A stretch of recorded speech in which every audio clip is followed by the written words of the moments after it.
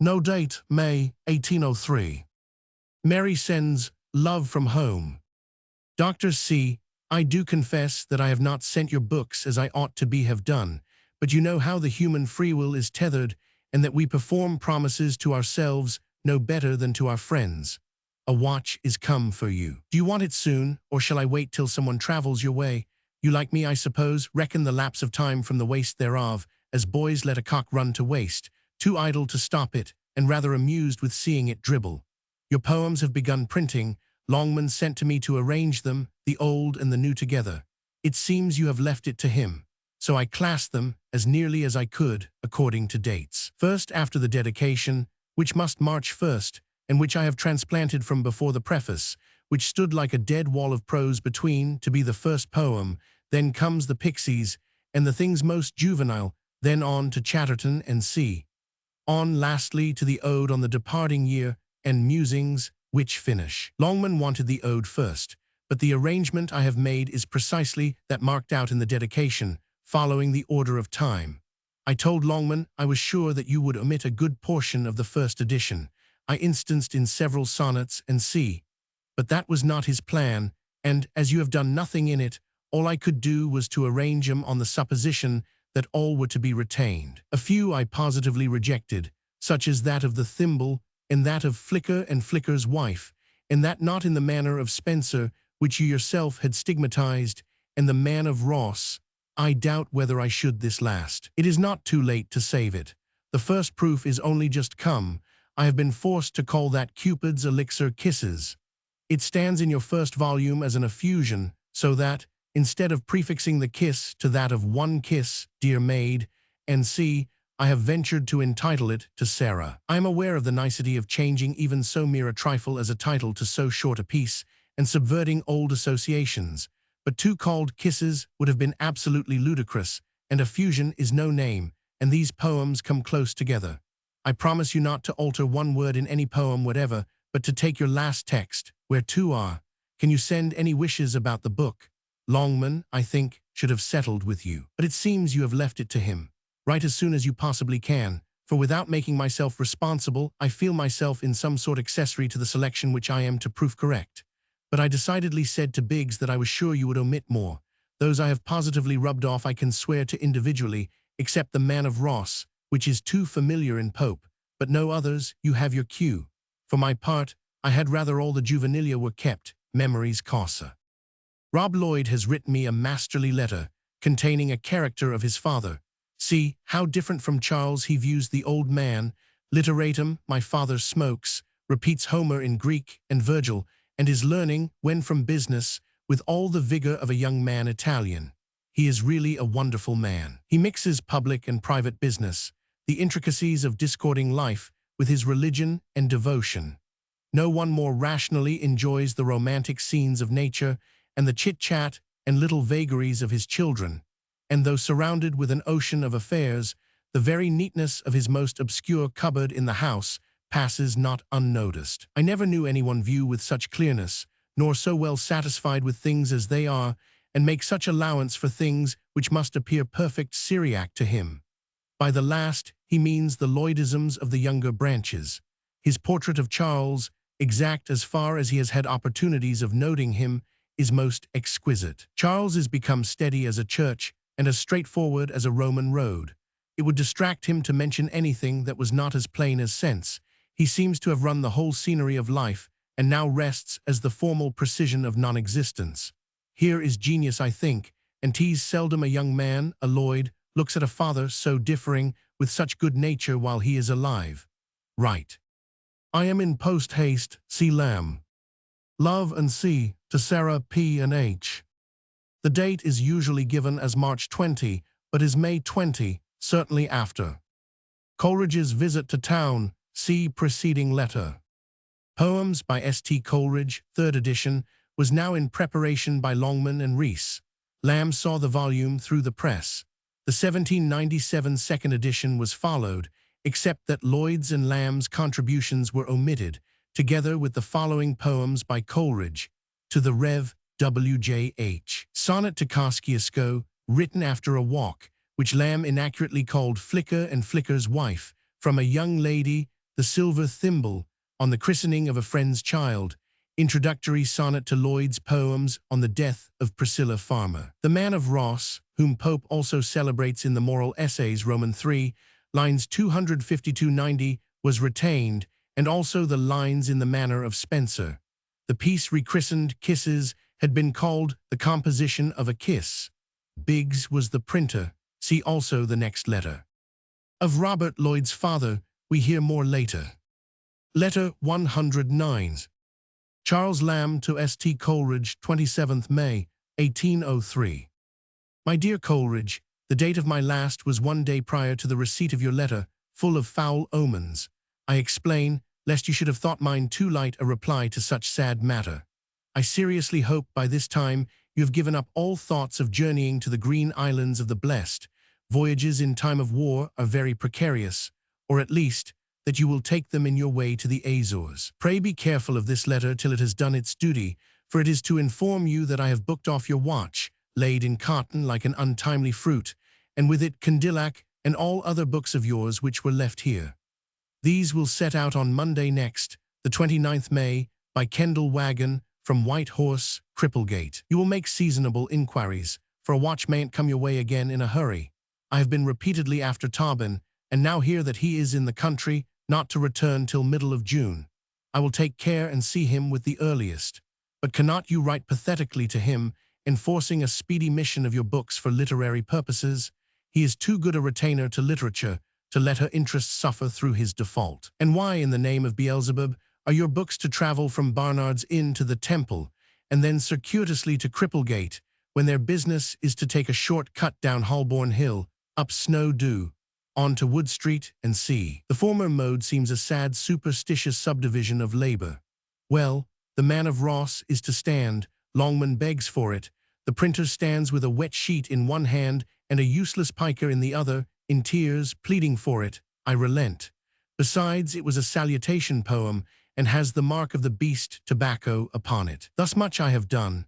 I have swept off the lines about widows and orphans in second edition, which, if you remember, you most awkwardly and illogically caused to be inserted between two ifs, to the great breach and disunion of said ifs, which now meet again, as in first edition, like two clever lawyers arguing a case. Another reason for subtracting the pathos was that the Man of Ross is too familiar to need telling what he did, especially in worse lines than Pope told it, and it now stands simply as reflections at an inn about a known character, and sucking an old story into an accommodation with present feelings. Here is no breaking spears with Pope, but a new, independent, and really a very pretty poem. In fact, 'tis as I used to admire it in the first volume, and I have even dared to restore. If 'neath this roof thy wine-cheered moments pass. Vol. Beneath this roof, if thy cheered moments pass.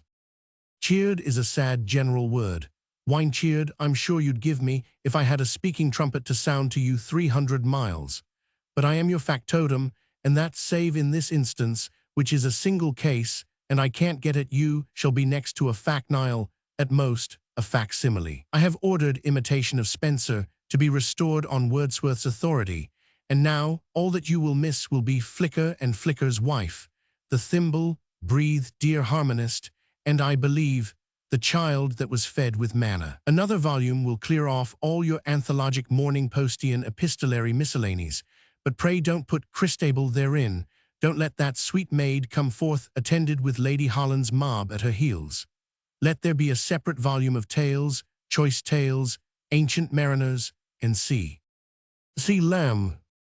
Coleridge, who was getting more and more nervous about his health, had long been on the point of starting on some southern travels with Thomas Wedgwood, but Wedgwood had gone alone. His friend James Webb Tobin, mentioned later in the letter, lived at Nevis, in the West Indies. Possibly Coleridge had thoughts of returning with him. The Malta experiment, of which we are to hear later, had not, I think, yet been mooted. The Man of Ross. In the 1797 edition, the poem had run thus, partly by Lamb's advice, see the letters of June 10, 1796, and February 5, 1797. Lines written at the King's Arms, Ross, formerly the house of the Man of Ross. Richer than miser o'er his countless hoards, nobler than kings or king-polluted lords. Here dwelt the man of Ross, O traveller here. Departed merit claims a reverent tear. Friend to the friendless, to the sick man health. With generous joy he viewed his modest wealth. He hears the widow's heaven-breathed prayer of praise. He marks the sheltered orphan's tearful gaze. Or where the sorrow-shriveled captive lay, pours the bright blaze of freedom's noontide ray. Beneath this roof, if thy cheered moments pass, fill to the good man's name one grateful glass. To higher zest shall memory wake thy soul, and virtue mingle in a nobled bowl. But if like me through life's distressful scene, lonely and sad thy pilgrimage hath been, and if thy breast with heartsick anguish fraught, thou journeyst onward tempest-tossed in thought, here cheat thy cares, in generous visions melt, and dream of goodness thou hast never felt.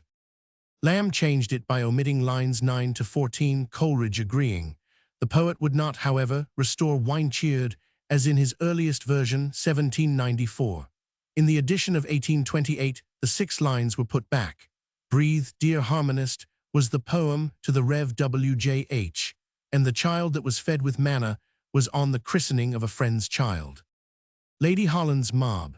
Elizabeth Vassall Fox, 3rd Lady Holland, 1770–1845, was beginning her reign as a muse. Lamb by his phrase means occasional and political verse generally.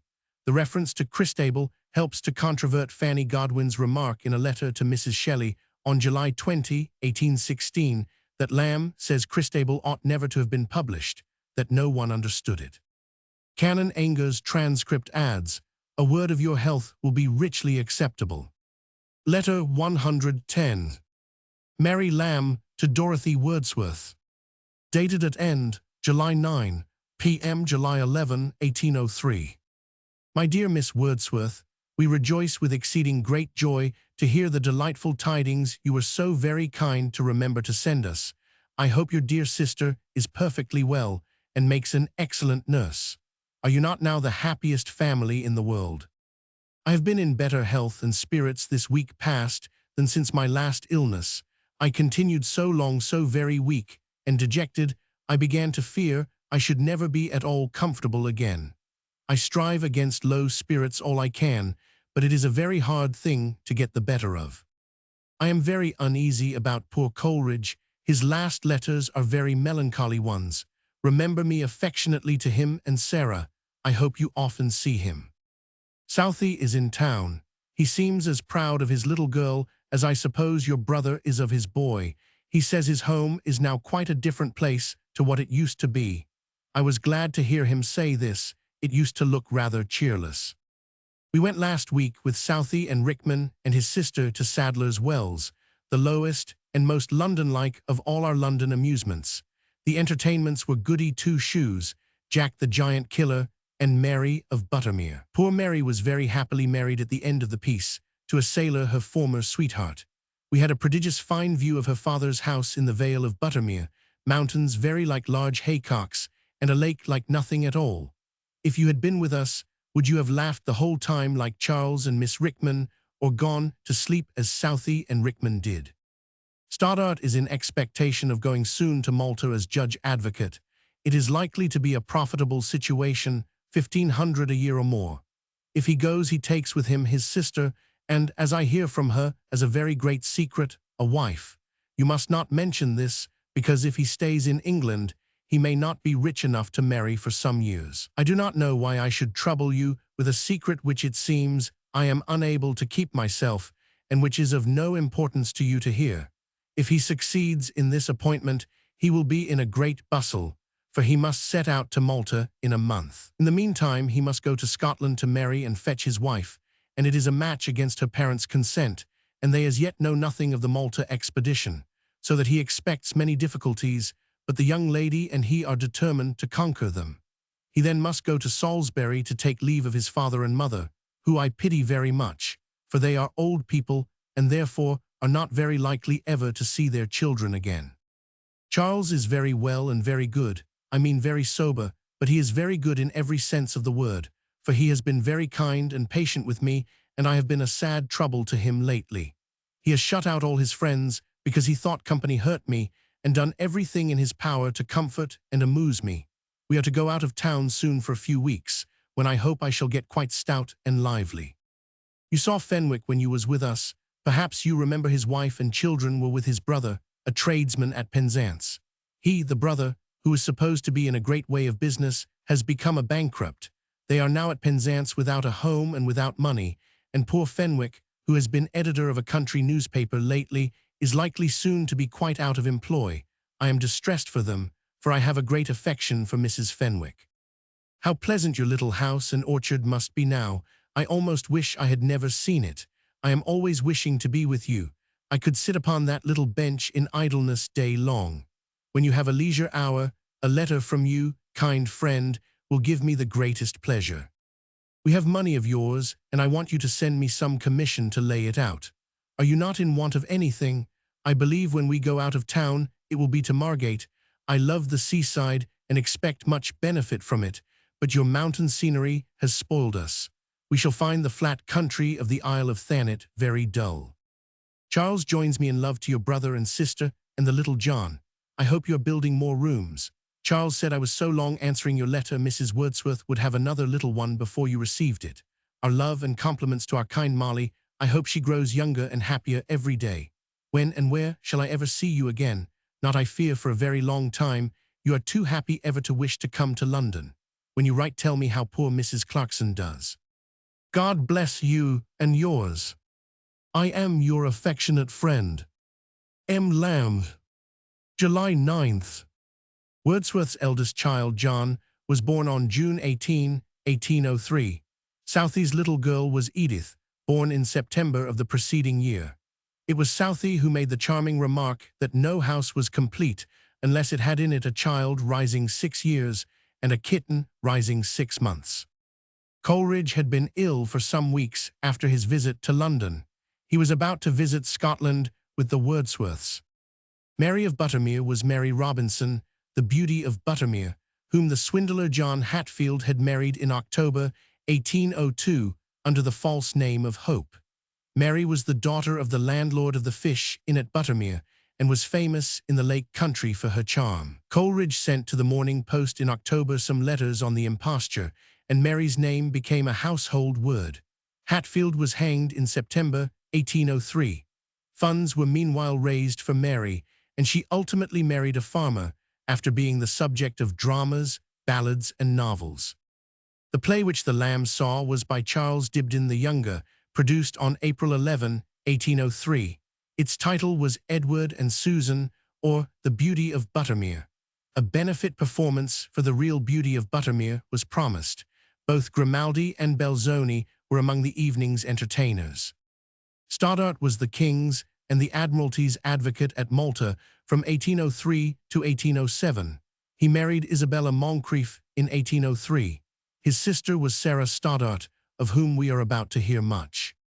According to the next letter, the Lambs went not to Margate, but to the Isle of Wight to Cowes with the Burneys. Molly was an old cottager at Grasmere, whom the Lambs had been friendly with on their northern visit. Mrs. Clarkson, the wife of Thomas Clarkson, was Catherine Buck. She survived her husband, who died in 1846. Letter 111. Charles Lamb to John Rickman. Saturday morning, July 16, 1803. Dear Rickman, I enclose you a letter from the Shades. A dead body wants to return and be enrolled in ter vivos. T's a gentle ghost, and in this galvanic age it may have a chance. Mary and I are setting out for the Isle of Wight. We make but a short stay, and shall pass the time betwixt that place and Portsmouth, where Fenwick is. I sadly wanted to explore the Peak this summer, but Mary is against steering without card or compass, and we should be at large in Derbyshire. We shall be at home this night and tomorrow, if you can come and take a farewell pipe. I regularly transmitted your notices to the Morning Post, but they have not been duly honored. The fault lay not in me. Yours truly, C. Lamb. I cannot explain the reference to the dead body. Mr. Bertram Doble considers it to apply to an article which he believes Lamb to have written, called An Appeal from the Shades, printed in the London Magazine, New Series, Vol. V. C. Sidelights on Charles Lamb, 1903, pages 141-52. I cannot, however, think that Lamb could write in 1803 in the deliberate manner of that essay, that this appeal is by him, or that the reference in the letter is to an essay at all. I have no real theory to put forward, but it once occurred to me that the letter from the Shades was from George Burnet, who had quarreled with Rickman, may reasonably be believed to have threatened suicide, and had now possibly appealed to his mercy through Lamb. Later, Burnet entered the militia as a surgeon, and at the beginning of 1804 he left for Poland. Following this should come a letter from Lamb to Rickman, dated July 27, 1803. It is part of one from Captain Burney, describing the adventures of the Burneys and Lambs at Cowes. Lamb, says the captain, on their way to Newport, very ingeniously and unconsciously cast loose the fastenings of the mast, so that mast, sprit, sails, and all the rest tumbled overboard with a crash. Lamb, on his part, is amusing about the captain and Martin Burney, and says he longs for Holborn scenery again. Letter 112. Mary Lamb to Sarah Stoddart. Dated at End, September 21, 1803. My dear Sarah, I returned home from my visit yesterday and was much pleased to find your letter, for I have been very anxious to hear how you are going on. I could hardly help expecting to see you when I came in. Yet, though I should have rejoiced to have seen your merry face again, I believe it was better as it was, upon the whole, and all things considered, it is certainly better you should go to Malta. The terms you are upon with your lover does, as you say it will, appear wondrous strange to me. However, as I cannot enter into your feelings, I certainly can have nothing to say to it, only that I sincerely wish you happy in your own way, however odd that way may appear to me to be. I would begin now to advise you to drop all correspondence with William, but as I said before, as I cannot enter into your feelings and views of things, your ways not being my ways, why should I tell you what I would do in your situation? So, child, take thy own ways, and God prosper thee in them. One thing my advising spirit must say, use as little secrecy as possible, and, as much as possible, make a friend of your sister-in-law. You know I was not struck with her at first sight, but upon your account I have watched and marked her very attentively, and while she was eating a bit of cold mutton in our kitchen, we had a serious conversation. From the frankness of her manner, I am convinced she is a person I could make a friend of. Why should not you? We talked freely about you. She seems to have a just notion of your character and will be fond of you if you will let her. My father had a sister lived with us, of course, lived with my mother, her sister-in-law. They were, in their different ways, the best creatures in the world, but they set out wrong at first. They made each other miserable for full 20 years of their lives. My mother was a perfect gentlewoman, my auntie as unlike a gentlewoman as you can possibly imagine a good old woman to be, so that my dear mother, who, though you do not know it, is always in my poor head and heart, used to distress and weary her with incessant and unceasing attention and politeness to gain her affection. The old woman could not return this in kind, and did not know what to make of it, thought it all deceit, and used to hate my mother with a bitter hatred, which of course was soon returned with interest.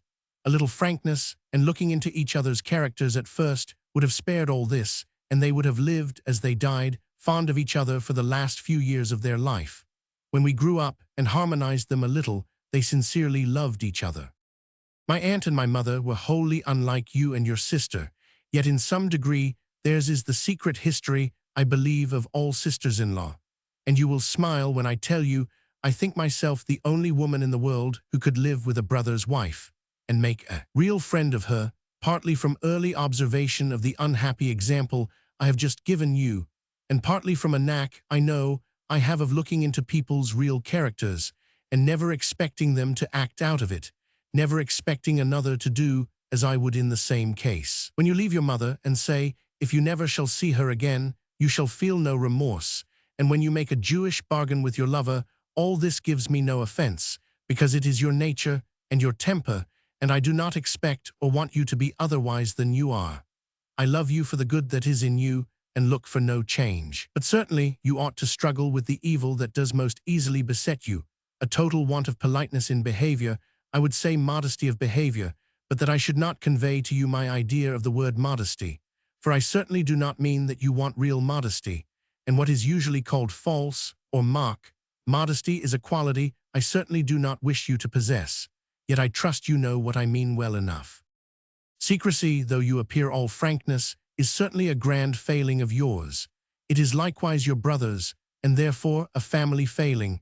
By secrecy, I mean you both want the habit of telling each other at the moment everything that happens, where you go, and what you do, the free communication of letters and opinions just as they arrive, as Charles and I do, and which is, after all, the only groundwork of friendship. Your brother, I will answer for it, will never tell his wife or his sister all that is in his mind. He will receive letters and not mention it. This is a fault Mrs. Stoddart can never tell him of, but she can and will feel it, though on the whole and in every other respect she is very happy with him. Begin, for God's sake, at the first, and tell her everything that passes. At first she may hear you with indifference, but in time this will gain her affection and confidence. Show her all your letters, no matter if she does not show hers. It is a pleasant thing for a friend to put into one's hand a letter just fresh from the post. I would even say, begin with showing her this, but that it is written freely and loosely, and some apology ought to be made for it, which I know not how to make, for I must write freely or not at all. If you do this, she will tell your brother, you will say, and what then, quotha? It will beget a freer communication amongst you, which is a thing devoutly to be wished. God bless you, and grant you may preserve your integrity, and remain unmarried and penniless, and make William a good and a happy wife. Your affectionate friend, M. Lamb. Charles is very unwell, and my head aches. He sends his love, mine, with my best wishes, to your brother and sister. I hope I shall get another letter from you. Wednesday, 21st September, 1803. Sarah Stoddart was the sister of Dr. John Stoddart, who had just been appointed the King's and the Admiralty's advocate at Malta, whither Miss Stoddart followed him. Her lover of that moment was a Mr. Turner, and William was an earlier lover still. Her sister-in-law was Mrs. John Stoddart, née Isabella Moncrief, whom her brother had only just married. My mother, this is the only reference to her mother in any of Mary Lamb's letters. The sister was Sarah Lamb, usually known as Aunt Hetty. Letter 113. Charles Lamb to William Godwin. Nov. 8, 1803. My dear sir, I have been sitting down for 3 or 4 days successively to the review, which I so much wish to do well and to your satisfaction. But I can produce nothing but absolute flatness and nonsense. My health and spirits are so bad, and my nerves so irritable, that I am sure, if I persist, I shall tease myself into a fever. You do not know how sore and weak a brain I have, or you would allow for many things in me which you set down for whims. I solemnly assure you that I never more wish to prove to you the value which I have for you than at this moment. But although in so seemingly trifling a service I cannot get through with it, I pray you to impute it to this one sole cause, ill health. I hope I am above subterfuge, and that you will do me this justice to think so. You will give me great satisfaction by sealing my pardon and oblivion in a line or two before I come to see you, or I shall be ashamed to come. Your, with great truth, C. Lamb. Letter 114. Charles Lamb to William Godwin. Nov. 10, 1803. Dear Godwin, you never made a more unlucky and perverse mistake than to suppose that the reason of my not writing that cursed thing was to be found in your book. I assure you most sincerely that I have been greatly delighted with Chaucer. I may be wrong, but I think there is one considerable error runs through it, which is a conjecturing spirit, a fondness for filling out the picture by supposing what Chaucer did and how he felt, where the materials are scanty. So far from meaning to withhold from you out of mistaken tenderness this opinion of mine, I plainly told Mrs. Godwin that I did find a fault, which I should reserve naming until I should see you and talk it over. This she may very well remember, and also that I declined naming this fault until she drew it from me by asking me if there was not too much fancy in the work. I then confessed generally what I felt, but refused to go into particulars until I had seen you. I'm never very fond of saying things before third persons, because in the relation, such is human nature, something is sure to be dropped. If Mrs. Godwin has been the cause of your misconstruction, I am very angry, tell her, yet it is not an anger unto death. I remember also telling Mrs. G, which she may have dropped, that I was by turns considerably more delighted than I expected. But I wished to reserve all this until I saw you. I even had conceived an expression to meet you with, which was thanking you for some of the most exquisite pieces of criticism I had ever read in my life. In particular, I should have brought forward that on Troilus and Cressida and Shakespeare which, it is little to say, delighted me and instructed me, if not absolutely instructed me, yet put into full-grown sense many conceptions which had arisen in me before in my most discriminating moods. All these things I was preparing to say, and bottling them up till I came, thinking to please my friend and host, the author, when lo, this deadly blight intervened. I certainly ought to make great allowances for your misunderstanding me. You, by long habits of composition and a greater command gained over your own powers, cannot conceive of the desultory and uncertain way in which I, an author by fits, sometimes cannot put the thoughts of a common letter into sane prose. Any work which I take upon myself as an engagement will act upon me to torment, e.g. when I have undertaken, as 3 or 4 times I have, a schoolboy copy of verses for merchant tailors' boys. At a guinea a copy, I have fretted over them in perfect inability to do them, and have made my sister wretched with my wretchedness for a week together. The same, till by habit I have acquired a mechanical command I have felt in making paragraphs. As to reviewing in particular, my head is so whimsical a head that I cannot, after reading another man's book, let it have been never so pleasing, give any account of it in any methodical way. I cannot follow his train. Something like this you must have perceived of me in conversation. 10,000 times I have confessed to you, talking of my talents, my utter inability to remember in any comprehensive way what I read. I can vehemently applaud or perversely stickle at parts, but I cannot grasp at a whole. This infirmity, which is nothing to brag of, may be seen in my 2 little compositions, the tale and my play, in both which no reader, however partial, can find any story. I wrote such stuff about Chaucer, and got into such digressions, quite irreducible into 1/15 column of a paper, that I was perfectly ashamed to show it you. However, it is become a serious matter that I should convince you I neither slunk from the task through a willful deserting neglect, or through any, most imaginary on your part, distaste of Chaucer, and I will try my hand again, I hope with better luck. My health is bad and my time taken up, but all I can spare between this and Sunday shall be employed for you, since you desire it. And if I bring you a crude, wretched paper on Sunday, you must burn it, and forgive me. If it proves anything better than I predict, may it be a peace offering of sweet incense between us. See Lamb's Review of Godwin's Life of Chaucer, issued in October 1803. Has not been identified, perhaps it was never completed, writing to Wordsworth, December 28, 1814, he says that his review of the Excursion is the first he ever did. Lamb's early merchant tailor's verses have been lost, but 2 epigrams that he wrote many years later for the Sons of Hesse, the publisher, have been preserved. See the letter to Southey, May 10, 1830. Letter 115. Charles Lamb to Thomas Poole. Dated at End, Feb. 14, 1804. Dear Sir, I am sorry we have not been able to hear of lodgings to suit young F, but we will not desist in the enquiry. In a day or 2, something may turn up. Boarding houses are common enough, but to find a family where he would be safe from impositions within and impositions without is not so easy.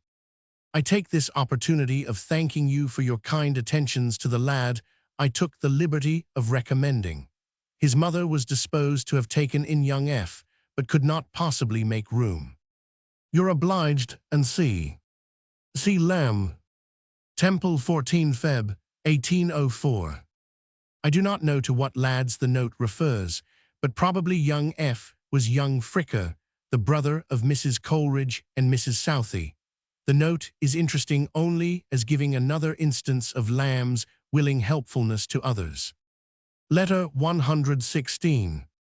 Charles Lamb to St. Coleridge. P.M. March 10, 1804. Dr. C. I blundered open this letter, its weight making me conjecture it held an enclosure, but finding it poetry, which is no man's ground, but waste and common, I perused it. Do you remember that you are to come to us tonight? C.L. To Mr. Coleridge. Mr. Tobbins. Barnard's Inn, Holborn. This is written on the back of a paper addressed, to save postage, to Mr. Lamb, India House, containing a long extract from Madoc Inn. Southey's Hand. Coleridge, having been invited by Stoddart to Malta, was now in London on his way thither.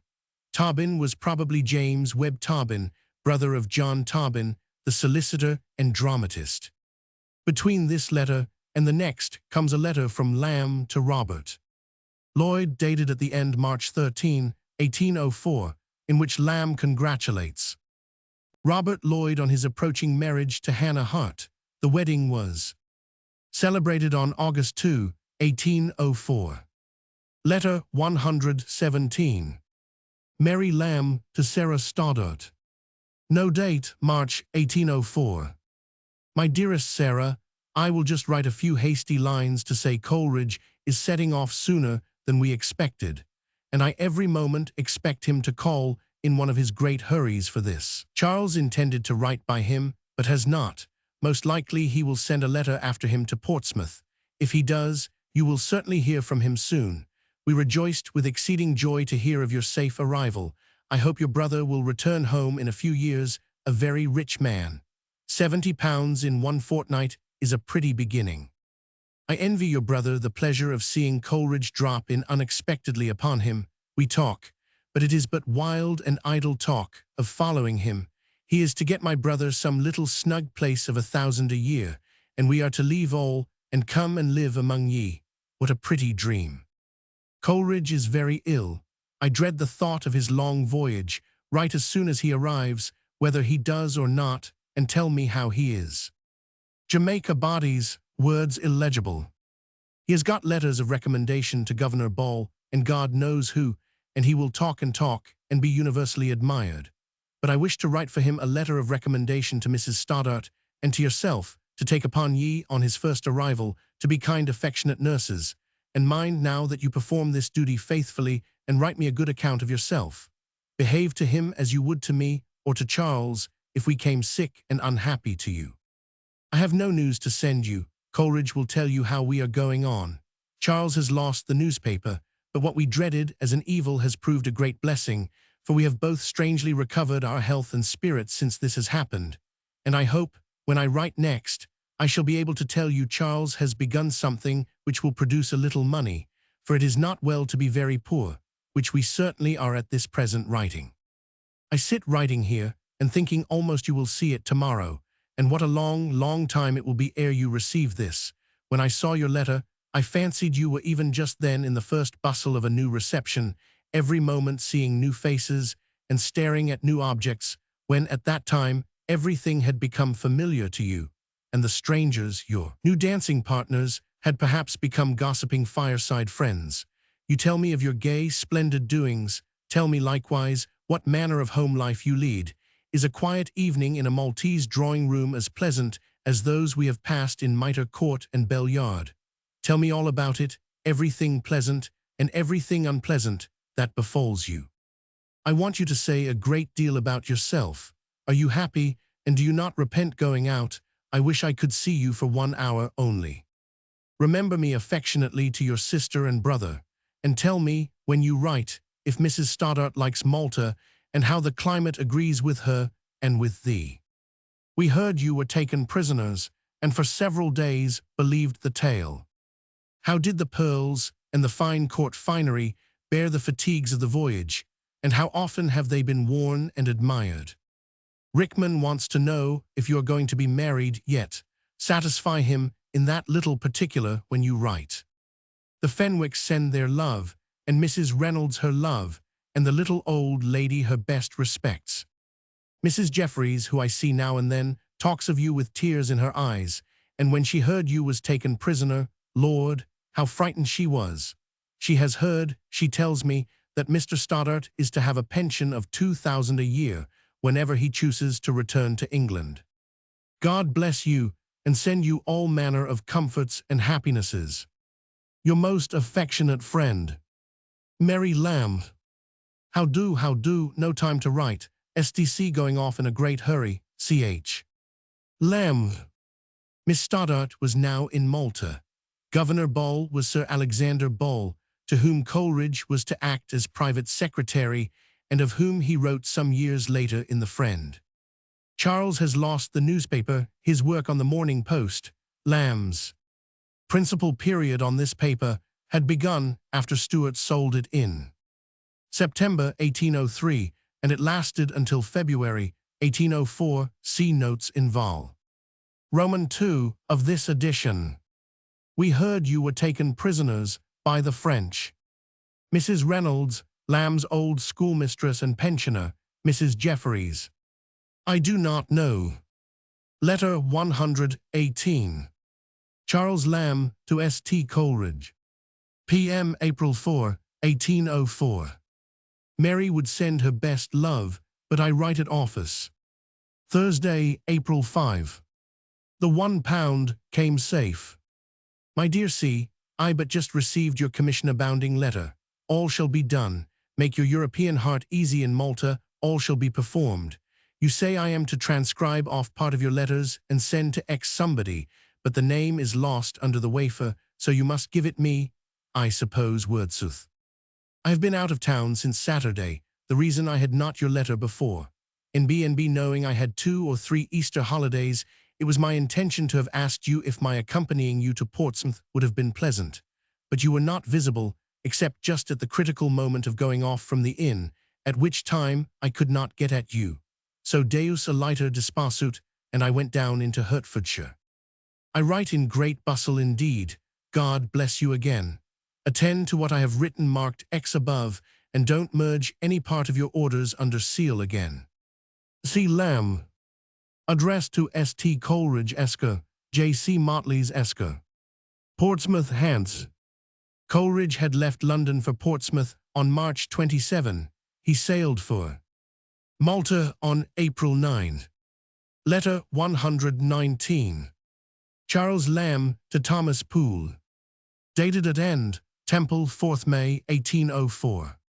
Dear Sir, I have no sort of connection with the Morning Post at present, nor acquaintance with its late editor, the present editor of the Courier, to ask a favor of him with propriety, but if it will be of any use, I believe I could get the insertions into the British press, a morning paper, through a friend. Yours truly, C. Lamb. Letter 120. Charles Lamb to Thomas Poole. Dated at End, Temple, 5 May, 1804. Dear Sir, I can get the insertions into the British press without any difficulty at all. I am only sorry that I have no interest in the M Post, having so much greater circulation.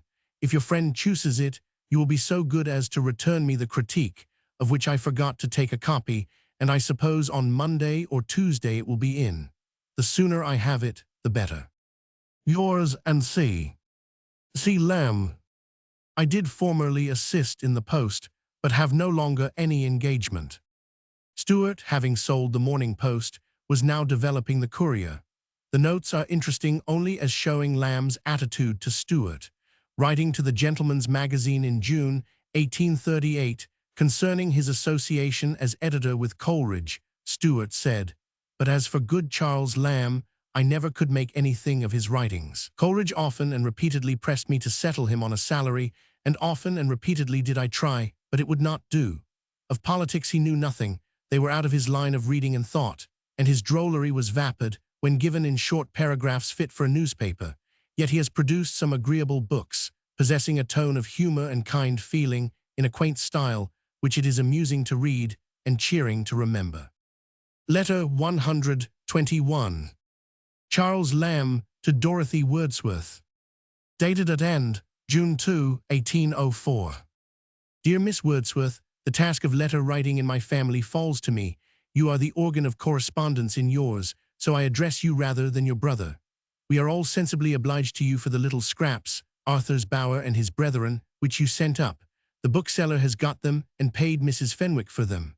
So while some are authors for fame, some for money, you have commenced author for charity. The least we can do is to see your commissions fulfilled. Accordingly, I have booked this 2d June 1804 from the Wagon Inn in Cripplegate the watch and books, which I got from your brother Richard, together with Purchas's Pilgrimage and Brown's Religio Medici, which I desire your brother's acceptance of, with some pens, of which I observed no great frequency when I tarried at Grasmere. I suppose you have got Coleridge's letter. These things I have put up in a deal box directed to Mr. Wordsworth, Grasmere, near Ambleside, Kendal, by the Kendal Wagon. At the same time, I have sent off a parcel by ceased desire to Mr. T. Hutchinson, to the care of Mr. T. Monkhouse, or T. Markhouse, for C. 's writing is not very plain, Penrith, by the Penrith Wagon this day, which I beg you to apprise them of, lest my direction fail. In your box, you will find a little parcel for Mrs. Coleridge, which she wants as soon as possible, also for yourselves the cotton, magnesia, bark, and oil, which come to £2 3/4. Thus: as lage, thread and needles 17, magnesia 8, bark 9, 8, oil 8, 8, the packing case 2/6, the which C was to pay 1/1, but did not, the leaves you indebted 1/4, whereby you may see how punctual I am. I conclude with our kindest remembrances to your brother and Mrs. W. We hear the young John is a giant, and should you see Charles Lloyd, pray forget to give my love to him. Yours truly, Dar Miss W. C. Lamb, June 2, 1804. I send you 2 little copies of verses by Mary L. B. Dialogue between a mother and child. Child sings, O lady, lay your costly robes aside. No longer may you glory in your pride. Mother, wherefore today art singing in mine ear? Sad songs were made so long ago, my dear. This day I am to be a bride, you know. Why sing sad songs were made so long ago? Child, O mother, lay your costly robes aside, for you may never be another's bride. That line I learnt not in the old sad song. Mother, I pray thee, pretty one, now hold thy tongue. Play with the bridemaids, and be glad, my boy, for thou shalt be a second father's joy. Child, one father fondled me upon his knee. One father is enough alone for me. Suggested by a print of 2 females after Leonardo da Vinci, called Prudence and Beauty, which hangs up in our room. Oh, that you could see the print! The Lady Blanche, regardless of all her lover's fears, to the Ursuline convent hastens, and long the abbess hears. O Blanche, my child, repent thee of the courtly life ye led. Blanche looked on a rosebud, and little seemed to heed. She looked on the rosebud, she looked round and thought on all her heart had whispered, and all the nun had taught. I am worshipped by lovers, and brightly shines my fame. All Christendom resoundeth the noble Blanche's name. Nor shall I quickly wither, like the rosebud from the tree. My queen-like graces shining, when my beauty's gone from me.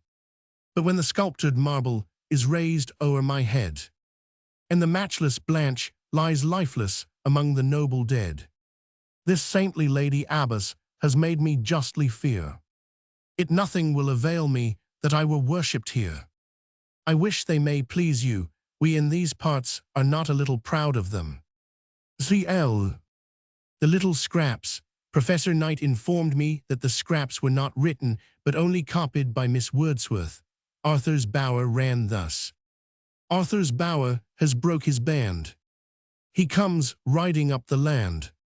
The King of Scots, with all his power, cannot build up Arthur's Bower. Your brother Richard, Wordsworth's eldest brother. Purchas's Pilgrimage. Samuel Purchas, 1575, minus 1626, was the author of Purchas his Pilgrimage, 1613, Purchas his Pilgrim, 1619, and Hacklightus Posthumus, or Purchas his Pilgrims, 1625. This last is Purchas's best work, and is probably that which Lamb sent to Grasmere. Mary Lamb's two poems, her earliest that we know, with the exception of Helen, were printed in the works, 1818. Letter 122. Mary Lamb to Sarah Stoddart. Late July, 1804. My dearest Sarah, your letter, which contained the news of Coleridge's arrival, was a most welcome one, for we had begun to entertain very unpleasant apprehensions for his safety, and your kind reception of the forlorn wanderer gave me the greatest pleasure, and I thank you for it in my own and my brother's name. I shall depend upon you for hearing of his welfare, for he does not write himself, but as long as we know he is safe, and in such kind friends' hands, we do not mind. Your letters, my dear Sarah, are to me very, very precious ones. They are the kindest, best, most natural ones I ever received. The one containing the news of the arrival of Coleridge, perhaps the best I ever saw, and your old friend Charles is of my opinion. We sent it off to Mrs. Coleridge and the Wordsworths, as well because we thought it our duty to give them the first notice we had of our dear friend's safety, as that we were proud of showing our Sarah's pretty letter. The letters we received a few days after from you and your brother were far less welcome ones. I rejoiced to hear your sister is well, but I grieved for the loss of the dear baby, and I am sorry to find your brother is not so successful as he at first expected to be, and yet I am almost tempted to wish his ill fortune may send him over to us again. He has a friend, I understand, who is now at the head of the Admiralty. Why may he not return and make a fortune here? I cannot condole with you very sincerely upon your little failure in the fortune-making way. If you regret it, so do I, but I hope to see you a comfortable English wife, and the forsaken, forgotten William, of English partridge memory, I have still a hankering after. However, I thank you for your frank communication, and I beg you will continue it in future. And if I do not agree with a good grace to your having a Maltese husband, I will wish you happy, provided you make it a part of your marriage articles that your husband shall allow you to come over see and make me one visit. Else may neglect and overlookedness be your portion while you stay there. I would condole with you when the misfortune has fallen your poor leg, but such is the blessed distance we are at from each other that I hope, before you receive this, that you forgot it ever happened. Our compliments to the high ton at the Maltese court. Your brother is so profuse of them to me, that being, as you know, so unused to them, they perplex me sadly. In future, I beg they may be discontinued. They always remind me of the free, and I believe, very improper, letter I wrote to you while you were at the Isle of Wight. The more kindly you and your brother and sister took the impertinent advice contained in it, the more certain I feel that it was unnecessary and therefore highly improper. Do not let your brother compliment me into the memory of it again. My brother has had a letter from your mother, which has distressed him sadly, about the postage of some letters being paid by my brother. Your silly brother, it seems, has informed your mother. I did not think your brother could have been so silly that Charles had grumbled at paying the said postage. The fact was, just at that time we were very poor, having lost the Morning Post, and we were beginning to practice a strict economy. My brother, who never makes up his mind whether he will be a miser or a spendthrift, is at all times a strange mixture of both. Of this failing, the even economy of your correct brother's temper makes him an ill judge. The miserly part of Charles, at that time smarting under his recent loss, then happened to reign triumphant, and he would not write, or let me write, so often as he wished, because the postage cost 2 and 4 pence.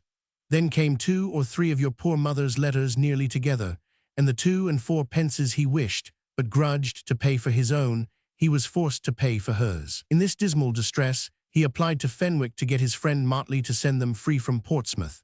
This Mr. Fenwick could have done for half a word's speaking, but this he did not do. Then Charles foolishly and unthinkingly complained to your brother in a half-serious, half-joking way, and your brother has wickedly and with malice aforethought told your mother. Oh, fie upon him, what will your mother think of us? I too feel my share of blame in this vexatious business, for I saw the unlucky paragraph in my brother's letter, and I had a kind of foreboding that it would come to your mother's ears. although I had a higher opinion of your brother's good sense than I find he deserved. By entreaties and prayers, I might have prevailed on my brother to say nothing about it. But I make a point of conscience never to interfere or cross my brother in the humor he happens to be in. It always appears to me to be a vexatious kind of tyranny that women have no business to exercise over men, which merely because they having a better judgment, they have the power to do.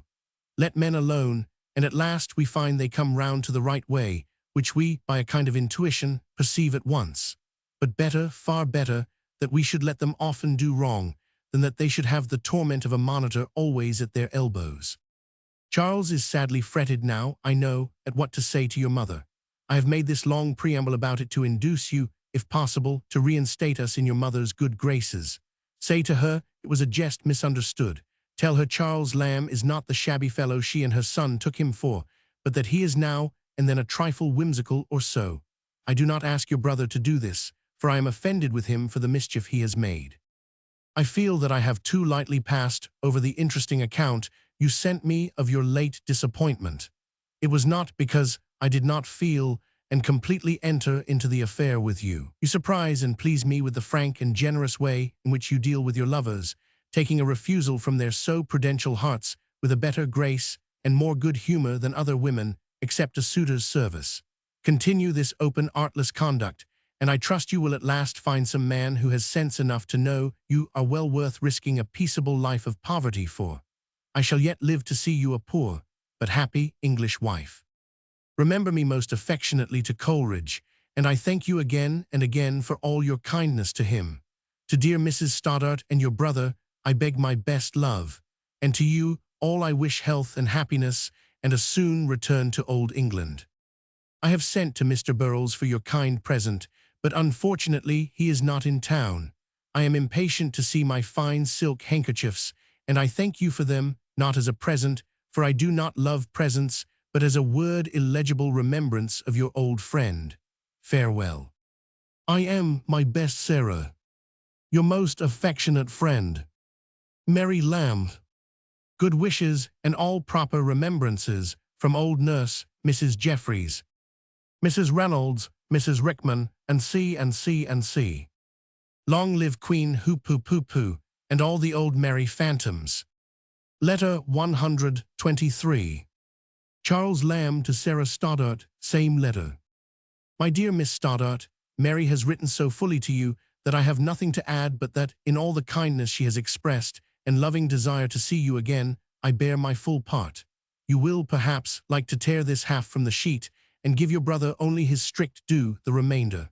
So I will just repay your late kind letter with this short postscript to hers.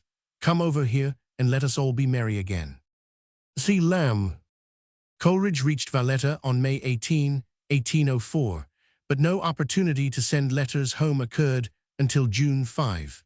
Miss Stoddart seems to have given up all her lovers at home in the hope of finding one in Malta. The blessed distance. Here Mary Lamb throws out an idea afterwards developed by her brother in the Elia essay on distant correspondence. Lamb's letter to Stoddart containing the complaint as to postage no longer exists.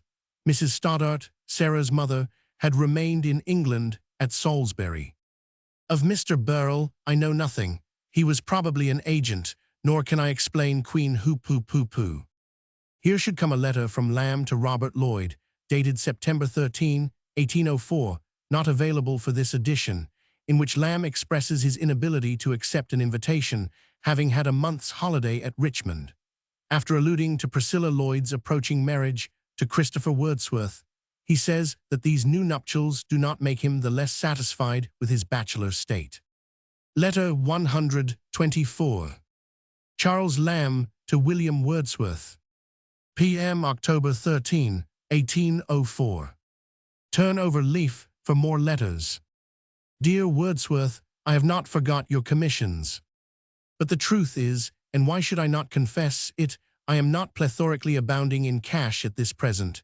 Merit, God knows, is very little rewarded, but it does not become me to speak of myself. My motto is contented with little, yet wishing for more. Now the books you wish for would require some pounds, which I am sorry to say I have not by me.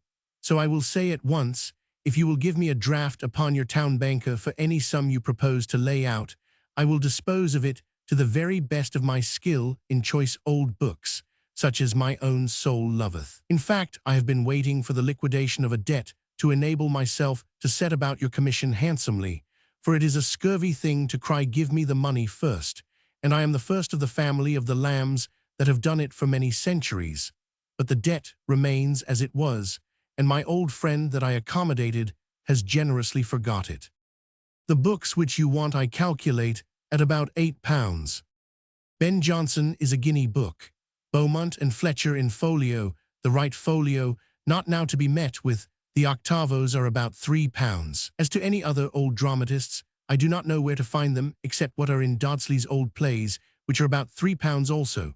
Massinger I never saw but at one shop, but it is now gone, but one of the editions of Dodsley contains about a fourth, the best of his plays. Congreve and the rest of King Charles's moralists are cheap and accessible.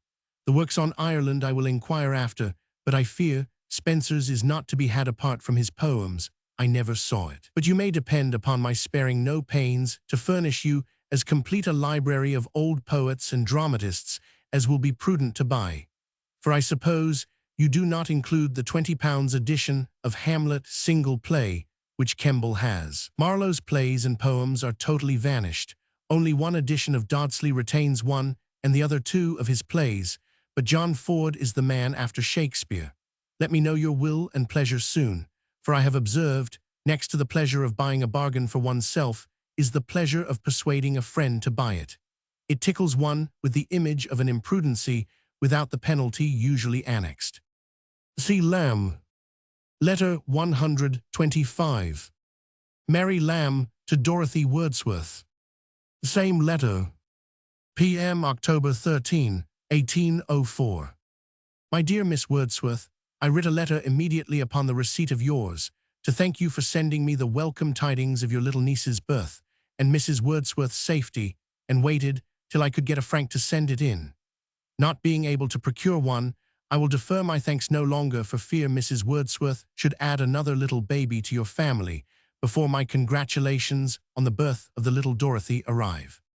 I hope Mrs. Wordsworth and the pretty baby and the young philosopher are well. They are three strangers to me whom I have a longing desire to be acquainted with. My brother desires me not to send such a long gossiping letter as that I had intended for you, because he wishes to fill a large share of the paper with his acknowledgments to Mr. Wordsworth for his letters, which he considers as a very uncommon favor, your brother seldom writing letters. I must beg my brother will tell Mr. Wordsworth how very proud he has made me also by praising my poor verses.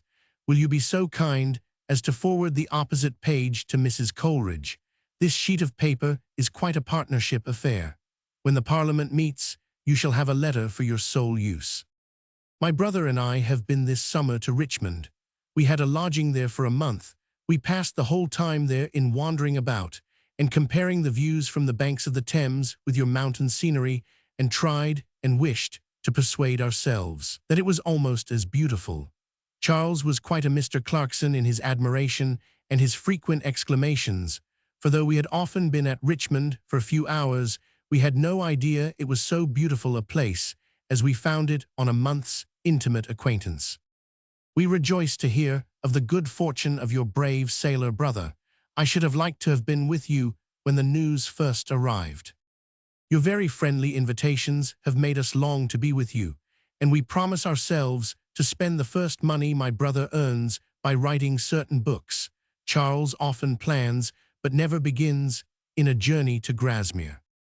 When your eyes, which I am sorry to find continue unwell, will permit you to make use of your pen again, I shall be very happy to see a letter in your own hand writing.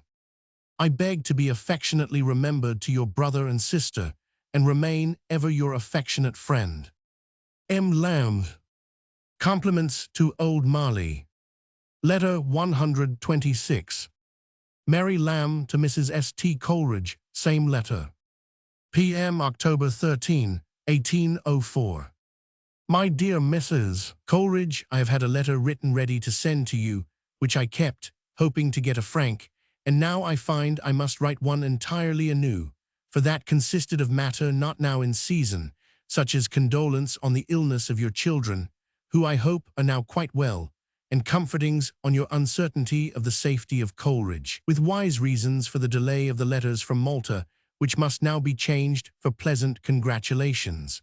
Coleridge has not written to us, but we have had 2 letters from the Stoddarts since the one I sent to you, containing good accounts of him, but as I find you have had letters from himself, I need not tell you the particulars. My brother sent your letters to Mr. Motley according to Coleridge's direction, and I have no doubt but he forwarded them. One thing only in my poor letter the time makes no alteration in, which is that I have half a bed ready for you, and I shall rejoice with exceeding great joy to have you with me. Pray do not change your mind, for I shall be sadly disappointed if you do. Will Hartley be with you? I hope he will, for you say he goes with you to Liverpool, and I conclude you come from thence to London. I have seen your brother lately, and I find he entertains good hopes from Mr. Sake, and his present employment, I hear, is likely to continue a considerable time longer, so that I hope you may consider him as good as provided for. He seems very steady, and is very well spoken of at his office. I have lately been often talking of you with Mrs. Hazlitt. William Hazlitt is painting my brother's picture, which has brought us acquainted with the whole family. I like William Hazlitt and his sister very much indeed, and I think Mrs. Hazlitt a pretty good-humored woman. She has a nice little girl of the Pipo's kind, who is so fond of my brother that she stops strangers in the street to tell them when Mr. Lamb is coming to see her. I hope Mr. Southey and your sister and the little Edith are well. I beg my love to them. God bless you and your 3 little darlings and their wandering father, who I hope will soon return to you in high health and spirits. I remain, ever your affectionate friend, Mary Lamb. Compliments to Mr. Jackson and darling friend. I hope they are well. Charles Lamb adds, C. Lamb particularly desires to be remembered to Southey and all the Southeys, as well as to Mrs. C. and her little Coleridges, Mrs. Cease. Letters have all been sent as Coleridge left word, to Motley's, Portsmouth. The Ben Jonson in Lamb's own library was the 1692 folio. His Beaumont and Fletcher, which may be seen at the British Museum, was the folio 1647 or 1679. Spenser's prose work, View of the Present State of Ireland, is that referred to. John Ford, Lamb says in the Dramatic Specimens, 1808, Ford was of the first order of poets. Dorothy Wordsworth, afterwards the wife of Edward Quillinan, was born August 16, 1804. Your brave sailor, brother, John Wordsworth. Mrs. Coleridge now had 3 children, Hartley, Derwent, and Sarah. We do not know whether or no she stayed with the Lambs, as suggested. Her brother was George Fricker. William Hazlitt's sister was Peggy Hazlitt, his sister-in-law, Mrs. Hazlitt, was the wife of John Hazlitt, the miniature painter. Hazlitt's portrait of Lamb was the one in the dress of a Venetian senator, reproduced as frontispiece to Vol. I of this edition. It now hangs in the National Portrait Gallery. Letter 127. Charles Lamb to Robert Southey, 7 Nov. 1804. Dear Southey, you were the last person from whom we heard of Dyer, and if you know where to forward the news I now send to him, I shall be obliged to you to lose no time. Dee's sister-in-law, who lives in St. Dunstan's Court, wrote to him about 3 weeks ago to the Hope in Cambridge to inform him that Squire Halbert, or some such name, of Denmark Hill, has died, and left her husband £1,000 and 200 or 300 to Dyer. Her letter got no answer, and she does not know where to direct to him, so she came to me, who am equally in the dark. Her story is that Dyer's immediately coming to town now and signing some papers will save him a considerable sum of money. How, I don't understand, but it is very right he should hear of this. She has left me barely time for the post, so I conclude with all love and see to all at Keswick. Dyer's brother, who, by his wife's account, has got 1,000 left him, is father of the little dirty girl, Dyer's niece and factotum. In haste. Yours truly, C. Lamb. If you send George this, cut off the last paragraph. Dece Laundress had a letter a few days since, but George never dates. Letter 128. Charles Lamb to William Wordsworth. P.M. February 18, 1805. My dear Wordsworth, the subject of your letter has never been out of our thoughts since the day we first heard of it, and many have been our impulses towards you, to write to you, or to write to inquire about you, but it never seemed the time. We felt all your situation, and how much you would want Coleridge at such a time, and we wanted somehow to make up to you his absence, for we loved and honored your brother, and his death always occurs to my mind with something like a feeling of reproach, as if we ought to have been nearer acquainted, and as if there had been some incivility shown him by us, or something short of that respect which we now feel. But this is always a feeling when people die, and I should not foolishly offer a piece of refinement instead of sympathy, if I knew any other way of making you feel how little like indifferent his loss has been to us. I have been for some time wretchedly ill and low, and your letter this morning has affected me so with a pain in my inside and a confusion that I hardly know what to write or how. I have this morning seen Stewart, the 2D mate, who was saved, but he can give me no satisfactory account, having been in quite another part of the ship when your brother went down. But I shall see Gilpin tomorrow, and will communicate your thanks, and learn from him all I can.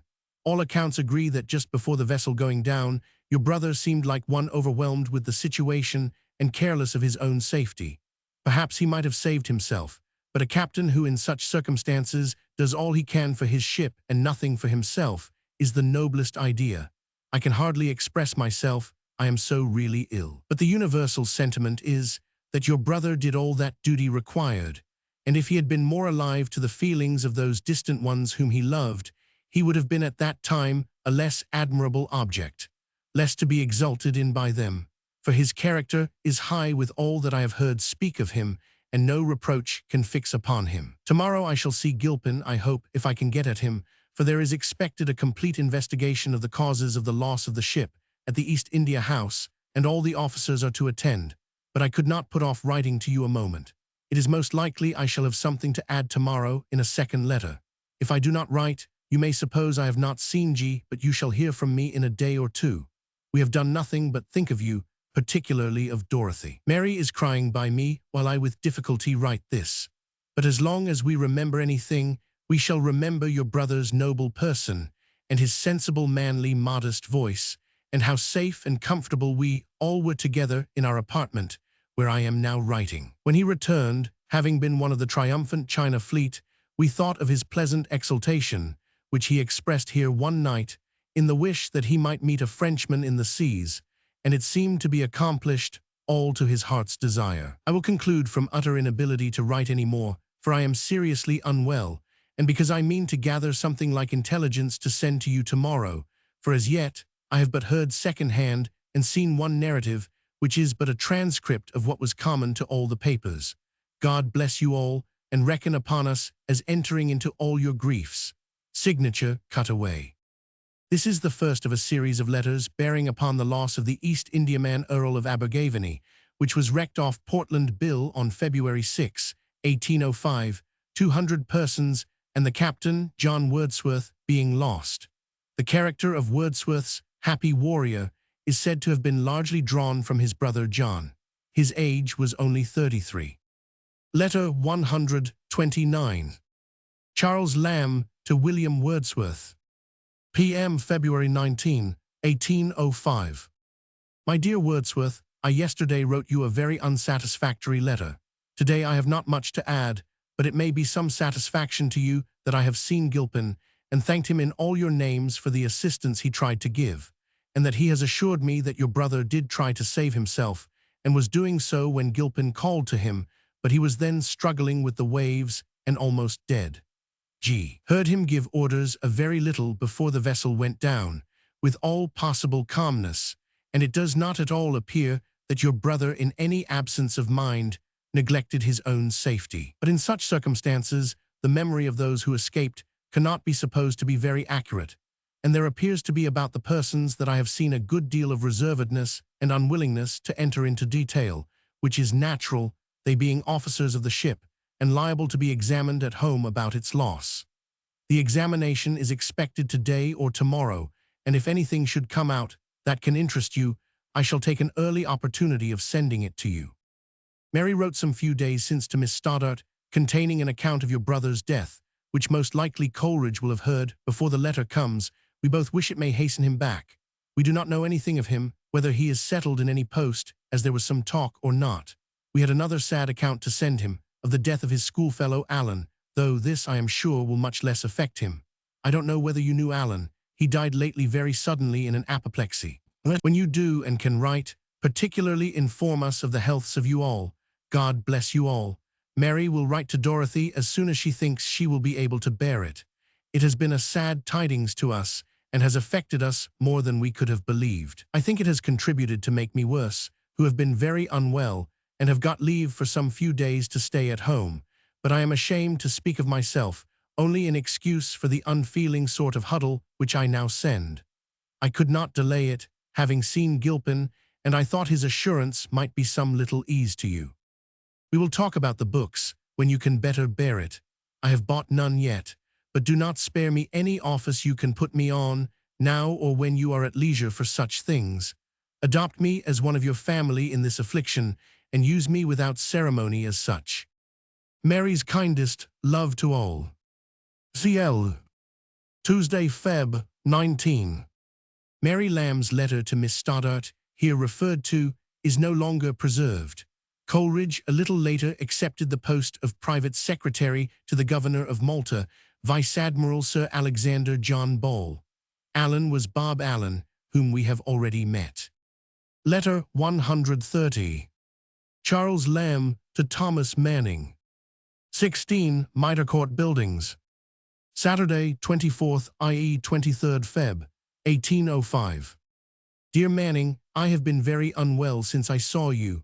A sad depression of spirits, a most unaccountable nervousness, from which I have been partially relieved by an odd accident. You knew Dick Hopkins, the swearing scullion of chaos. This fellow, by industry and agility, has thrust himself into the important situations, no sinecures, believe me, of Cook to Trinity Hall and Caius College, and the generous creature has contrived, with the greatest delicacy imaginable, to send me a present of Cambridge brawn. What makes it the more extraordinary is that the man never saw me in his life that I know of. I suppose he has heard of me. I did not immediately recognize the donor, but one of Richard's cards, which had accidentally fallen into the straw, detected him in a moment.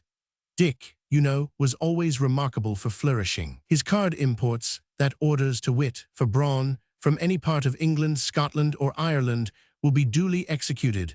And see, at first, I thought of declining the present, but Richard knew my blind side when he pitched upon brawn. Tea's of all my hobbies the supreme in the eating way. He might have sent sops from the pan, skimmings, crumplets, chips, hog's lard, the tender brown judiciously scalped from a fillet of veal, dexterously replaced by a salamander, the tops of asparagus, fugitive livers, runaway gizzards of fowls, the eyes of martyred pigs, tender effusions of laxative woodcocks, the red spawn of lobsters, leveret's ears, and such pretty filchings common to cooks, but these had been ordinary presents, the everyday courtesies of dishwashers to their sweethearts. Brawn was a noble thought.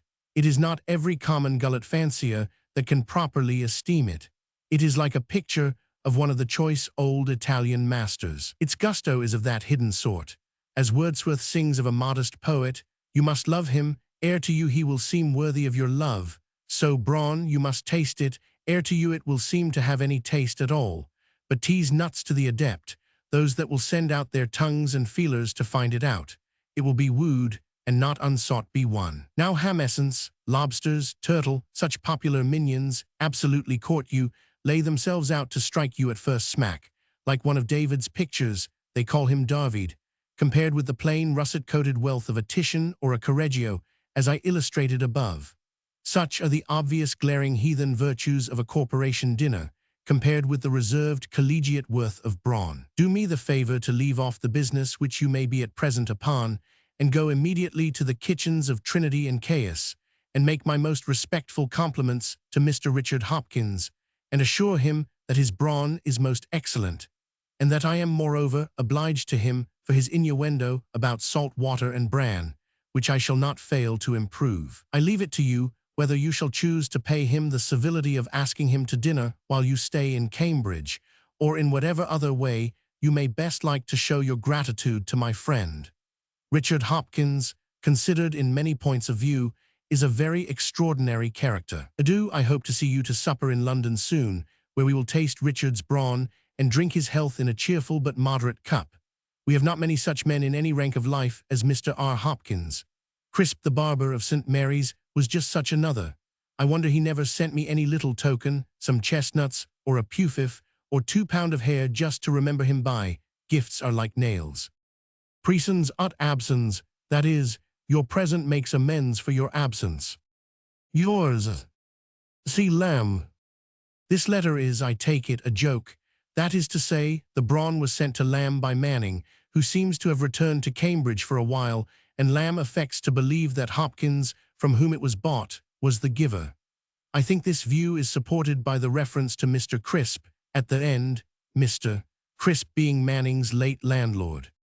The following advertisement occurs in the Cambridge Chronicle for February 8, 1806. It is sent me by Dr. Warry. Cambridge Brawn. R. Hopkins, cook of Trinity Hall and Caius College, begs leave to inform the nobility, gentry, and see that he has now ready for sale brawn heads and cheeks. All orders will be thankfully received and forwarded to any part of the kingdom. Lamb stayed at 3 St. Mary's Passage, now rebuilt and occupied by Messrs. Leach and Son, 1911. The letter contains Lamb's second expression of Epicurean rapture, the first in praise of Pig.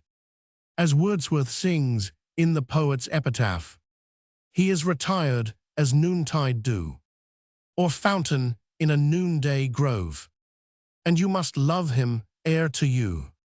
He will seem worthy of your love. Presens ut absens. Lamb enlarged upon the topic of gifts and giving many years later in the popular fallacy that we must not look a gift horse in the mouth, 1826, and in his Thoughts on Presents of Game, 1833. Letter 131. Charles Lamb to William Wordsworth. P.M. March 5, 1805. My dear Wordsworth, if Gilpin's statement has afforded you any satisfaction, I can assure you that he was most explicit in giving it, and even seemed anxious, interrupting me, to do away any misconception. His statement is not contradicted by the last and fullest of the 2 narratives which have been published, the former being a mere transcript of the newspapers, which I would send you if I did not suppose that you would receive more pain from the unfeeling canting way in which it is drawn up, than satisfaction from its contents, and what relates to your brother in particular is very short. It states that your brother was seen talking to the first mate but a few minutes before the ship sank, with apparent cheerfulness, and it contradicts the newspaper account about his depression of spirits, procrastinating his taking leave of the Court of Directors, which the drawer-up of the narrative, a man high in the India House, is likely to be well informed of. It confirms Gilpin's account of his seeing your brother striving to save himself, and adds that Weber, a joiner, was near the captain, who was standing on the hencoop when the ship went down, whom he saw washed off by a sea, which also carried him, Weber, overboard. This is all which concerns your brother personally, but I will just transcribe from it a copy of Gilpin's account delivered in to the Court of Directors. Memorandum respecting the loss of the E of A. At 10 a.m., being about 10 leagues to the westward of Portland, the Commodore made the signal to bear up, did so accordingly, at this time having maintop gallant masts struck, fore and mizen D on deck, and the jib boom in the wind about WSW at 3 p.m. got on board a pilot, being about 2 leagues to the westward of Portland, ranged and bitted both cables at about 12 past 3, called all hands, and got out the jib boom at about 4. While crossing the east end of the Shambles, the wind suddenly died away, and a strong tide setting the ship to the westward, drifted her into the breakers, and a sea striking her on the larboard quarter, brought her to, with her head to the northward, when she instantly struck.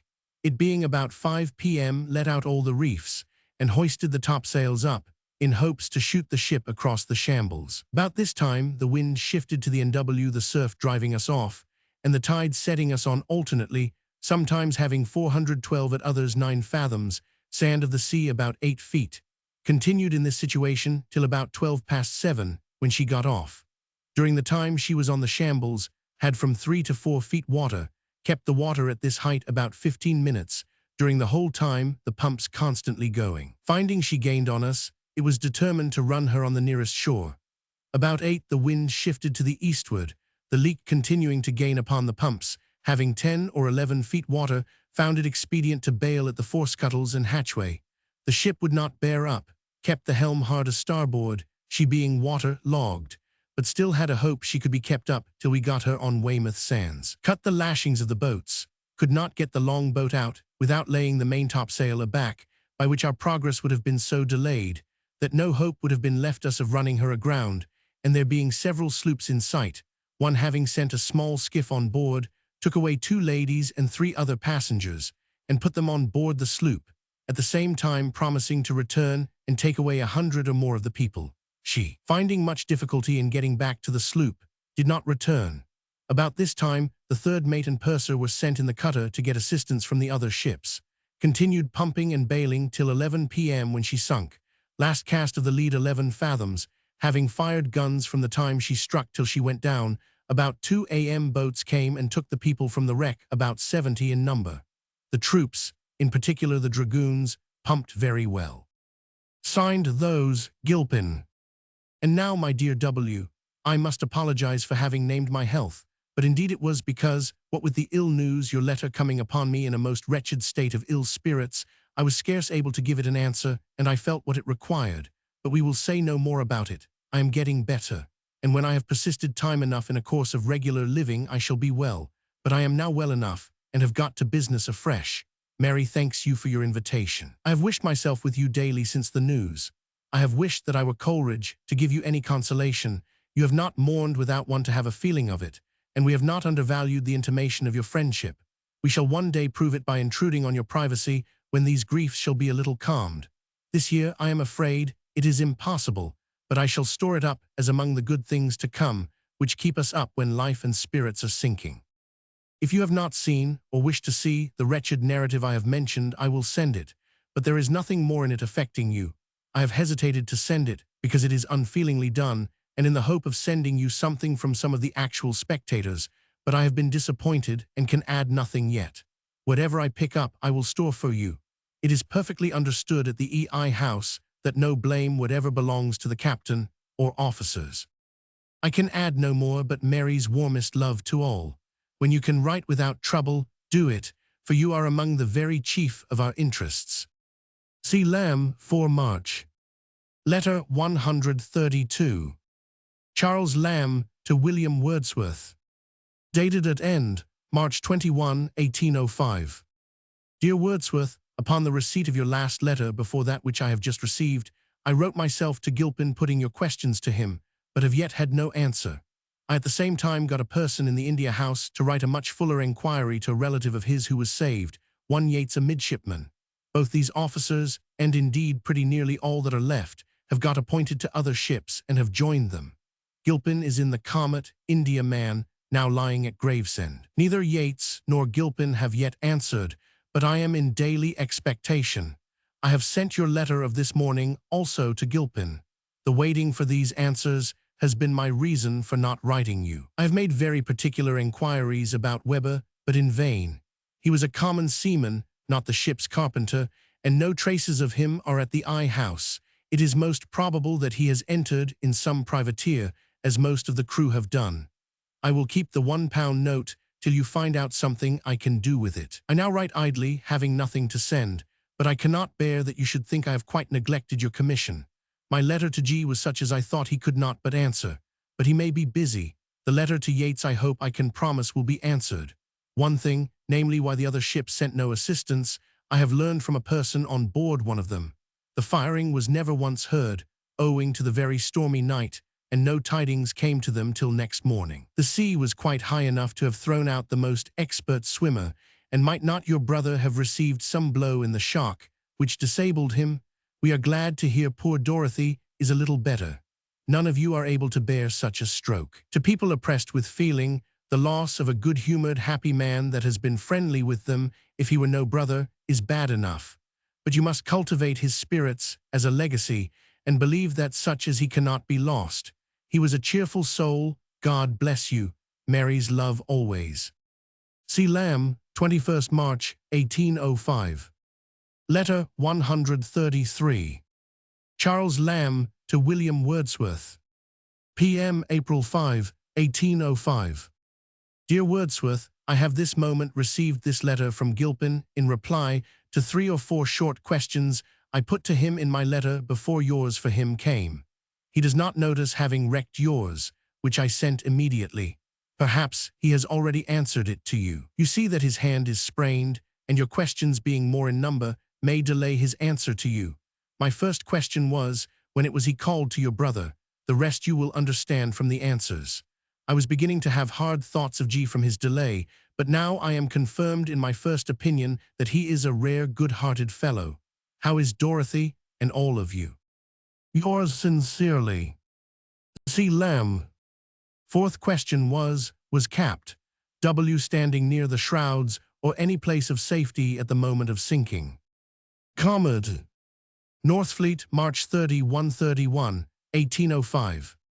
Sir, I did not receive yours of 16th inst. Till this day, or sh'd, have answered it sooner. To your first question, I answer after the ship had sunk. To your second, my answer is, I was in the starboard mizzen rigging. I thought I see the captain hanging by a rope that was fast to the mizzen mast. I came down and hailed him as loud as I could. He was about 10 feet distant from me. I threw a rope which fell close to him. He seemed quite motionless and insensible. It was excessive cold, and was soon after swept away, and I see him no more. It was near about 5 minutes after the ship went down. With respect to the captain and Weber being on the same hen coop, I can give no answer. All I can say, I did not see them. Your fourth question, I cannot answer, as I did not see Capt. Wordsworth at the moment the ship was going down, though I was then on the poop less than 1 minute before I see the captain there. The statement in the printed pamphlet is by no means correct. I have sprained my wrist most violently, and am now in great pain, which will, I hope, be an apology for the shortness of this letter. Believe me truly yours those, Gilpin. This letter has been detained till April 5th. Footnote, this is merely a kind way of expressing himself, for I have no acquaintance with him, nor ever saw him, but that once I got introduced to him. I think I did not mention in my last that I sent yours to T. Evans. Richmond, I hope you have got an answer. Letter 134. Mary Lamb to Dorothy Wordsworth. P.M. May 7, 1805. My dear Miss Wordsworth, I thank you, my kind friend, for your most comfortable letter. Till I saw your own handwriting, I could not persuade myself that I should do well to write to you, though I have often attempted it, but I always left off dissatisfied with what I had written, and feeling that I was doing an improper thing to intrude upon your sorrow. I wish to tell you that you would one day feel the kind of peaceful state of mind and sweet memory of the dead which you so happily describe as now almost begun. But I felt that it was improper and most grating to the feelings of the afflicted to say to them that the memory of their affliction would in time become a constant part not only of their dream, but of their most wakeful sense of happiness. That you would see every object with and through your lost brother, and that would at last become a real and everlasting source of comfort to you, I felt, and well knew from my own experience in sorrow. But till you yourself began to feel this, I did not dare tell you so, but I send you some poor lines which I wrote under this conviction of mind, and before I heard Coleridge was returning home. I will transcribe them now before I finish my letter, lest a false shame prevent me then, for I know they are much worse than they ought to be, written as they were with strong feeling and on such a subject. Every line seems to me to be borrowed, but I had no better way of expressing my thoughts, and I never have the power of altering or amending anything I have once laid aside with dissatisfaction. Why is he wandering on the sea? Coleridge should now with Wordsworth be. By slow degrees he'd steal away their woe and gently bring a ray. So happily he'd time relief of comfort from their very grief. He'd tell them that their brother dead, when years have passed o'er their head, will be remembered with such holy, true and perfect melancholy, that ever this lost brother John will be their heart's companion. His voice they'll always hear, his face they'll always see. There's naught in life so sweet as such a memory. Mr. and Mrs. Clarkson came to see us last week. I find it was at your request they sought us out. You cannot think how glad we were to see them, so little as we have ever seen of them, yet they seem to us like very old friends. Poor Mrs. Clarkson looks very ill indeed. She walked near a mile, and came up our high stairs, which fatigued her very much. But when she had sat a while, her own natural countenance, with which she cheered us in your little cottage, seemed to return to her, and then I began to have hopes she would get the better of her complaint. Charles does not think she is so much altered as I do. I wish he may be the better judge. We talked of nothing but you. She means to try to get leave of Dr. Beddoes to come and see you. Her heart is with you, and I do not think it would hurt her so much to come to you as it would distress you to see her so ill. She read me a part of your letter, wherein you so kindly express your wishes that we would come and see you this summer. I wish we could, for I am sure it would be a blessed thing for you, and for us to be a few weeks together. I fear it must not be. Mrs. Clarkson is to be in town again in a fortnight, and then they have promised we shall see more of them. I am very sorry for the poor little Dorothy's illness. I hope soon to hear she is perfectly recovered. Remember me with affection to your brother and your good sister. What a providence it is that your brother and you have this kind friend, and these dear little ones. I rejoice with her, and with you that your brother is employed upon his poem again. Pray remember us to old Molly. Mrs. Clarkson says her house is a pattern of neatness to all her neighbors. Such good ways she learnt of mistress. How well I remember the shining ornaments of her kitchen, and her old friendly face, not the least ornamental part of it. Excuse the haste I write in. I am unexpectedly to go out to dinner, else I think I have much more to say, but I will not put it off till next post, because you so kindly say I must not write if I feel unwilling. You do not know what very great joy I have in being again writing to you. Thank you for sending the letter of Mr. Evans. It was a very kind one. Have you received one from a Cornet Bergen? My brother wrote to him and desires he would direct his answer to your brother. God bless you and yours, my dear friend. I am yours affectionately, M. Lamb. Dr. Beddoes, who was attending Mrs. Clarkson, would be, I suppose, Thomas Beddoes of Clifton, 1760–1808, the father of Thomas Lovell Beddoes, and a friend of Coleridge and Southey. In a letter from Dorothy Wordsworth to Mrs. Clarkson, dated April 19, 1805, recently printed by Mr. Hale White in the Athenaeum, we read, I have great pleasure in thinking that you may see Miss Lamb. Do not miss it if you can possibly go without injury to yourself. They are the best good creatures. Blessings be with them. They have sympathized in our sorrow as tenderly as if they had grown up in the same town with us and known our beloved John from his childhood. Charles has written to us the most consolatory letters, the result of diligent and painful inquiry of the survivors of the wreck. For this, we must love him as long as we have breath. I think of him and his sister every day of my life, and many times in the day with thankfulness and blessings. Talk to dear Miss Lamb about coming into this country, and let us hear what she says of it. I cannot express how much we all wish to see her and her brother while we are at Grasmere. We look forward to Coleridge's return with fear and painful hope, but indeed I dare not look to it. I think as little as I can of him. Letter 135. Charles Lamb to Dorothy Wordsworth. Slightly torn, the conjectures in square brackets are Talfourd's. Friday, 14th June, 1805. My dear Miss Wordsworth, your long kind letter has not been thrown away, for it has given me great pleasure to find you are all resuming your old occupations, and are better, but poor Mary to whom it is addressed cannot yet relish it. She has been attacked by one of her severe illnesses, and is at present from home. Last Monday week was the day she left me, and I hope I may calculate upon having her again in a month, or little more. I am rather afraid late hours have in this case contributed to her indisposition. But when she begins to discover symptoms of approaching illness, it is not easy to say what is best to do. Being by ourselves is bad, and going out is bad. I get so irritable and wretched with fear that I constantly hasten on the disorder. You cannot conceive the misery of such a foresight. I am sure that for the week before she left me, I was little better than light-headed. I now am calm, but sadly taken down and flat. I have every reason to suppose that this illness, like all her former ones, will be but temporary, but I cannot always feel so. Meantime, she is dead to me, and I miss a prop. All my strength is gone, and I am like a fool, bereft of her cooperation. I dare not think, lest I should think wrong, so used am I to look up to her in the least and the biggest perplexity. To say all that I know of her would be more than I think anybody could believe or even understand.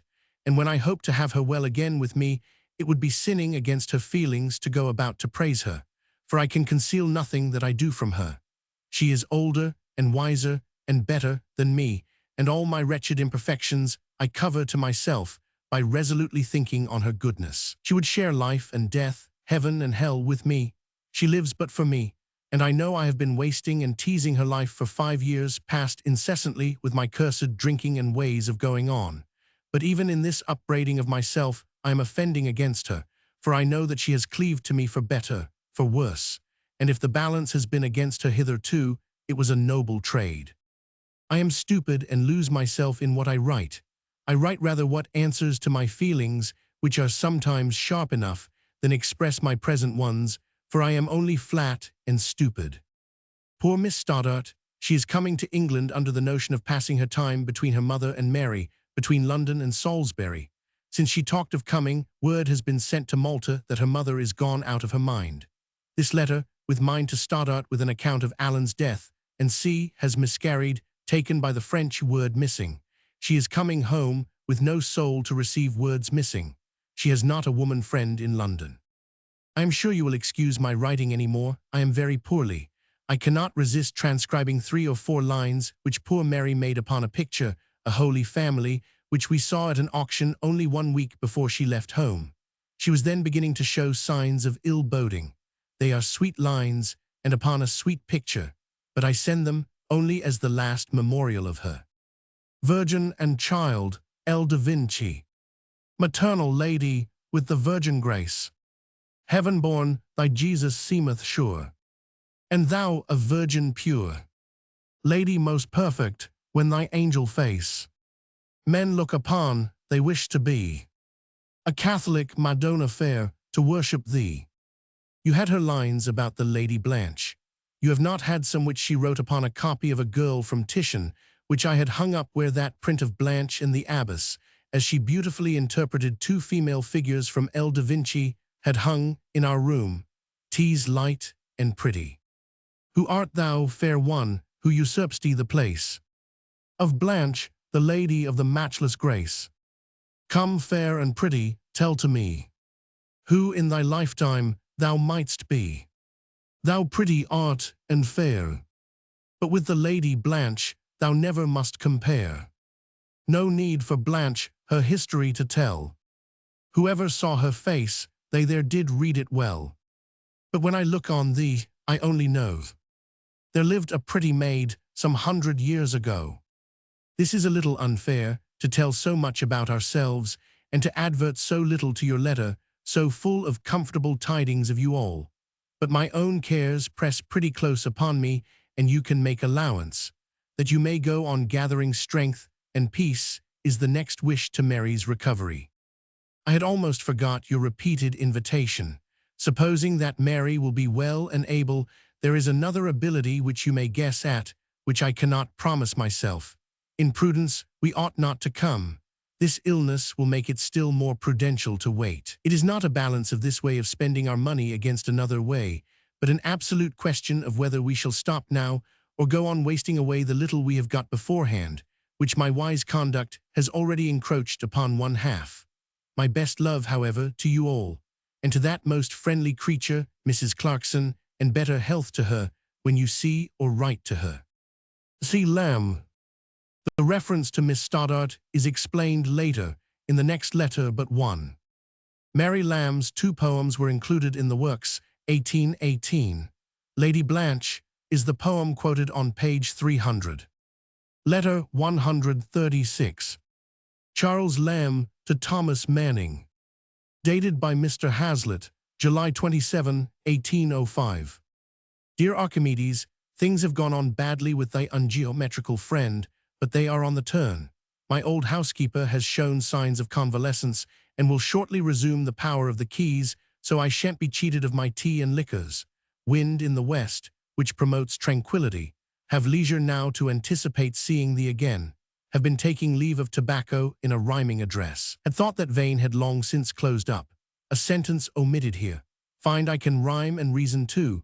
Think of studying mathematics to restrain the fire of my genius, which GD recommends. Have frequent bleedings at the nose, which shows plethoric. Maybe shall try the sea myself, that great scene of wonders. Got incredibly sober and regular. Shave oftener and hum a tune to signify cheerfulness and gallantry.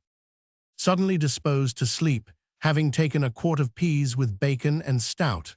Will not refuse nature, who has done such things for me. Nurse, don't call me unless Mr. Manning comes. What, the gentleman in spectacles? Yes. Dormit CL. Saturday. Hot noons. Have been taking leave of tobacco. On August 10, 1824, Lamb tells Hood that he designs to give up smoking. Letter 137. Mary Lamb to Sarah Stoddart. Sept 18, 1805. My dear Sarah, I have made many attempts at writing to you, but it has always brought your troubles and my own so strongly into my mind that I have been obliged to leave off and make Charles write for me. I am resolved now, however few lines I write, this shall go, for I know, my kind friend, you will like once more to see my own handwriting. I have been for these few days past in rather better spirits, so that I begin almost to feel myself once more a living creature, and to hope for happier times, and in that hope I include the prospect of once more seeing my dear Sarah in peace and comfort in our old garret. How did I wish for your presence to cheer my drooping heart when I returned home from banishment. Is your being with, or near, your poor dear mother necessary to her comfort? Does she take any notice of you, and is there any prospect of her recovery? How I grieve for her and for you. I went to the Admiralty about your mother's pension. From thence, I was directed to an office in Lincoln's Inn, where they are paid. They informed me at the office that it could not be paid to any person except Mr. Ray without a letter of attorney from your mother, and as the stamp for that will cost £1, it will, perhaps, be better to leave it till Mr. Ray comes to town, if he does come before Christmas. They tell me it can be received any Thursday between this and Christmas. If you send up a letter of attorney, let it be in my name. If you think, notwithstanding their positive assurance to the contrary, that you can put me in any way of getting it without, let me know. Are you acquainted with Mr. Pierce, and will my taking another letter from you to him be of any service, or will a letter from Mr. Ray be of any use? Though I fear not, for they said at the office they had orders to pay no pension without a letter of attorney. The attestation you sent up, they said, was sufficient, and that the same must be sent every year. Do not let us neglect this business, and make use of me in any way you can. I have much to thank you and your kind brother for. I kept the dark silk, as you may suppose. You have made me very fine. The brooch is very beautiful. Mrs. Jeffreys wept for gratitude when she saw your present. She desires all manner of thanks and good wishes. Your maid sister was gone to live a few miles from town. Charles, however, found her out and gave her the handkerchief. I want to know if you have seen William, and if there is any prospect in future there. All you said in your letter from Portsmouth that related to him was burnt so in the fumigating that we could only make out that it was unfavorable, but not the particulars. Tell us again how you go on, and if you have seen him. I conceit affairs will somehow be made up between you at last. I want to know how your brother goes on. Is he likely to make a very good fortune, and in how long a time? And how is he in the way of home comforts? I mean, is he very happy with Mrs. Stoddart? This was a question I could not ask while you were there, and perhaps is not a fair one now, but I want to know how you all went on, and in short, 20 little foolish questions that one ought, perhaps, rather to ask when we meet than to write about. But do make me a little acquainted with the inside of the good doctor's house and what passes therein. Was Coleridge often with you, or did your brother and Carl argue long arguments, till between the two great arguers there grew a little coolness? Or perchance the mighty friendship between Coleridge and your sovereign governor, Sir Alexander Ball, might create a kind of jealousy, for we fancy something of a coldness did exist, from the little mention ever made of sea in your brother's letters. Write us, my good girl, a long gossiping letter answering all these foolish questions, and tell me any silly thing you can recollect. Any, the least particular, will be interesting to us, and we will never tell tales out of school. But we used to wonder and wonder how you all went on, and when you was coming home we said, now we shall hear all from Sarah. God bless you, my dear friend. I am ever your affectionate Mary Lamb. If you have sent Charles any commissions he has not executed, write me word. He says he has lost or mislaid a letter desiring him to inquire about a wig. Write 2 letters, one of business and pensions, and one all about Sarah. Stoddart and Malta, is Mr. Moncrief doing well there? Wednesday morning. We have got a picture of Charles. Do you think your brother would like to have it? If you do, can you put us in a way how to send it? Mrs. Stoddart was the widow of a lieutenant in the Royal Navy. Mr. Ray and Mr. Pierce were presumably gentlemen connected with the Admiralty or in some way concerned with the pension. William is still the early William, not William Hazlitt, whom Sarah was destined to marry. Mr. Moncrief was Mrs. John Stoddart's eldest brother, who was a king's advocate in the Admiralty Court at Malta. The picture of Charles might be some kind of reproduction of Hazlitt's portrait of him, painted in the preceding year. But more probably, I think, a few copies of Hancock's drawing, made in 1798 for Cottle, had been struck off. Letter 138. Charles Lamb to William and Dorothy Wordsworth. P.M. September 28, 1805. My dear Wordsworth, or Dorothy rather, for to you appertains the biggest part of this answer by right. I will not again deserve reproach by so long a silence. I have kept deluding myself with the idea that Mary would write to you, but she is so lazy, or, I believe the true state of the case, so diffident, that it must revert to me as usual. Though she writes a pretty good style, and has some notion of the force of words, she is not always so certain of the true orthography of them, and that, and a poor handwriting, in this age of female calligraphy, often deter her where no other reason does. We have neither of us been very well for some weeks past. I am very nervous, and she most so at those times when I am, so that a merry friend, adverting to the noble consolation we were able to afford each other, denominated us not unaptly gumboil and toothache, for they used to say that a gumboil is a great relief to a toothache. Have been 2 tiny excursions this summer for 3 or 4 days each, to a place near Harrow and to Egham where Cooper's Hill is, and that is the total history of our rustications this year. Alas, how poor a sound to Skiddaw and Helvellyn and Borrowdale, and the magnificent sesquipedalier of the year 1802. Poor old Molly, to have lost her pride, that last infirmity of noble mind, and her cow. Providence need not have set her wits to such an old Molly. I am heartily sorry for her. Remember us lovingly to her, and in particular remember us to Mrs. Clarkson in the most kind manner. I hope by southwards you mean that she will be at or near London, for she is a great favourite of both of us, and we feel for her health as much as is possible for anyone to do. She is one of the friendliest, comfortablest women we know, and made our little stay at your cottage one of the pleasantest times we ever passed. We were quite strangers to her. Mr. C. is with you too, our kindest separate remembrances to him. As to our special affairs, I am looking about me. I have done nothing since the beginning of last year, when I lost my newspaper job, and having had a long idleness, I must do something, or we shall get very poor. Sometimes I think of a farce, but hitherto all schemes have gone off, an idle brag or two of an evening vaporing out of a pipe, and going off in the morning.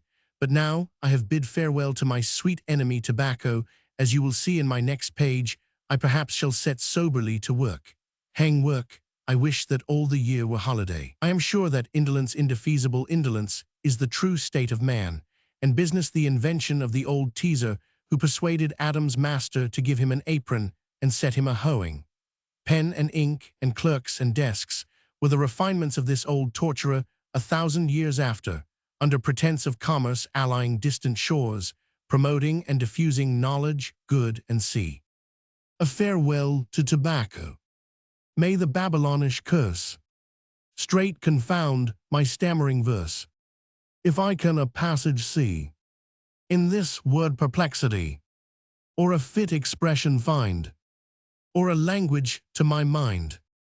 Still the phrase is wide an acre, to take leave of thee, tobacco, or in any terms relate, half my love or half my hate, for I hate yet love thee so, that whichever thing I show, the plain truth will seem to be a constrained hyperbole, and the passion to proceed more from a mistress than a weed, sooty retainer to the vine, Bacchus black servant, negro fine, sorcerer that maxed us dote upon thy complexion, and for thy pernicious sake, more and greater oaths to break than reclaimed lovers take.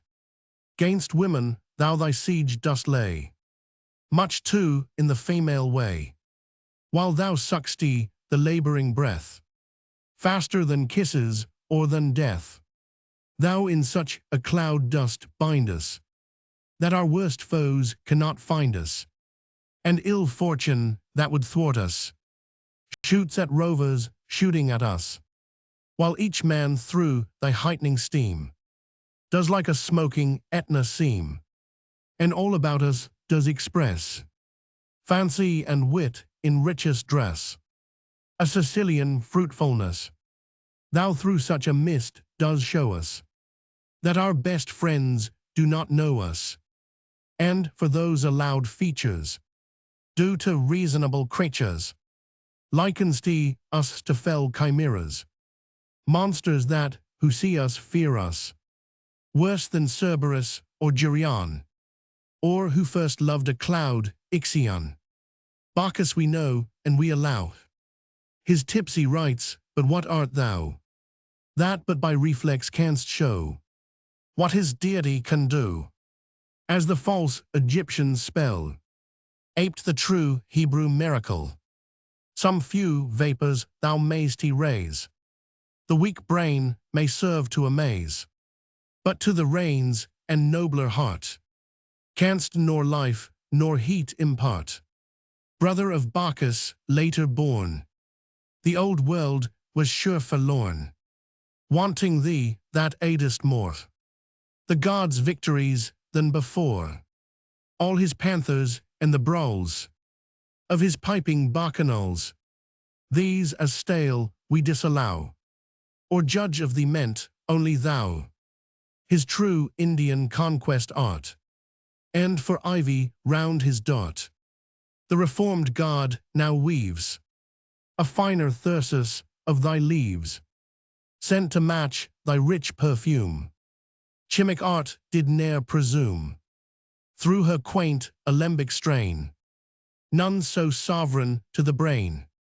Nature that did in the excel, framed again no second smell.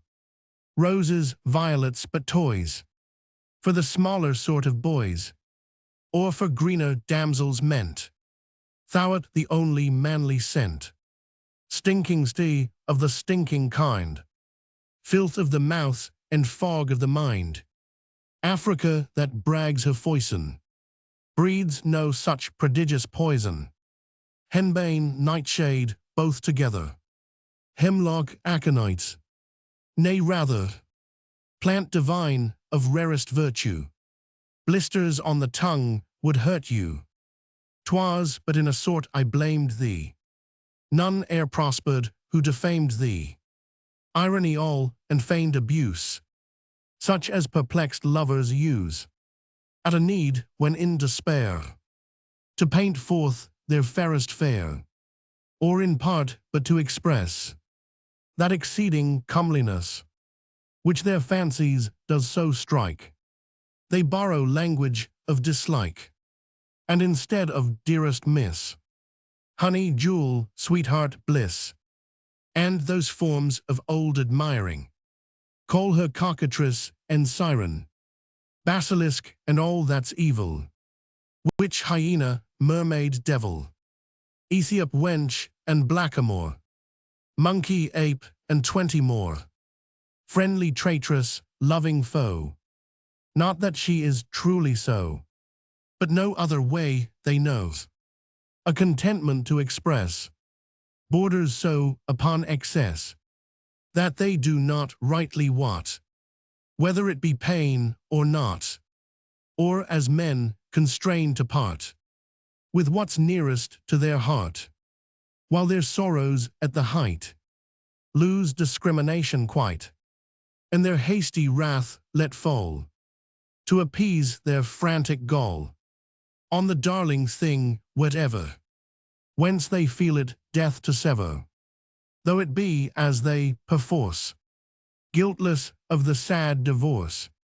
For I must, nor let it grieve thee, friendliest of plants, that I must leave thee. For thy sake, tobacco, I would do anything but die, and but seek to extend my days long enough to sing thy praise.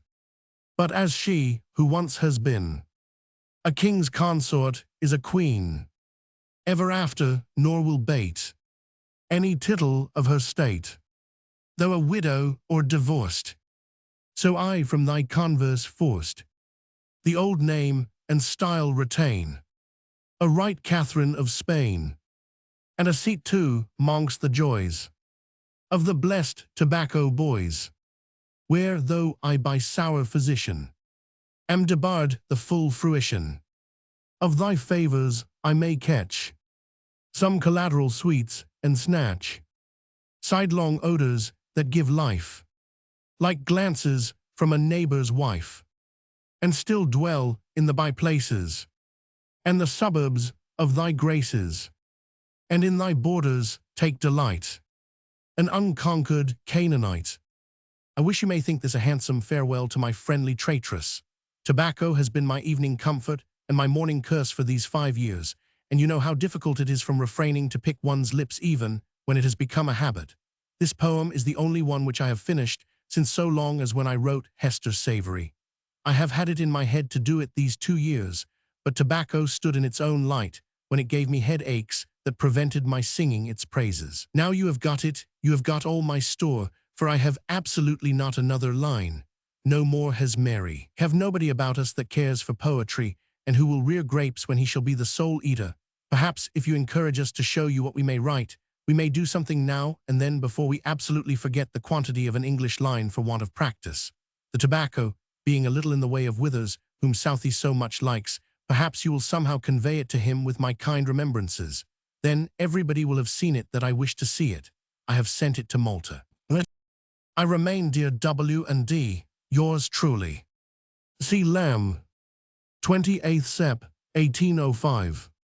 Hang work. This paragraph is the germ of the sonnet entitled Work, which Lamb wrote 14 years later. See the letter to Bernard Barton, Sept. 11, 1822. He seems always to have kept his thoughts in sight. The Farewell to Tobacco was printed in the Reflector, number Roman 4, 1811 or 1812, and then in the Works, 1818, see notes to Vol, Roman 4, of this edition. Lamb's farewell was frequently repeated, but it is a question whether he ever entirely left off smoking. Talfourd says that he did, but the late Mrs. Coe, who remembered Lamb at Widford about 1827-1830, credited him with the company of a black clay pipe. It was Lamb who, when Dr. Parr asked him how he managed to emit so much smoke, replied that he had twirled after it as other men after virtue. And Macready relates that he remarked in his presence that he wished to draw his last breath through a pipe and exhale it in a pun. Coleridge, writing to Rickman, see the Life and Letters of John Rickman, 1912, says of Lamb and smoking, were it possible to win CL. From the pipe, other things would follow with comparative ease, for till he gets a pipe, I have regularly observed that he is contented with porter, and that the unconquerable appetite for spirit comes in with the tobacco, the oil of which, especially in the gluttonous manner in which he vulcanizes it, acts as an instant poison on his stomach or lungs. Hester Savory, see above. Letter 139. Mary Lamb to Sarah Stoddart. Early November, 1805. My dear Sarah, certainly you are the best letter writer, besides writing the best hand in the world. I have just been reading over again your 2 long letters, and I perceive they make me very envious. I have taken a brand new pen and put on my spectacles, and am peering with all my might to see the lines in the paper, which the sight of your even lines had well nigh tempted me to rule. And I have moreover taken 2 pinches of snuff extraordinary to clear my head, which feels more cloudy than common this fine, cheerful morning. All I can gather from your clear, and I have no doubt faithful history of Maltese politics is, that the good doctor, though a firm friend, an excellent fancier of brooches, a good husband, an upright advocate, and in short, all that they say upon tombstones, for I do not recollect that they celebrate any fraternal virtues there, yet is but a moody brother, that your sister-in-law is pretty much like what all sisters-in-law have been since the first happy invention of the happy marriage state. That friend Coleridge has undergone no alteration by crossing the Atlantic, for his friendliness to you, as well as all the oddities you mention, are just what one ought to look for from him, and that you, my dear Sarah, have proved yourself just as unfit to flourish in a little, proud garrison town as I did shrewdly suspect you were before you went there. If I possibly can, I will prevail upon Charles to write to your brother by the conveyance you mention, but he is so unwell, I almost fear the fortnight will slip away before I can get him in the right vein. Indeed, it has been sad and heavy times with us lately. When I am pretty well, his low spirits throws me back again, and when he begins to get a little cheerful, then I do the same kind office for him. I heartily wish for the arrival of Coleridge. A few such evenings as we have sometimes passed with him would wind us up and set us a-going again. Do not say anything when you write of our low spirits. It will vex Charles. You would laugh or you would cry, perhaps both, to see us sit together, looking at each other with long and rueful faces, and saying, "How do you do? And how do you do?" And then we fall a-crying and say we will be better on the morrow. He says we are like Toothech and his friend Gumbile, which, though a kind of ease, is but an uneasy kind of ease, a comfort of rather an uncomfortable sort. I rejoice to hear of your mother's amendment, when you can leave her with any satisfaction to yourself, which, as her sister, I think I understand by your letters, is with her. I hope you may soon be able to do. Let me know upon what plan you mean to come to town. Your brother proposed your being 6 months in town and 6 with your mother, but he did not then know of your poor mother's illness. By his desire, I inquired for a respectable family for you to board with, and from Captain Burney I heard of one I thought would suit you at that time. He particularly desires I would not think of your being with us, not thinking, I conjecture, the home of a single man respectable enough. Your brother gave me most unlimited orders to domineer over you, to be the inspector of all your actions, and to direct and govern you with a stern voice and a high hand, to be, in short, a very elder brother over you. Does not the hearing of this, my meek pupil, make you long to come to London? I am making all the proper inquiries against the time of the newest and most approved modes, being myself mainly ignorant in these points of etiquette and nicely correct maidenly manners. But to speak seriously, I mean when we meet, that we will lay our heads together and consult and contrive the best way of making the best girl in the world the fine lady her brother wishes to see her. And believe me, Sarah, it is not so difficult a matter as one is sometimes apt to imagine. I have observed many a demure lady who passes muster admirably well, who, I think, we could easily learn to imitate in a week or 2. We will talk of these things when we meet. In the meantime, I give you free license to be happy and merry at Salisbury in any way you can. Has the partridge season opened any communication between you and William? As I allow you to be imprudent till I see you, I shall expect to hear you have invited him to taste his own birds. Have you scratched him out of your will yet? Rickman is married, and that is all the news I have to send you. Your wigs were sent by Mr. Varville about 5 months ago. Therefore, he could have arrived when you came away. I seem, upon looking over my letter again, to have written too lightly of your distresses at Malta. But however I may have written, believe me, I enter very feelingly into all your troubles. I love you and I love your brother, and between you, both of whom I think have been to blame, I know not what to say. Only this I say, Try to think as little as possible of past miscarriages. It was, perhaps, so ordered by Providence that you might return home to be a comfort to your poor mother. And do not, I conjure you, let her unhappy malady afflict you too deeply. I speak from experience, and from the opportunity I have had of much observation in such cases, that insane people, in the fancies they take into their heads, do not feel as one in a sane state of mind does under the real evil of poverty, the perception of having done wrong, or any such thing that runs in their heads. Think as little as you can, and let your whole care be to be certain that she is treated with tenderness. I lay a stress upon this, because it is a thing of which people in her state are uncommonly susceptible, and which hardly anyone is at all aware of. A hired nurse never, even though in all other respects they are good kind of people. I do not think your own presence necessary, unless she takes to you very much, except for the purpose of seeing with your own eyes that she is very kindly treated. I do so long to see you. God bless and comfort you. Yours affectionately, M. Lamb. Miss Stoddart had now returned to England, to her mother at Salisbury, who had been and was very ill. Coleridge meanwhile had had coolnesses with Stoddart and had transferred himself to the roof of the governor. Rickman married, on October 30, 1805, Susanna Postlethwaite of Harding, in Sussex. Letter 140. Charles Lamb to William Hazlitt. November 10, 1805.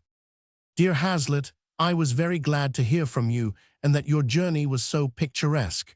We miss you, as we foretold we should. One or two things have happened, which are beneath the dignity of epistolary communication, but which, seated about our fire at night, the winter hands of pork have begun, gesture and emphasis might have talked into some importance. Something about Rickman's wife, for instance, how tall she is, and that she visits pranked out like a queen of the May with green streamers, a good-natured woman though, which is as much as you can expect from a friend's wife, whom you got acquainted with a bachelor. Some things too about Monkey, which can't so well be written, how it set up for a fine lady, and thought it had got lovers, and was obliged to be convinced of its age from the parish register, where it was proved to be only 12, and an edict issued that it should not give itself heirs yet these 4 years, and how it got leave to be called Miss, by Grace. These and such like hows were in my head to tell you, but who can write? Also how Mannings come to town in spectacles and studies physic, is melancholy and seems to have something in his head which he don't impart. Then how I am going to leave off smoking. Oh la, your Leonardos of Oxford made my mouth water. I was hurried through the gallery and they escaped me. What do I say? I was a Goth then and should not have noticed them. I had not settled my notions of beauty. I have now forever. The small head, the here is drawn a long narrow eye, long eye, that sort of peering curve, the wicked Italian mischief, the stick-at-nothing Herodia's daughter kind of grace. You understand me, but you disappoint me in passing over in absolute silence the Blenheim Leonardo. Didn't you see it? Excuse a lover's curiosity. I have seen no pictures of note since, except Mr. Dawes' gallery. It is curious to see how differently two great men treat the same subject, yet both excellent in their way. For instance, Milton and Mr. Daw. Mr. Daw has chosen to illustrate the story of Samson exactly in the point of view in which Milton has been most happy, the interview between the Jewish hero, blind and captive, and Dalila. Milton has imagined his locks grown again, strong as horsehair or porcupine's bristles, doubtless shaggy and black, as being hairs, which of a nation armed contain the strength. I don't remember, he says black, but could Milton imagine them to be yellow? Do you? Mr. Daw, with striking originality of conception, has crowned him with a thin yellow wig, in color precisely like Dyson's, in curl and quantity resembling Mrs. Professor's, his limbs rather stout, about such a man as my brother or Rickman, but no Atlas nor Hercules, nor yet so bony as Dubois, the clown of Sadler's Wells. This was judicious, taking the spirit of the story rather than the fact, for doubtless God could communicate national salvation to the trust of flax and tow as well as hemp and cordage, and could draw down a temple with a golden tress as soon as with all the cables of the British Navy. Miss Daw is about a portrait of sulky Fanny Imlay, alias Godwin, but Miss Daw is of opinion that her subject is neither reserved nor sullen, and doubtless she will persuade the picture to be of the same opinion. However, the features are tolerably like too much of Dawes. Wasn't you sorry for Lord Nelson? I have followed him in fancy ever since I saw him walking in Pall Mall. I was prejudiced against him before, looking just as a hero should look. and I have been very much cut about it indeed. He was the only pretense of a great man we had. Nobody is left of any name at all. His secretary died by his side. I imagined him, a Mr. Scott, to be the man you met at Hume's, but I learned from Mrs. Hume that it is not the same. I met Mrs. H. one day and agreed to go on the Sunday to tea, but the rain prevented us and the distance. I have been to apologize, and we are to dine there the first fine Sunday. Strange perverseness. I never went while you stayed here, and now I go to find you. What other news is there, Mary? What puns have I made in the last fortnight? You never remember them. You have no relish for the comic. Oh, tell Hazlitt not to forget to send The American Farmer. I dare say it isn't so good as he fancies, but a book's a book. I have not heard from Wordsworth or from Malta since. Charles Kemble, it seems, enters into possession tomorrow. We sup at 109 Russell St. This evening. I wish your brother wouldn't drink. It's a blemish in the greatest characters. You send me a modern quotation poetical. How do you like this in an old play? Vittoria Corombona, a spunky Italian lady, a Leonardo one, nicknamed the White Devil, being on her trial for murder and questioned about seducing a duke from his wife and the state, makes answer. Condemn you me, for that the duke did love me. So may you blame some fair and crystal river. For that some melancholic distracted man hath drowned himself in it. Our ticket was a £20. Alas, are both yours blanks. P.S. Godwin has asked after you several times. N.B. I shall expect a line from you, if but a bare line, whenever you write to Russell St., and a letter often when you do not. I pay no postage, but I will have consideration for you until Parliament time and Franks. Luck to Ned Search and the new art of colouring. Monkey sends her love, and Mary especially. Yours truly, C. Lamb. Addressed to Hazlitt at Wem. This is the first letter from Lamb to Hazlitt that has been preserved. The two men first met at Godwin's. Holcroft and Coleridge were disputing which was best, man as he is, or man as he ought to be. Lamb broke in with, give me man as he ought not to be. Hazlitt at this date was 26, some 3 years younger than Lamb. He had just abandoned his project of being a painter and was settling down to literary work. Rickman's wife. This passage holds the germ of Lamb's essay on the behavior of married persons, first printed in the Reflector No. Roman 4, in 1811 or 1812, and afterwards included with the Elia Essays. Monkey was Louisa Martin, a little girl of whom Lamb was fond and whom he knew to the end of his life. Manning studied medicine at the Westminster Hospital for 6 months previous to May 1806. The Oxford Leonardos, the Blenheim Leonardo. The only Leonardos at Oxford are the drawings at Christ Church.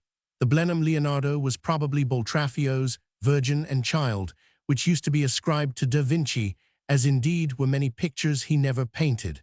Hazlitt subsequently wrote a work on the picture galleries of England, but he mentions none of these works. Mr. Dawes Gallery. George Daw 1781–1829, afterwards R.A., of whom Lamb wrote his essay Recollections of a Late Royal Academician, where he alludes again to the picture of Samson C. Vol. I of this edition.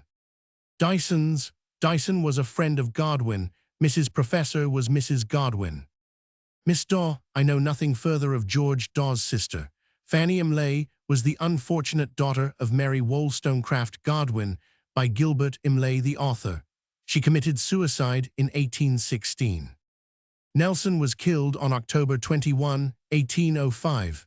Scott was his chaplain, and he was not killed. Hume was Joseph Hume, an official at Somerset House, whom we shall meet again directly. The American Farmer was very likely Gilbert Imlay's novel, The Emigrants, 1793, or possibly his topographical description of the Western Territory of North America, 1792. Charles Kemble, brother of John Philip Kemble and father of Fanny Kemble. John Hazlitt, the miniature painter, lived at 109 Russell Street.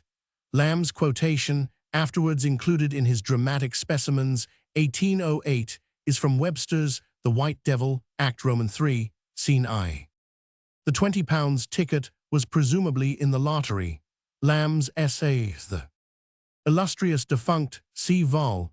I shows him to have been interested in lotteries, and in letter number 184 Mary Lamb states that he wrote lottery. Buffs. Ned's search, Hazlitt was engaged on an abridgment of The Light of Nature pursued in 7 volumes, 1768-1778, nominally by Edward Search but really by Abraham Tucker. The New Art of Coloring is a reference, I fancy, to Tingry, mentioned again below. Letter 141. Mary Lamb to Sarah Stoddart. November 9 and 14, 1805. My dear Sarah, after a very feverish night, I writ a letter to you, and I have been distressed about it ever since.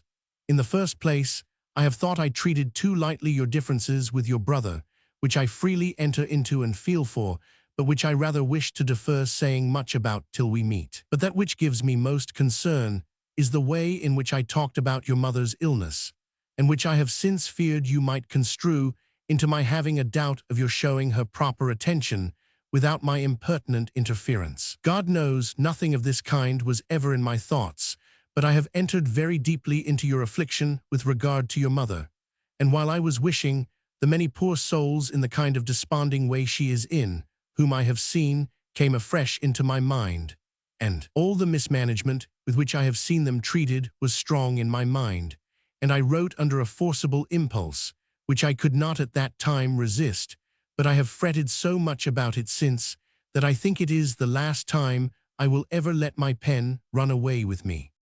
Your kind heart will, I know, even if you have been a little displeased, forgive me, when I assure you my spirits have been so much hurt by my last illness, that at times I hardly know what I do. I do not mean to alarm you about myself, or to plead an excuse, but I am very much otherwise than you have always known me. I do not think anyone perceives me altered, but I have lost all self-confidence in my own actions, and one cause of my low spirits is that I never feel satisfied with anything I do. A perception of not being in a sane state perpetually haunts me. I am ashamed to confess this weakness to you, which, as I am so sensible of, I ought to strive to conquer. But I tell you that you may excuse any part of my letter that has given offense, for your not answering it, when you are such a punctual correspondent, has made me very uneasy. Write immediately, my dear Sarah, but do not notice this letter, nor do not mention anything I said relative to your poor mother. Your handwriting will convince me you are friends with me, and if Charles, who must see my letter, was to know I had first written foolishly, and then fretted about the event of my folly, he would both ways be angry with me. I would desire you to direct to me at home, but your hand is so well known to Charles that that would not do. Therefore, take no notice of my megrims till we meet, which I most ardently long to do. An hour spent in your company would be a cordial to my drooping heart. Pray write directly, and believe me ever, your affectionate friend, M. Lamb. Nav L4. I have kept this by me till today, hoping every day to hear from you. If you found the seal a clumsy one, it is because I opened the wafer. Write, I beg, by the return of the post, and as I am very anxious to hear whether you are, as I fear, dissatisfied with me, you shall, if you please, direct my letter to nurse. Her direction is Mrs. Grant, at Mr. Smith's, Maidenhead, Ram Court, Fleet Street. I was not able, you know, to notice, when I writ to Malta, your letter concerning an insult you received from a vile wretch there, and as I mostly show my letters to Charles, I have never named it since. Did it ever come to your brother's knowledge? Charles and I were very uneasy at your account of it. I wish I could see you. Yours ever, M. Lamb. I do not mean to continue a secret correspondence, but you must oblige me with this one letter. In future, I will always show my letters before they go, which will be a proper check upon my wayward pen. Letter 142. Charles Lamb to Thomas Manning. P.M. Nov. 15, 1805. Dear Manning, certainly you could not have called at all hours from 2 till 10, for we have been only out of an evening Monday and Tuesday in this week. But if you think you have, your thought shall go for the deed. We did pray for you on Wednesday night. oysters unusually luscious, pearls of extraordinary magnitude found in them. I have made bracelets of them, given them in clusters to ladies. Last night we went out in despite, because you were not come at your hour. This night we shall be at home, so shall we certainly both Sunday, Monday, Tuesday, and Wednesday. Take your choice, mind I don't say of one, but choose which evening you will not, and come the other 4. Doors open at 5 o'clock. Shells forced about 9. Every gentleman smokes or not as he pleases. Oh, I forgot, bring the £10, for fear you should lose it. C.L. Here should come a letter from Mary Lamb to Mrs. Clarkson, dated December 25, 1805, printed by Mr. MacDonald. It states that Lamb has been latterly in indifferent health and is unimportant. Letter 143. Charles Lamb to William Hazlitt. Thursday, 15th Jan, 1806. Dear Hazlitt, Godwin went to Johnson's yesterday about your business. Johnson would not come down or give any answer, but has promised to open the manuscript and to give you an answer in 1 month. Godwin will punctually go again. Wednesday is Johnson's open day, yesterday 4 weeks next, i.e., in 1 lunar month from this time, till when Johnson positively declines giving any answer. I wish you joy on ending your search. Mrs. H. was naming something about a life of Fawcett, to be by you undertaken, the great Fawcett, as she explained to Manning, when he asked, what Fawcett? He innocently thought Fawcett the player. But Fawcett the divine is known to many people, albeit unknown to the Chinese Enquirer. I should think, if you liked it, and Johnson declined it, that Phillips is the man. He is perpetually bringing out biographies, Richardson, Wilkes, Foote, Lee Lewis, without number, little trim things in 2 easy volumes priced 12s. The 2 made up of letters to and from, scraps, posthumous trifles, anecdotes, and about 40 pages of hard biography. You might dish up a Fawcettiad in 3 months and ask £60 or £80 for it. I should dare say that Phillips would catch at it. I wrote to you the other day in a great hurry. Did you get it? This is merely a letter of business at Godwin's request. Lord Nelson is quiet at last. His ghost only keeps a slight fluttering in odes and elegies in newspapers and impromptus, which could not be got ready before the funeral. As for news, we have Miss Stoddart in our house. She has been with us a fortnight and will stay a week or so longer. She is one of the few people who are not in the way when they are with you. No tidings of Coleridge. Fenwick is coming to town on Monday, if no kind angel intervene, to surrender himself to prison. He hopes to get the rules of the fleet. On the same, or nearly the same, day, Fell, my other quondam co-friend and drinker, will go to Newgate, and his wife and 4 children, I suppose, to the parish.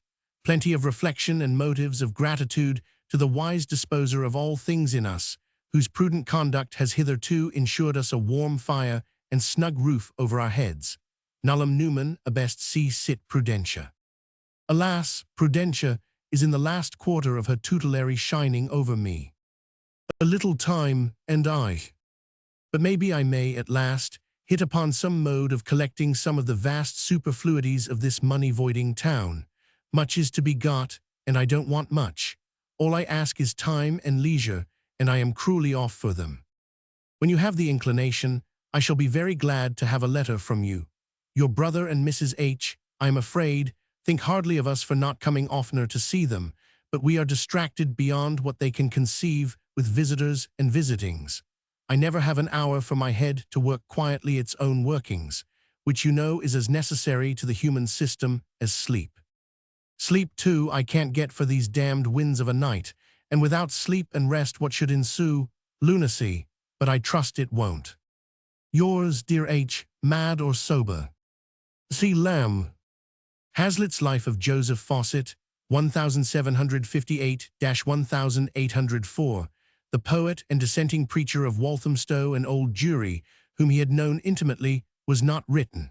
The Fawcett of whom Manning, the Chinese Enquirer, was thinking was John Fawcett, famous as Dr. Pangloss and Caleb Quotem. The Fleet, the prison for debtors in Farringdon Street, closed in 1844. The rules of the Fleet were the limits within which prisoners for debt were under certain conditions permitted to live. The north side of Ludgate Hill, the Old Bailey up to Fleet Lane to Fleet Market, and then back to Ludgate Hill. The rules cost money, £10 for the first £100 of the debt, and for every additional £100, £4. Later, Fenwick seems to have settled in America. Here should come an undated letter to Hazlitt, accompanied by Tingry's Painter's and Varnisher's Guide, 1804. Hazlitt, who was then painting, seems to have wanted prints of trees, probably for a background. Lamb says that he has been hunting in shop windows for him. He adds, to supply poetry and wildness, you may read The American Farmer over again. The postscript runs, Johnson shall not be forgot at his month's end. Letter 144. Charles Lamb to John Rickman. Jan 25, 1806. Dear Rickman, you do not happen to have any place at your disposal which would suit a decayed literatus. I do not much expect that you have, or that you will go much out of the way to serve the object, when you hear it is Fenwick. But the case is, by a mistaking of his turn, as they call it, he is reduced, I am afraid, to extremities, and would be extremely glad of a place in an office. Now it does sometimes happen that just as a man wants a place wants him, and though this is a lottery to which none but G.B. would choose to trust his all, there is no harm just to call in at Despair's office for a friend, and see if his number is come up. B's further case I enclose by way of episode. Now if you should happen, or anybody you know, to want a hand, here is a young man of solid but not brilliant genius, who would turn his hand to the making out dockets, penning a manifesto, or scoring a tally, not the worse, I hope, for knowing Latin and Greek, and having in youth conversed with the philosophers. But from these follies I believe he is thoroughly awakened, and would bind himself by a terrible oath never to imagine himself an extraordinary genius again. Yours and C. Lamb. Mr. Hazlitt's text, which I follow here, makes Lamb appeal for Fenwick, but other editors say Fell, except Talfourd, who says if, as Lamb says in his previous letter, Fell was bound for Newgate and Fenwick only for the fleet, probably it was Fenwick. But the matter is not very important. Fenwick and Fell both came into Lamb's life through Godwin, and at this point they drop out. The enclosure concerning George Burnet is missing. Letter 145. Charles Lamb to William Wordsworth. Dated at End, February 1st, 1806. Dear Wordsworth, I have seen the books which you ordered, booked at the White Horse Inn, Cripplegate, by the Kendal wagon this day 1st February, 1806. You will not fail to see after them in time. They are directed to you at Grasmere. We have made some alteration in the editions since your sister's directions. The handsome quarto Spencer, which she authorized Mary to buy for £2.12. 6, when she brought it home in triumph, proved to be only the Fairy Queen. So we got them to take it again, and I have procured instead a folio, which luckily contains, besides all the poems, the view of the state of Ireland, which is difficult to meet with. The Spencer and the Chaucer, being noble old books, we did not think Stockdale's modern volumes would look so well beside them. Added to which, I don't know whether you are aware that the print is excessive small, same as Elig. Extracts or smaller, not calculated for eyes in age. And Shakespeare is one of the last books one should like to give up, perhaps the one just before the dying service, in a large prayer book. So we have used our own discretion in purchasing Pope's fine quarto in 6 volumes, which may be read ad ultimam horam vitae. It is bound like law books, rather, half-bound, and the law robe I have ever thought as comely and gentlemanly a garb as a book would wish to wear. The state of the purchase then stands thus. Urry's Chaucer £116, Pope's Shakespeare 2.2, Spencer 14, Milton 1.5, packing case and C366. 6. Which your brother immediately repaid us. He has the bills for all by his desire, except the Spencer, which we took no bill with, not looking to have our accounts audited. So for that and the case he took a separate receipt for 176. N.B. there is writing in the Shakespeare, but it is only vari lections which some careful gentleman, the former owner, was at the pains to insert in a very neat hand from 5 commentators.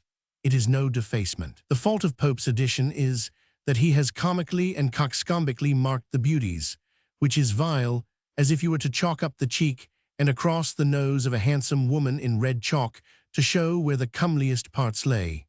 But I hope the noble type and library appearance of the books will atone for that. With the books come certain books and pamphlets of G. Dyer, presents or rather decoy ducks of the poet to take in his thus far obliged friends to buy his other works, as he takes care to inform them in MS notes to the title pages. G. Dyer, author of other books printed for Longman and C. The books have lain at your dispatchful brothers 12 months, to the great staling of most of the subjects. The 3 letters, and what is else written at the beginning of the respective presents, will ascertain the division of the property. If not, none of the donees, I dare say, will grudge a community of property in this case. We were constrained to pack him how we could, for room. Also there comes W. Hazlitt's book about human action, for Coleridge, a little song-book for Sarah Coleridge, a box for Hartley which your brother was to have sent, but now devolved on us. I don't know from whom it came, but the things altogether were too much for Mr. I forgot his name to take charge of, a paraphrase on the King and Queen of Hearts, of which I being the author beg Mr. Johnny Wordsworth's acceptance and opinion. Liberal criticism, as G. Dyer declares, I am always ready to attend to. And that's all, I believe, N.B. I must remain debtor to Dorothy for 200 pence, but really Miss Stoddart, women are great gulfs of stationery, who is going home to Salisbury and has been with us some weeks, has drained us to the very last pen. By the time SDC passes through London, I reckon I shall be in full feather. No more news has transpired of that wanderer. I suppose he has found his way to some of his German friends. Apropos of Spencer, you will find him mentioned a page or 2 before, near enough for an apropos. I was discoursing on poetry, as one's apt to deceive on herself, and when a person is willing to talk of what one likes, to believe that he also likes the same, as lovers do with a young gentleman of my office who is deep read in Anacreon Moore, Lord Strangford, and the principal modern poets, and I happened to mention epithalamiums and that I could show him a very fine one of Spencer's. At the mention of this, my gentleman, who is a very fine gentleman, and is brother to the Miss Evans who Coleridge so narrowly escaped marrying, pricked up his ears and expressed great pleasure, and begged that I would give him leave to copy it. He did not care how long it was, for I objected the length. He should be very happy to see anything by him. Then pausing and looking sad, he ejaculated, poor Spencer. I begged to know the reason of his ejaculation, thinking that time had by this time softened down any calamities which the bard might have endured. Why, poor fellow, said he has lost his wife. Lost his wife, said I. Who are you talking of? Why, Spencer, said he. I've read the monody he wrote on the occasion, and a very pretty thing it is. This led to an explanation. It could be delayed no longer, that the sound Spencer, which when poetry is talked of generally excites an image of an old bard in a ruff, and sometimes with it dim notions of Sir P. Sidney and perhaps Lord Burleigh, had raised in my gentleman a quite contrary image of the Honourable William Spencer, who has translated some things from the German very prettily, which are published with Lady Di. Beauclerk's designs. Nothing like defining of terms when we talk. What blunders might I have fallen into of quite inapplicable criticism, but for this timely explanation. N.B. At the beginning of Edam. Spencer, to prevent mistakes, I have copied from my own copy, and primarily from a book of Chalmers on Shakespeare, a sonnet of Spencer's never printed among his poems. It is curious as being manly and rather Miltonic, and as a sonnet of Spencer's with nothing in it about love or knighthood. I have no room for remembrances, but I hope our doing your commission will prove we do not quite forget you. C.L. 1 Feb. 1806. Hazlitt's book about human action for Coleridge, an essay on the principles of human action, 1805. A paraphrase of the King and Queen of Hearts. This was a little book for children by Lamb, illustrated by Mulready and published by T. Hodgkins for the Godwins in 1806. It was discovered through this passage in this letter and is reprinted in facsimile in vol. Roman 3 of my large edition. The title ran The King and Queen of Hearts, with the rogueries of the knave who stole away the Queen's pies. Coleridge had left Malta on September 21, 1805. He went to Naples, and from there to Rome in January 1806, where he stayed until May 18. Apropos of Spencer, this portion of the letter, owing to a mistake of Talfourd's, is usually tacked on to one dated June 1806, Miss Evans. See note to letter 3. Poor Spencer, William Robert Spencer, 1769–1834, was the author of Jeu d'Esprit and poems. He is now known, if at all, by his ballad of Bed Gellert. He married the widow of Count Spreti, and in 1804 published a book of elegies entitled The Year of Sorrow. Spenser was among the translators of Bürger's Leonore, his version being illustrated by Lady Diana Beauclerk, his great-aunt, in 1796. Lamb used this anecdote as a little article in the Reflector, No. Roman 2, 1811, entitled On the Ambiguities Arising from Proper Names, see Vol.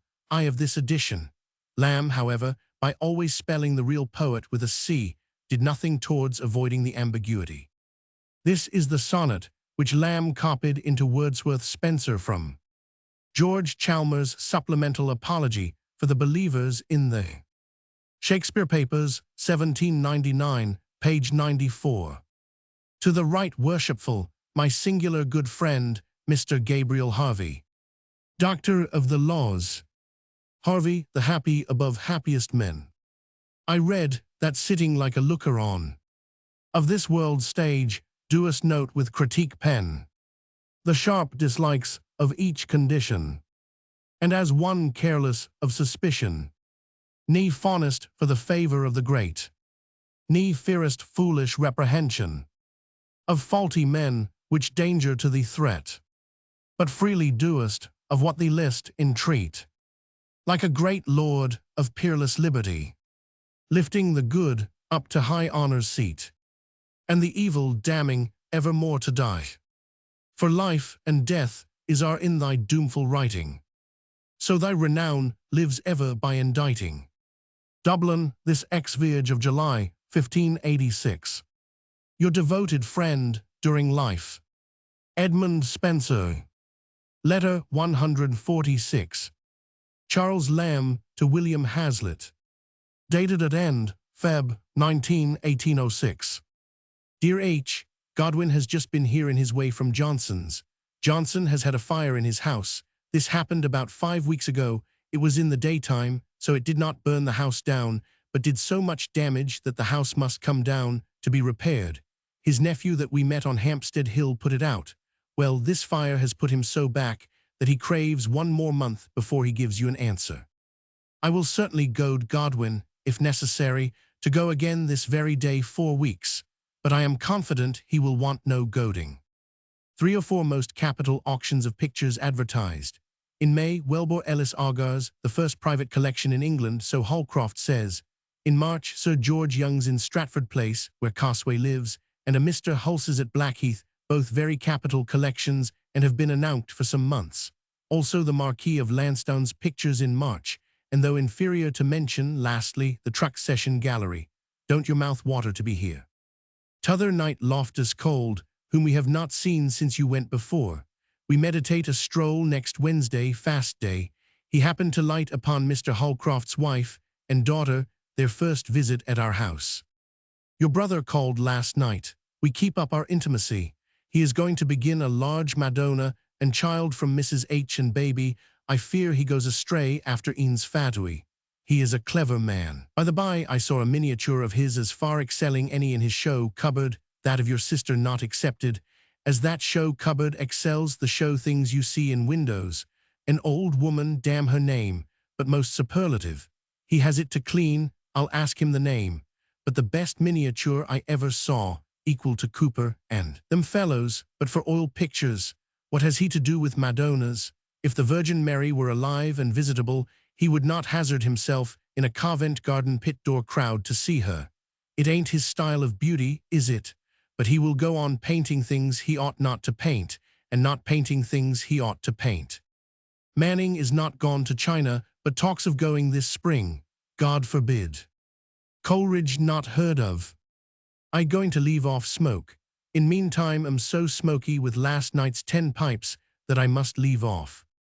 Mary begs her kind remembrances. Pray write to us.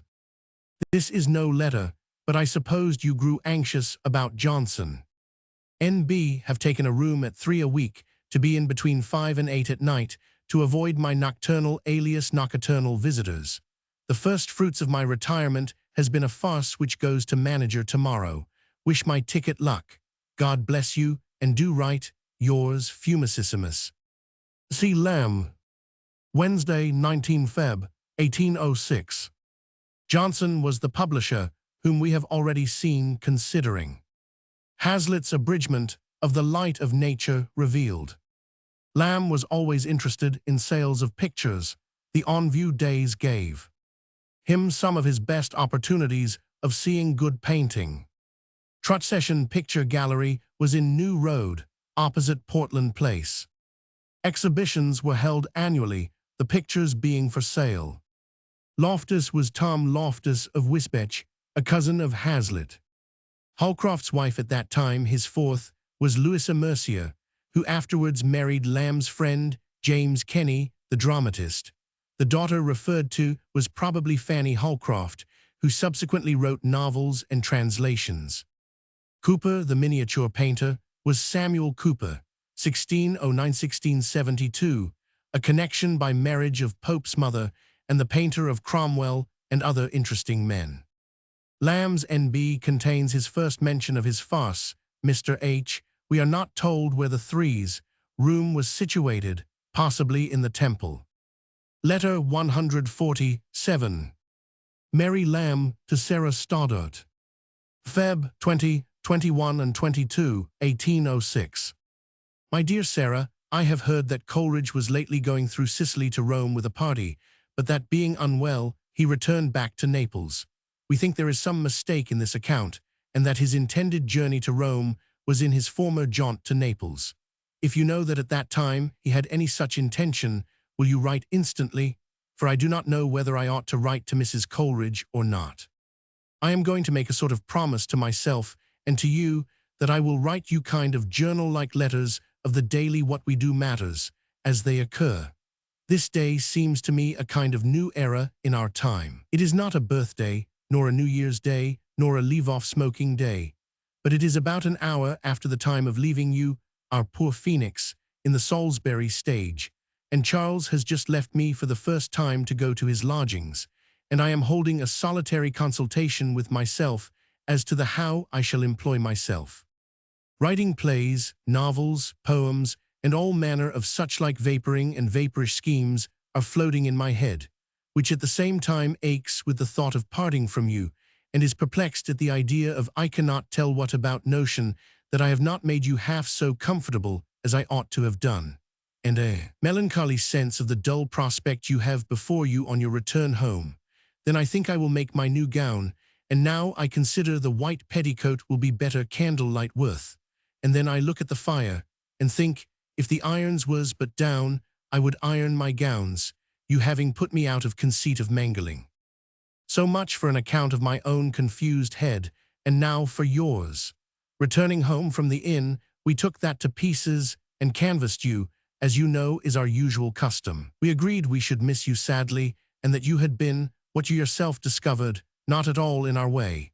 And although, if the postmaster should happen to open this, it would appear to him to be no great compliment, yet you, who enter so warmly into the interior of our affairs, will understand and value it, as well as what we likewise asserted, that since you have been with us you have done but one foolish thing, vidi pincorn, excuse my bad Latin, if it should chance to mean exactly contrary to what I intend. We praised you for the very friendly way in which you regarded all our whimsies, and to use a phrase of Coleridge's, understood us. We had, in short, no drawback on our eulogy on your merit, except lamenting the want of respect you have to yourself, the want of a certain dignity of action, you know what I mean, which, though it only broke out in the acceptance of the old justice's book, and was, as it were, smothered and almost extinct while you were here, yet is so native, feeling in your mind that you will do whatever the present moment prompts you to do, that I wish you would take that one slight offense seriously to heart,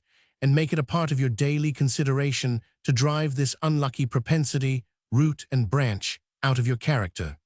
Then, mercy on us, what a perfect little gentlewoman you will be. You are not yet arrived at the first stage of your journey, yet have I the sense of your absence so strong upon me that I was really thinking what news I had to send you and what had happened since you had left us.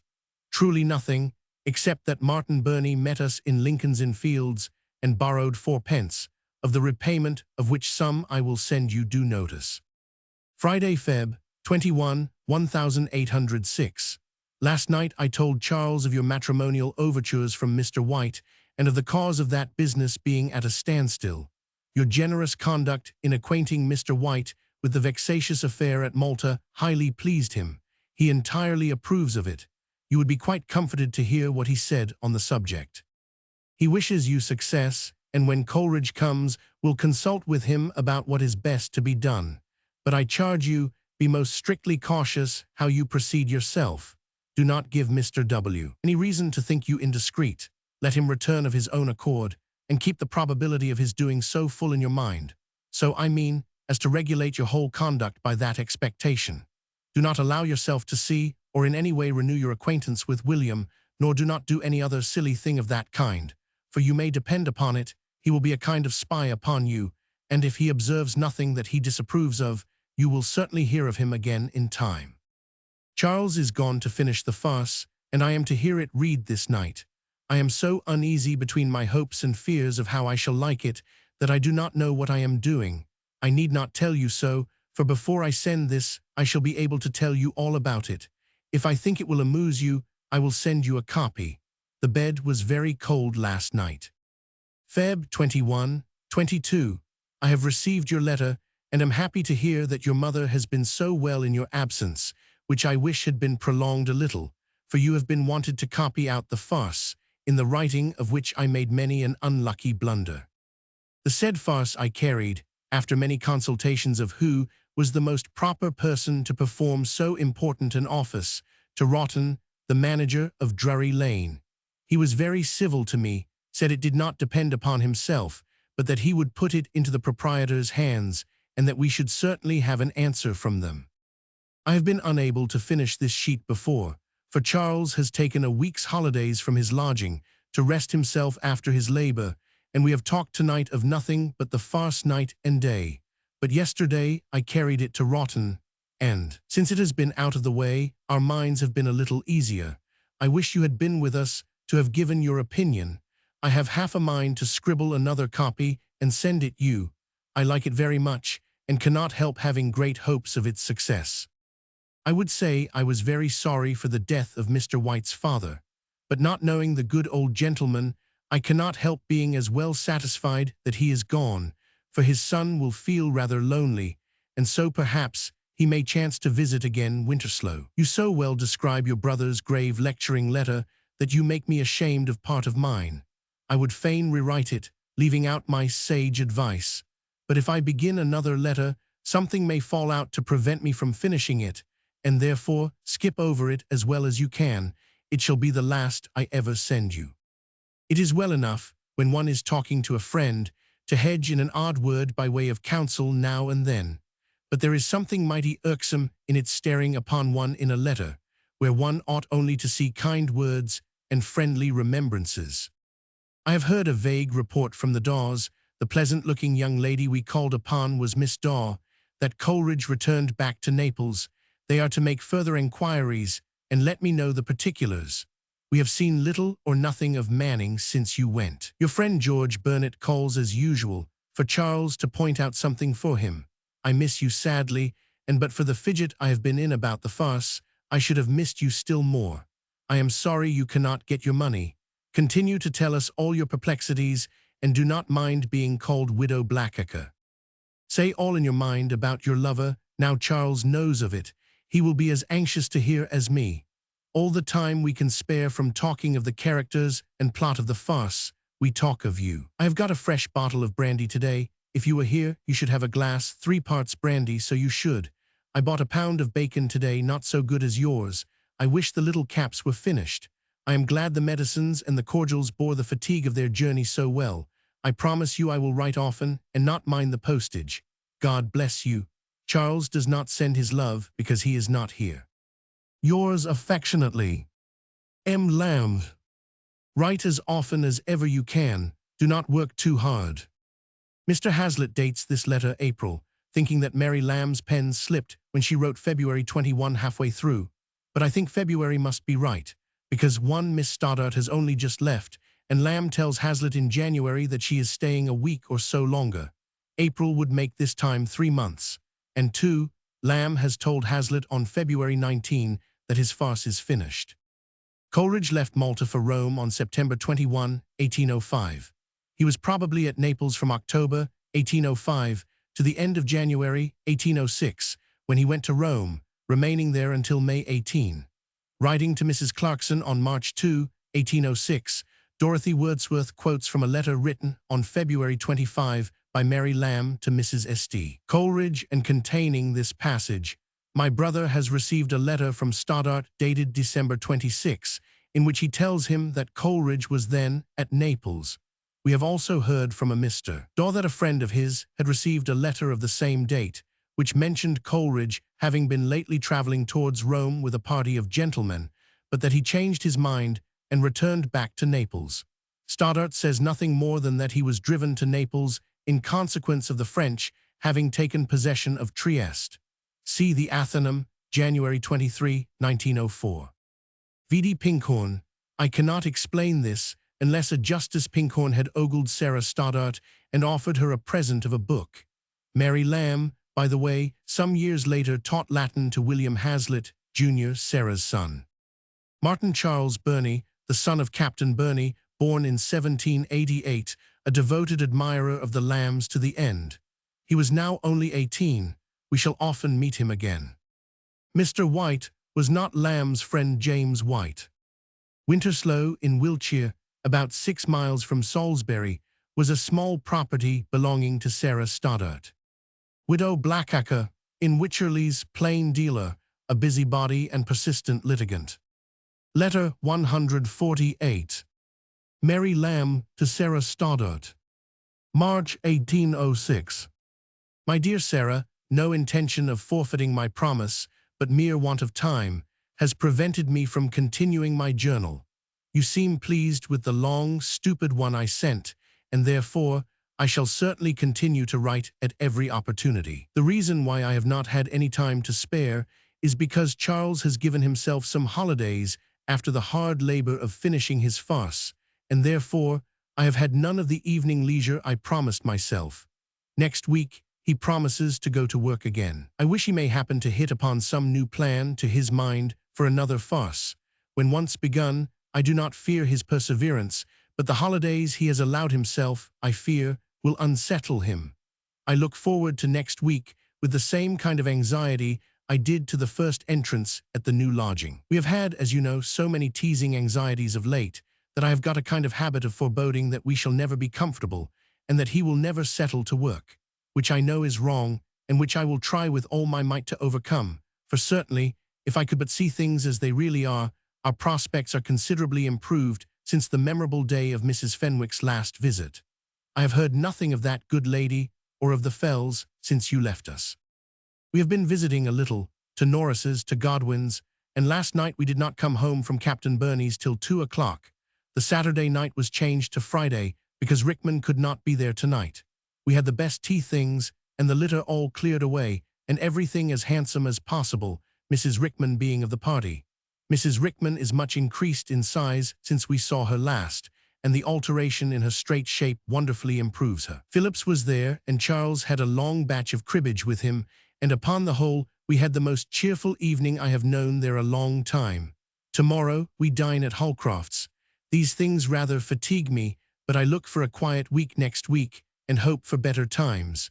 We have had Mrs. Brooks and all the Martins, and we have likewise been there, so that I seem to have been in a continual bustle lately. I do not think Charles cares so much for the Martins as he did, which is a fact you will be glad to hear, though you must not name them when you write. Always remember, when I tell you anything about them, not to mention their names in return. We have had a letter from your brother, by the same mail as yours, I suppose. He says he does not mean to return till summer, and that is all he says about himself. His letter being entirely filled with a long story about Lord Nelson, but nothing more than what the newspapers have been full of, such as his last words, and see. Why does he tease you with so much good advice? Is it merely to fill up his letters, as he filled ours with Lord Nelson's exploits, or has any new thing come out against you? Has he discovered Mr. Cursorat's correspondence? I hope you will not write to that news-sending gentleman any more. I promise never more to give my advice, but one may be allowed to hope a little, and I also hope you will have something to tell me soon about Mr. White. Have you seen him yet? I am sorry to hear your mother is not better, but I am in a hoping humor just now, and I cannot help hoping that we shall all see happier days. The bells are just now ringing for the taking of the Cape of Good Hope. I have written to Mrs. Coleridge to tell her that her husband is at Naples. Your brother slightly named his being there, but he did not say that he had heard from him himself. Charles is very busy at the office. He will be kept there today till 7 or 8 o'clock, and he came home very smoky and drinky last night, so that I am afraid a hard day's work will not agree very well with him. Zero, dear, what shall I say next? Why, this I will say next, that I wish you was with me. I have been eating a mutton chop all alone, and I have been just looking in the pint porter pot, which I find quite empty, and yet I am still very dry. If you was with me, we would have a glass of brandy and water, but it is quite impossible to drink brandy and water by oneself. Therefore, I must wait with patience till the kettle boils. I hate to drink tea alone. It is worse than dining alone. We have got a fresh cargo of biscuits from Captain Burney's. I have. March L4. Here I was interrupted, and a long, tedious interval has intervened, during which I have had neither time nor inclination to write a word. The lodging, that pride and pleasure of your heart and mine, is given up, and here he is again, Charles, I mean, as unsettled and as undetermined as ever. When he went to the poor lodging, after the holidays I told you he had taken, he could not endure the solitariness of them, and I had no rest for the sole of my foot, till I promised to believe his solemn protestations that he could and would write as well at home as there. Do you believe this? I have no power over Charles. He will do what he will do, but I ought to have some little influence over myself, and therefore I am most manfully resolving to turn over a new leaf with my own mind. Your visit to us, though not a very comfortable one to yourself, has been of great use to me. I set you up in my fancy as a kind of thing that takes an interest in my concerns, and I hear you talking to me and arguing the matter very learnedly when I give way to despondency. You shall hear a good account of me, and the progress I make in altering my fretful temper to a calm and quiet one. It is but being once thoroughly convinced one is wrong, to make one resolve to do so no more, and I know my dismal faces have been almost as great a drawback upon Charles's comfort as his feverish, teasing ways have been upon mine. Our love for each other has been the torment of our lives hitherto. I am most seriously intending to bend the whole force of my mind to counteract this, and I think I see some prospect of success. Of Charles ever bringing any work to pass at home, I am very doubtful, and of the farce succeeding, I have little or no hope. But if I could once get into the way of being cheerful myself, I should see an easy remedy in leaving town and living cheaply, almost wholly alone. But till I do find we really are comfortable alone, and by ourselves, it seems a dangerous experiment. We shall certainly stay where we are till after next Christmas, and in the meantime, as I told you before, all my whole thoughts shall be to change myself into just such a cheerful soul as you would be in a lone house, with no companion but your brother, if you had nothing to vex you, nor no means of wandering after curse-rats. Do write soon, though I write all about myself. I am thinking all the while of you, and I am uneasy at the length of time it seems since I heard from you. Your mother and Mr. White is running continually in my head, and this second winter makes me think how cold, damp, and forlorn your solitary house will feel to you. I would your feet were perched up again on our fender. Manning is not yet gone. Mrs. Holcroft is brought to bed. Mrs. Reynolds has been confined at home with illness, but is recovering. God bless you. Yours affectionately, M. Lamb. Norris's Randall Norris, sub-treasurer of the Inner Temple, whose wife, ne faint, came from Widford, where she had known Lamb's grandmother, Mary Field. Captain Burney's whist parties in Little James Street, Pimlico, were, as a rule, on Saturdays. Later Lamb established a Wednesday party. Of Mrs. Brooks I have no knowledge, nor of him whom Mary Lamb called Mr. Curse-rat. The Cape of Good Hope.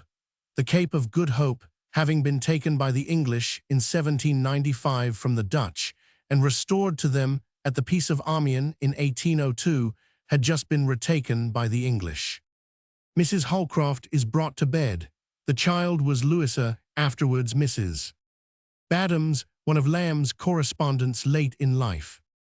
Letter 149. Charles Lamb to John Rickman. March 1806. Dear Rickman, I send you some papers about a saltwater soap, for which the inventor is desirous of getting a parliamentary reward, like Dr. Jenner. Whether such a project be feasible, I mainly doubt, taking for granted the equal utility. I should suppose the usual way of paying such projectors is by patents and contracts. The patent, you see, he has got. A contract he is about with the Navy Board. Meantime, the projector is hungry. Will you answer me 2 questions and return them with the papers as soon as you can? Imprimis, is there any chance of success in application to Parliament for a reward? Did you ever hear of the invention? You see, its benefits and saving to the nation, always the first motive with a true projector, are feelingly set forth. The last paragraph, but one of the estimate, in enumerating the shifts poor seamen are put to, even approaches to the pathetic. But agreeing to all he says, is there the remotest chance of Parliament giving the projector anything? And when should application be made, now or after a report, if he can get it from the Navy Board? Secondly, let the infeasibility be as great as you will oblige me by telling me the way of introducing such an application to Parliament, without buying over a majority of members, which is totally out of projector's power. I vouch nothing for the soap myself, for I always wash in fresh water and find it answer tolerably well for all purposes of cleanliness, nor do I know the projector, but a relation of mine has put me on writing to you, for whose parliamentary knowledge he has great veneration. P.S. The Capt. and Mrs. Burney and Phillips take their chance at cribbage here on Wednesday. Will you and Mrs. R. join the party? Mary desires her compliments to Mrs. R. and joins in the invitation. Yours truly, C. Lamb. Rickman now held the post of private secretary to the Speaker, Charles Abbott, afterwards Lord Colchester. Captain Burney we have already met. His wife Sarah Burney was, there is good reason to suppose, in Lamb's mind when he wrote the Elia essay, Mrs. Battle's Opinions on Whist. Phillips was either Colonel Phillips, a retired officer of Marines who had sailed with Burney and Captain Cook, had known Dr. Johnson, and had married Burney's sister, or Ned Phillips, Rickman's secretary. Letter 150. Charles Lamb to William Hazlitt. March 15, 1806. Dear H., I am a little surprised at no letter from you. This day week, to wit Saturday the 8th of March, 1806, I booked off by the Wem coach, Bull and Mouth Inn, directed to you at the Rev. Mr. Hazlitt's, Wem, Shropshire, a parcel containing, besides a book, and C, a rare print, which I take to be a Titian, begging the said W.H. to acknowledge the receipt thereof, which he not having done, I conclude the said parcel to be lying at the inn, and may be lost, for which reason, lest you may be a whales hunting at this instant, I have authorized any of your family, whosoever first gets this, to open it, that so precious a parcel may not moulder away for want of looking after. What do you in Shropshire when so many fine pictures are going every day in London? Monday I visit the Marquis of Lansdowne's in Berkeley Square. Catalogue 2s, 6d, Leonardo's in plenty. Some other day this week I go to see Sir W.M. Young's in Stratford Place. Hulses of Blackheath are also to be sold this month. And in May, the first private collection in Europe, Welbore Ellis Argars. And there are you, perverting nature in lying landscapes, filched from old rusty Titians, such as I can scrape up here to send you, with an additament from Shropshire nature thrown in to make the whole look unnatural. I'm afraid of your mouth watering when I tell you that Manning and I got into Angerstein's on Wednesday. Mon Dieu, such clods, 4 clods bought for more than £10,000. Those who talk of Wilson being equal to Claude are either mainly ignorant or stupid. One of these was perfectly miraculous. What colors short of bona fide sunbeams it could be painted in, I am not earthly colorman enough to say, but I did not think it had been in the possibility of things. Then, a music piece by Titian, a £1,000 picture, 5 figures standing behind a piano, the 6th playing, none of the heads, as M. observed, indicating great men or affecting it, but so sweetly disposed, all leaning separate ways, but so easy, like a flock of some divine shepherd. The coloring, like the economy of the picture, so sweet and harmonious, as good as Shakespeare's Twelfth Night, almost, that is. It will give you a love of order, and cure you of restless fidgety passions for a week after, more musical than the music which it would, but cannot, yet in a manner does show. I have no room for the rest. Let me say, Angerstein sits in a room, his study, only that in the library are shown, when he writes a common letter, as I am doing, surrounded with 20 pictures worth £60,000. What a luxury! Apicius and Heliogabalus, hide your diminished heads. Yours, my dear painter. C. Lamb. Angerstein's was the house of John Julius Angerstein, 1735–1823, the financier, in Pall Mall. He had a magnificent collection of pictures, £60,000 worth of which were bought on his death by the nation, to form the nucleus of our National Gallery. A portrait of Angerstein by Lawrence hangs there. The Titian of which Lamb speaks is now attributed to the school of Titian. It is called a concert. Angerstein's Claudes are also in the National Gallery. Letter 151. Charles Lamb to Thomas Manning. May 10, 1806. My dear Manning, I didn't know what your going was till I shook a last fist with you, and then 'twas just like having shaken hands with a wretch on the fatal scaffold, and when you are down the ladder, you can never stretch out to him again. Mary says you are dead, and there's nothing to do but to leave it to time to do for us in the end what it always does for those who mourn for people in such a case. But she'll see by your letter you are not quite dead. A little kicking and agony, and then. Martin Burney took me out a-walking that evening, and we talked of Mr. Manning. And then I came home and smoked for you, and at 12 o'clock came home Mary and Monkey Louisa from the play, and there was more talk and more smoking, and they all seemed first-rate characters, because they knew a certain person. But what's the use of talking about him? By the time you'll have made your escape from the Kalmucks, you'll have stayed so long I shall never be able to bring to your mind who Mary was, who will have died about a year before, nor who the Holcrofts were. Me perhaps you will mistake for Phillips, or confound me with Mr. Daw, because you saw us together. Mary, whom you seem to remember yet, is not quite easy that she had not a formal parting from you. I wish it had so happened. But you must bring her a token, a shawl or something, and remember a sprightly little mandarin for our mantelpiece, as a companion to the child I am going to purchase at the museum. She says you saw her writings about the other day, and she wishes you should know what they are. She is doing for Godwin's bookseller 20 of Shakespeare's plays to be made into children's tales. 6 are already done by her, to wit, The Tempest, Winter's Tale, Midsummer Night, Much Ado, Two Gentlemen of Verona, and Cymbeline. The Merchant of Venice is in forwardness. I have done Othello and Macbeth, and mean to do all the tragedies. I think it will be popular among the little people. Besides money, it is to bring in 60 guineas. Mary has done them capitally, I think you'd think. These are the humble amusements we propose, while you are gone to plant the cross of Christ among barbarous pagan anthropophagi. Quam homo homini prestat. But then, perhaps, you'll get murdered, and we shall die in our beds with a fair literary reputation. Be sure, if you see any of those people whose heads do grow beneath their shoulders, that you make a draft of them. It will be very curious. Oh, Manning, I am serious to sinking almost, when I think that all those evenings, which you have made so pleasant, are gone perhaps forever. 4 years you talk of, maybe 10, and you may come back and find such alterations.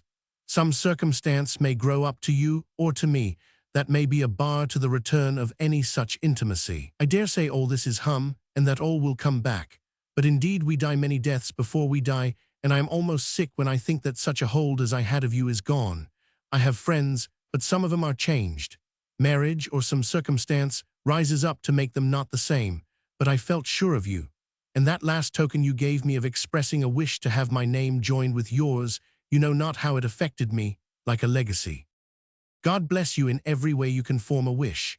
May he give you health and safety and the accomplishment of all your objects, and return you again to us, to gladden some fireside or other. I suppose we shall be moved from the temple.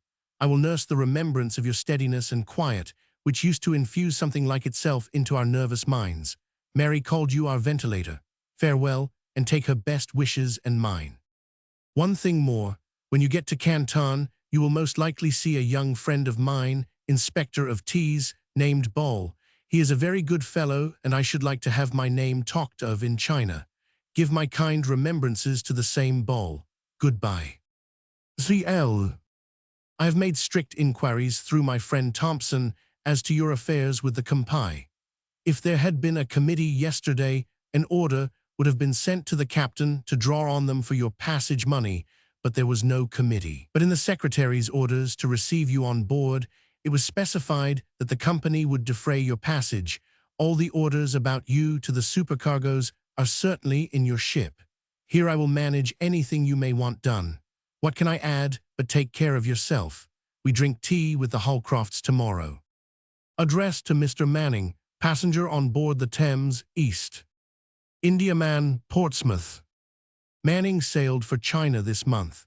He did not return to England until 1817. His nominal purpose was to practice medicine there, not to spread Christianity, as Lamb suggests, probably in fun.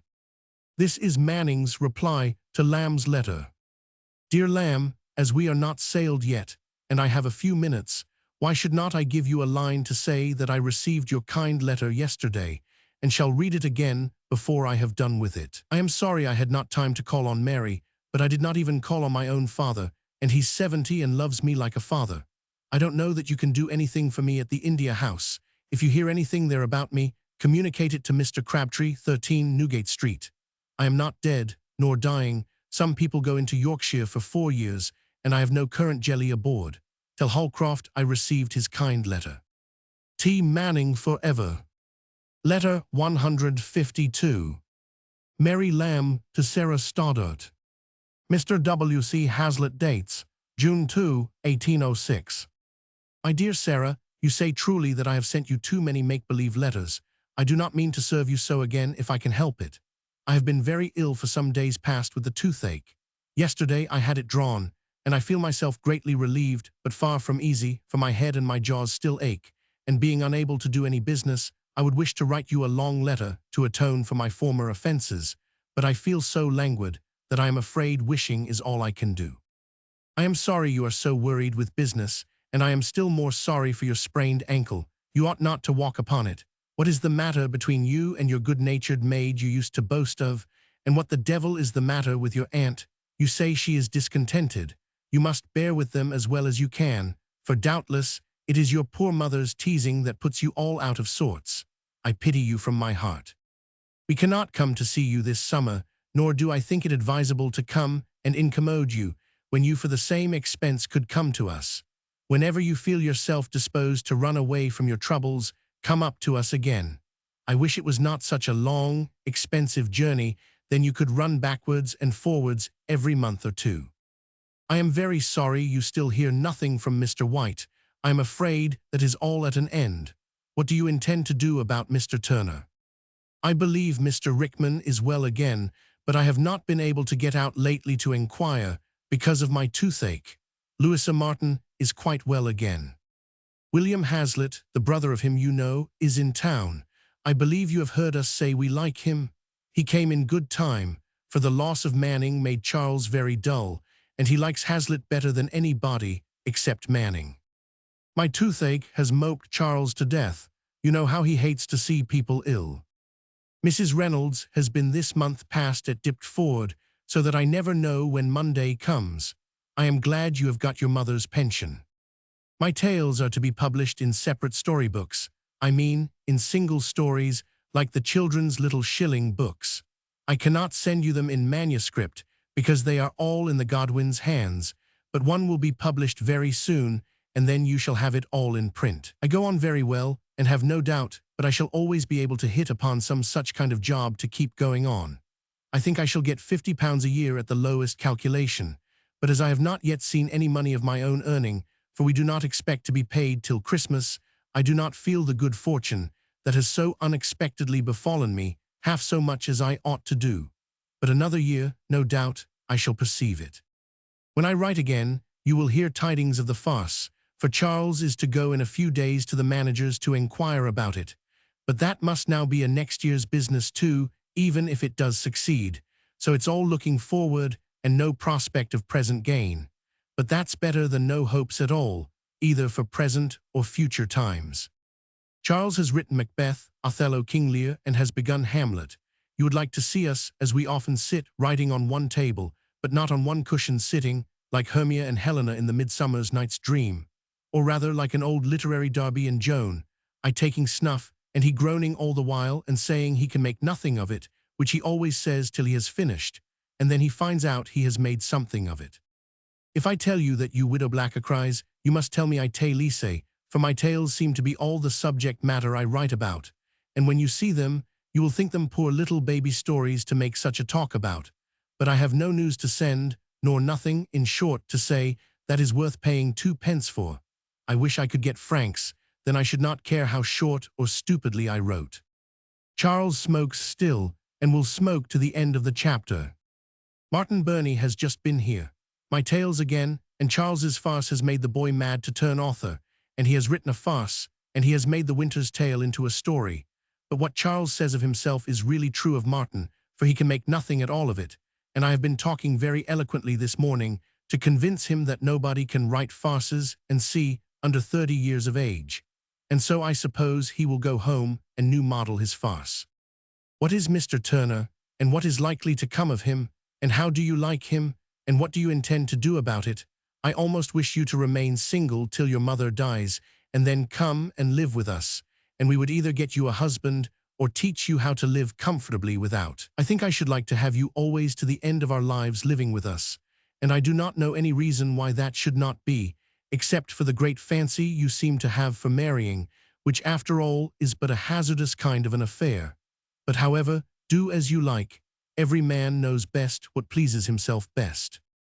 I have known many single men I should have liked in my life, if it had suited them for a husband, but very few husbands have I ever wished was mine, which is rather against the state in general, but one never is disposed to envy wives their good husbands. So much for marrying, but however, get married if you can.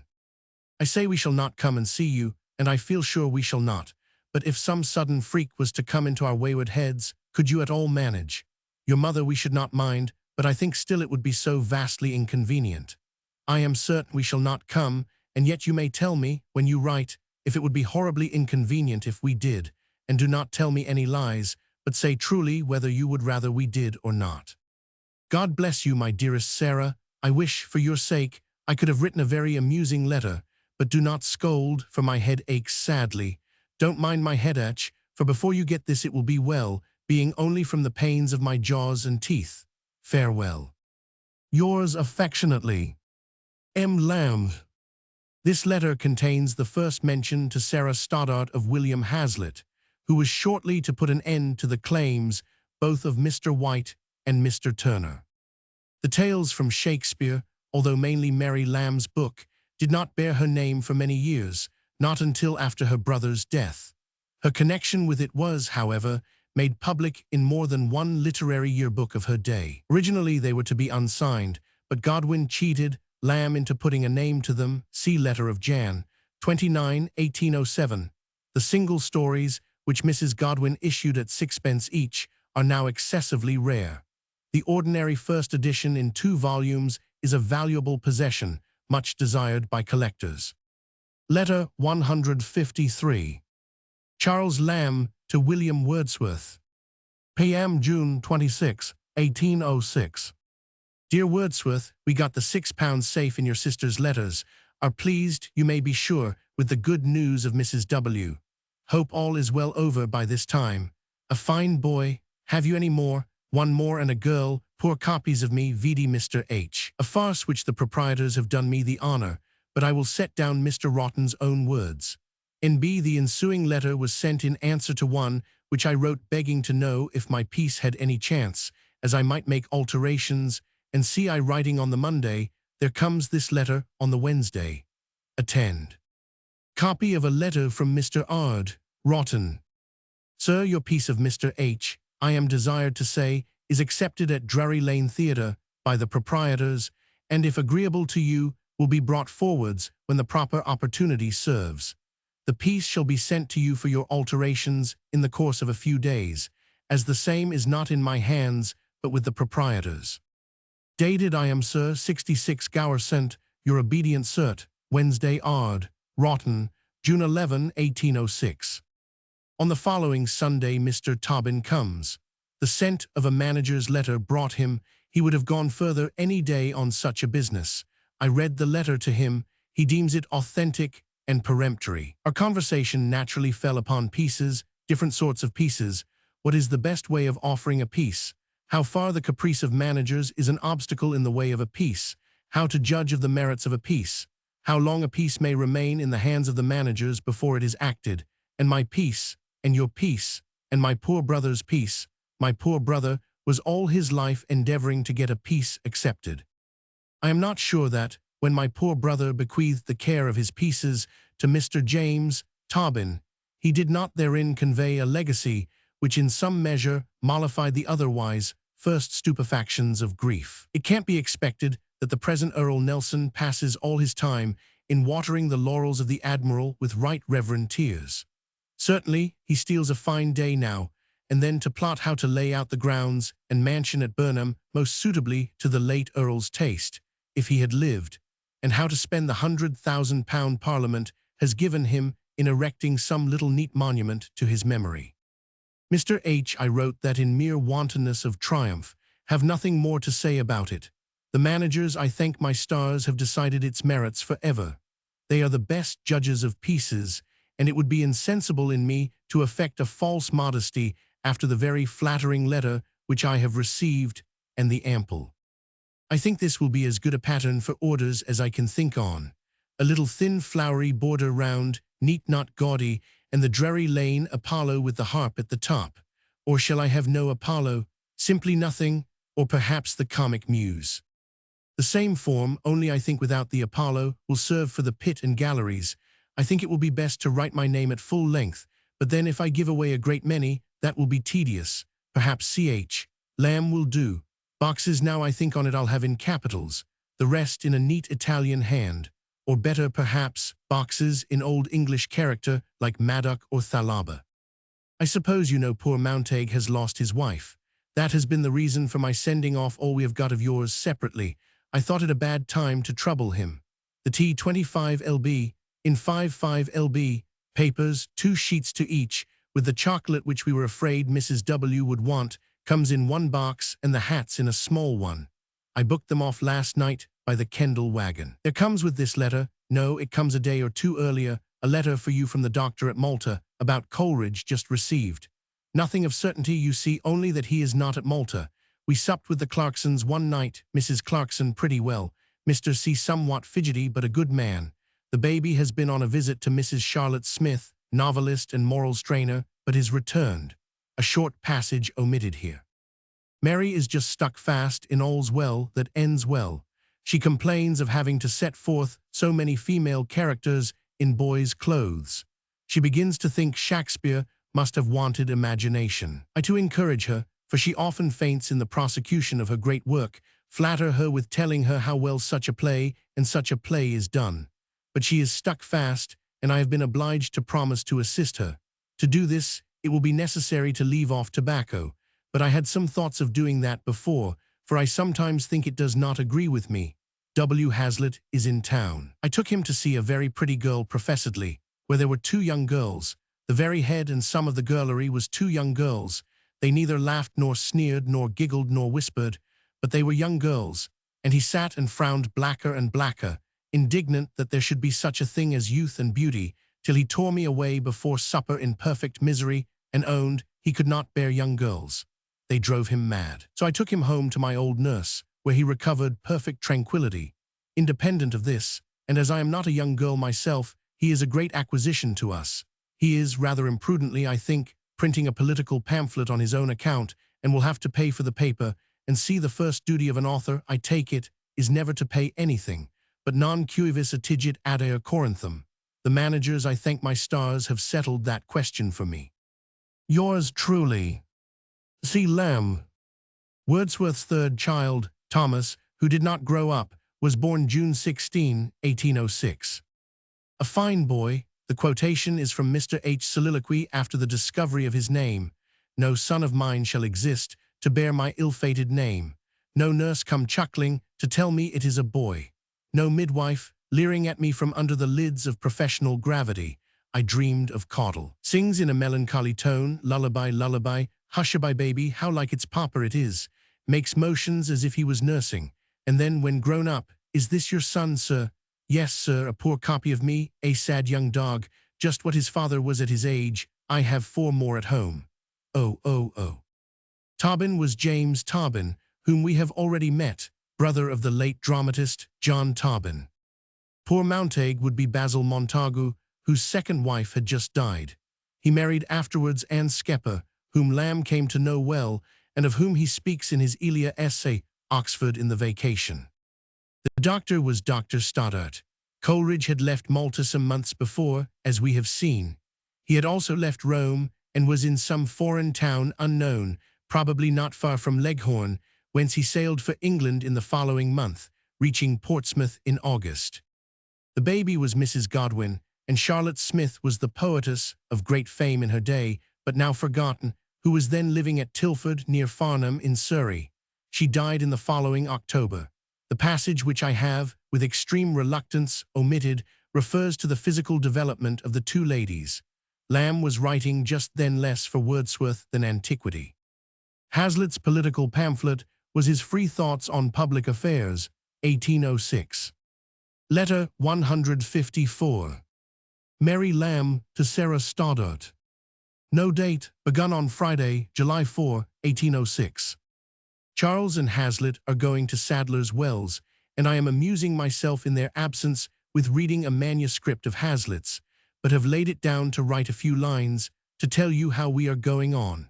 Charles has begged a month's holidays, of which this is the first day, and they are all to be spent at home. We thank you for your kind invitations, and were half inclined to come down to you, but after mature deliberation and many wise consultations, such as you know we often hold, we came to the resolution of staying quietly at home, and during the holidays we are both of us to set stoutly to work and finish the tales, 6 of them being yet to do. We thought if we went anywhere and left them undone, they would lay upon our minds, and that when we returned, we should feel unsettled, and our money all spent besides.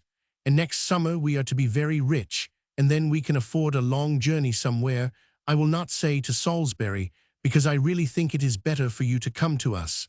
But of that we will talk another time. The best news I have to send you is that the farce is accepted. That is to say, the manager has written to say it shall be brought out when an opportunity serves. I hope that it may come out by next Christmas. You must come and see it the first night, for if it succeeds, it will be a great pleasure to you, and if it should not, we shall want your consolation, so you must come. I shall soon have done my work, and know not what to begin next. Now will you set your brains to work and invent a story, either for a short child's story, or a long one that would make a kind of novel, or a story that would make a play. Charles wants me to write a play, but I am not over anxious to set about it. But seriously, will you draw me out a skeleton of a story, either from memory of anything that you have read, or from your own invention, and I will fill it up in some way or other. The reason I have not written so long is that I worked and worked in hopes to get through my task before the holidays began. But at last I was not able, for Charles was forced to get them now, or he could not have had any at all. And having picked out the best stories first, these latter ones take more time, being more perplexed and unmanageable. But however, I hope soon to tell you that they are quite completed. I have finished one today, which teased me more than all the rest put together. They sometimes plague me as bad as your lovers do you. How do you go on, and how many new ones have you had lately? I met Mrs. Fenwick at Mrs. Holcroft's the other day. She looked very placid and smiling, but I was so disconcerted that I hardly knew how to sit upon my chair. She invited us to come and see her, but we did not invite her in return, and nothing at all was said in an explanatory sort, so that matter rests at present. Mrs. Rickman continues very ill, so ill that there are no hopes of her recovery, for which I am very sorry indeed. I am sorry you are altogether so uncomfortable. I shall be glad to hear you are settled at Salisbury. That must be better than living in a lone house, companionless as you are. I wish you could afford to bring your mother up to London, but that is quite impossible. Your brother wrote a letter a week ago, which passed through our hands, to Wordsworth, to tell him all he knew of Coleridge, but as he had not heard from C for some time, there was nothing in the letter we did not know before. Thanks for your brother's letters. I preserve them very carefully, and you shall have them, as the manager says, when opportunity serves. Mrs. Wordsworth is brought to bed, and I ought to write to Miss Wordsworth to thank her for the information, but I suppose I shall defer it till another child is coming. I do so hate writing letters. I wish all my friends would come and live in town. Charles has been telling me even it is better than 2 months that he ought to write to your brother. It is not my dislike to writing letters that prevents my writing to you, but sheer want of time, I assure you, because I know you care not how stupidly I write, so as you do, but hear at the time what we are about. Let me hear from you soon, and do let me hear some good news, and don't let me hear of your walking with sprained ankles again. No business is an excuse for making yourself lame. I hope your poor mother is better, and auntie and maid jog on pretty well. Remember me to them all in due form and order. Charles's love, and our best wishes that all your little busy affairs may come to a prosperous conclusion. Yours affectionately, M. Lamb. Friday evening. Added later. They Hazlitt and Charles came home from Sadler's Wells so dismal and dreary dull on Friday that I gave them both a good scolding, quite a setting to rights, and I think it has done some good, for Charles has been very cheerful ever since. I begin to hope the home holidays will go on very well. Mrs. Rickman is better. Rickman we saw at Captain Burney's for the first time since her illness last night. Write directly, for I am uneasy about your lovers. I wish something was settled. God bless you. Once more, yours affectionately, M. Lamb. Sunday morning, July 6, or more probably 13. I did not put this in the post, hoping to be able to write a less dull letter to you this morning, but I have been prevented, so it shall go as it is. I am in good spirits just at this present time, for Charles has been reading over the tale I told you plagued me so much, and he thinks it one of the very best. It is all's well that ends well. You must not mind the many wretchedly dull letters I have sent you, for indeed, I cannot help it. My mind is so dry always after poring over my work all day, but it will soon be over. I am cooking a shoulder of lamb. Hazlitt dines with us. It will be ready at 2 o'clock, if you can pop in and eat a bit with us. The program at Sadler's Wells on July 4, 1806, was Aquatic Theatre. Sadler's Wells, a new dance called Grist and Puff, or the Highland. Fling, the admired comic pantomime Harlequin and the Water Kelp. New. Melodramatic romance The Invisible Ring, or The Water Monster and Fire. Spectre, the author of both was Mr. C. Dibdin, Jun, Real Water. Mary Lamb's next work, after the tales from Shakespeare, was Mrs. Leicester's School. Charles Lamb, meanwhile, was preparing his dramatic Specimens and Adventures of Ulysses. Mrs. Rickman did not die then. She lived until 1836. Letter 155. Mary Lamb to Dorothy Wordsworth. P.M. August 29, 1806. My dear Miss Wordsworth, after I had put my letter in the post yesterday, I was uneasy all the night because of some few expressions relative to poor Coleridge. I mean, in saying I wished your brother would come to town, and that I wished your brother would consult Mr. Southey. I am very sure your brother will take no step in consequence of any foolish advice that I can give him. So far I am easy, but the painful reflections I have had during a sleepless night has induced me to write merely to quiet myself, because I have felt ever since that in the present situation of Coleridge, returned after an absence of 2 years and feeling a reluctance to return to his family, I ought not to throw in the weight of a hair in advising you or your brother, and that I ought not to have so much as named to you his reluctance to return to Keswick. For so little is it in my power to calculate on his actions that perhaps in a few days he may be on his return home. You, my dear friend, will perfectly understand me that I do not mean that I might not freely say to you anything that is upon my mind, but the truth is, my poor mind is so weak that I never dare trust my own judgment in anything. What I think 1 hour a fit of low spirits makes me unthink the next. Yesterday I wrote, anxiously longing for Mr. Wordsworth and Mr. Southey to endeavor to bring Mrs. C. to consent to a separation, and today I think of the letter I received from Mrs. Coleridge, telling me, as joyful news, that her husband is arrived, and I feel it very wrong in me, even in the remotest degree, to do anything to prevent her seeing that husband, she and her husband being the only people who ought to be concerned in the affair. All that I have said, or meant to say, you will perfectly understand, it being nothing more than to beg you will consider both my letter today and yesterday as if you had not read either, they being both equally the effect of low spirits, brought on by the fatigue of Coleridge's conversation and the anxious care even to misery which I have felt since he has been here, that something could be done to make such an admirable creature happy. Nor has, I assure you, Mrs. Coleridge been without her full share in adding to my uneasiness. They say she grows fat and is very happy, and people say I grow fat and look happy. It is foolish to tease you about my anxieties.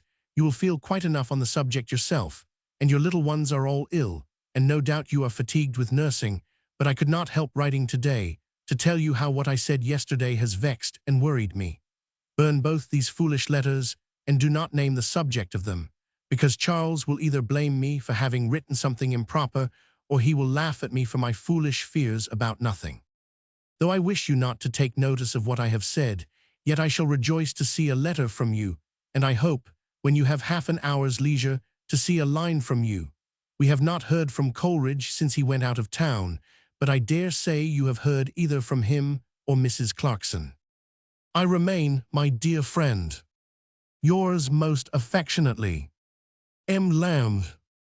Friday, August 29. For the full understanding of Mary Lamb's letter, it is necessary to read Coleridge's life and his letters. Coleridge, on his return from abroad, reached London August 17, 1806, and took up his quarters with the Lambs on the following day. He once more joined Stuart, then editing the Courier, but much of his old enthusiasm had gone. In Mr. Dykes Campbell's words, almost his first words to Stuart were, "I am literally afraid, even to cowardice, to ask for any person, or of any person." Spite of the friendliest and most unquestioning welcome from all most dear to him, it was the saddest of homecomings, for the very sympathy held out with both hands induced only a bitter, hopeless feeling of remorse.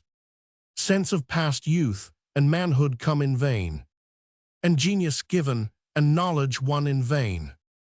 Of broken promises, promises to friends and promises to himself, and above all, sense of a will paralyzed, dead perhaps, killed by his own hand. Coleridge remained at Lamb's at any rate until August 29, afterwards taking rooms in the Courier office at 348 Strand. Meanwhile, his reluctance to meet or communicate with his wife was causing his friends much concern, none more so than Mary Lamb, who wrote at least 2 letters filled with anxious sympathy to Dorothy Wordsworth on the subject, asking for the mediation of Wordsworth or Southey. Her earlier letter is missing. To quote Mr. Dykes Campbell again, on September 16, just a month after his landing, he wrote his first letter to his wife to say that he might be expected at Greta Hall on the 29th. Before this, Wordsworth had informed Sir George Beaumont that Coleridge dare not go home. He recoils so much from the thought of domesticating with Mrs. Coleridge, with whom, though on many accounts he much respects her, he is so miserable that he dare not encounter it. What a deplorable thing! I have written to him to say that if he does not come down immediately, I must insist upon seeing him somewhere. If he appoints London, I shall go. I believe if anything good is to be done for him, it must be done by me. It was this letter of Wordsworth, doubtless, which drew Coleridge to the north. Dorothy's letter to Lady Beaumont, written on receipt of the announcement of Coleridge's homecoming, goes copiously and minutely into the reasons for the estrangement between the poet and his wife. Miss Wordsworth still had hopes of an improvement. Poor soul, she writes, he had a struggle of many years, striving to bring Mrs. C. to a change of temper and something like communion with him in his enjoyments. He is now, I trust, effectually convinced that he has no power of that sort, and may, she thinks, if he will be reconciled to that one great want of sympathy, live at home in peace and quiet. Mrs. C. has many excellent properties, as you observe. She is unremitting in her attention as a nurse to her children, and indeed, I believe she would have made an excellent wife to many persons. Coleridge is as little fitted for her as she for him, and I am truly sorry for her. It might perhaps be stated here that the separation was agreed upon in December. At the end of that month, Coleridge visited the Wordsworths at Colerton with Hartley, and in a few days began to be more like his old self in Dorothy Wordsworth's phrase. I append an undated letter which may belong to this period. Letter 156. Mary Lamb to S.T. Coleridge. Dear Coleridge, I have read your silly, very silly letter, and between laughing and crying I hardly know how to answer it. You are too serious and too kind a vast deal, for we are not much used to either seriousness or kindness from our present friends, and therefore your letter has put me into a greater hurry of spirits than your pleasant Segur did last night, for believe me your two odd faces amused me much more than the mighty transgression vexed me. If Charles had not smoked last night, his virtue would not have lasted longer than tonight, and now perhaps, with a little of your good counsel, he will refrain. Be not too serious if he smokes all the time you are with us. A few cheerful evenings spent with you serves to bear up our spirits many a long and weary year, and the very being led into the crime by your Segur that you thought so harmless will serve for our amusement many a dreary time when we can get no letter nor hear no tidings of you. You must positively write to Mrs. Coleridge this day, and you must write here, that I may know you write, or you must come and dictate a letter for me to write to her. I know all that you would say in defense of not writing, and I allow in full force everything that you can say or think, but yet a letter from me, or you shall go today. I wanted to tell you, but feared to begin the subject, how well your children are, how Pipos thrives, and what a nice child Sarah is, and above all I hear such favorable accounts from Southey, from Wordsworth and Hazlitt, of Hartley. I have got Wordsworth's letters out for you to look at, but you shall not see them or talk of them without you like. Only come here as soon as you receive this, and I will not tease you about writing, but will manage a few lines, Charles and I between us. But something like a letter shall go today. Come directly. Yours affectionately, M. Lamb. Letter 157. Mary Lamb to Sarah Stoddart. P.M. October 23, 1806. My dear Sarah, I thank you 1,000 times for the beautiful work you have sent me. I received the parcel from a strange gentleman yesterday. I like the patterns very much. You have quite set me up in finery, but you should have sent the silk handkerchief too. Will you make a parcel of that and send it by the Salisbury coach? I should like to have it in a few days, because we have not yet been to Mr. Babb's, and that handkerchief would suit this time of year nicely. I have received a long letter from your brother on the subject of your intended marriage. I have no doubt, but you also have one on this business, therefore it is needless to repeat what he says. I am well pleased to find that upon the whole he does not seem to see it in an unfavorable light. He says that, if Mr. D. is a worthy man, he shall have no objection to become the brother of a farmer, and he makes an odd request to me that I shall set out to Salisbury to look at and examine into the merits of the said Mr. D., and speaks very confidently as if you would abide by my determination. A pretty sort of an office truly. Shall I come? The objections he starts are only such as you and I have already talked over, such as the difference in age, education, habits of life, and see. You have gone too far in this affair for any interference to be at all desirable, and if you had not, I really do not know what my wishes would be. When you bring Mr. Dowling at Christmas, I suppose, it will be quite time enough for me to sit in judgment upon him, but my examination will not be a very severe one. If you fancy a very young man, and he likes an elderly gentlewoman, if he likes a learned and accomplished lady, and you like a not very learned youth, who may need a little polishing, which probably he will never acquire. It is all very well, and God bless you both together, and may you be both very long in the same mind. I am to assist you too, your brother says, in drawing up the marriage settlements, another thankful office. I am not, it seems, to suffer you to keep too much money in your own power, and yet I am to take care of you in case of bankruptcy and see. And I am to recommend to you, for the better management of this point, the serious perusal of Jeremy Taylor his opinion on the marriage state, especially his advice against separate interests in that happy state. And I am also to tell you how desirable it is that the husband should have the entire direction of all money concerns, except, as your good brother adds, in the case of his own family, where the money, he observes, is very properly deposited in Mrs. Stoddart's hands, she being better suited to enjoy such a trust than any other woman, and therefore it is fit that the general rule should not be extended to her. You will talk over these things when you come to town, and as to settlements, which are matters of which, I never having had a penny in my own disposal, I never in my life thought of, and if I had been blessed with a good fortune, and that marvelous blessing to boot, a husband, I verily believe I should have crammed it all uncounted into his pocket. But thou hast a cooler head of thy own, and I dare say will do exactly what is expedient and proper. But your brother's opinion seems somewhat like Mr. Barwies's, and I dare say you will take it into due consideration. Yet perhaps an offer of your own money to take a farm may make uncle do less for his nephew, and in that case Mr. D might be a loser by your generosity.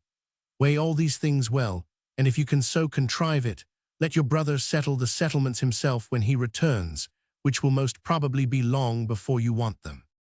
You are settled, it seems, in the very house which your brother most dislikes.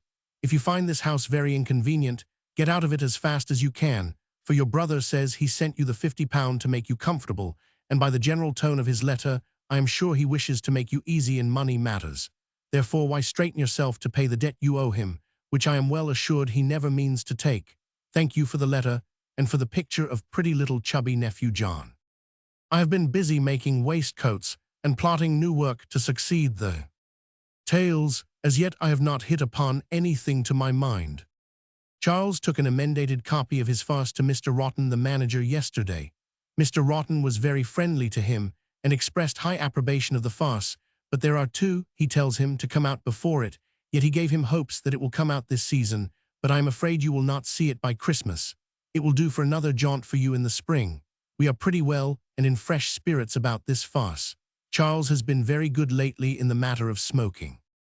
When you come, bring the gown you wish to sell. Mrs. Coleridge will be in town then, and if she happens not to fancy it, perhaps some other person may. Coleridge, I believe, is gone home. He left us with that design, but we have not heard from him this fortnight. Louisa sends her love. She has been very unwell lately. My respects to Corydon, mother, and auntie. Farewell, my best wishes are with you. Yours affectionately, M. Lamb. Thursday. When I saw what a prodigious quantity of work you had put into the finery, I was quite ashamed of my unreasonable request. I will never serve you so again, but I do dearly love worked muslin. Sarah Stoddart now had a new lover, Mr. Dowling, to whom she seems actually to have become engaged. Mr. Barwies, I presume, was Mr. Dowling's uncle. Corydon would, I imagine, be Mr. Dowling. Letter 158. Charles Lamb to Thomas Manning. 5th Deck, 1806. Tuthill is at Crabtree's, who has married Tuthill's sister. Manning, your letter dated Hottentots, August the what was it, came to hand. I can scarce hope that mine will have the same luck. China Canton, bless us, how it strains the imagination and makes it ache. I write under another uncertainty, whether it can go tomorrow by a ship, which I have just learned is going off direct to your part of the world, or whether the dispatches may not be sealed up, and this have to wait. For if it is detained here, it will grow staler in a fortnight than in a 5 months' voyage coming to you. It will be a point of conscience to send you none but brand new news, the latest edition, which will but grow the better, like oranges, for a sea voyage. Oh, that you should be so many hemispheres off. If I speak incorrectly, you can correct me. Why, the simplest death or marriage that takes place here must be important to you as news in the old Bastille. There's your friend Tuthill has got away from France. You remember France, and Tuthill? 10 to 1, but he writes by this post, if he don't get my note in time, apprising him of the vessel's sailing. Know then that he has found means to obtain leave from Bonaparte, without making use of any incredible romantic pretenses as some have done, who never meant to fulfill them, to come home. And I have seen him here and at Holcroft's. I have likewise seen his wife, this elegant little French woman whose hair reaches to her heels, by the same token that Tommy H. took the comb out of her head, not expecting the issue, and it fell down to the ground to his utter consternation, 2 ells long. Ain't you glad about Tuthill?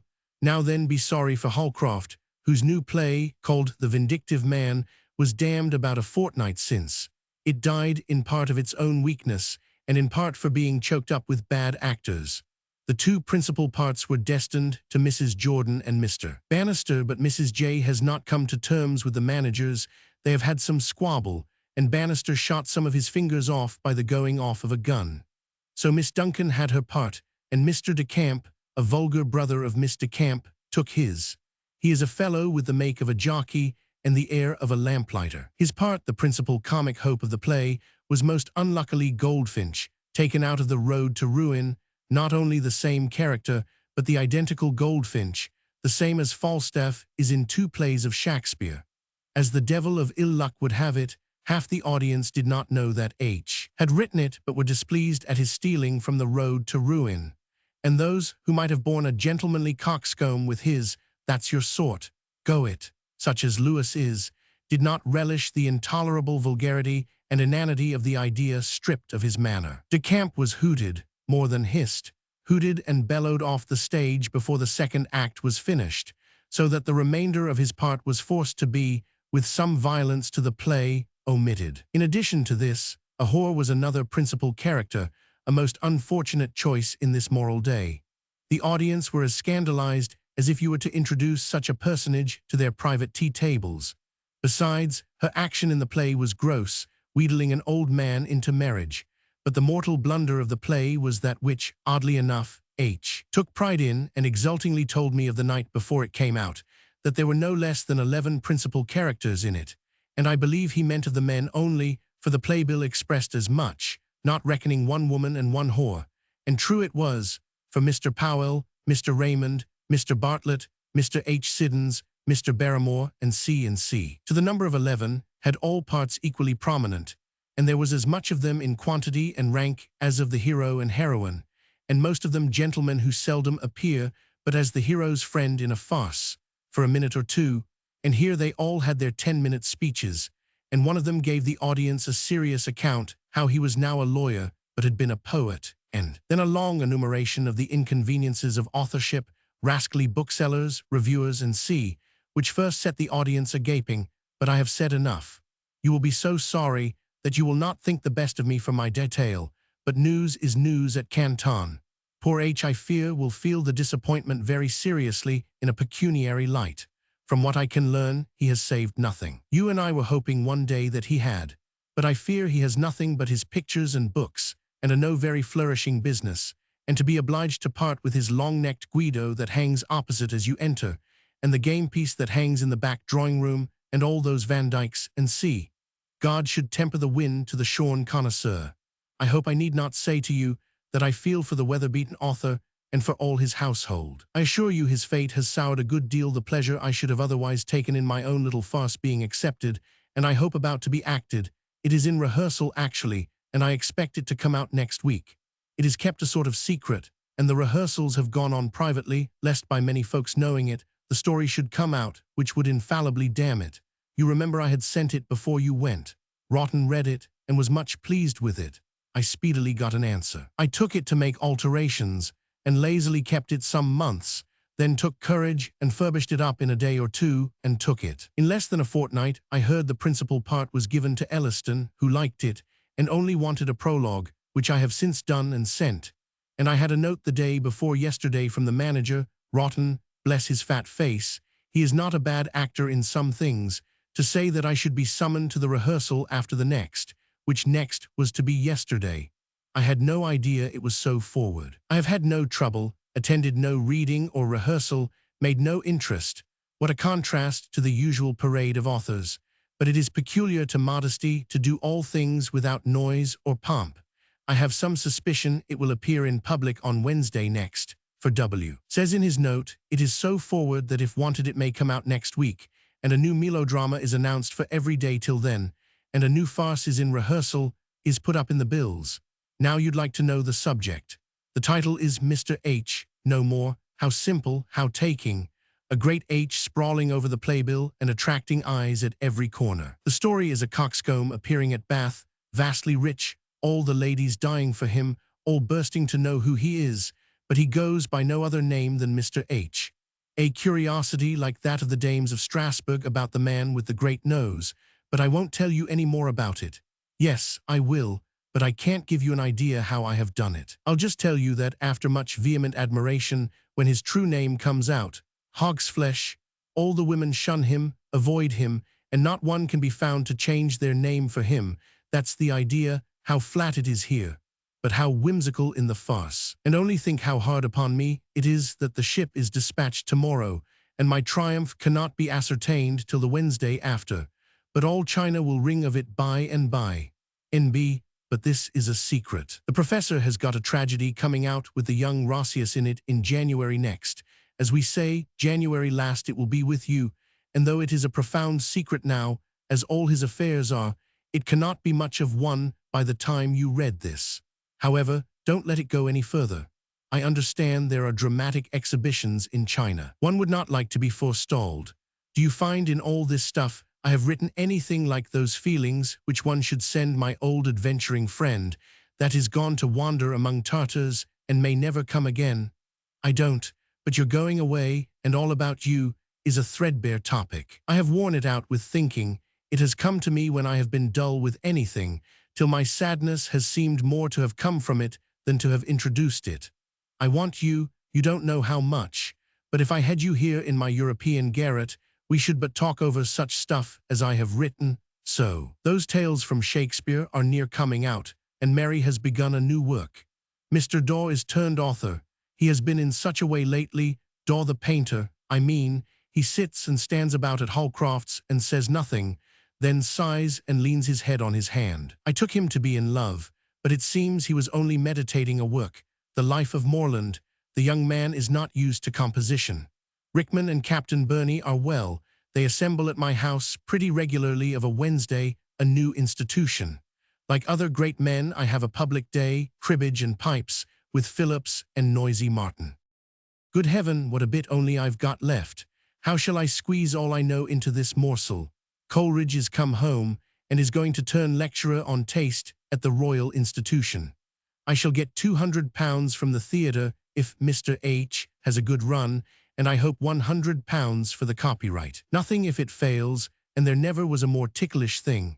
The whole depends on the manner in which the name is brought out, which I value myself on as a chef d'oeuvre.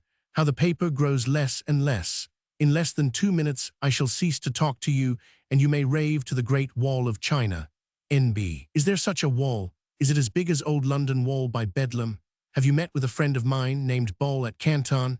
If you are acquainted, remember me kindly to him. Amongst many queer cattle I have and do meet with at the India Ho, I always liked his behavior. Tell him his friend Evans and C are well. Woodruff not dead yet. Maybe you'll think I have not said enough of Tuthill and the Holcrofts. Tuthill is a noble fellow, as far as I can judge. The Holcrofts bear their disappointment pretty well, but indeed they are sadly mortified. Mrs. H is cast down. It was well if it were but on this account that Tuthill is come home. And B, if my little thing don't succeed, I shall easily survive, having, as it were, compared to H.'s venture, but a 16th in the lottery. Mary and I are to sit next the orchestra in the pit, next the Tweedledees. She remembers you. You are more to us than 500 farces, clappings, and C. Come back one day, C. Lamb. The letter is addressed to T. Manning, Esquire, Canton. At the end, Lamb adds, Holcroft has just writ to me as follows. Dear Sir, Miss L. has informed us you are writing to Manning. Will you be kind enough to inform him directly from me that I and my family are most truly anxious for his safety, that if praying could bring down blessings on him, we should pray morning, noon, and night, that his and our good friends, the Tuthills, are once more happily safe in England, and that I earnestly entreat not only a single letter, but a correspondence with him whenever the thing is practicable, with such an address as may make letters from me likely to find him. In short, dear sir, if you will be kind enough to speak of me to Manning, you cannot speak with greater friendship and respect than I feel. Yours with true friendship and kindness. In the beginning of this letter, we see the first germ of an idea afterwards developed in the letter to Baron Field of August 31, 1817, and again, more fully, in the Elia essay, Distant Correspondence. Tuthill, afterwards Sir George Lemon Tuthill, 1770–1835, was the physician who, on a visit to Paris, was included among the English détenus and held a captive for several years. He was released only after his wife had made a personal appeal to Napoleon on his return from hunting. The words, "incredible romantic pretenses," refer chaffingly to Manning's application to Napoleon for liberty to return to England 2 or 3 years previously. Holcroft's Vindictive Man was produced at Drury Lane on November 20, 1806. It was a complete failure. His Road to Ruin, produced in 1792 at Covent Garden with Gentleman Lewis's Goldfinch, had been a great success and is still occasionally played. Holcroft was also a very voluminous author and translator, and the partner of his brother-in-law, Mercier, in a printing business, which, however, was unprofitable. Tommy was Holcroft's son. The Dames of Strasbourg, in Tristram Shandy, Vol. Roman 4. The Professor has a tragedy.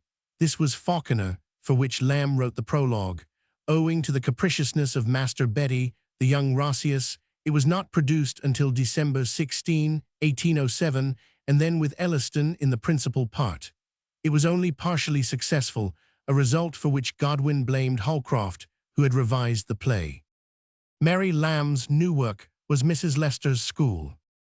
Mr. Daw is turned author. The Life of George Morland, by George Daw, was published in 1807. Coleridge's intended series of lectures on taste was abandoned. He did not actually deliver any until January 12, 1808. Letter 159. Charles Lamb to William Wordsworth. Dated at End, December 11, 1806. Mary's love to all of you, I wouldn't let her write. Dear Wordsworth, Mr. H. came out last night and failed. I had many fears, the subject was not substantial enough. John Bull must have solider fare than a letter. We are pretty stout about it, have had plenty of condoling friends, but after all we had rather it should have succeeded. You will see the prologue in most of the morning papers. It was received with such shouts as I never witnessed to a prologue. It was attempted to be encored. How hard, a thing I did merely as a task, because it was wanted, and set no great store by, and Mr. H. The quantity of friends we had in the house, my brother and I being in public offices and C, was astonishing, but they yielded at length to a few hisses. 100 hisses, damn the word, I write it like kisses, how different. 100 hisses outweigh a 1,000 claps. The former come more directly from the heart. Well, 'tis withdrawn, and there is an end. Better luck to us. CL. 11 deck, turn over. P.S. Pray when any of you write to the Clarksons, give our kind loves, and say we shall not be able to come and see them at Christmas, as I shall have but a day or two, and tell them we bear our mortification pretty well. Mr. H. was produced at Drury Lane on December 10, with Elliston in the title role. Lamb's account of the evening is supplemented by Hazlitt in his essay on Great and Little Things, and by Crabbe Robinson, a new friend whom he had just made, in his diary. See Vol. Roman 4. Of this edition, the curious thing is that the management of Drury Lane advertised the farce as a success and announced it for the next night, but Lamb apparently interfered, and it was not played again. Some few years later, Mr. H. was performed acceptably in America. Letter 160. Charles Lamb to Sarah Stoddart. December 11, 1806. Don't mind this being a queer letter. I am in haste, and taken up by visitors, condolers, and see God bless you. Dear Sarah, Mary is a little cut at the ill success of Mr. H., which came out last night and failed. I know you'll be sorry, but never mind. We are determined not to be cast down. I am going to leave off tobacco, and then we must thrive. A smoking man must write smoky farces. Mary is pretty well, but I persuaded her to let me write. We did not apprise you of the coming out of Mr. H. for fear of ill luck. You were much better out of the house. If it had taken, your partaking of our good luck would have been one of our greatest joys. As it is, we shall expect you at the time you mentioned. But whenever you come you shall be most welcome. God bless you, dear Sarah. Yours most truly, C.L. Mary is by no means unwell, but I made her let me write. Following this should come a letter from Mary Lamb to Mrs. Thomas Clarkson, dated December 23, 1806. It again describes the ill success of Mr. H. The blame rested chiefly with Charles, and yet it should not be called blame, for it was mere ignorance of stage effect. He seems perfectly aware why, and for what cause it failed. He intends to write one more with all his dearly bought experience in his head, and should that share same fate, he will then turn his mind to some other pursuit. Lamb did not write another farce for many years. When he did, The Pawnbroker's Daughter, see Vol. Roman 4, it deservedly was not acted. Letter 161. Charles Lamb to William Godwin. No date, 1806. I repent, can that God whom thy votaries say that thou hast demolished expect more? I did indite a splenetic letter, but did the black hypochondria never gripe thy heart, till them hast taken a friend for an enemy? The foul fiend Flibberty Gibbet leads me over 4-inched bridges, to course my own shadow for a traitor. There are certain positions of the moon, under which I counsel thee not to take anything written from this domicile as serious. I rank thee with Alves, Latin Helvetius, or any of his cursed crew. Thou art my friend, and henceforth my philosopher. Thou shalt teach distinction to the junior branches of my household, and deception to the grey-haired janitress at my door. What are these atonements? Can Arcadians be brought upon knees, creeping and crouching? Come, as Macbeth's drunken porter says, knock, knock, knock, knock, knock, knock, knock. 7 times in a day shall thou batter at my peace. And if I shut aught against thee, save the temple of Janus, may Briareus, with his 100 hands, in each a brass knocker, lead me such a life. See Lamb. I cannot account for this letter in the absence of its predecessor, and that from Godwin to which it replies. Letter 162. Charles Lamb to William Wordsworth. Dated at End, January 29, 1807. Dear Wordsworth, we have booked off from Swan and Two Necks, Lad Lane, this day per coach the tales from Shakespeare. You will forgive the plates when I tell you they were left to the direction of Godwin, who left the choice of subjects to the bad baby, who from mischief, I suppose, has chosen one from damned beastly vulgarity, vide Murch. Venice, where no atom of authority was in the tale to justify it, to another has given a name which exists not in the tale, Nick Bottom, and which she thought would be funny, though in this I suspect his hand, for I guess her reading does not reach far enough to know Bottom's extian name, and one of Hamlet, and grave digging, a scene which is not hinted at in the story, and you might as well have put King Canute the Great reproving his courtiers.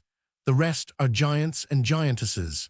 Suffice it, to save our taste and damn our folly, that we left it all to a friend W.G., who in the first place cheated me into putting a name to them, which I did not mean, but do not repent, and then wrote a puff about their simplicity, and see, to go with the advertisement, as in my name.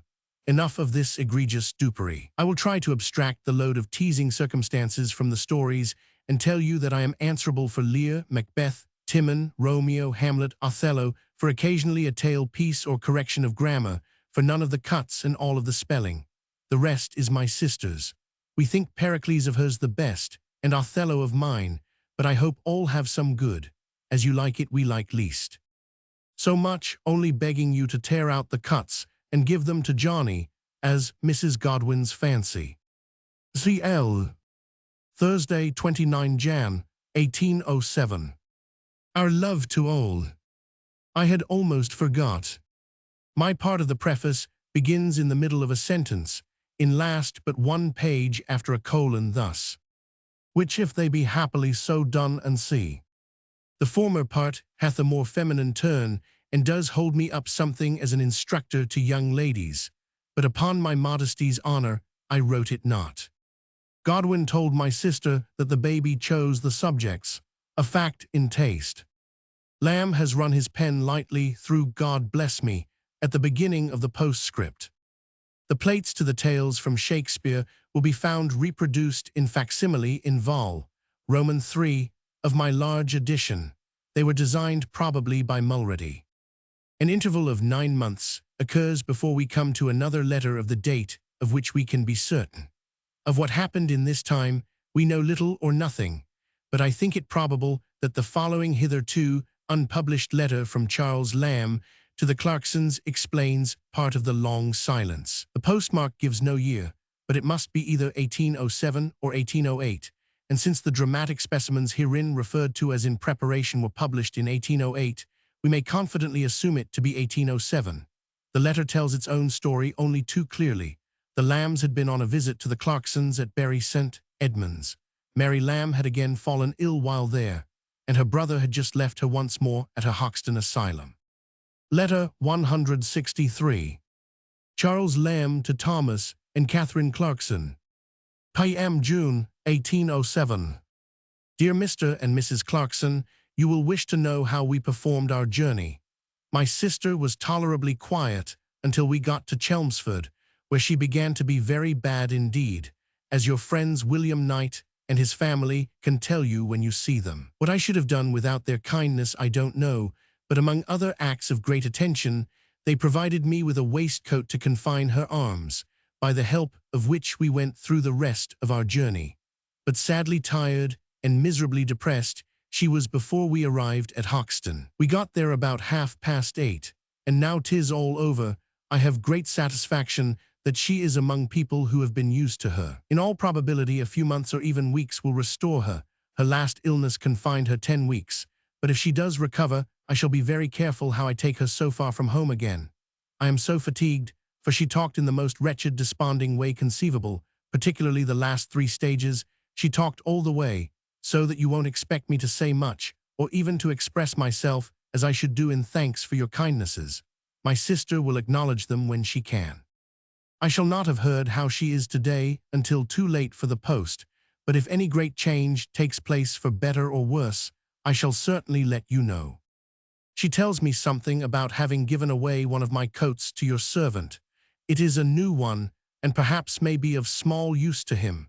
If you can get it me again, I shall very willingly give him a compensation. I shall also be much obliged by your sending in a parcel all the manuscripts, books, and she left behind. I want in particular the dramatic extracts, as my purpose is to make use of the remainder of my holidays in completing them at the British Museum, which will be employment and money in the end. I am exceedingly harassed with the journey, but that will go off in a day or two, and I will set to work. I know you will grieve for us, but I hope my sister's illness is not worse than many she has got through before. Only I am afraid the fatigue of the journey may affect her general health. You shall have notice how she goes on. In the meantime, accept our kindest thanks. Signature cut off. Letter 164. Mary Lamb to Sarah Stoddart. No date, endorsed Oct. 1807. My dear Sarah, I am 2 letters in your debt, but it has not been so much from idleness as a wish first to see how your comical love affair would turn out. You know, I make a pretense not to interfere, but like all old maids, I feel a mighty solicitude about the event of love stories. I learn from the lover that he has not been so remiss in his duty as you supposed. His effusion and your complaints of his inconstancy crossed each other on the road. He tells me his was a very strange letter, and that probably it has affronted you. That it was a strange letter I can readily believe, but that you were affronted by a strange letter is not so easy for me to conceive, that not being your way of taking things. But however it be, let some answer come, either to him or else to me, showing cause why you do not answer him. And pray, by all means, preserve the said letter, that I may one day have the pleasure of seeing how Mr. Hazlitt treats of love. I was at your brother's on Thursday. Mrs. S. tells me she has not written, because she does not like to put you to the expense of postage. They are very well. Little Missy thrives amazingly. Mrs. Stoddart conjectures she is in the family way again, and those kind of conjectures generally prove too true. Your other sister-in-law, Mrs. Hazlitt, was brought to bed last week of a boy, so that you are likely to have plenty of nephews and nieces. Yesterday evening we were at Rickman's, and who should we find there but Hazlitt, though if you do not know it was his first invitation there, it will not surprise you as much as it did us.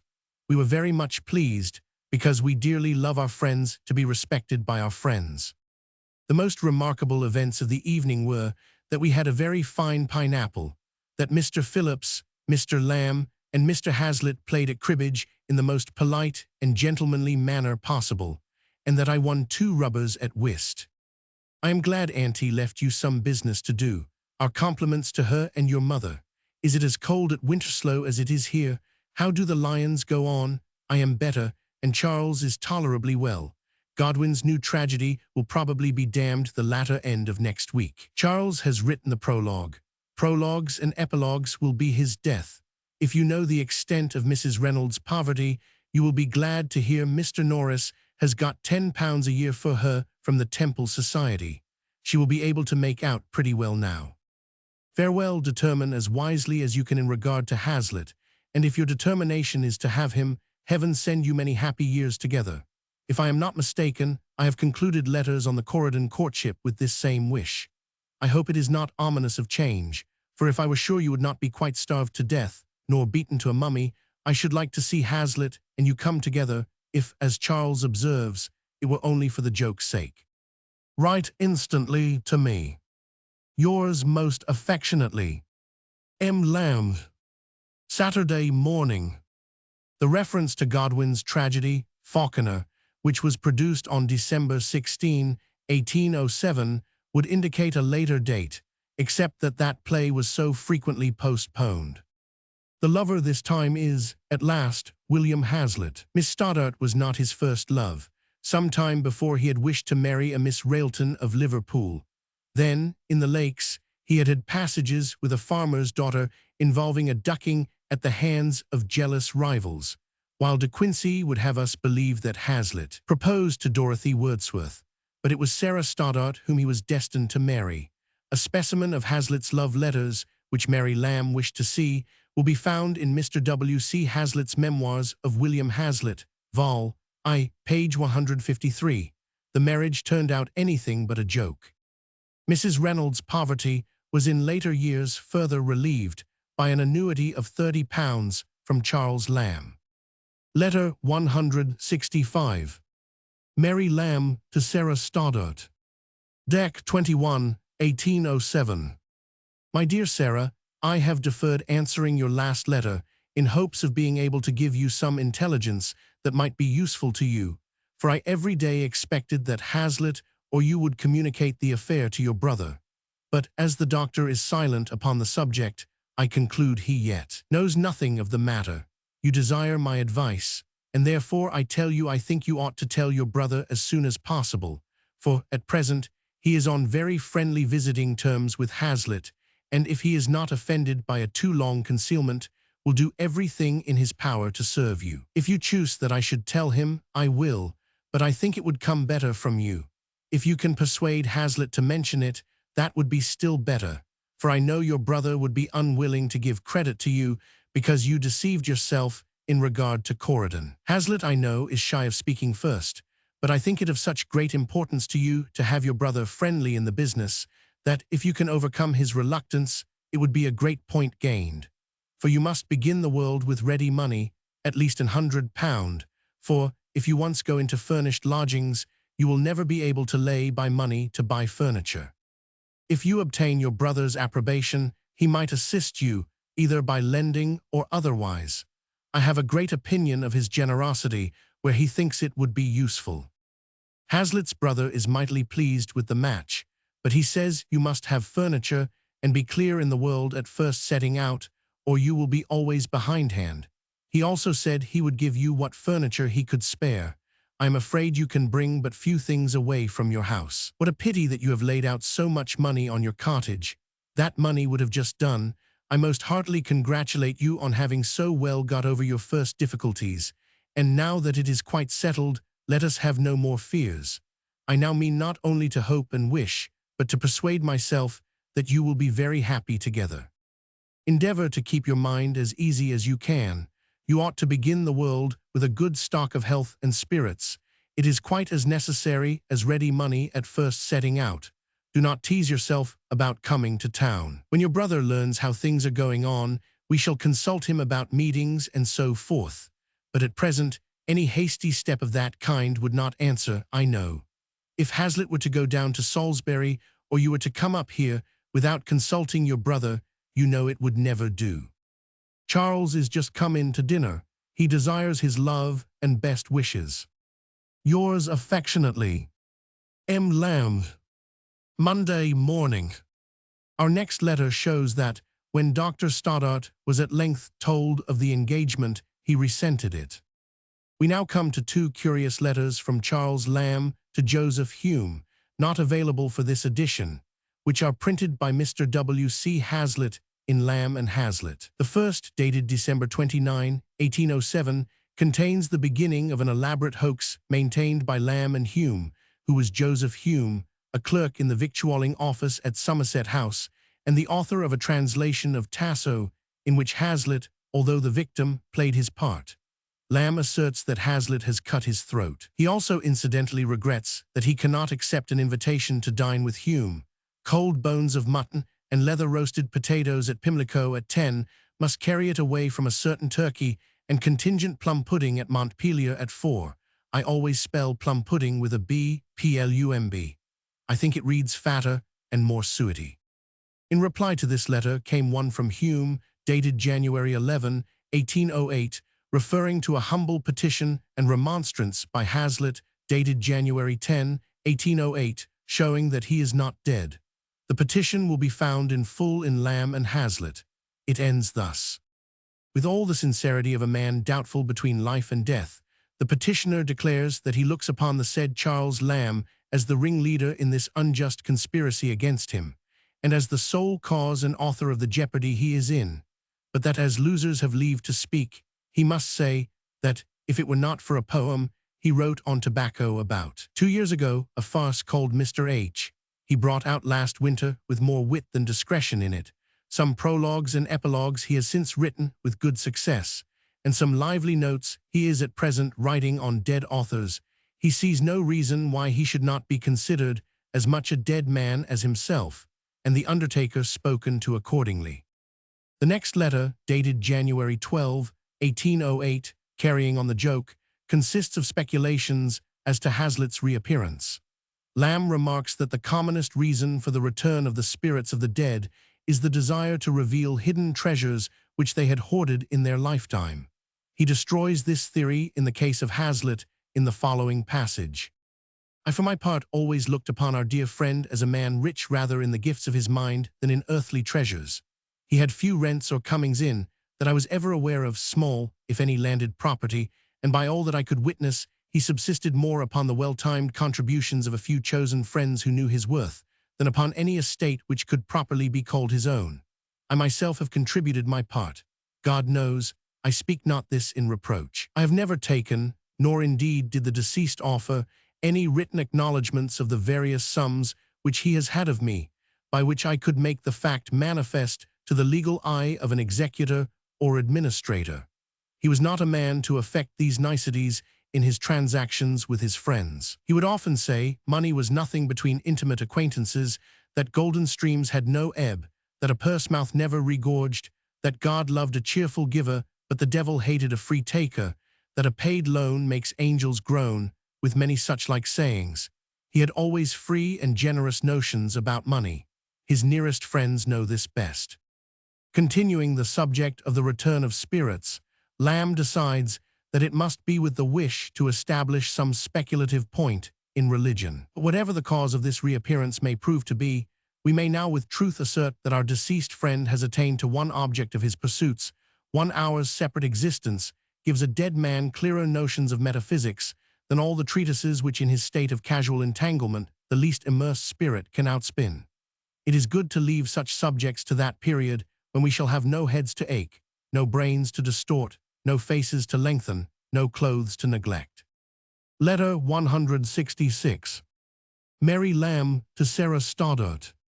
P.M. February 12, 1808. My dear Sarah, I have sent your letter and drawing off to W.M. Hazlitt's father's in Shropshire, where I conjecture Hazlitt is. He left town on Saturday afternoon without telling us where he was going. He seemed very impatient at not hearing from you. He was very ill, and I suppose is gone home to his father's to be nursed. I find Hazlitt has mentioned to you an intention which we had of asking you up to town, which we were bent on doing, but having named it since to your brother, the doctor expressed a strong desire that you should not come to town to be at any other house than his own, for he said that it would have a very strange appearance. His wife's father is coming to be with them till near the end of April, after which time he shall have full room for you. And if you are to be married, he wishes that you should be married with all the proper decorums from his house. Now though we should be willing to run any hazards of disobliging him, if there were no other means of your and Hazlitt's meeting, yet as he seems so friendly to the match, it would not be worthwhile to alienate him from you and ourselves too, for the slight accommodation which the difference of a few weeks would make, provided always, and be it understood, that if you and H make up your minds to be married before the time in which you can be at your brother's, our house stands open and most ready at a moment's notice to receive you. Only we would not quarrel unnecessarily with your brother. Let there be a clear necessity shewn, and we will quarrel with anybody's brother. Now though I have written to the above effect, I hope you will not conceive, but that both my brother and I had looked forward to your coming with unmixed pleasure, and we are really disappointed at your brother's declaration, for next to the pleasure of being married is the pleasure of making or helping marriages forward. We wish to hear from you that you do not take the seeming change of purpose in ill part, for it is but seeming on our part, for it was my brother's suggestion, by him first mentioned to Hazlitt and cordially approved by me, but your brother has set his face against it, and it is better to take him along with us in our plans, if he will good-naturedly go along with us, than not. The reason I have not written lately has been that I thought it better to leave you all to the workings of your own minds in this momentous affair, in which the inclinations of a bystander have a right to form a wish, but not to give a vote. Being, with the help of wide lines, at the end of my last page, I conclude with our kind wishes and prayers for the best. Yours affectionately, M. Lamb. H's direction is, if he is there, at Wem in Shropshire. I suppose as letters must come to London first, you had better enclose them, while he is there, for my brother in London. The drawing referred to, says Mr. W. C. Hazlitt, was a sketch of Middleton Cottage, Miss Stoddart's house at Winterslow. See next letter. Letter 167. Charles Lamb to the Rev. W. Hazlitt. Temple, 18th February, 1808. Sir, I am truly concerned that any mistake of mine should have caused you uneasiness, but I hope we have got a clue to William's absence, which may clear up all apprehensions. The people where he lodges in town have received direction from him to forward 1 or 2 of his shirts to a place called Winterslow, in the county of Hants-Wilts, not far from Salisbury, where the lady lives whose cottage, pictured upon a card, if you opened my letter you have doubtless seen, and though we have had no explanation of the mystery since, we shrewdly suspect that at the time of writing that letter which has given you all this trouble, a certain son of yours, who is both painter and author, was at her elbow, and did assist in framing that very cartoon which was sent to amuse and mislead us in town, as to the real place of his destination. And some words at the back of the said cartoon, which we had not marked so narrowly before, by the similarity of the handwriting to William's, do very much confirm the suspicion. If our theory be right, they have had the pleasure of their jest, and I am afraid you have paid for it in anxiety. But I hope your uneasiness will now be removed, and you will pardon a suspense occasioned by love, who does so many worse mischiefs every day. The letter to the people where William lodges says, moreover, that he shall be in town in a fortnight.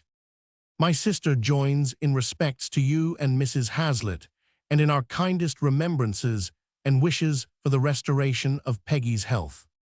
I am, sir, your humble servant, C.H. Lamb. The Rev. William Hazlitt, Hazlitt's father, 1737–1820, was a Unitarian minister at Wem, in Shropshire, the son of an Irish Protestant. Hazlitt's mother was Grace Loftus of Wisbech, a farmer's daughter. Sarah Stoddart's letter containing the drawing referred to had been sent by the Lambs to William Hazlitt at Wem, whereas Hazlitt, instead of seeking his father's roof as arranged, had sought his betrothed's, and had himself helped in the mystification. Peggy was Hazlitt's only sister. Letter 168. Charles Lamb to Thomas Manning. Dated at End, 26 February 1808. Dear missionary, your letters from the farthest ends of the world have arrived safe. Mary is very thankful for your remembrance of her, and with the less suspicion of mercenariness, as the silk, the symbolum materiale of your friendship, has not yet appeared. I think Horace says somewhere, nox longa. I would not impute negligence or unhandsome delays to a person whom you have honored with your confidence, but I have not heard of the silk or of Mr. Knox save by your letter. Maybe he expects the first advances, or it may be that he has not succeeded in getting the article on shore, for it is among the res prohibiti et non nisi smuggulationis via fruendi. But so it is, in the friendships between wicked men, the very expressions of their good will cannot but be sinful.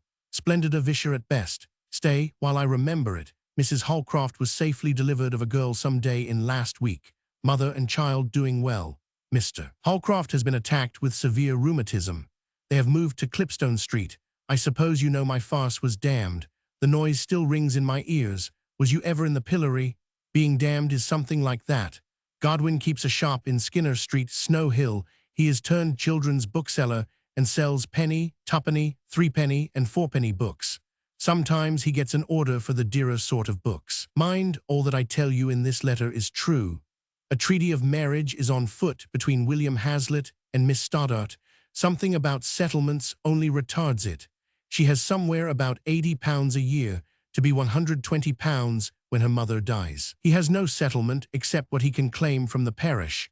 Pauper est sinner, said Amat. The thing is therefore in abeyance, but there is love o' both sides. Little Fenwick, you don't see the connection of ideas here. How the devil should you? Is in the rules of the fleet. Cruel creditors, operation of iniquitous laws, is Magna Charta than a mockery? Why, in general, here I suppose you to ask a question. My spirits are pretty good, but I have my depressions, black as a smith's beard, volcanic Stygian. At such times I have recourse to a pipe, which is like not being at home to a dun. He comes again with tenfold bitterness the next day. Mind, I am not in debt. I only borrow a similitude from others. It shows imagination. I have done 2 books since the failure of my farce. They will both be out this summer. The one is a juvenile book, The Adventures of Ulysses, intended to be an introduction to the reading of Telemachus. It is done out of the Odyssey, not from the Greek. I would not mislead you, nor yet from Pope's Odyssey, but from an older translation of one Chapman.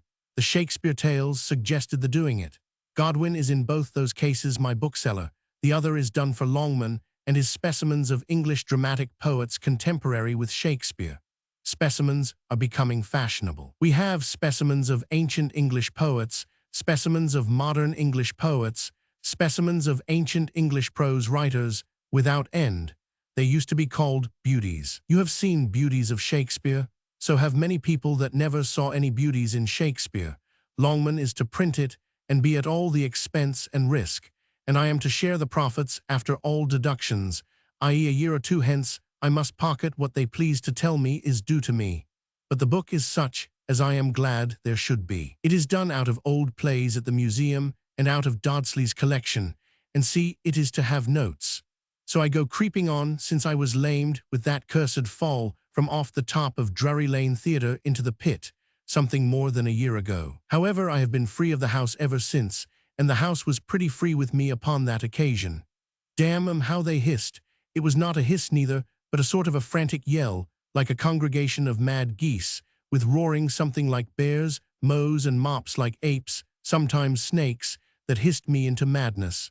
'Twas like St. Anthony's temptations. Mercy on us, that God should give his favorite children, men, mouths to speak with, to discourse rationally, to promise smoothly, to flatter agreeably, to encourage warmly, to counsel wisely, to sing with, to drink with, and to kiss with, and that they should turn them into mouths of adders, bears, wolves, hyenas, and whistle like tempests, and emit breath through them like distillations of aspic poison, to asperse and vilify the innocent labors of their fellow creatures who are desirous to please them. God be pleased to make the breath stink and the teeth rot out of them all therefore, make them a reproach, and all that pass by them to loll out their tongue at them, blind mouths, as Milton somewhere calls them. Do you like Braham's singing? The little Jew has bewitched me. I follow him like as the boys followed Tom the Piper.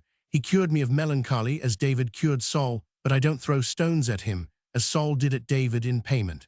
I was insensible to music till he gave me a new sense. Oh, that you could go to the new opera of Kai's tonight. Tease all about Eastern manners, it would just suit you.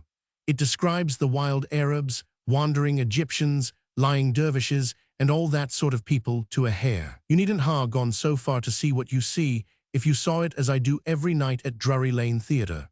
Braham's singing, when it is impassioned, is finer than Mrs. Siddons's or Mr. Kemble's acting, and when it is not impassioned, it is as good as hearing a person of fine sense talking. The brave little Jew, Old Sergeant Hill is dead.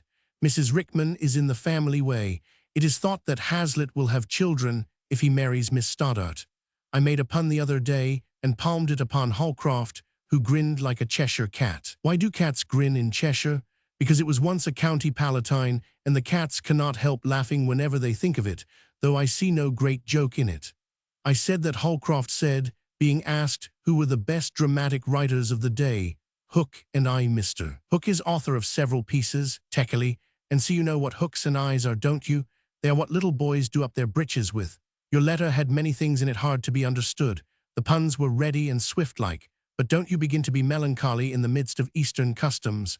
The mind does not easily conform to foreign usages, even in trifles. It requires something that it has been familiar with. That begins one of Dr. Hawkesworth's papers in The Adventurer, and is, I think, as sensible a remark as ever fell from the doctor's mouth. Do you know Watford in Hertfordshire? It is a pretty village. Louisa goes to school there. They say the governess is a very intelligent, managing person, takes care of the morals of the pupils, teaches them something beyond exteriors. Poor Mrs. Beaumont, Rickman's aunt, she might have been a governess, as both her nieces ate, if she had any ability or any education, but I never thought she was good for anything. She is dead, and so is her nephew. He was shot in half at Montevideo, that is, not exactly in half, but as you have seen a three-quarter picture. Stoddart is in England. White is at Christ's Hospital, a wit of the first magnitude, but had rather be thought a gentleman like Congreve. You know Congreve's repulse which he gave to Voltaire when he came to visit him as a literary man, that he wished to be considered only in the light of a private gentleman. I think the impertinent Frenchman was properly answered. I should just serve any member of the French Institute in the same manner that wished to be introduced to me. Bonaparte has voted 5,000 livres to Davy, the great young English chemist, but it has not arrived. Coleridge has delivered 2 lectures at the Royal Institution, 2 more were attended, but he did not come. It is thought he has gone sick upon them. He ain't well, that's certain. Wordsworth is coming to see him. He sits up in a 2-pair of stairs room at the Courier office and receives visitors on his close stool. How is Mr. Ball? He has sent for a prospectus of the London Library. Does anyone read at Canton? Lord Moira is president of the Westminster Library. I suppose you might have interest with Sir Joseph Banks to get to be president of any similar institution that should be set up at Canton. I think public reading rooms the best mode of educating young men. Solitary reading is apt to give the headache. Besides, who knows that you do read? There are 10,000 institutions similar to the Royal Institution, which have sprung up from it. There is the London Institution, the Southwark Institution, the Russell Square Rooms Institution, and c. College Quays a Conledge, a place where people read together. Wordsworth, the great poet, is coming to town. He is to have apartments in the Mansion House. He says he does not see much difficulty in writing like Shakespeare if he had a mind to try it. It is clear, then, nothing is wanting but the mind. Even Coleridge a little checked at this hardihood of assertion. Jones of Trinity, I suppose you know he is dead. Dyer came to me the other evening at 11 o'clock, when there was a large room full of company, which I usually get together on a Wednesday evening, all great men have public days, to propose to me to have my face done by a Miss Beetham, or Betham, a miniature painter, some relation to Mrs. Beetham, the profilist or pattern mangle woman opposite to St. Dunstan's, to put before my book of extracts. I declined it. Well, my dear Manning, talking cannot be infinite. I have said all I have to say, the rest is but remembrances, which we shall bear in our heads of you while we have heads. Here is a packet of trifles nothing worth, but it is a trifling part of the world where I live, emptiness abounds, but in fullness of affection we remain yours. C.L. Manning had written in April 1807, saying that a roll of silk was on its way to Mary Lamb. It was, however, another letter, not preserved, which mentioned Mr. Knox as the bearer. Godwin sold books at 41 Skinner Street under his wife's name, M.J. Godwin. At first, when he began, in 1805, in Hanway Street, he had used the name of Thomas Hodgkins, his manager. Damn 'em how they hissed. This passage has in it the germ of Lamb's essay in the Reflector 2 or 3 years later, on the custom of hissing at the theatres, see Vol. I. John Braham, 1774–1856, the great tenor and the composer of The Death of Nelson. Lamb praised him again in his Elia essay Imperfect Sympathies, and later wrote an amusing article on Braham's recantation of Hebraism. See The Religion of Actors, Vol. I. Kais, composed by Braham and Reeve, was produced at Drury Lane, February 11, 1808. Old Sergeant Hill, George Hill, 1716–1808, nicknamed Sergeant. Labyrinth, the hero of many stories of absence of mind, he would have appealed to Manning on account of his mathematical abilities. He died on February 21. Hook and I. This pun is attributed also to others, who may very easily have made it independently.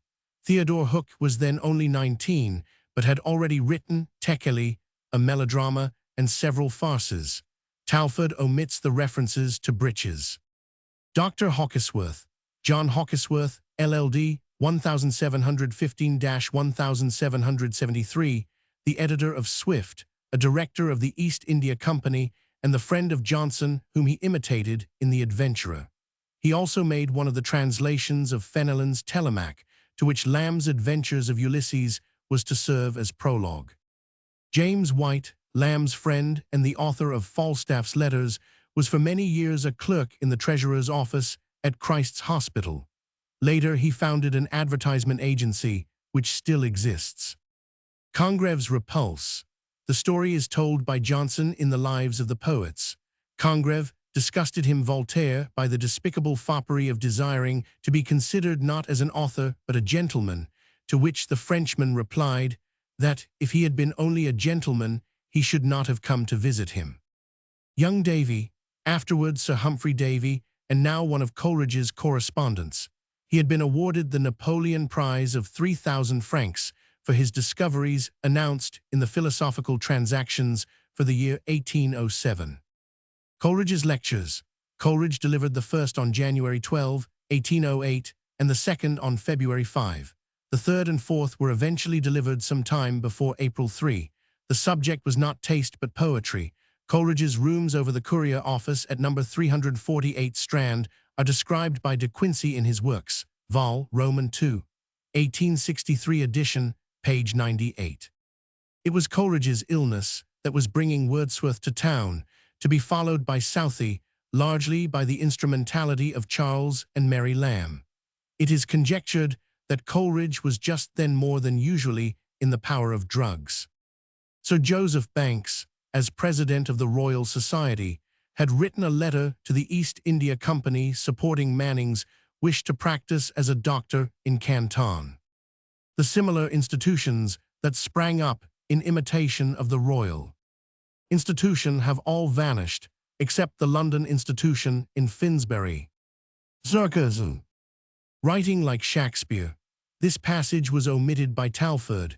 He seems to have shown it to Crabbe Robinson just after Lamb's death as one of the things that could not be published. Robinson, or Robinson's editor, Dr. Sadler, in recording the event, substitutes a dash for Wordsworth's name. Miss Betham was Miss Mary Matilda Betham, 1776–1852, afterwards a correspondent of Lamb. We shall soon meet her again. She had written a biographical dictionary of the celebrated women of every age and country, 1804, and some poems. Among her sitters were Coleridge and Mrs. Coleridge. The profilist opposite St. Dunstan's was, I take it, E. Betham, patent washing mill maker at 27 Fleet Street. I find this in the 1808 directory. The shop was close to Inner Temple Lane. 2 undated letters to Miss Betham follow, which may well belong to this time. Mr. Ernest Betham allows me to take them from his book, A House of Letters. Letter 169. Charles Lamb to Matilda Betham. No date, 1808. Dear Miss B., I send you 3 tickets which will serve the first course of Cease lectures, 6 in number. The first begins tomorrow. Excuse the cover being not or far, is not that French. I have no writing paper. Yours truly, C. Lamb. N.B. It is my present, not cease. Id est he gave me I you. Letter 170. Charles Lamb to Matilda Betham. Dear Miss Betham, I am very sorry, but I was pre-engaged for this evening when Eliza communicated the contents of your letter. She herself also is gone to Walworth to pass some days with Miss Hayes. GD forbid I should pass my days with Miss H. Wise. But that is neither here nor there. We will both atone for this accident by calling upon you as early as possible. I am setting out to engage Mr. Dyer to your party, but what the issue of my adventure will be cannot be known till the wafer has closed up this note forever. Yours truly, C. Lamb. Friday. We have already met Miss Hayes. Miss Betham was a friend of Dyer, as we shall see. Letter 171.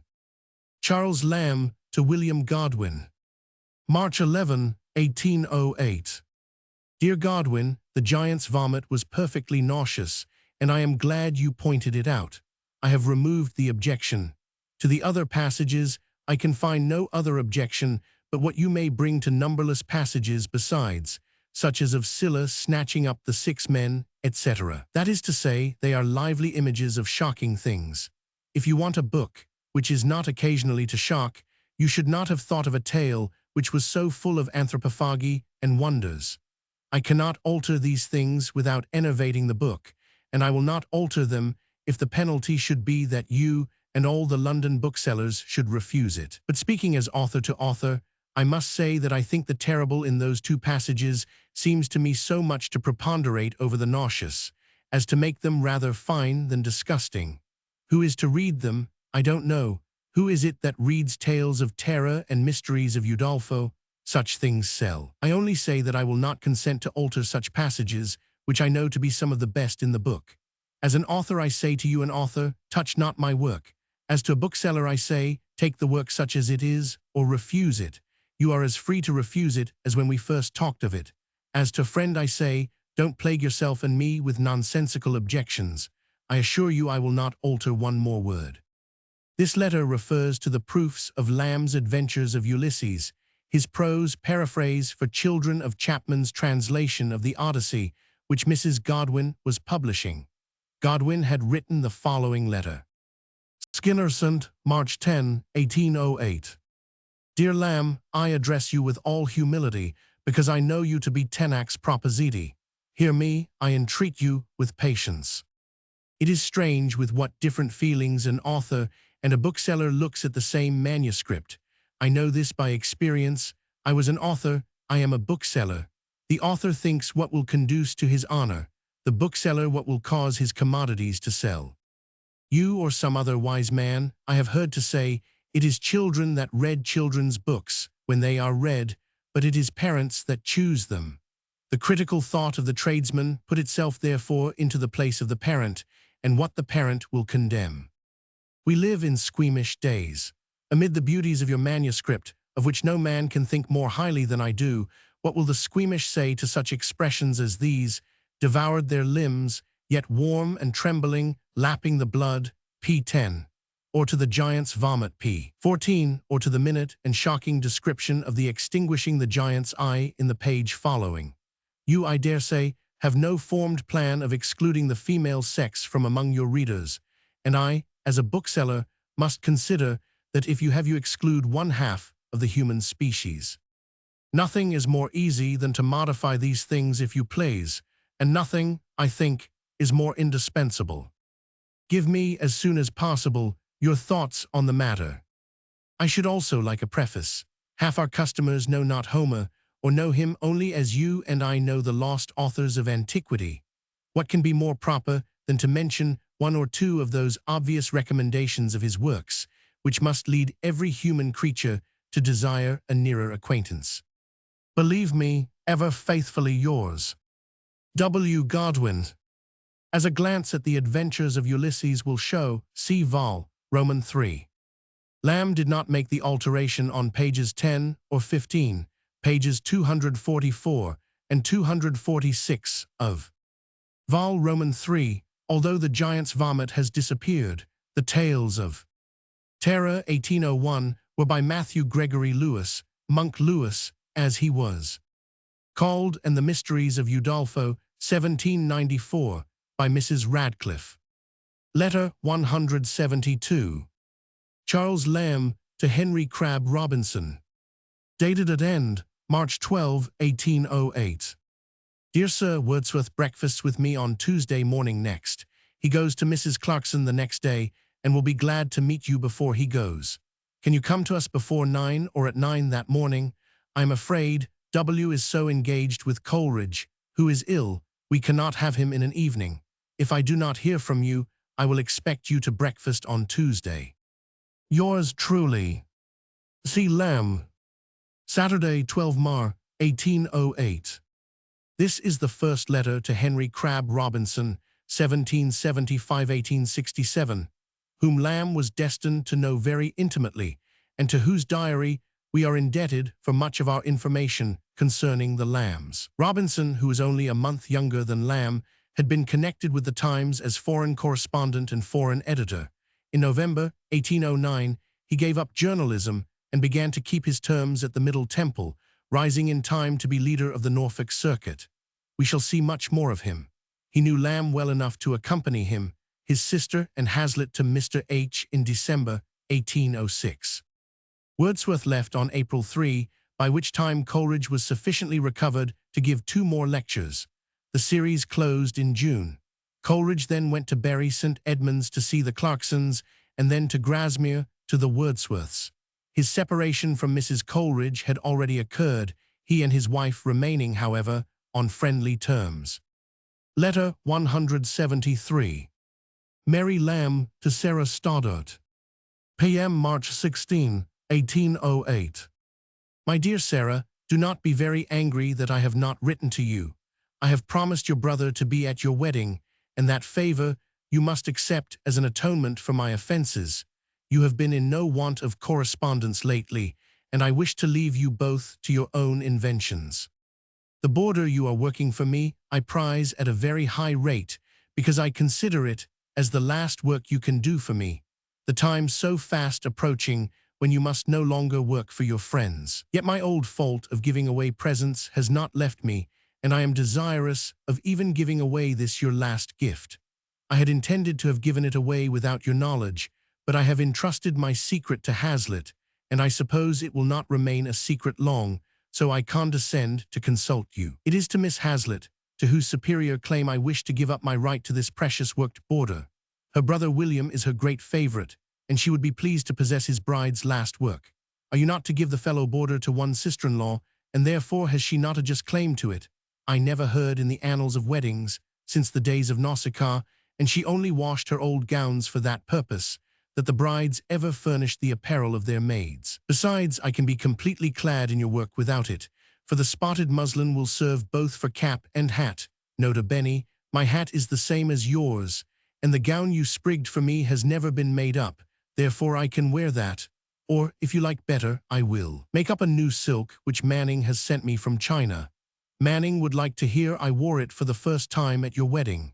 It is a very pretty light color, but there is an objection besides not being your work, and that is a very serious objection, and that is, Mrs. Hazlitt tells me that all Winterslow would be in an uproar if the bridemaid was to be dressed in anything but white, and although it is a very light color, I confess we cannot call it white, being a sort of a dead whitish bloom color. Then silk, perhaps, in a morning is not so proper, though the occasion, so joyful, might justify a full dress. Determine for me in this perplexity between the sprig and the China Manning silk. But do not contradict my whim about Miss Hazlitt having the border, for I have set my heart upon the matter. If you agree with me in this, I shall think you have forgiven me for giving away your pin, and that was a mad trick, but I had many obligations and no money. I repent me of the deed, wishing I had it now to send to Miss H with the border, and I cannot, will not, give her the doctor's pin, for having never had any presents from gentlemen in my young days, I highly prize all they now give me, thinking my latter days are better than my former. You must send this same border in your own name to Miss Hazlitt, which will save me the disgrace of giving away your gift, and make it amount merely to a civil refusal. I shall have no present to give you on your marriage, nor do I expect that I shall be rich enough to give anything to baby at the first christening, but at the second or third child's, I hope to have a coral or so to spare out of my own earnings. Do not ask me to be godmother, for I have an objection to that, but there is, I believe, no serious duties attached to a bride's maid.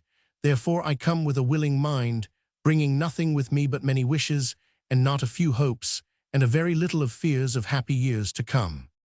I am, dear Sarah, yours ever most affectionately, M. Lamb. What has Charles done that nobody invites him to the wedding? The wedding was on May 1, 1808. Originally it was intended to perform the ceremony at Winterslow, but London was actually the place, St. Andrews, Holborn. Mary Lamb was a bridesmaid, and Charles Lamb was present. He told Southey in a letter some years after, "I was at Hazlitt's marriage, and had liked to have been turned out several times during the ceremony. Anything awful makes me laugh."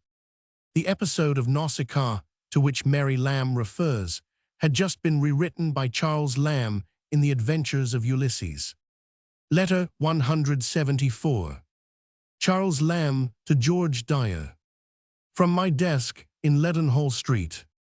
Decker 5, 1808. Dear Dyer, Coleridge is not so bad as your fears have represented him. It is true that he is buried, although he is not dead. To understand this quibble you must know that he is at Bury St. Edmunds, relaxing after the fatigues of lecturing and Londonizing.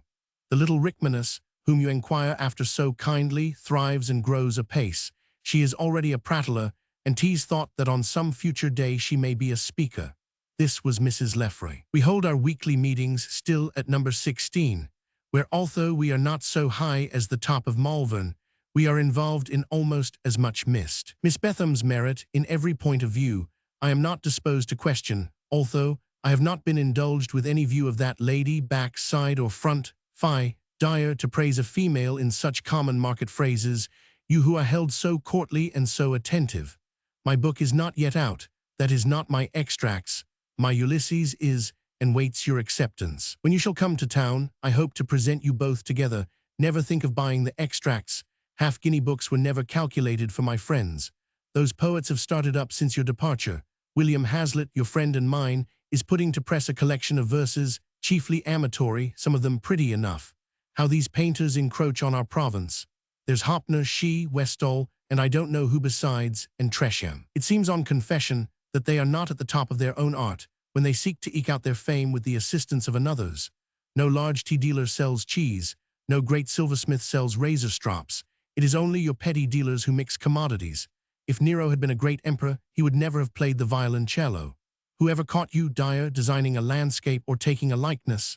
I have no more to add, who am the friend of virtue, poetry, painting, therefore in an especial manner. Unalterably thine. C. Lamb. Letter 175. Mary Lamb to Sarah Hazlitt, late Stoddart. December 10th, 1808. My dear Sarah, I hear of you from your brother, but you do not write yourself, nor does Hazlitt. I beg that one or both of you will amend this fault as speedily as possible, for I am very anxious to hear of your health. I hope, as you say nothing about your fall to your brother, you are perfectly recovered from the effects of it. You cannot think how very much we miss you and H of a Wednesday evening.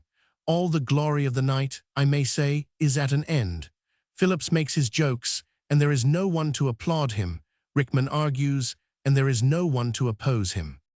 The worst miss of all to me is that, when we are in the dismals, there is now no hope of relief from any quarter whatsoever. Hazlitt was most brilliant, most ornamental as a Wednesday man, but he was a more useful one on common days, when he dropped in after a quarrel or a fit of the glooms. The Skeffington is quite out now, my brother having got drunk with claret and Tom Sheridan. This visit, and the occasion of it, is a profound secret, and therefore I tell it to nobody but you and Mrs. Reynolds.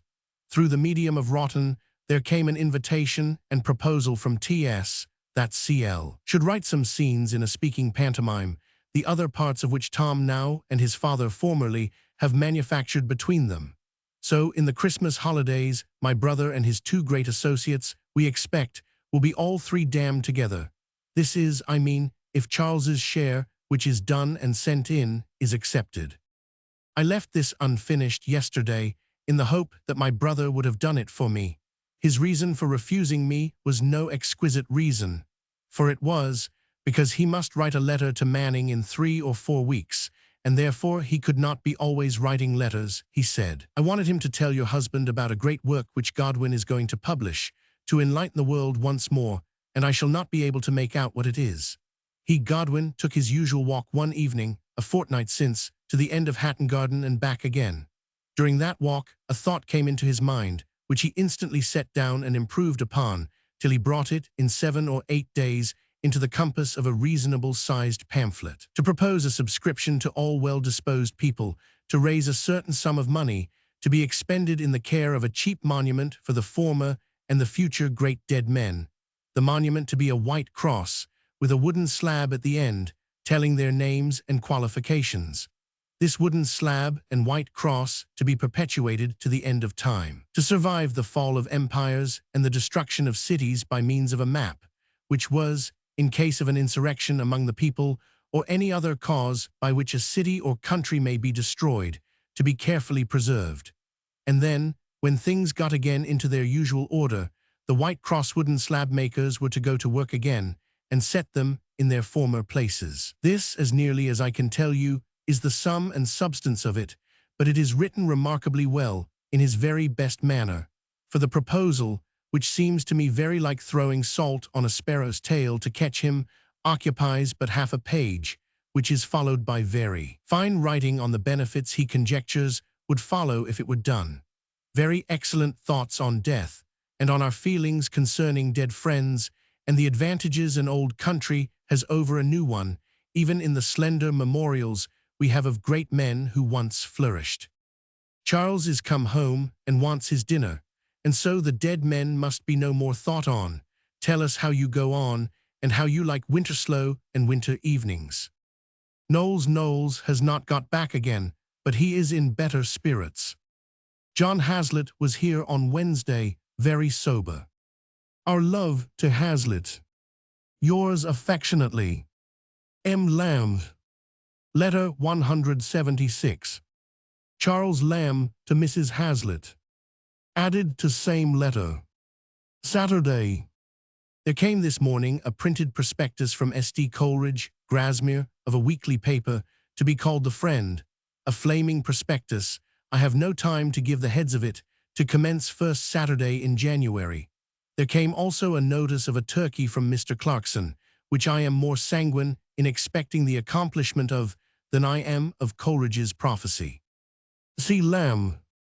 The Skeffington, referring probably to some dramatic scheme in which Sir Lumley Skeffington, an amateur playwright, had tried to engage Lamb's pen.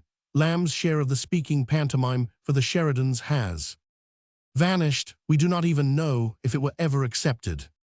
The late Mr. Charles Kent, in his centenary edition of Lamb's works, printed a comic opera, said, on the authority of P.G. Patmore, to be Lamb's, and identified it with the experiment mentioned by Mary Lamb. But an examination of the manuscript, which is in the British Museum, convinces me that the writing is not Lamb's, while the matter has nothing characteristic in it. Tom Sheridan, by the way, was just a month younger than Lamb. Knowles was probably James Sheridan Knowles, 1784–1862, the dramatist, a protégé of Hazlitt's father. We shall meet him again in the correspondence. After serving as a soldier and practicing medicine, he had gone on the stage. Several years later, he became one of Lamb's friends. The Friend, which probably had been in Coleridge's thoughts for some time, was announced to begin on the first Saturday in January. Lamb's skepticism was justified. The first number came out on June 1. Letter 177.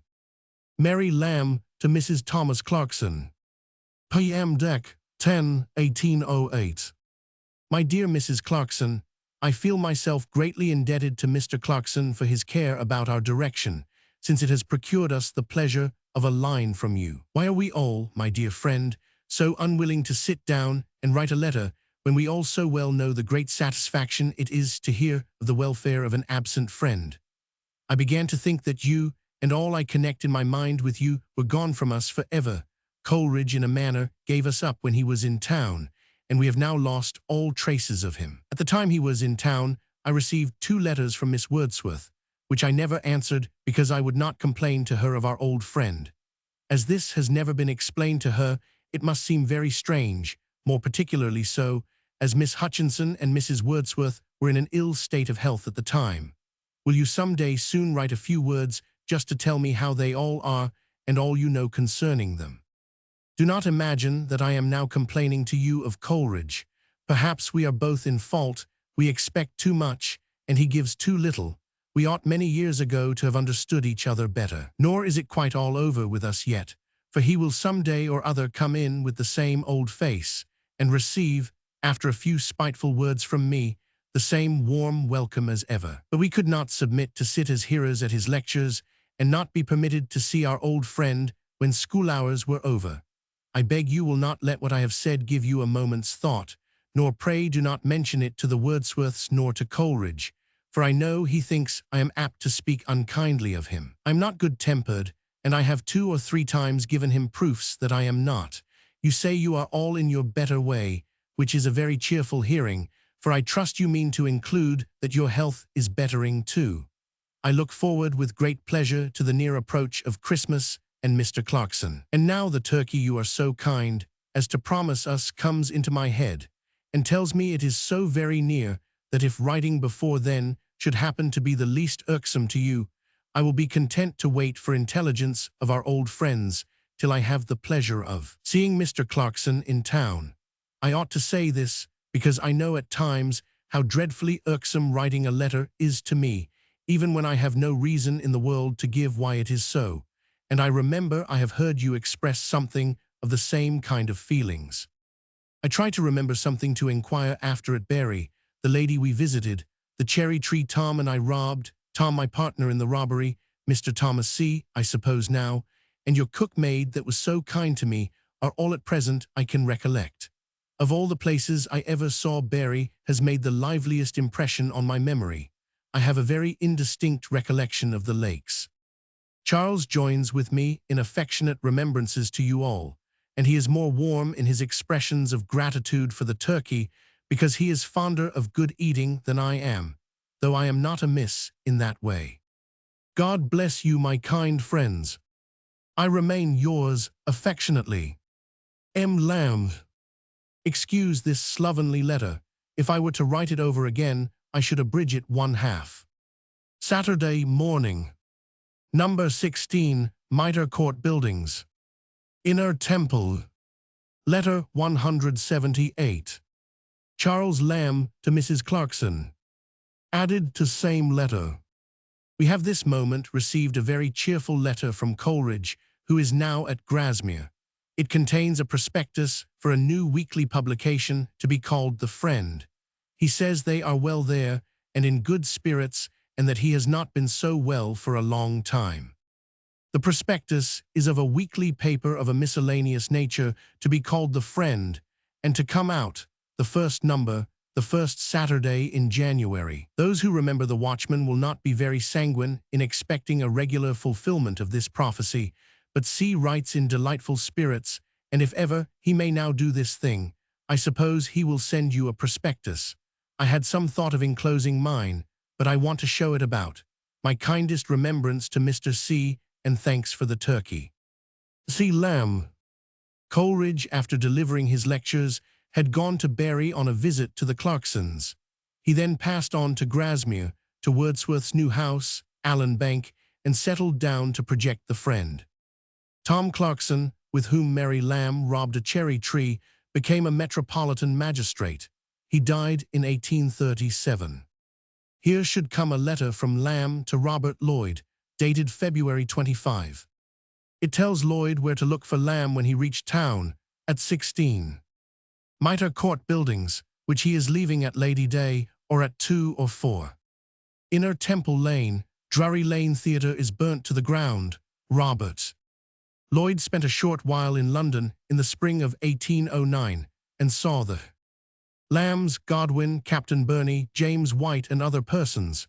His letters to his wife describing these experiences, printed in Charles Lamb and the Lloyds, are amusingly fresh and enthusiastic. Letter 179. Charles Lamb to Thomas Manning. 28th March, 1809. Dear Manning, I sent you a long letter by the ships which sailed the beginning of last month, accompanied with books, and see, since I last wrote, Holcroft is dead. He died on Thursday last and is not yet buried. He has been opened by Carlyle, and his heart was found completely ossified. He has had a long and severe illness. He seemed very willing to live, and to the last acted on his favorite principle of the power of the will to overcome disease. I believe his strong faith in that power kept him alive long after another person would have given him up, and the physicians all concurred in positively saying he would not live a week, many weeks before he died. The family are as well as can be expected. I told you something about Mrs. Holcroft's plans. Since her death there has been a meeting of his friends, and a subscription has been mentioned. I have no doubt that she will be set a-going, and that she will be fully competent to the scheme which she proposes. Fanny bears it much better than I could have supposed. So there is one of your friends whom you will never see again. Perhaps the next fleet may bring you a letter from Martin Burney, to say that he writes by desire of Miss Lamb, who is not well enough to write herself, to inform you that her brother died on Thursday last, 14th June, and see, but I hope not. I should be sorry to give occasion to open a correspondence between Martin and you. This letter must be short, for I have driven it off to the very moment of doing up the packets, and besides, that which I refer to above is a very long one, and if you have received my books, you will have enough to do to read them. While I think on it, let me tell you we are moved. Don't come any more to Mitre Court Buildings. We are at 34 Southampton Buildings, Chancery Lane, and shall be here till about the end of May. Then we remove to number 4 Inner Temple Lane, where I mean to live and die. For I have such horror of moving that I would not take a benefice from the king if I was not indulged with non-residence. What a dislocation of comfort is comprised in that word moving. Such a heap of little nasty things, after you think all is got into the cart.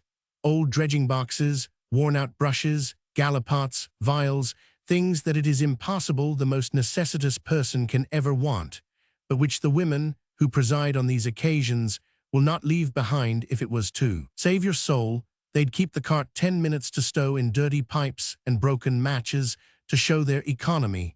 Then you can find nothing you want for many days after you get into your new lodgings. You must comb your hair with your fingers, wash your hands without soap, go about in dirty gaiters. Was I Diogenes, I would not move out of a kilderkin into a hogshead, though the first had had nothing but small beer in it, and the second reeked claret.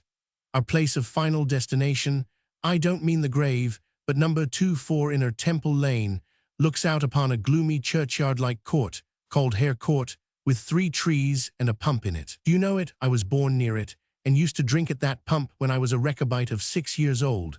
If you see newspapers, you will read about Mrs. Clark.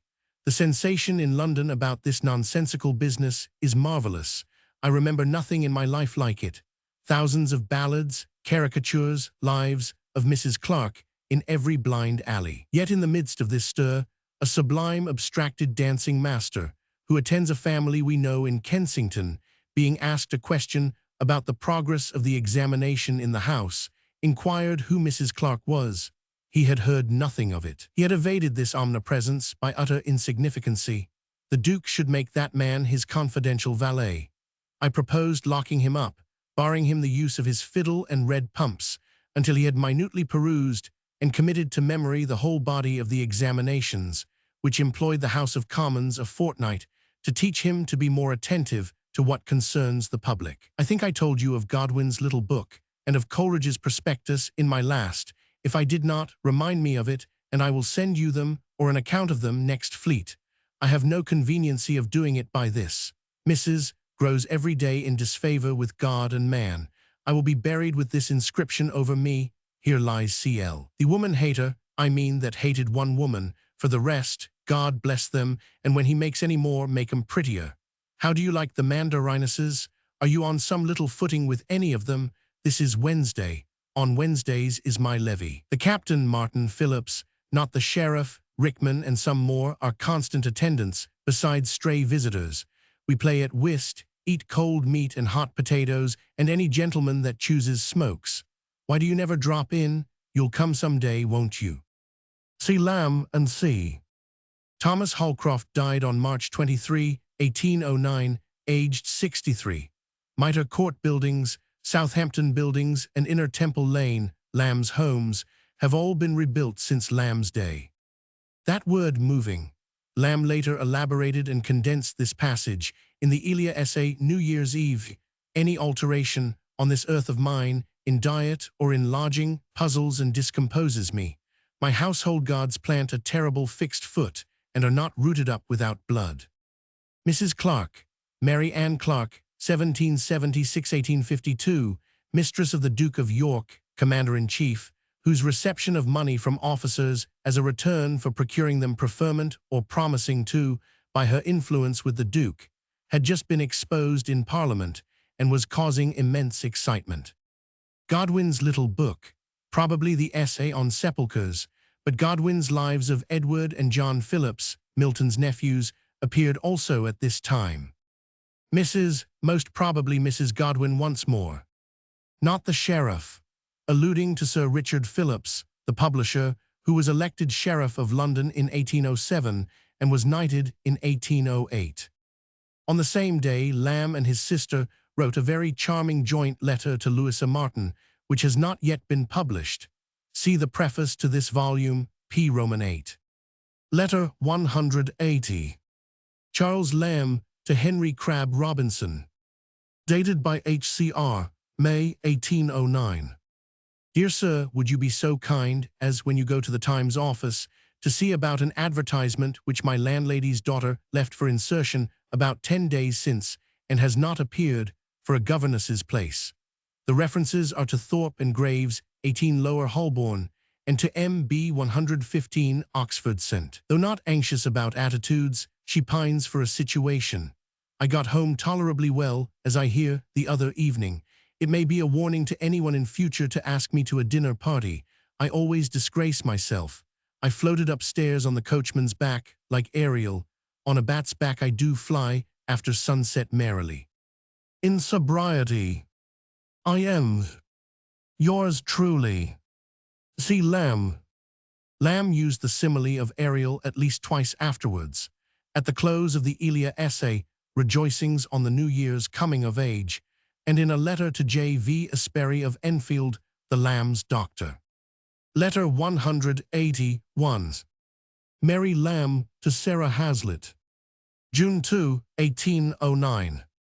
You may write to Hazlitt that I will certainly go to Winterslough, as my father has agreed to give me 5L, to bear my expenses, and has given leave that I may stop till that is spent, leaving enough to defray my carriage on the 14th July.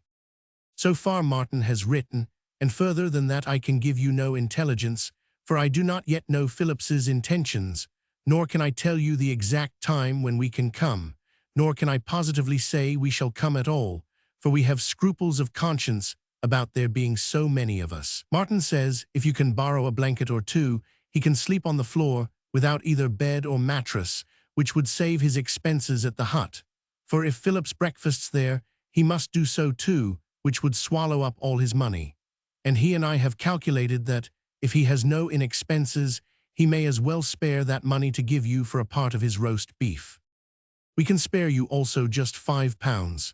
You are not to say this to Hazlitt, lest his delicacy should be alarmed, but I tell you what Martin and I have planned, that, if you happen to be empty-pursed at this time, you may think it as well to make him up a bed in the best kitchen. I think it very probable that Phillips will come, and if you do not like such a crowd of us, for they both talk of staying a whole month, tell me so, and we will put off our visit till next summer. The 14th July is the day Martin has fixed for coming. I should have written before, if I could have got a positive answer from them. Thank you very much for the good work you have done for me. Mrs. Stoddart also thanks you for the gloves. How often must I tell you never to do any needlework for anybody but me? Martin Burney has been very ill and still is very weak and pale. Mrs. Holcroft and all her children and all her scholars have had the measles. Your old friend, Mrs. Fenwick, is in town. We are going to see Mrs. Martin and her daughter, Mrs. Fulton, Sarah Martin, and I expect to see there the future husband of Louisa. It will be a charming evening, doubtless. I cannot write any more, for we have got a noble life of Lord Nelson lent us for a short time by my poor relation, the bookbinder, and I want to read as much of it as I can. Yours affectionately, M. Lamb. On reading Martin's note over again, we guess the captain means him to stay only a fortnight. It is most likely we shall come the beginning of July. Saturday, June 3. The Lambs were proposing to spend their holidays with the Haslets in July and to take Colonel Phillips and his nephew Martin Burney with them. Or possibly it was the other Phillips. As it happened, however, Mary Lamb was taken ill almost immediately after writing this letter, and the visit had to be postponed until September and October. The hut was the Winterslow Inn. My poor relation the bookbinder. See the letter to Baron Field, Oct. 4, 1827. Letter 182. Charles Lamb to S.D. Coleridge. June 7, 1809. Dear Coleridge, I congratulate you on the appearance of the Friend. Your first number promises well, and I have no doubt the succeeding numbers will fulfill the promise. I had a kind letter from you some time since, which I have left unanswered. I am also obliged to you, I believe, for a review in the annual, am I not?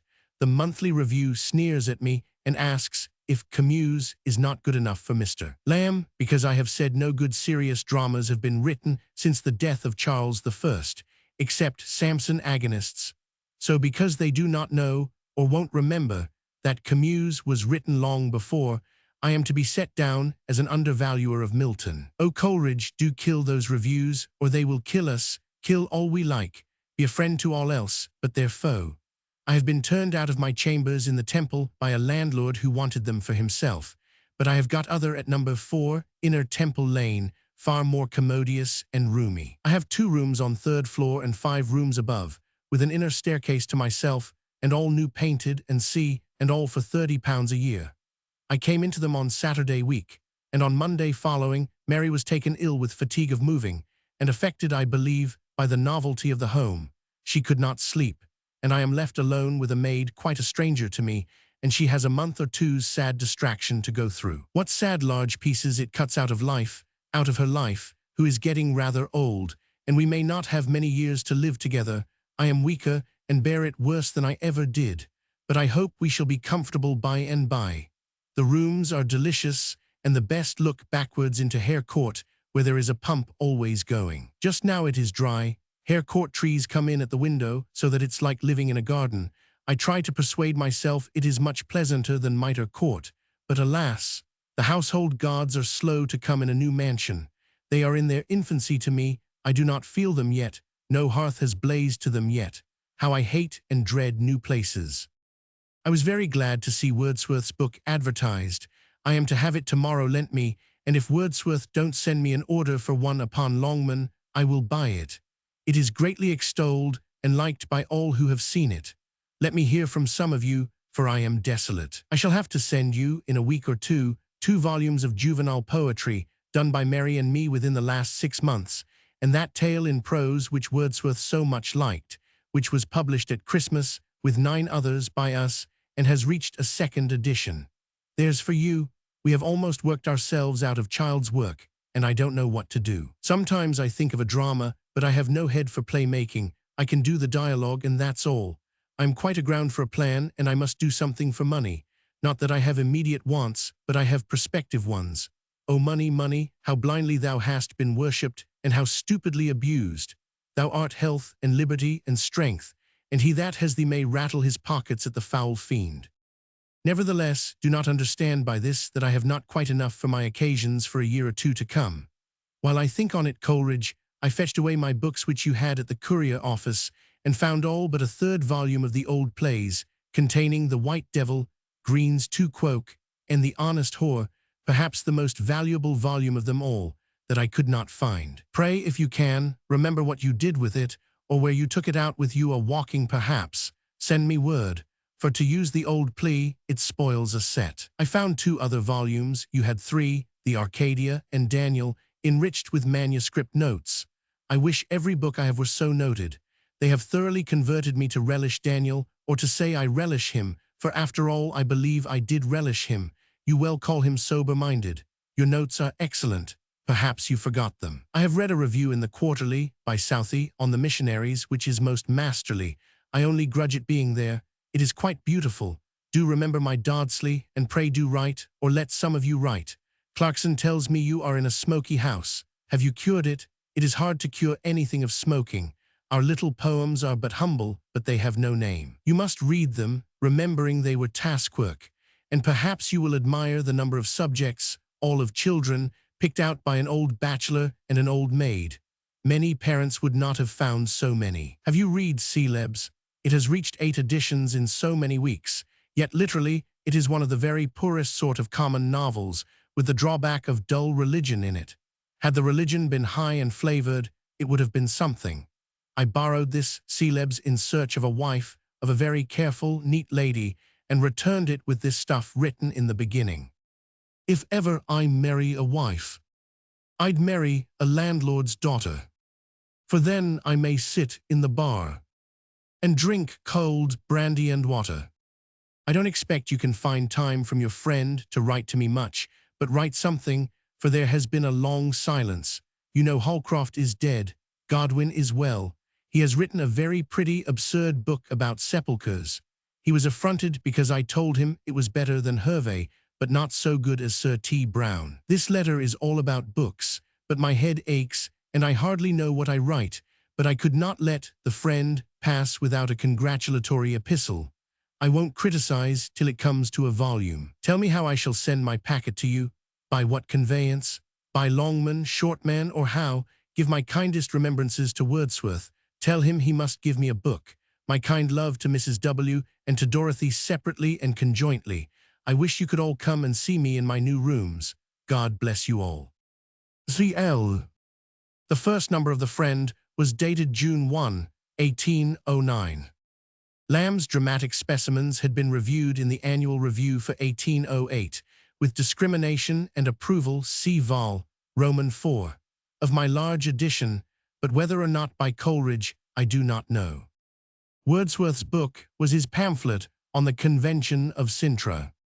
The juvenile poetry was poetry for children, entirely original, by the author of Mrs. Leicester's School, in 2 volumes, 1809. Mrs.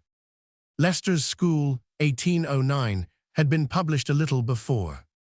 Wordsworth's favorite tale was Arabella Hardy's The Sea Voyage. I know nothing of the annotated copy of Sidney's Arcadia, Daniels. Poetical Works, 12 Mo, 1718, 2 volumes, with marginalia by Lamb and Coleridge is still preserved. The copy of Hannah More's Celebs in Search of a Wife, 1809, with Lamb's verses, is not, I think, now known. Southey's missionary article was in the first number of the Quarterly. February, 1809. Hervey wrote Meditations Among the Tombs, Sir Thomas Browne, Burial. Here should come 4 letters from Lamb to Charles Lloyd, Sr. They are all printed in Charles Lamb and the Lloyds. The first, dated June 13, 1809, contains an interesting criticism of a translation of the 24th book of the Iliad, which Charles Lloyd, the father of Robert Lloyd, had made. Lamb says that what he misses, and misses also in Pope, is a savage-like plainness of speaking. The heroes in Homer are not half civilized.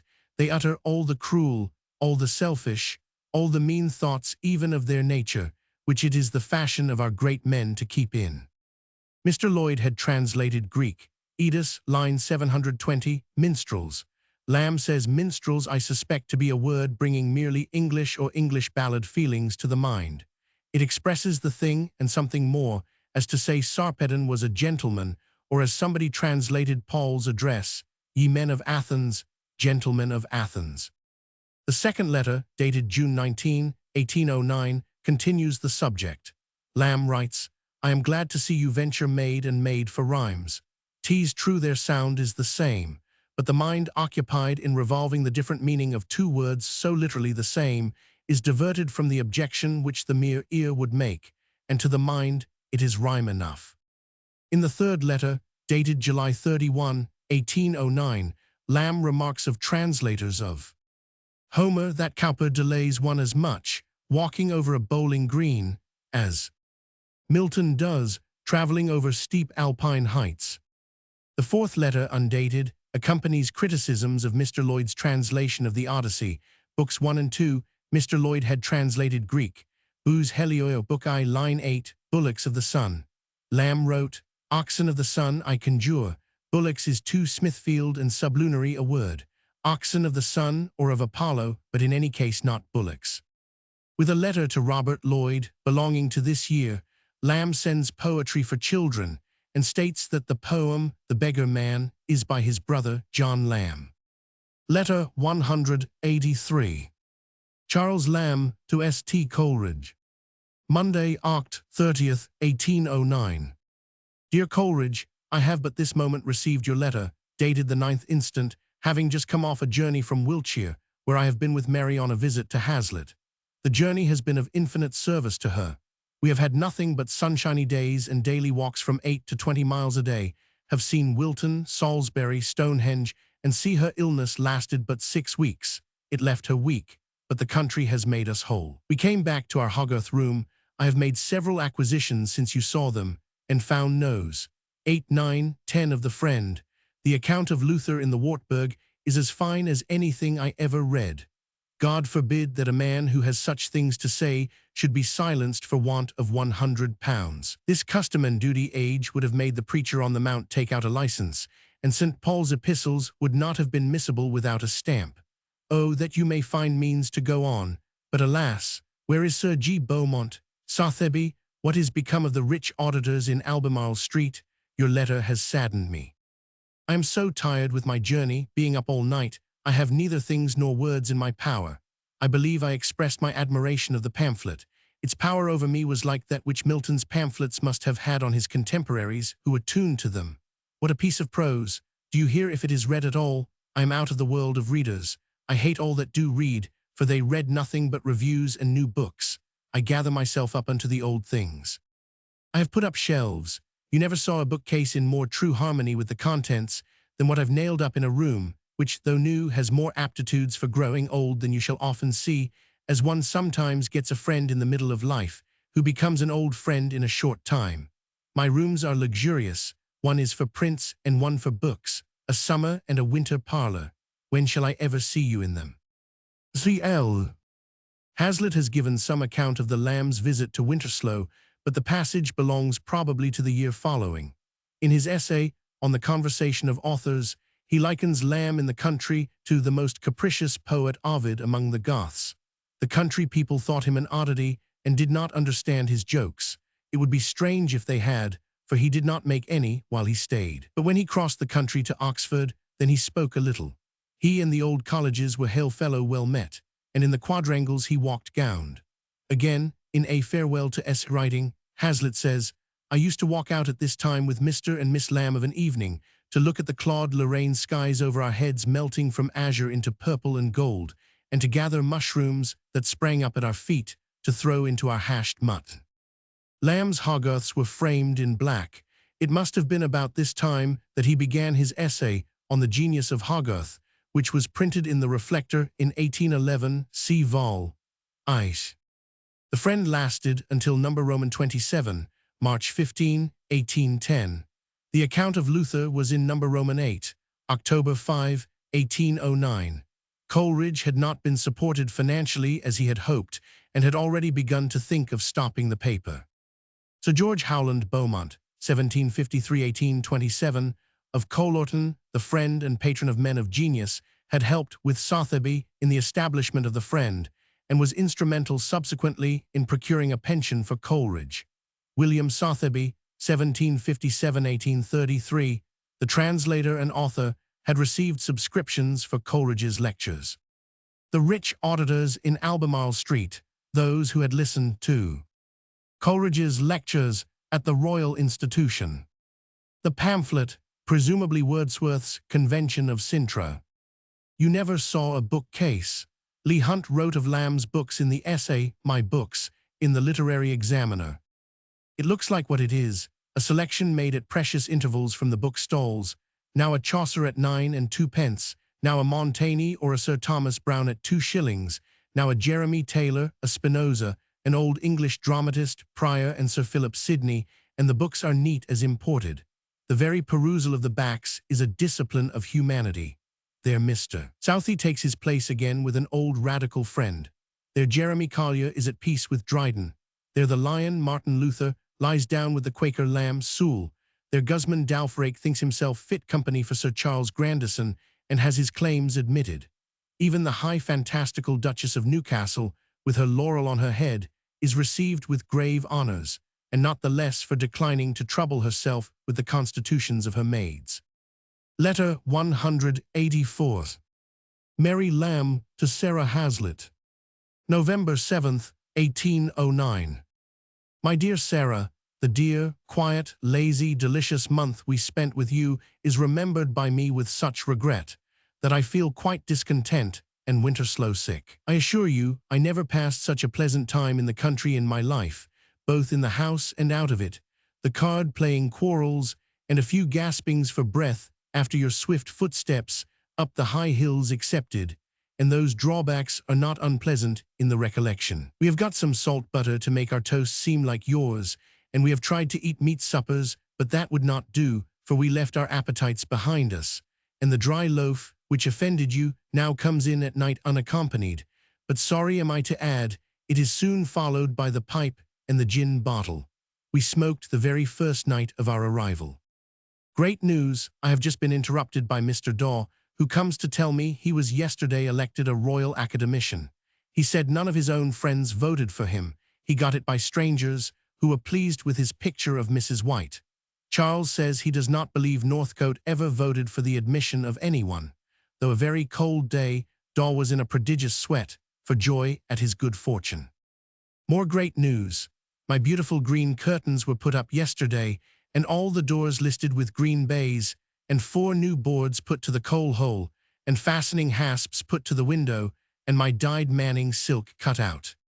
Yesterday was an eventful day, for yesterday too Martin Burney was to be examined by Lord Eldon, previous to his being admitted as an attorney, but he has not yet been here to announce his success. I carried the baby caps to Mrs. John Hazlitt. She was much pleased and vastly thankful. Mr. John H. got 54 guineas at Rochester and has now several pictures in hand. I am going to tell you a secret, for says she would be sorry to have it talked of. One night came home from the alehouse, bringing with him a great, rough, ill-looking fellow, whom he introduced to as Mr. Brown, a gentleman he had hired as a mad keeper to take care of him at £40 a year, being £10 under the usual price for keepers, which sum Mr. Brown had agreed to remit out of pure friendship. It was with great difficulty, and by threatening to call in the aid of watchmen and constables, that could prevail on Mr. Brown to leave the house. We had a good cheerful meeting on Wednesday, much talk of Winterslow, its woods, and its nice sunflowers. I did not so much like Phillips at Winterslow as I now like him for having been with us at Winterslow. We roasted the last of his beech, of oily nut prolific, on Friday at the captain's. Nurse is now established in Paradise, alias the incurable ward of Westminster Hospital. I have seen her sitting in most superb state, surrounded by her 7 incurable companions. They call each other ladies. Nurse looks as if she would be considered as the first lady in the ward. Only one seemed at all like to rival her in dignity. A man in the India House has resigned, by which Charles will get £20 a year, and White has prevailed on him to write some more lottery puffs. If that ends in smoke, the £20 is a sure card, and has made us very joyful. I continue very well, and return you very sincere thanks for my good health and improved looks, which have almost made Mrs. Godwin die with envy. She longs to come to Winterslow as much as the spiteful elder sister did to go to the well for a gift to spit diamonds. Jane and I have agreed to boil a round of beef for your suppers when you come to town again. She, Jane, broke 2 of the Hogarth glasses while we were away, whereat I made a great noise. Farewell, love to William, and Charles's love and good wishes for the speedy arrival of the Life of Holcroft, and the bearer thereof. Yours most affectionately, M. Lamb. Tuesday. Charles told Mrs. Godwin Hazlitt had found a well in his garden, which, water being scarce in your country, would bring him in 200 a year, and she came in great haste the next morning to ask me if it were true. Your brother and his and C are quite well. George Daw had just been elected not Royal Academician, but Associate. He became full R.A. in 1814. Mrs. White was the wife of Anthony White, the surgeon, who had been apprenticed to Sir Anthony Carlyle. Northcote was James Northcote, R.A., whose conversations Hazlitt recorded some years later. Martin Burney never made a successful lawyer. His life was destined to be unhappy and unprofitable, as we shall see later. I am going to tell you a secret. In the absence of the original, these blanks cannot be filled in, nor are they important. Lottery puffs, see note on page 340. The spiteful elder sister. This story is in Grimm, I think. The Life of Holcroft. The Memoirs of Thomas Holcroft, begun by Holcroft and finished by Hazlitt, although completed in 1810, was not published until 1816. Here should come a letter from Lamb to Robert Lloyd, dated January 1, 1810, thanking him for Turkey. Lamb mentions that his 1809 holiday had been spent in Wiltshire, where he saw Salisbury Cathedral and Stonehenge. He adds that Coleridge's friend is occasionally sublime. This was the last letter of the correspondence. Robert Lloyd died on October 26, 1811. Lamb wrote in the Gentleman's Magazine a memoir of him, which will be found in Vol. I of this edition. Letter 185. Charles Lamb to Thomas Manning. Jan 2nd, 1810. Mary sends her love. Dear Manning, when I last wrote to you, I was in lodgings. I am now in chambers, number 4, Inner Temple Lane, where I should be happy to see you any evening.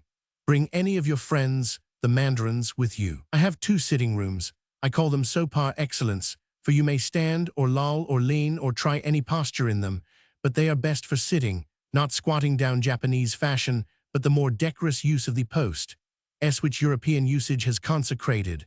I have 2 of these rooms on the 3rd floor, and 5 sleeping, cooking, and rooms on the 4th floor. In my best room is a choice collection of the works of Hogarth, an English painter of some humor. In my next best are shelves containing a small but well-chosen library. My best room commands a court, in which there are trees and a pump, the water of which is excellent, cold with brandy, and not very insipid without. Here I hope to set up my rest, and not quit till Mr. Powell, the undertaker, gives me notice that I may have possession of my last lodging. He lets lodgings for single gentlemen. I sent you a parcel of books by my last, to give you some idea of the state of European literature. There comes with this 2 volumes, done up as letters, of minor poetry, a sequel to Mrs. Lester, the best you may suppose mine. The next best are my coadjutors. You may amuse yourself in guessing them out, but I must tell you mine are but 1/3 in quantity of the whole. So much for a very delicate subject. It is hard to speak of oneself, and C. Holcroft had finished his life when I wrote to you, and Hazlitt has since finished his life. I do not mean his own life, but he has finished a life of Holcroft, which is going to press.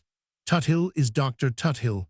I continue Mr. Lamb. I have published a little book for children on titles of honor, and to give them some idea of the difference of rank and gradual rising, I have made a little scale, supposing myself to receive the following various accessions of dignity from the King, who is the fountain of honor, as at first 1. Mr. C. Lamb, 2. C. Lamb, Esquire, 3. Sir C. Lamb, Bart. 4. Baron Lamb of Stamford, 1. 5. Viscount Lamb, 6. Earl Lamb, 7. Marquis Lamb, 8. Duke Lamb. It would look like quibbling to carry it on further, and especially as it is not necessary for children to go beyond the ordinary titles of subregal dignity in our own country. Otherwise I have sometimes in my dreams imagined myself still advancing, as 9th King Lamb, 10th Emperor Lamb, 11th Pope Innocent, higher than which is nothing but the Lamb of God. Puns I have not made many, nor punch much, since the date of my last, one I cannot help relating. A constable in Salisbury Cathedral was telling me that 8 people dined at the top of the spire of the cathedral, upon which I remarked that they must be very sharp-set. But in general, I cultivate the reasoning part of my mind more than the imaginative. Do you know, Kate, I am stuffed out so with eating turkey for dinner and another turkey for supper yesterday, Turkey in Europe and Turkey in Asia, that I can't jog on. It is New Year here. That is, it was New Year half a year back when I was writing this. Nothing puzzles me more than time and space, and yet nothing puzzles me less, for I never think about them. Miss Knapp is turned midwife. Never having had a child herself, she can't draw any wrong analogies from her own case. Dr. Stoddart has had twins. There was 5 shillings to pay the nurse. Mrs. Godwin was impaneled on a jury of matrons last sessions. She saved a criminal's life by giving it as her opinion that the judge listened to her with the greatest deference. The Persian ambassador is the principal thing talked of now. I sent some people to see him worship the sun on Primrose Hill at 6:30 in the morning, 28th November. But he did not come, which makes me think the old fire worshippers are a sect almost extinct in Persia. Have you trampled on the cross yet? The Persian ambassador's name is Shah Ali Mirza. The common people call him Shah Nonsense. While I think of it, I have put 3 letters besides my own 3 into the India post for you, from your brother, sister, and some gentleman whose name I forget. Will they, have they, did they come safe? The distance you are at cuts up tenses by the root. I think you said you did not know Kate. I express her by 9 stars, though she is but one, but if ever one star differed from another in glory. You must have seen her at her father's. Try and remember her. Coleridge is bringing out a paper in weekly numbers called The Friend, which I would send if I could, but the difficulty I had in getting the packets of books out to you before deters me, and you'll want something new to read when you come home. It is chiefly intended to puff off Wordsworth's poetry, but there are some noble things in it by the by. Except Kate, I have had no vision of excellence this year, and she passed by like the Queen on her coronation day. You don't know whether you saw her or not. Kate is 15, I go about moping, and sing the old pathetic ballad I used to like in my youth. She's sweet 15. I'm 1 year more. Mrs. Bland sung it in boy's clothes the first time I heard it. I sometimes think the lower notes in my voice are like Mrs. Eland's. That glorious singer Braham, one of my lights, is fled. He was for a season. He was a rare composition of the Jew, the gentleman, and the angel, yet all these elements mixed up so kindly in him that you could not tell which predominated, but he is gone, and one Phillips is engaged instead. Kate is vanished, but Miss B is always to be met with. Queens drop away, while blue-legged Mawkin thrives. And courtly Mildred dies, while country Madge survives. That is not my poetry, but Quarles's. But haven't you observed that the rarest things are the least obvious? Don't show anybody the names in this letter. I write confidentially and wish this letter to be considered as private. Hazlitt has written a grammar for Godwin. Godwin sells it bound up with a treatise of his own on language, but the grey mare is the better horse. I don't allude to Mrs. Godwin, but to the word grammar, which comes near to grey mare, if you observe, in sound. That figure is called paranomasia in Greek. I am sometimes happy in it. An old woman begged of me for charity. Ah, sir, said she, I have seen better days. So have I, good woman, I replied, but I meant literally days not so rainy and overcast as that on which she begged. She meant more prosperous days. Mr. Daw is made associate of the Royal Academy. By what law of association I can't guess. Mrs. Holcroft, Miss Holcroft, Mr. and Mrs. Godwin, Mr. and Mrs. Hazlitt, Mrs. Martin and Louisa, Mrs. Lum, Capt. Burney, Mrs. Burney, Martin Burney, Mr. Rickman, Mrs. Rickman, Dr. Stoddart, William Darlin, Mr. Thompson, Mr. and Mrs. Norris, Mr. Fenwick, Mrs. Fenwick, Miss Fenwick, a man that saw you at our house one day, and a lady that heard me speak of you. Mrs. Buffum that heard Hazlitt mention you, Dr. Tuthill, Mrs. Tuthill, Colonel Harwood, Mrs. Harwood, Mr. Collier, Mrs. Collier, Mr. Sutton, nurse, Mr. Fell, Mrs. Fell, Mr. Marshall, are very well, and occasionally inquire after you. Rest cut away. Footnote 1, where my family come from, I have chosen that if ever I should have my choice. I have published a little book. This was, of course, an invention.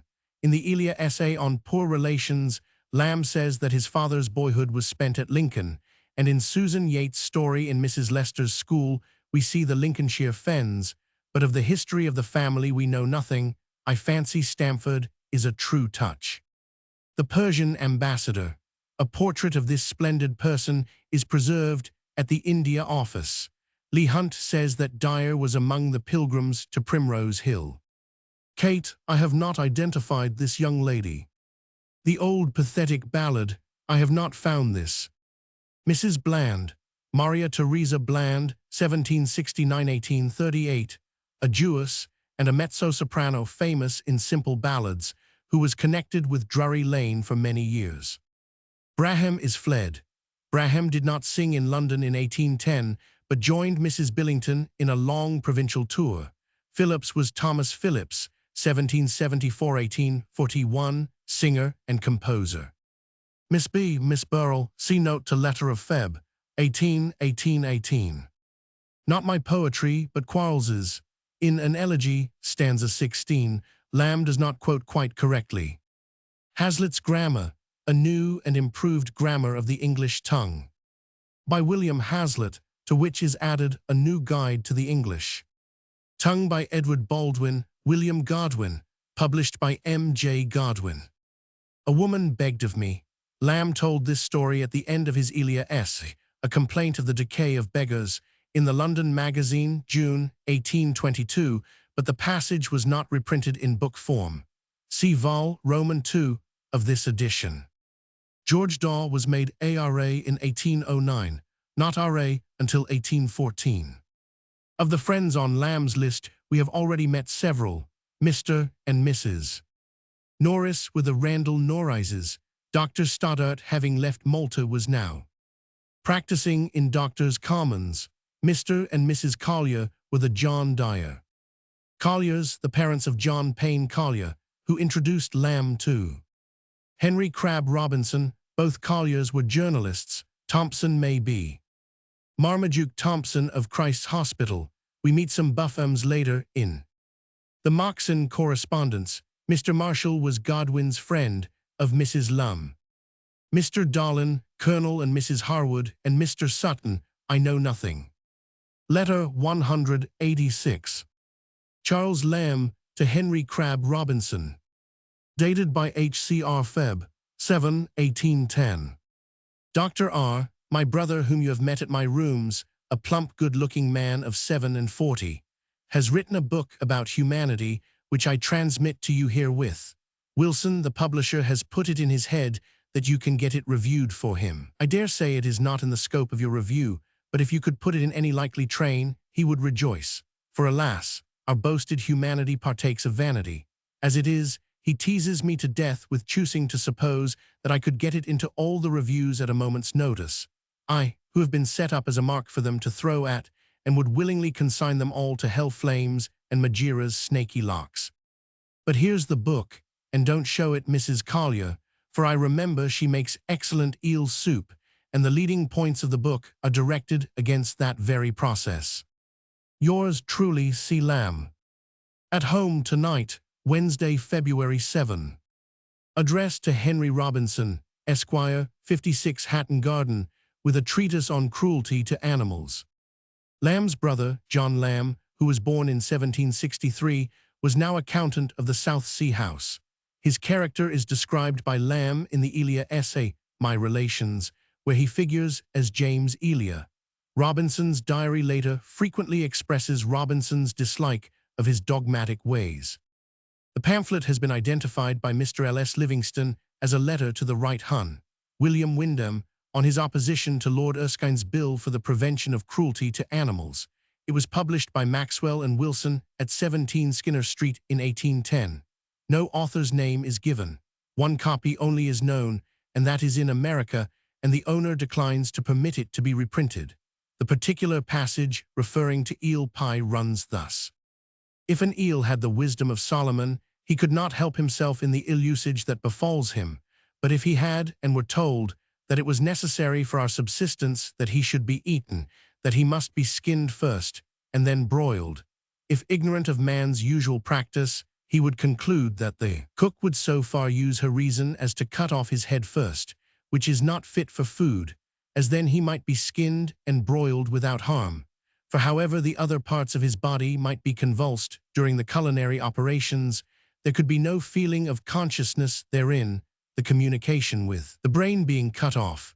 But if the woman were immediately to stick a fork into his eye, skin him alive, coil him up in a skewer, head and all, so that in the extremest agony he could not move, and forthwith broil him to death, then with the same almighty power that formed man from the dust, and breathed into his nostrils the breath of life, to call the eel into a new existence, with a knowledge of the treatment he had undergone, and he found that the instinctive disposition which man has in common with other carnivorous animals, which inclines him to cruelty, was not the sole cause of his torments, but that men did not attend to consider whether the sufferings of such insignificant creatures could be lessened, that eels were not the only sufferers, that lobsters and other shellfish were put into cold water and boiled to death by slow degrees in many parts of the sea coast, that these and many other such wanton atrocities were the consequence of carelessness occasioned by the pride of mankind despising their low estate,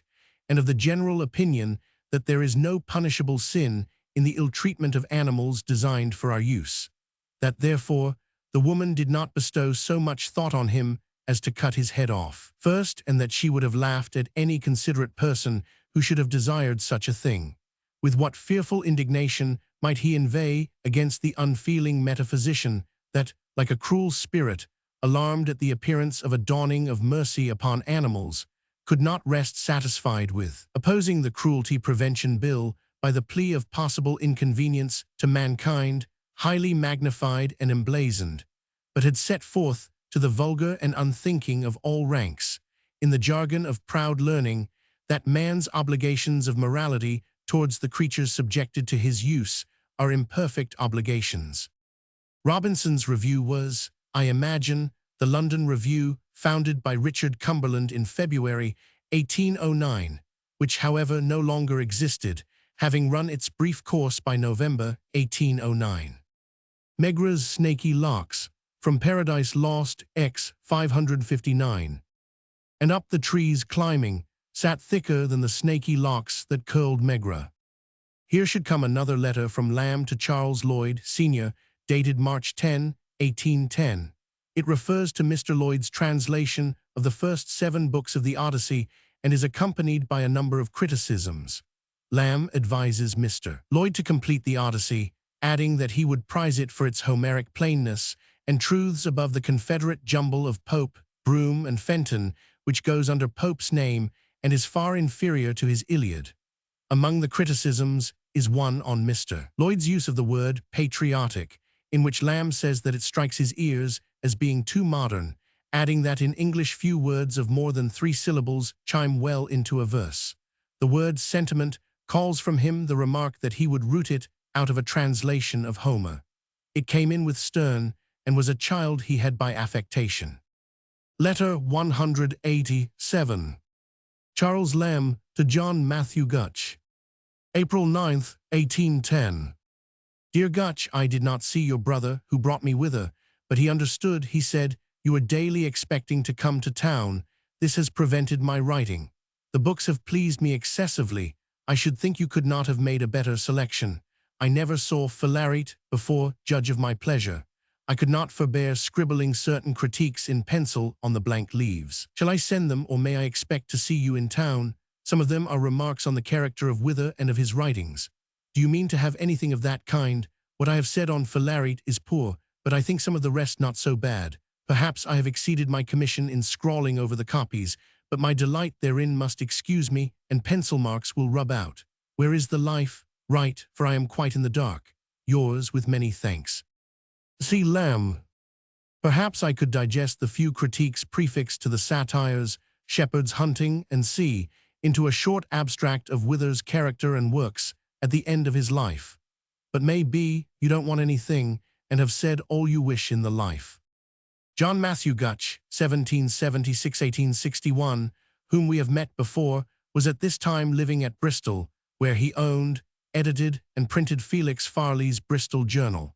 He had been printing for his own pleasure an edition of George Wither's poems, which he had sent to Lamb for his opinion, intending ultimately to edit Wither fully. Lamb returned the volumes with a number of comments, many of which he afterwards incorporated in his essay on the poetry of George Wither, printed in his works in 1818. Gutch subsequently handed the volumes to his friend Dr. John Knott of the Hot Wells, Bristol, who had views of his own upon Wither, and who commented in his turn on the poet and on Lamb's criticism of the poet. In course of time, the volumes fell into Lamb's hands again, when Knott's comments on Wither and on Lamb received treatment.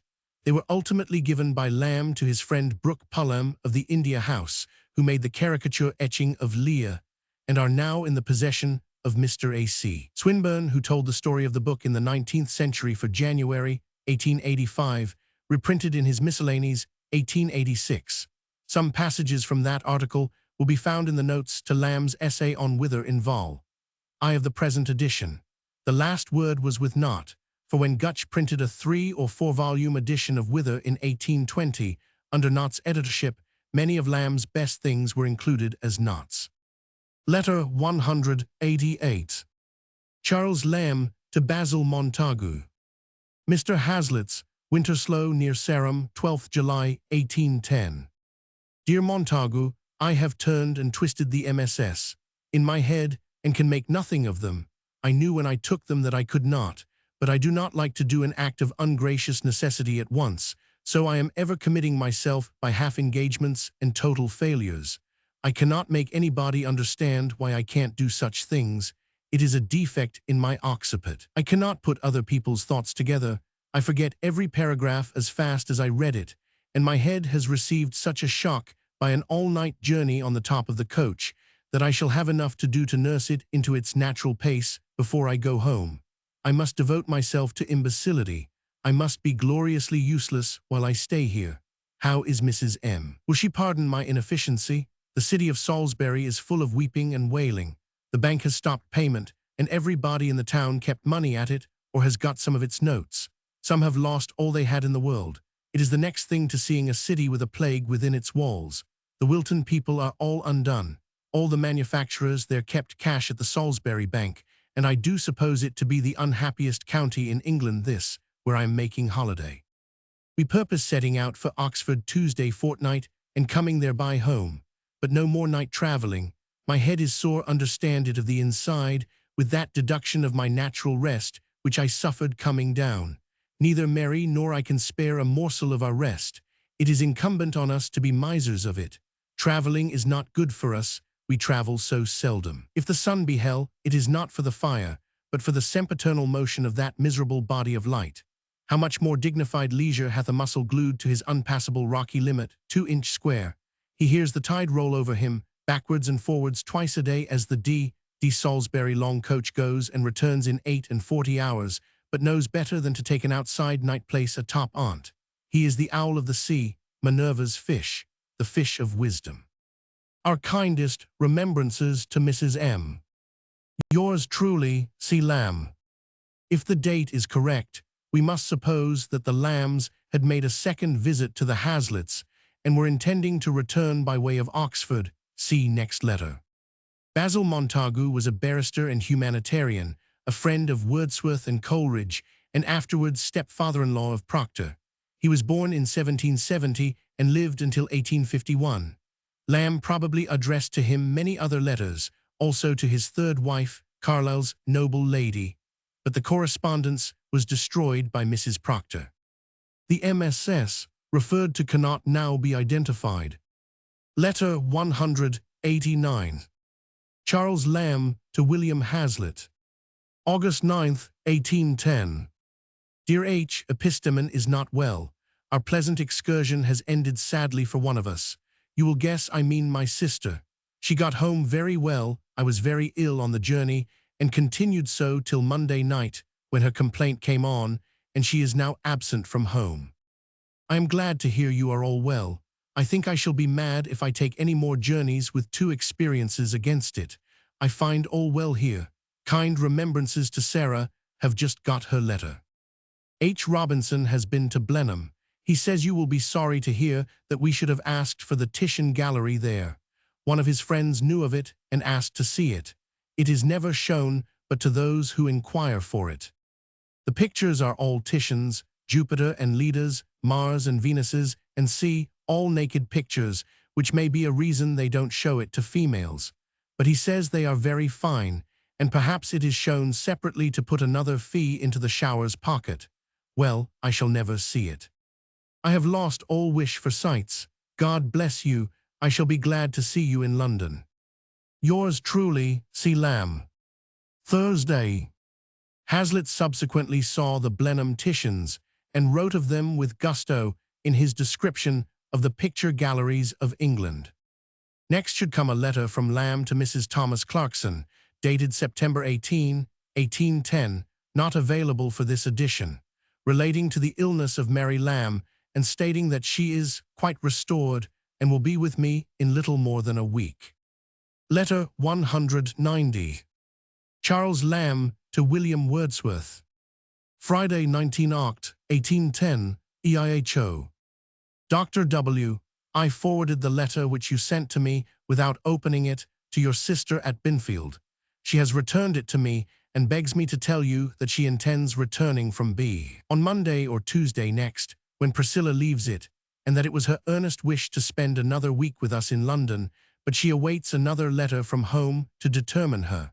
I can only say that she appeared so much pleased with London, and that she is so little likely to see it again for a long time, that if you can spare her, it will be almost a pity not. But doubtless she will have heard again from you before I can get a reply to this letter, and what she next hears, she says, will be decisive. If wanted, she will set out immediately from London. Mary has been very ill, which you have heard, I suppose, from the Montagues. She is very weak and low-spirited now. I was much pleased with your continuation of the essay on epitaphs. It is the only sensible thing which has been written on that subject, and it goes to the bottom. In particular, I was pleased with your translation of that turgid epitaph into the plain feeling under it.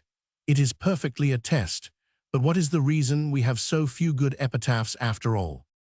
A very striking instance of your position might be found in the churchyard of Ditton-upon-Thames, if you know such a place. Ditton-upon-Thames has been blessed by the residence of a poet, who for love or money, I do not well know which, has dignified every gravestone for the last few years with brand new verses, all different and all ingenious, with the author's name at the bottom of each.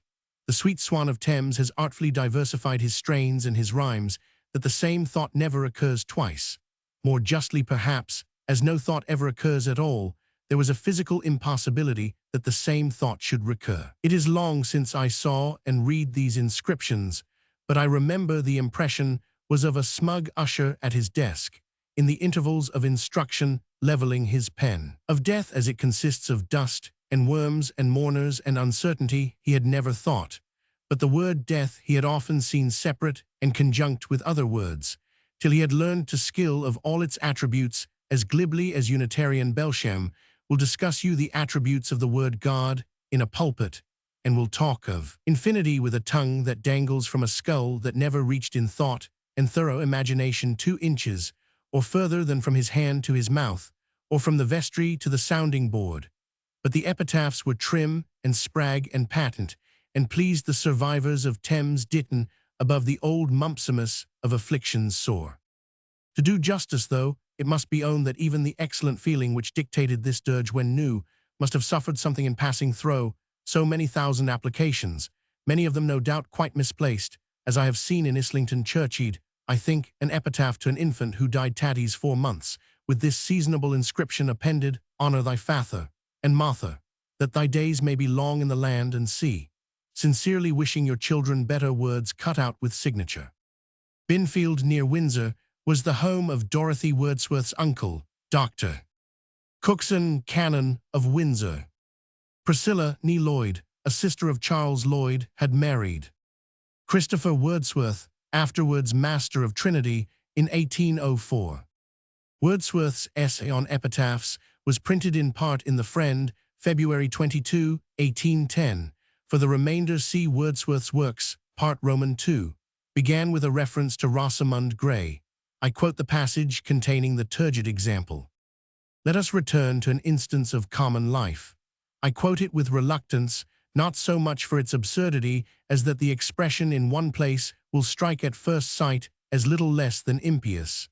And it is indeed, though unintentionally so, most irreverent. But I know no other example that will so forcibly illustrate the important truth I wish to establish. The following epitaph is to be found in a churchyard in Westmoreland, which the present writer has reason to think of with interest, as it contains the remains of some of his ancestors and kindred. The date is 1673. Under this stone, reader, interred doth lie. Beauty and virtue's true epitome. At her appearance, the no-one sun blushed and shrunk in 'cause quite outdone. In her consented did all graces dwell. God plucked my rose that he might take a smell. I'll say no more, but weeping wish I may soon with thy dear chaste ashes calm to lay. Sic effulvit maritus. Can anything go beyond this in extravagance? Yet if the fundamental thoughts be translated into a natural style, they will be found reasonable and affecting. The woman who lies here interred was in my eyes a perfect image of beauty and virtue. She was to me a brighter object than the sun in heaven. God took her, who was my delight, from this earth to bring her nearer to himself. Nothing further is worthy to be said than that weeping I wish soon to lie by thy dear chaste ashes. Thus did the husband pour out his tears. Wordsworth wrote an epitaph on Lamb, but it was too long to be used. A few lines are now on the tablet in Edmonton Church. Lamb had begun his criticisms of churchyard epitaphs very early. Talfourd tells that, when quite a little boy, after reading a number of flattering inscriptions, he asked Mary Lamb where all the bad people were buried. Letter 191. Mary Lamb to Miss Wordsworth. P.M. November 13, 1810. My dear friend, my brother's letter, which I did not see, I am sure has distressed you sadly. I was then so ill as to alarm him exceedingly, and he thought me quite incapable of any kind of business. It is a great mortification to me to be such an useless creature, and I feel myself greatly indebted to you for the very kind manner in which you take this ungracious matter, but I will say no more on this unpleasant subject. I am at present under the care of Dr. Tuthill. I think I have derived great benefit from his medicines. He has also made a water drinker of me, which, contrary to my expectations, seems to agree with me very well. I very much regret that you were so untimely snatched away. The lively recollection you seem to retain of London scenes will, I hope, induce you to return in happier times, for I must still hope for better days. We have had many pleasant hours with Coleridge. If I had not known how ill he is, I should have had no idea of it, for he has been very cheerful. But yet I have no good news to send you of him, for 2 days ago, when I saw him last, he had not begun his course of medicine and regimen under Carlyle. I have had a very cheerful letter from Mrs. Clarkson. She complained a little of your friend Tom, but she says she means to devote the winter to the task of new molding him. I am afraid she will find it no easy task.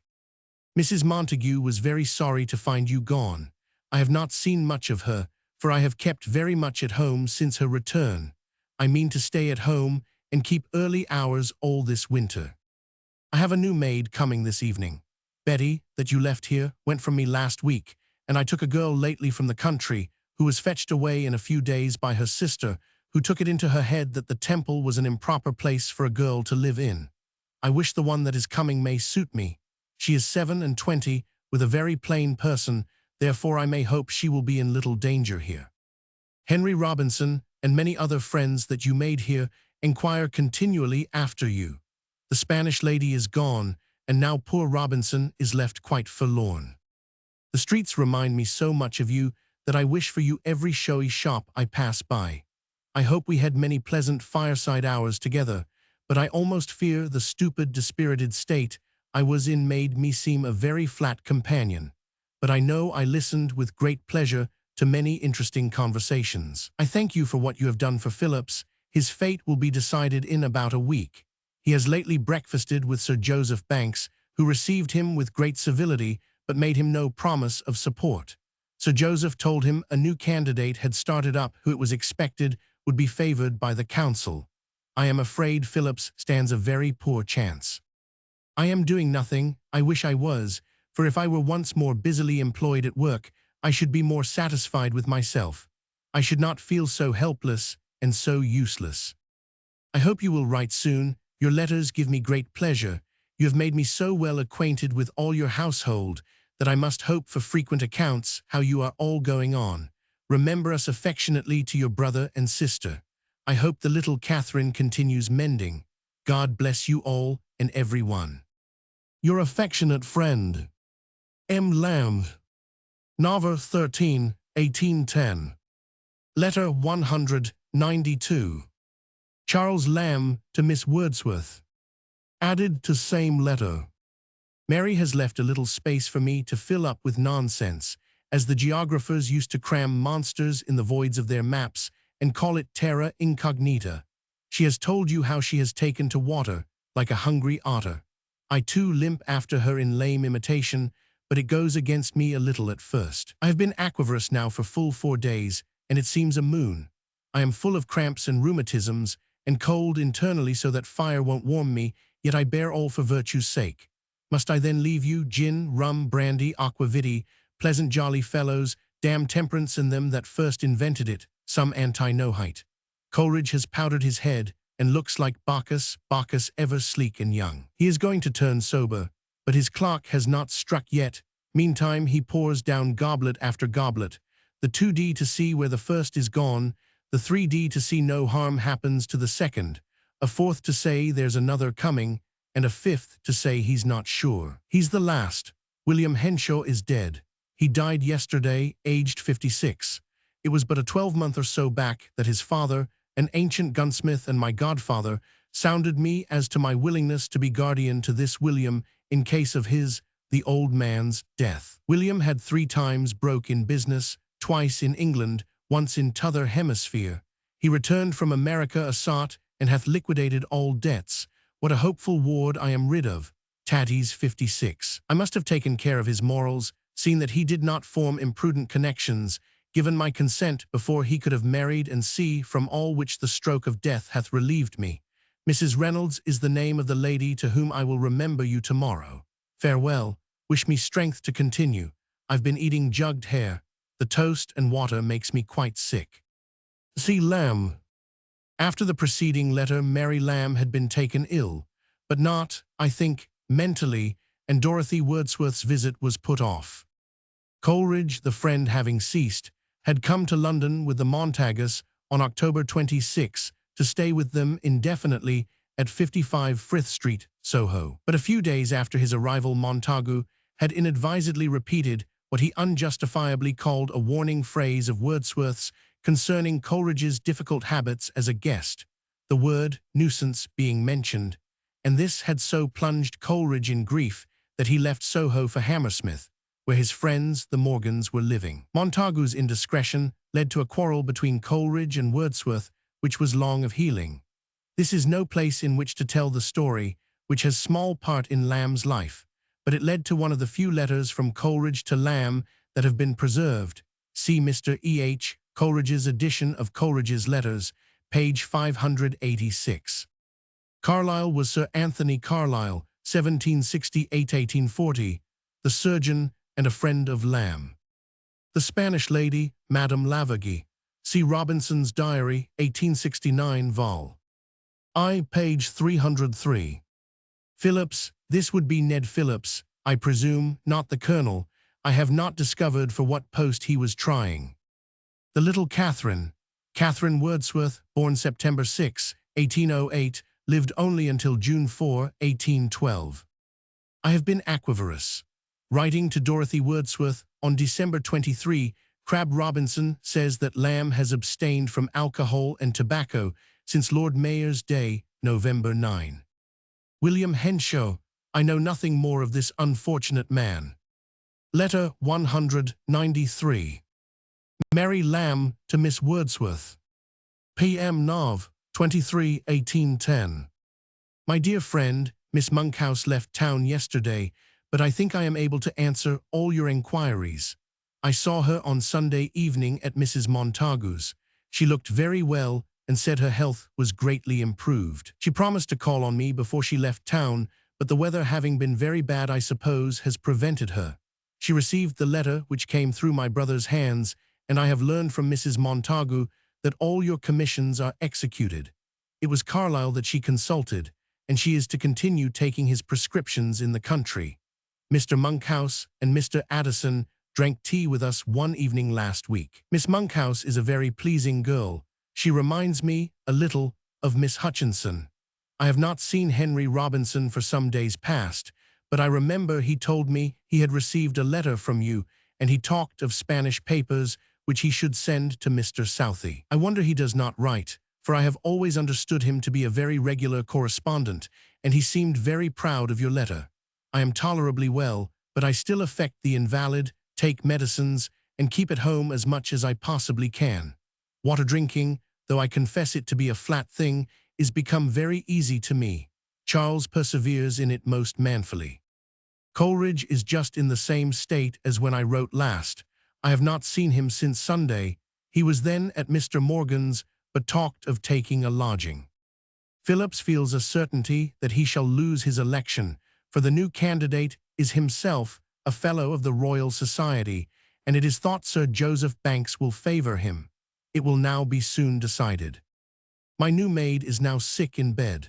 Am I not unlucky? She would have suited me very well if she had been healthy, but I must send her away if she is not better tomorrow.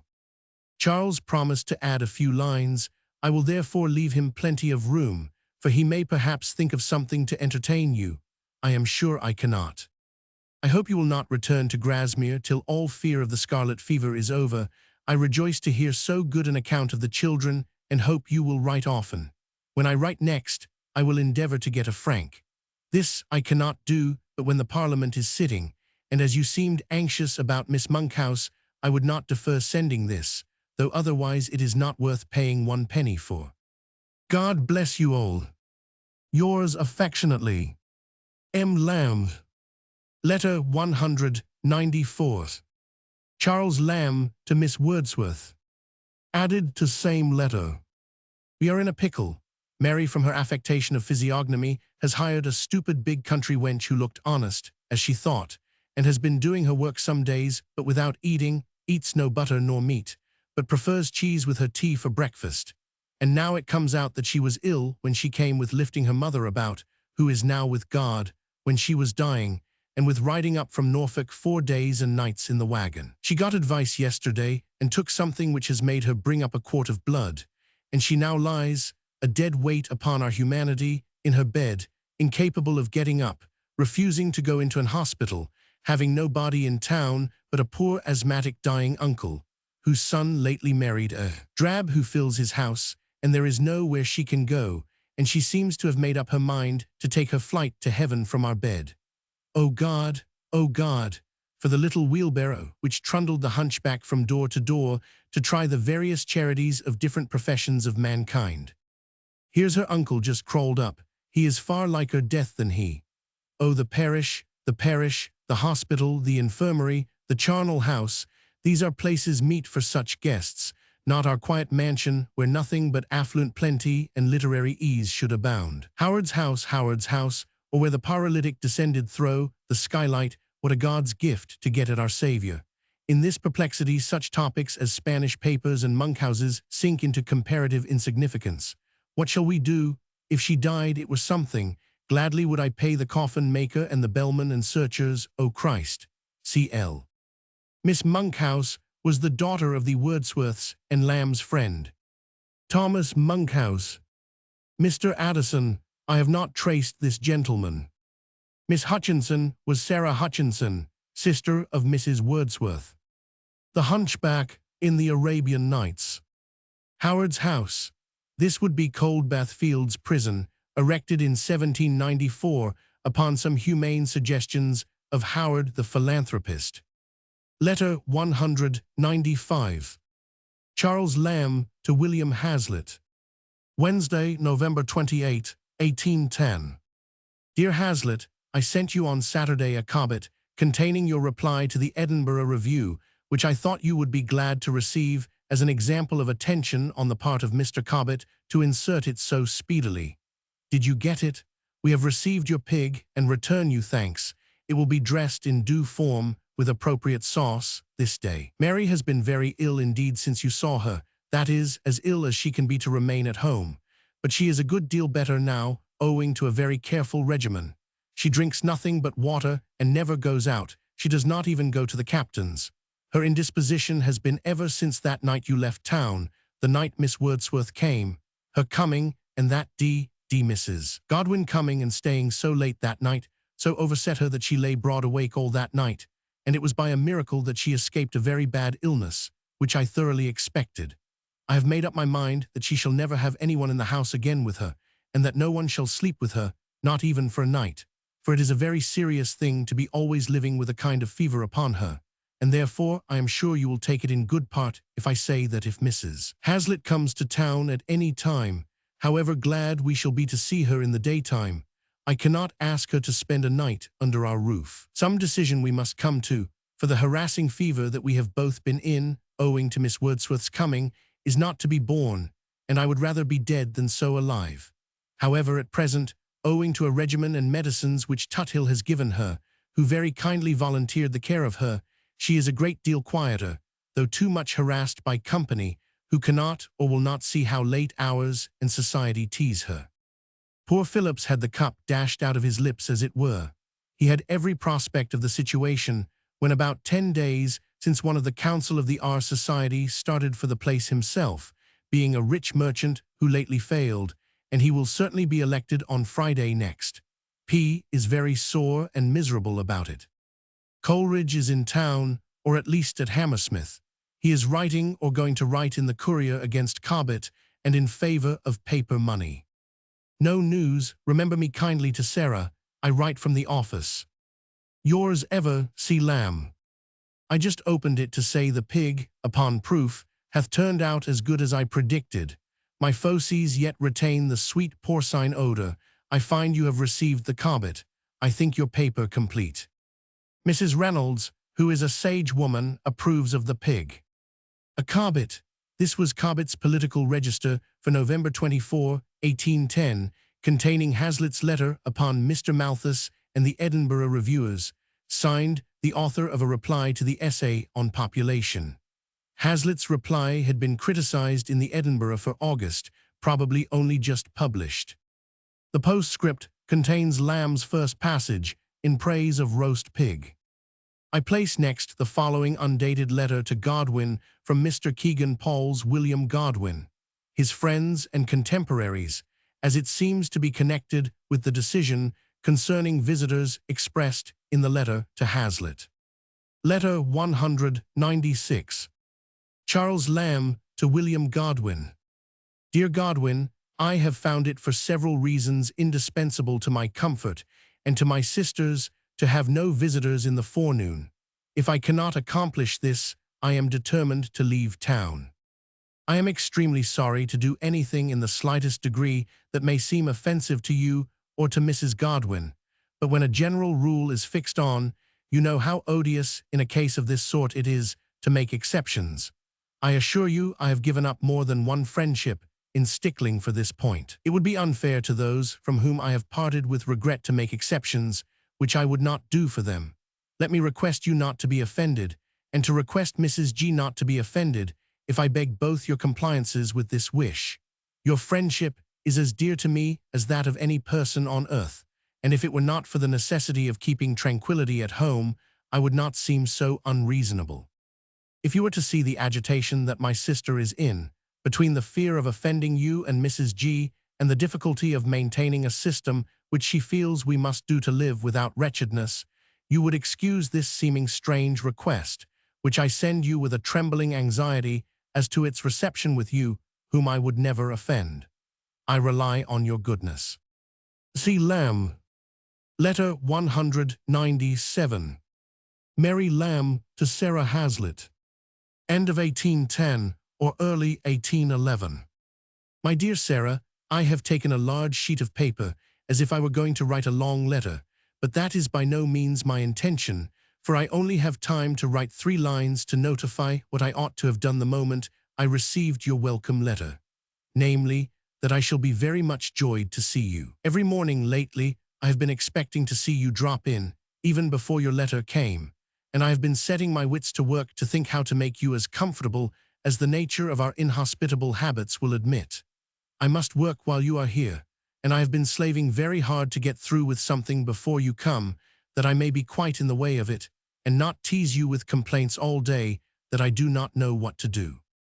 I am very sorry to hear of your mischance. Mrs. Rickman has just buried her youngest child. I am glad I am an old maid, for you see, there is nothing but misfortunes in the marriage state. Charles was drunk last night, and drunk the night before. which night before was at Godwin's, where we went, at a short summons from Mr. G, to play a solitary rubber, which was interrupted by the entrance of Mr. and little Mrs. Liston. And after them came Henry Robinson, who is now domesticated at Mr. Godwin's fireside, and likely to become a formidable rival to Tommy Turner. We finished there at 12 o'clock, Charles and Liston brimful of gin and water and snuff, after which Henry Robinson spent a long evening by our fireside at home, and there was much gin and water drunk, albeit only one of the party partook of it, and H.R. professed himself highly indebted to Charles for the useful information he gave him on sundry matters of taste and imagination, even after Charles could not speak plain for tipsiness. But still, he swallowed the flattery and the spirits as savorily as Robinson did his cold water. Last night was to be a night, but it was not. There was a certain son of one of Martin's employers, one young Mr. Blake, to do whom honor Mrs. Burney brought forth, first rum, then a single bottle of champagne long kept in her secret hoard, then 2 bottles of her best currant wine, which she keeps for Mrs. Rickman, came out, and Charles partook liberally of all these beverages, while Mr. Young Blake and Mr. Ireton talked of high matters, such as the merits of the Whip Club and the merits of red and white champagne. Do I spell that last word right? Rickman was not there, so Ireton had it all his own way. The alternating Wednesdays will chop off 1 day in the week from your jolly days, and I do not know how we shall make it up to you, but I will contrive the best I can. Phillips comes again pretty regularly, to the great joy of Mrs. Reynolds. Once more she hears the well-loved sounds of, "How do you do, Mrs. Reynolds? How does Miss Chambers do?" I have spun out my 3 lines amazingly. Now for family news. Your brother's little twins are not dead, but Mrs. John Hazlitt and her baby may be, for anything I know to the contrary, for I have not been there for a prodigious long time. Mrs. Holcroft still goes about from Nicholson to Tuthill, and from Tuthill to Godwin, and from Godwin to Tuthill, and from Tuthill to Godwin, and from Godwin to Tuthill, and from Tuthill to Nicholson, to consult on the publication, or no publication, of the life of the good man, her husband. It is called the life everlasting. How does that same life go on in your parts? Goodbye, God bless you. I shall be glad to see you when you come this way. Yours most affectionately, M. Lamb. I am going in great haste to see Mrs. Clarkson, for I must get back to dinner, which I have hardly time to do. I wish that dear, good, amiable woman would go out of town. I thought she was clean gone, and yesterday there was a consultation of physicians held at her house, to see if they could keep her among them here a few weeks longer. This letter is dated by Mr. Hazlitt November 30, 1810, but I doubt if that can be right. See extract from Crab Robinson above, testifying to Lamb's sobriety between November 9 and December 23. Liston was John Liston, 1776, minus 1846, the actor, whose mock biography Lamb wrote some years later, see vol. I of this edition. His wife was a diminutive comedienne, famous as Queen Dolalala in Tom Thumb. Lamb may have known Liston through the Burneys, for he is said to have been an usher in Dr. Burney's school, Dr. Charles Burney, Captain Burney's brother. Henry Robinson. Crab Robinson's diary shows us that his domestication by Godwin's fireside was not of long duration. I do not know who Tommy Turner was. Mr. Ireton was probably William Ayrton, the musical critic, a friend and neighbor of the Burneys, and later a friend of the Lambs, as we shall see. The alternating Wednesdays. The Lambs seem to have given up their weekly Wednesday evening, which now became fortnightly. Later it was changed to Thursday and made monthly. Mrs. Reynolds had been a Miss Chambers. Letter 198. Mary Lamb to Matilda Betham. No date, Feb. 1811. My dear Matilda, Coleridge has given me a very cheerful promise that he will wait on Lady Jerningham any day you will be pleased to appoint. He offered to write to you, but I found it was to be done tomorrow, and as I am pretty well acquainted with his tomorrows, I thought good to let you know his determination today.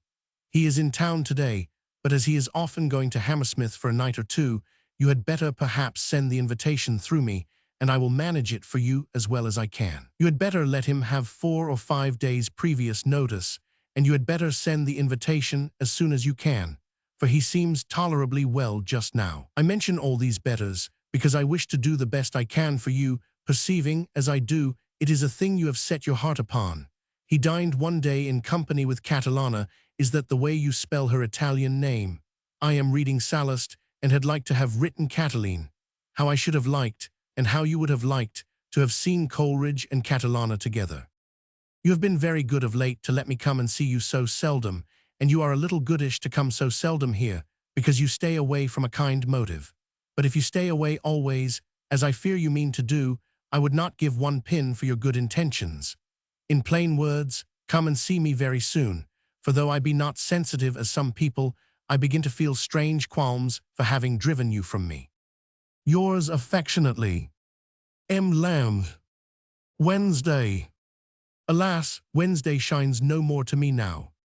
Miss Duncan played famously in the new comedy, which went off as famously. By the way, she put in a spiteful piece of wit, I verily believe of her own head, and methought she stared me full in the face. The words were as silent as an author in company. Her hair and herself looked remarkably well. Angelica Catalani, 1782–1849, was the great singer. I find no record of Coleridge's meeting with her. Miss Duncan, praise of this lady in Miss Hardcastle and other parts, will be found in Leigh Hunt's critical essays on the performers of the London theatres, 1807. At this time she was playing with the Drury Lane Company at the Lyceum. They produced several new plays. Letter 199. Fragment. Charles Lamb to John Morgan. Dated at end, March 8, 1811. There, don't read any further, because the letter is not intended for you, but for Coleridge, who might perhaps not have opened it directed to him seu nomen. It is to invite C to Lady Jerningham's on Sunday. Her address is to be found within. We come to Hammersmith notwithstanding on Sunday, and hope Mrs. M. will not think of getting us green peas or any such expensive luxuries. A plate of plain turtle, another of turbot, with good roast beef in the rear, and as Alderman Curtis says, whoever can't make a dinner of that ought to be damned. C. Lamb. Friday night, 8 Mar, 1811. This is Lamb's only existing letter to Coleridge's friend, John Morgan. Coleridge had not found a lodging, and was still with the Morgans at 7 Portland Place, Hammersmith. Alderman Sir William Curtis, MP, afterwards Lord Mayor of London, was the subject of much ridicule by the Whigs and Radicals, and the hero of Peter Pindar's satire, The Fat Knight and the Petition. It was he who first gave the toast of the 3 R's, reading, writing, and arithmetic. Letter 200. Mary Lamb to Sarah Hazlitt. 2 Oct, 1811.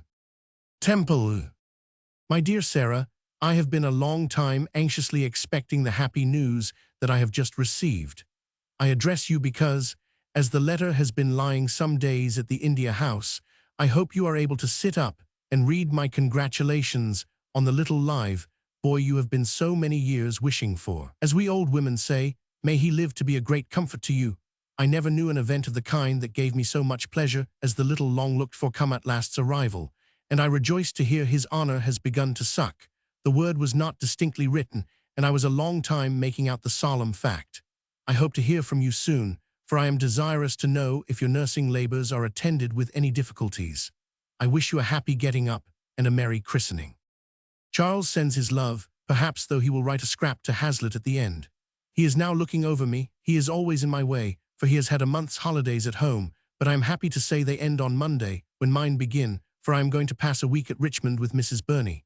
She has been dying, but she went to the Isle of Wight and recovered once more, and she is finishing her recovery at Richmond. When there I intend to read novels and play at piquet all day long. Yours truly, M. Lamb. Letter 201.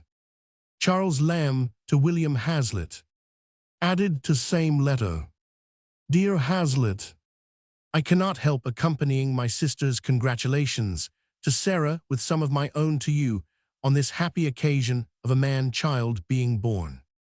Delighted fancy already sees him some future rich alderman or opulent merchant, painting perhaps a little in his leisure hours for amusement like the late H. Bunbury-esque. Prey are the Winterslow estates entailed. I am afraid lest the young dog, when he grows up, should cut down the woods, and leave no groves for widows to take their lonesome solace in. The Wem estate, of course, can only devolve on him, in case of your brother leaving no male issue.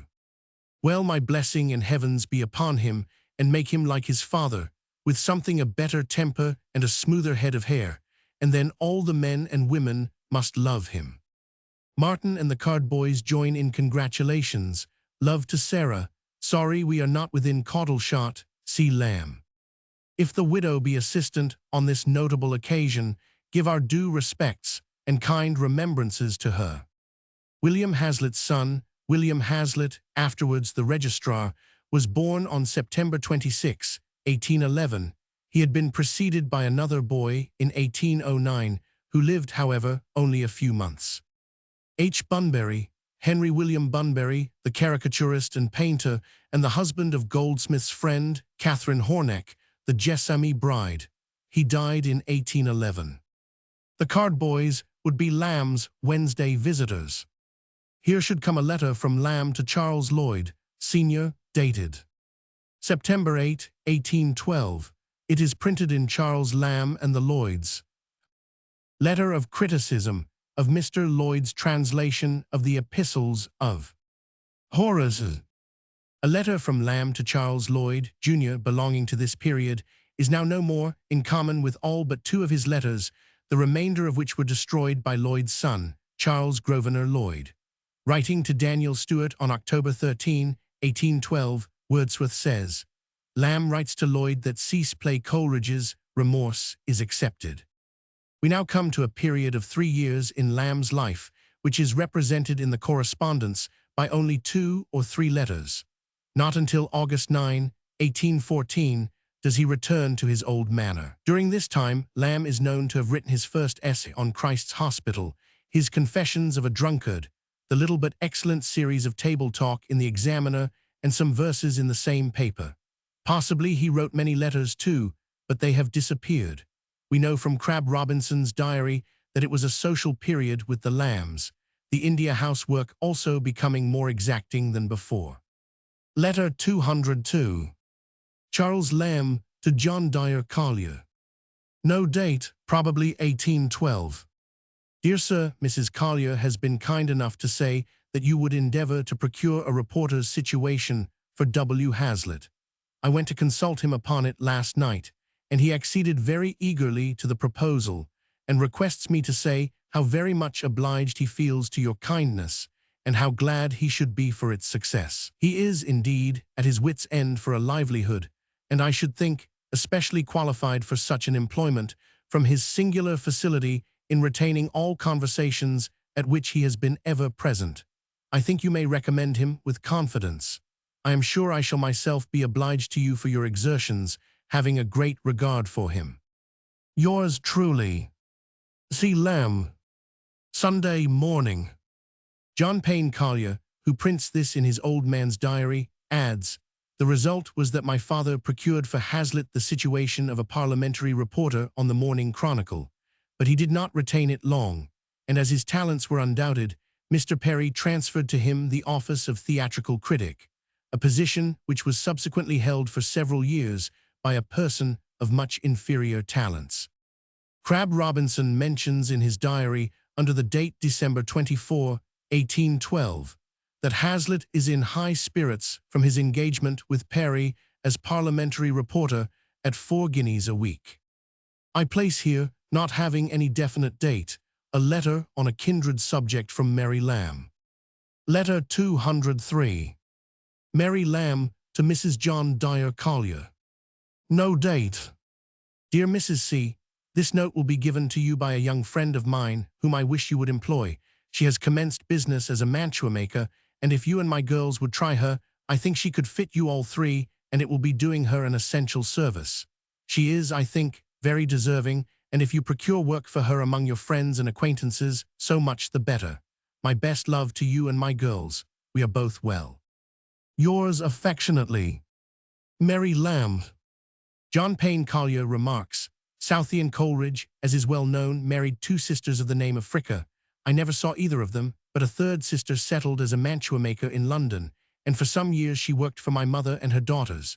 She was an intelligent woman, but by no means above her business, though she was fond of talking of her two poet-married relations. She was introduced to my mother by the following note from Mary Lamb, who always spoke of my sisters as her girls. Mary Lamb had herself worked as a mantua maker for some years previous to the autumn of 1796. Letter 204. Charles Lamb to John Scott. P.M. Feb. 1814. Sir, your explanation is perfectly pleasant to me, and I accede to your proposal most willingly. As I began with the beginning of this month, I will, if you please, call upon you for your part of the engagement, supposing I shall have performed mine on the 1st of March next, and thenceforward, if it suit you quarterly, you will occasionally wink at briskets and veiny pieces. Your H.B. S.V.T. C. Lamb. Saturday. John Scott, 1783–1821. We shall meet later, in 1820, in connection with the London Magazine, which he edited until the fatal termination of his quarrel with Blackwood's. Scott had just become editor of the Champion. Lamb's only contribution to the Champion under Scott, which can be identified, is the essay on the melancholy of tailors, but there is little doubt that he supplied many of the extracts from old authors which were printed from time to time, and possibly one or two comic letters also. See the letter of Deck, 12, 1814. Letter 205. Charles Lamb to William Wordsworth. Dated at End, August 9, 1814. Dear Wordsworth, I cannot tell you how pleased I was at the receipt of the great armful of poetry which you have sent me, and to get it before the rest of the world too. I have gone quite through with it, and was thinking to have accomplished that pleasure a second time before I wrote to thank you, but M. Burney came in the night, while we were out, and made holy theft of it, but we expect restitution in a day or two. It is the noblest conversational poem I ever read, A Day in Heaven. The part, or rather main body, which has left the sweetest odor on my memory, a bad term for the remains of an impression so recent, is the Tales of the Churchyard. The only girl among 7 brethren, born out of due time and not duly taken away again, the deaf man and the blind man, the Jacobite and the Hanoverian, whom antipathies reconcile, the scarinentry of the rusticating parson upon his solitude. These were all new to me too. My having known the story of Margaret at the beginning, a very old acquaintance, even as long back as I saw you first at Stowey, did not make her reappearance less fresh. I don't know what to pick out of this best of books upon the best subjects for partial naming. That gorgeous sunset is famous. I think it must have been the identical one we saw on Salisbury Plain 5 years ago, that drew Phillips from the card table where he had sat from rise of that luminary to its unequaled set, but neither he nor I had gifted eyes to see those symbols of common things glorified such as the prophets saw them in that sunset, the wheel, the potter's clay, the wash-pot, the wine-press, the almond tree rod, the baskets of figs, the fourfold-visaged head, the throne and him that sat thereon. One feeling I was particularly struck with, as what I recognized so very lately at Harrow Church, on entering in it after a hot and secular day's pleasure. The instantaneous coolness and calming, almost transforming, properties of a country church just entered, a certain fragrance which it has, either from its holiness, or being kept shut all the week, or the air that is let in being pure country, exactly what you have reduced into words, but I am feeling I cannot. The reading your lines about it fixed me for a time, a monument, in Harrow Church, do you know it? With its fine long spire white as washed marble, to be seen by vantage of its high site as far as Salisbury Spire itself almost. I shall select a day or two very shortly when I am coolest in brain to have a steady second reading, which I feel will lead to many more, for it will be a stock book with me, while eyes or spectacles shall be lent me.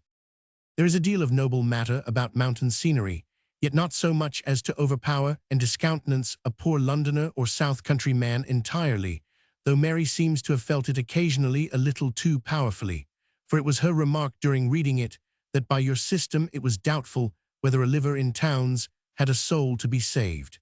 she almost trembled for that invisible part of us in her. Save for a late excursion to Harrow and a day or two on the banks of the Thames this summer, rural images were fast fading from my mind, and by the wise provision of the Regent all that was countrified in the parks is all but obliterated. The very colour of green is vanished. The whole surface of Hyde Park is dry crumbling sand, Arabia arenosa, not a vestige or hint of grass ever having grown there. Booths and drinking places go all round it for a mile and a half, I am confident. I might say 2 miles in circuit. The stench of liquors, bad tobacco, dirty people and provisions conquers the air, and we are stifled and suffocated in Hyde Park. Order after order has been issued by Eld. Sidmouth, in the name of the Regent, acting in behalf of his royal father, for the dispersion of the varlets, but in vain. The vis unita of all the publicans in London, Westmore, Marybone and miles round is too powerful a force to put down. The Regent has raised a phantom which he cannot lay. There they'll stay probably forever. The whole beauty of the place is gone. That lake, look of the Serpentine, it has got foolish ships upon it, but something whispers to have confidence in nature and its revival.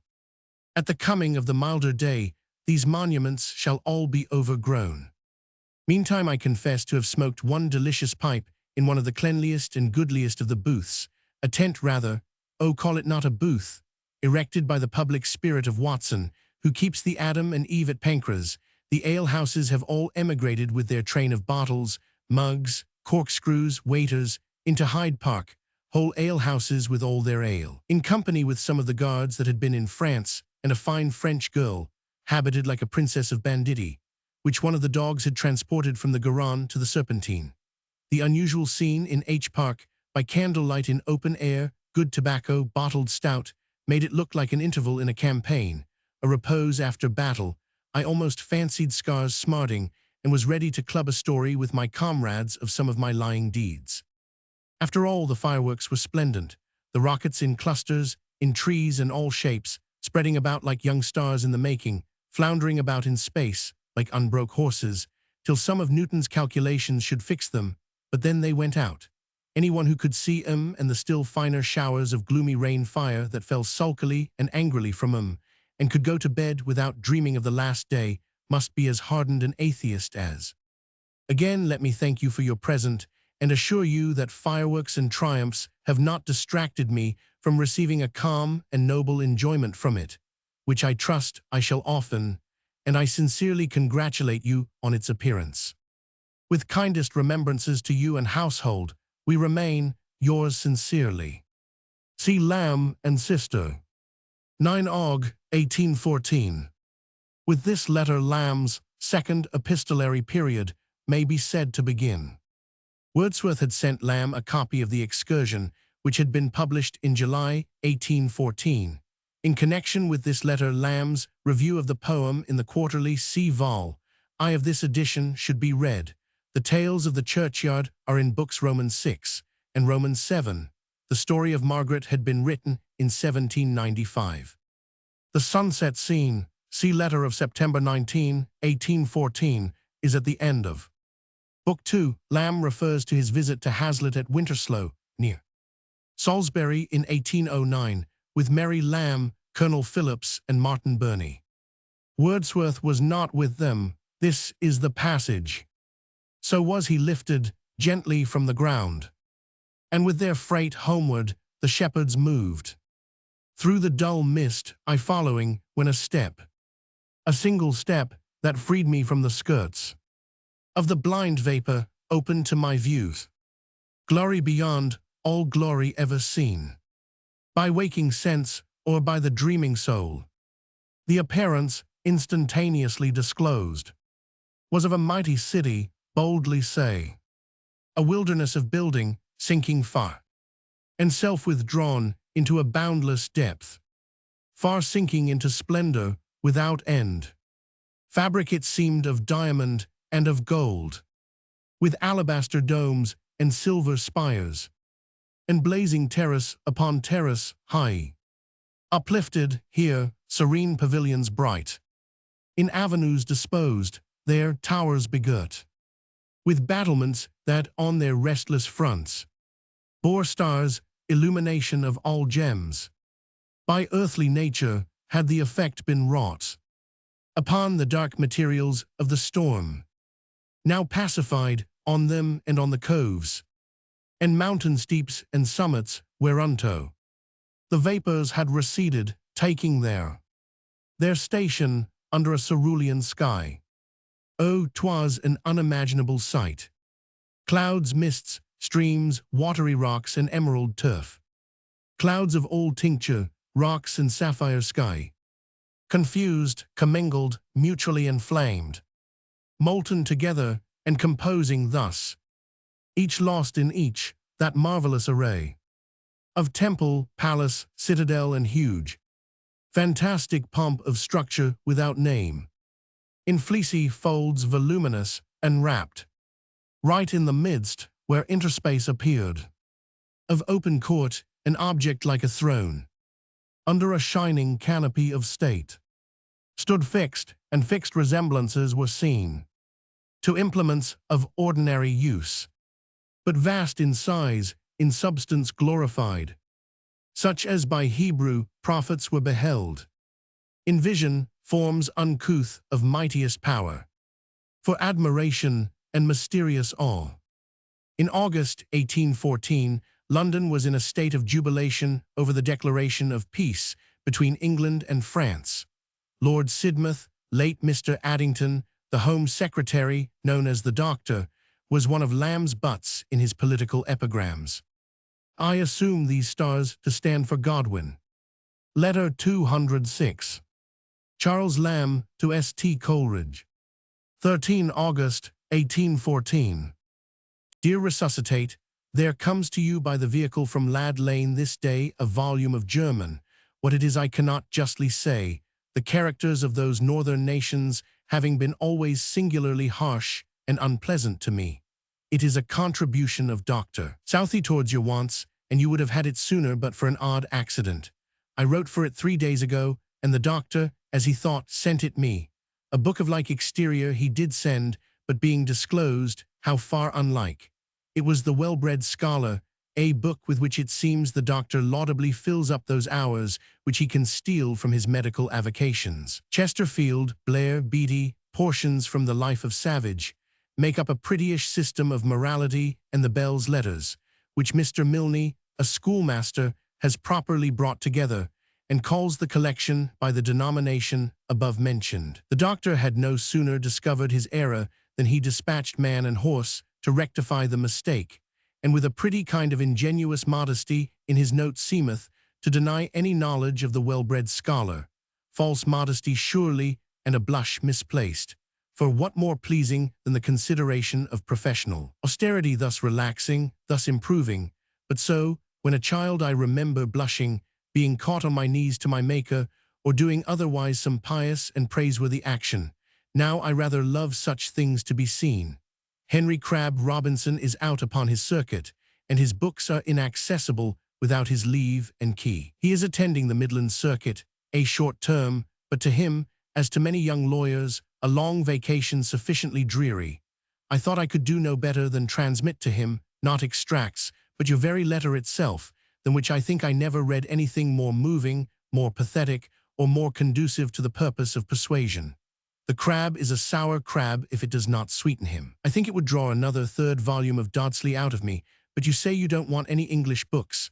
Perhaps, after all, that's as well. One's romantic credulity is forever misleading one into misplaced acts of foolery. Crabbe might have answered by this time. His juices take a long time supplying, but they'll run at last. I know they will. Pure golden pippin. His address is at T. Robinson's, Bury, and if on circuit, to be forwarded immediately, such my peremptory superscription. A fearful rumor has since reached me that the crab is on the eve of setting out for France. If he is in England, your letter will reach him, and I flatter myself a touch of the persuasive of my own, which accompanies it, will not be thrown away. If it be, he is a slow and no true-hearted crab, and there's an end. For that life of the German conjurer, which you speak of, Colrus de vita doctoris vix intelligibilis, I perfectly remember the last evening we spent with Mrs. Morgan and Miss Brent in London Street. By that token we had raw rabbits for supper, and Miss Brent prevailed upon me to take a glass of brandy and water after supper, which is not my habit. I perfectly remember reading portions of that life in their parlor, and I think it must be among their packages. It was the very last evening we were at that house. What is gone of that frank-hearted circle, Morgan and his coslettices? He ate walnuts better than any man I ever knew. Friendships in these parts stagnate. One piece of news I know will give you pleasure. Rickman is made a clerk to the House of Commons, £2,000 a year with greater expectatus. But that is not the news. But it is that poor card-playing Phillips that has felt himself for so many years the outcast of fortune, which feeling pervaded his very intellect, till it made the destiny it feared, withering his hopes in the great and little games of life, by favor of the single star that ever shone upon him since his birth, has strangely stepped into Rickman's secretaryship, sword, bag, house, and all, from a hopeless £100 a year eaten up beforehand with desperate debts, to a clear £400 or £500. It almost reconciles me to the belief of a moral government of the world. The man stares and gapes and seems to be always wondering at what has befallen him. He tries to be eager at cribbage, but alas, the source of that interest is dried up forever. He no longer plays for his next day's meal, or to determine whether he shall have a half dinner or a whole dinner, whether he shall buy a pair of black silk stockings or wax his old ones a week or two longer. The poor man's relish of a trump, the 4 honors, is gone, and I do not know whether, if we could get at the bottom of things, whether poor star-doomed Phillips, with his hair staring with despair, was not a happier being than the sleek, well-combed, oily-pated secretary that has succeeded. The gift is, however, clogged with one stipulation, that the secretary is to remain a single man. Here I smell Rickman. Thus are gone at once all Philip's matrimonial dreams. Those verses which he wrote himself, and those which a superior pen, with modesty, let me speak as I name no names, indited for him to Alyssa, Amelia, and C. For Phillips was a wife hunting, probably from the circumstance of his having formed an extreme rash connection in early life, which paved the way to all his after misfortunes. But there is an obstinacy in human nature, which such accidents only serve to whet on to try again. Pleasure thus at 2 entrances quite shut out, I hardly know how to determine of Phillips's result of happiness. He appears satisfied, but never those bursts of gaiety, those momentrals from the cave of despondency, that used to make his face shine and show the lines which care had marked in it. I would bet an even wager he marries secretly, the speaker finds it out, and he is reverted to his old liberty and £100 a year. These are but speculations. I can think of no other news. I am going to eat turbot, turtle, venison, marrow pudding, cold punch, claret, Madeira, at our annual feast at 4:30 this day. Mary has ordered the bolt to my bedroom door inside to be taken off, and a practicable latch to be put on, that I may not bar myself in and be suffocated by my neckcloth. So we have taken all precautions. 3 watchmen are engaged to carry the body upstairs. Pray for me. They keep bothering me. I'm at office, and my ideas are confused. Let me know if I can be of any service as to books. God forbid the architectonicon should be sacrificed to a foolish scruple of some book proprietor, as if books did not belong with the highest propriety to those that understand them best. See Lamb. Since Lamb's last letter to him, October 30, 1809, Coleridge had done very little. The friend had been given up. He had made his London home with the Morgans, had delivered the pictures on Shakespeare, and contributed to the Courier. Remorse had been produced with Lamb's prologue, January 23, 1813. The quarrel with Wordsworth had been to some extent healed. He had sold his German books, and the opium habit was growing on him. He was now at Bristol, living with Joseph Wade, and meditating a great work on Christianity, which Cottle was to print, and which ultimately became the Biographia Literaria. The term resuscitate may refer to one of Coleridge's frequent threats of dying. Dr. Henry Herbert Southey, 1783–1865, was brother of the poet. He had just settled in London. Milne was William Milnes, author of The Well-Bred Scholar, 1794. Crabbe Robinson does not mention Coleridge's letter, nor make any reference to it in his diary. He went to France in August after circuit. It was at this time, August 23, that Coleridge wrote to John Murray concerning a translation of Goethe's Faust, which Murray contemplated, see letters, E. H. Coleridge, page 624. The suggestion that Coleridge should translate Faust for Murray came via Crabb Robinson via Lamb. The life of the German conjurer. There were several Coleridges. John Coleridge of Amsterdam wrote a life of Spinoza. Lamb may have meant this. John Coleridge of Berlin invented a perpetual calendar, and John Jacob Coleridge examined Platonic doctrine. There are still others. The Morgans had moved to Ashley, near Box. Miss Brent was Mrs. Morgan's sister.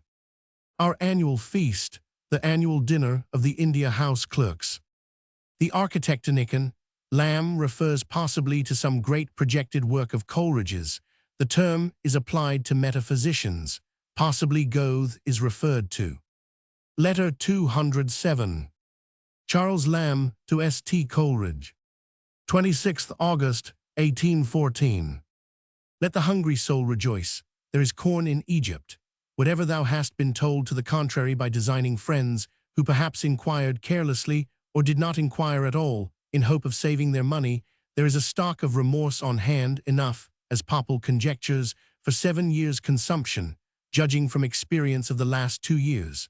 Methinks it makes for the benefit of sound literature that the best books do not always go off best. Inquire in 7 years' time for the Rokebys and the Laras, and where shall they be found? Fluttering fragmentally in some thread paper, whereas thy Wallenstein and thy Remorse are safe on Longman's or Popple's shelves, as in some Bodleian, there they shall remain, no need of a chain to hold them fast, perhaps for ages, tall copies, and people shan't run about hunting for them. As in old Ezra's shrievalty they did for a Bible, almost without effect till the great-great-grandniece, by the mother's side of Jeremiah or Ezekiel, which was it, remembered something of a book, with odd reading in it, that used to lie in the green closet in her Aunt Judith's bedchamber. Thy caterer Price was at Hamburg when last Popple heard of him, laying up for thee, like some miserly old father for his generous-hearted son to squander. Mr. Charles Aders, whose books also pant for that free circulation which thy custody is sure to give them, is to be heard of at his kinsmen, Messrs. Jameson and Aders, No. 7, Lawrence Pountney Lane, London, according to the information which Crabius with his parting breath left me. Crabius is gone to Paris. I prophesy he and the Parisians will part with mutual contempt. His head has a twist a Lemagny, like thine, dear mystic. I have been reading Madame Stael on Germany, an impudent, clever woman, but if Faust be no better than in her abstract of it, I counsel thee to let it alone.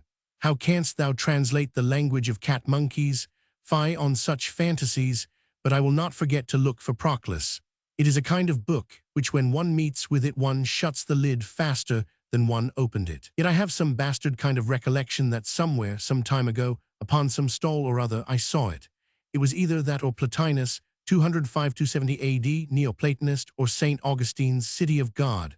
So little do some folks value what to others, sc. to you well used, had been the pledge of immortality. Bishop Bruno I never touched upon, stuffing too good for the brains of such a hare as thou describest. May it burst his pericranium, as the gobbets of fat and turpentine, a nasty thought of the seer, did that old dragon in the Apocrypha.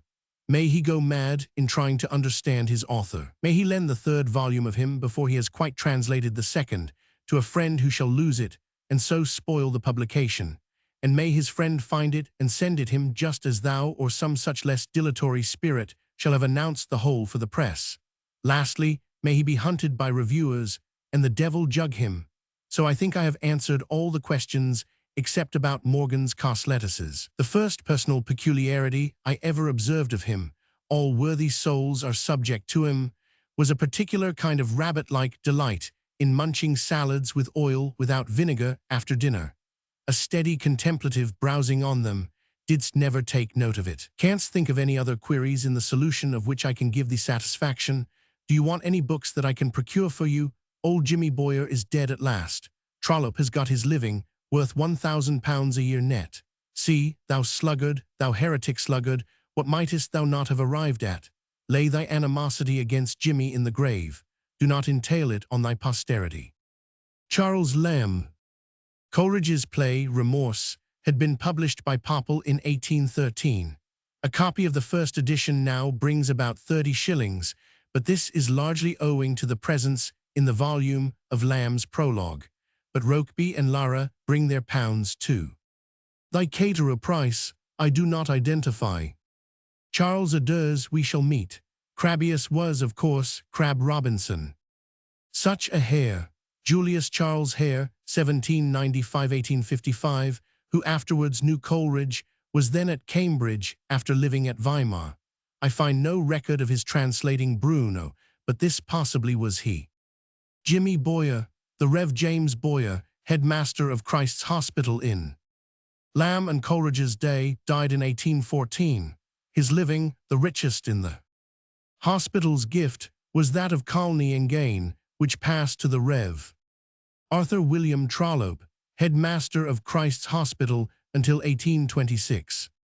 Boyer had been a Spartan, and Coleridge and he had had passages, but in the main Coleridge's testimony to him is favorable and kindly, see Lamb's Christ's Hospital Essay, Vol. Roman II, of this edition. Letter 208. Charles Lamb to William Wordsworth.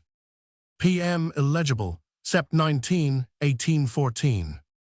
My dear W., I have scarce time or quiet to explain my present situation, how unquiet and distracted it is, owing to the absence of some of my compeers and to the deficient state of payments at EIH. Owing to bad peace speculations in the calico market, I write this to W. Esk, collector of stamp duties for the conjoint northern counties, not to W.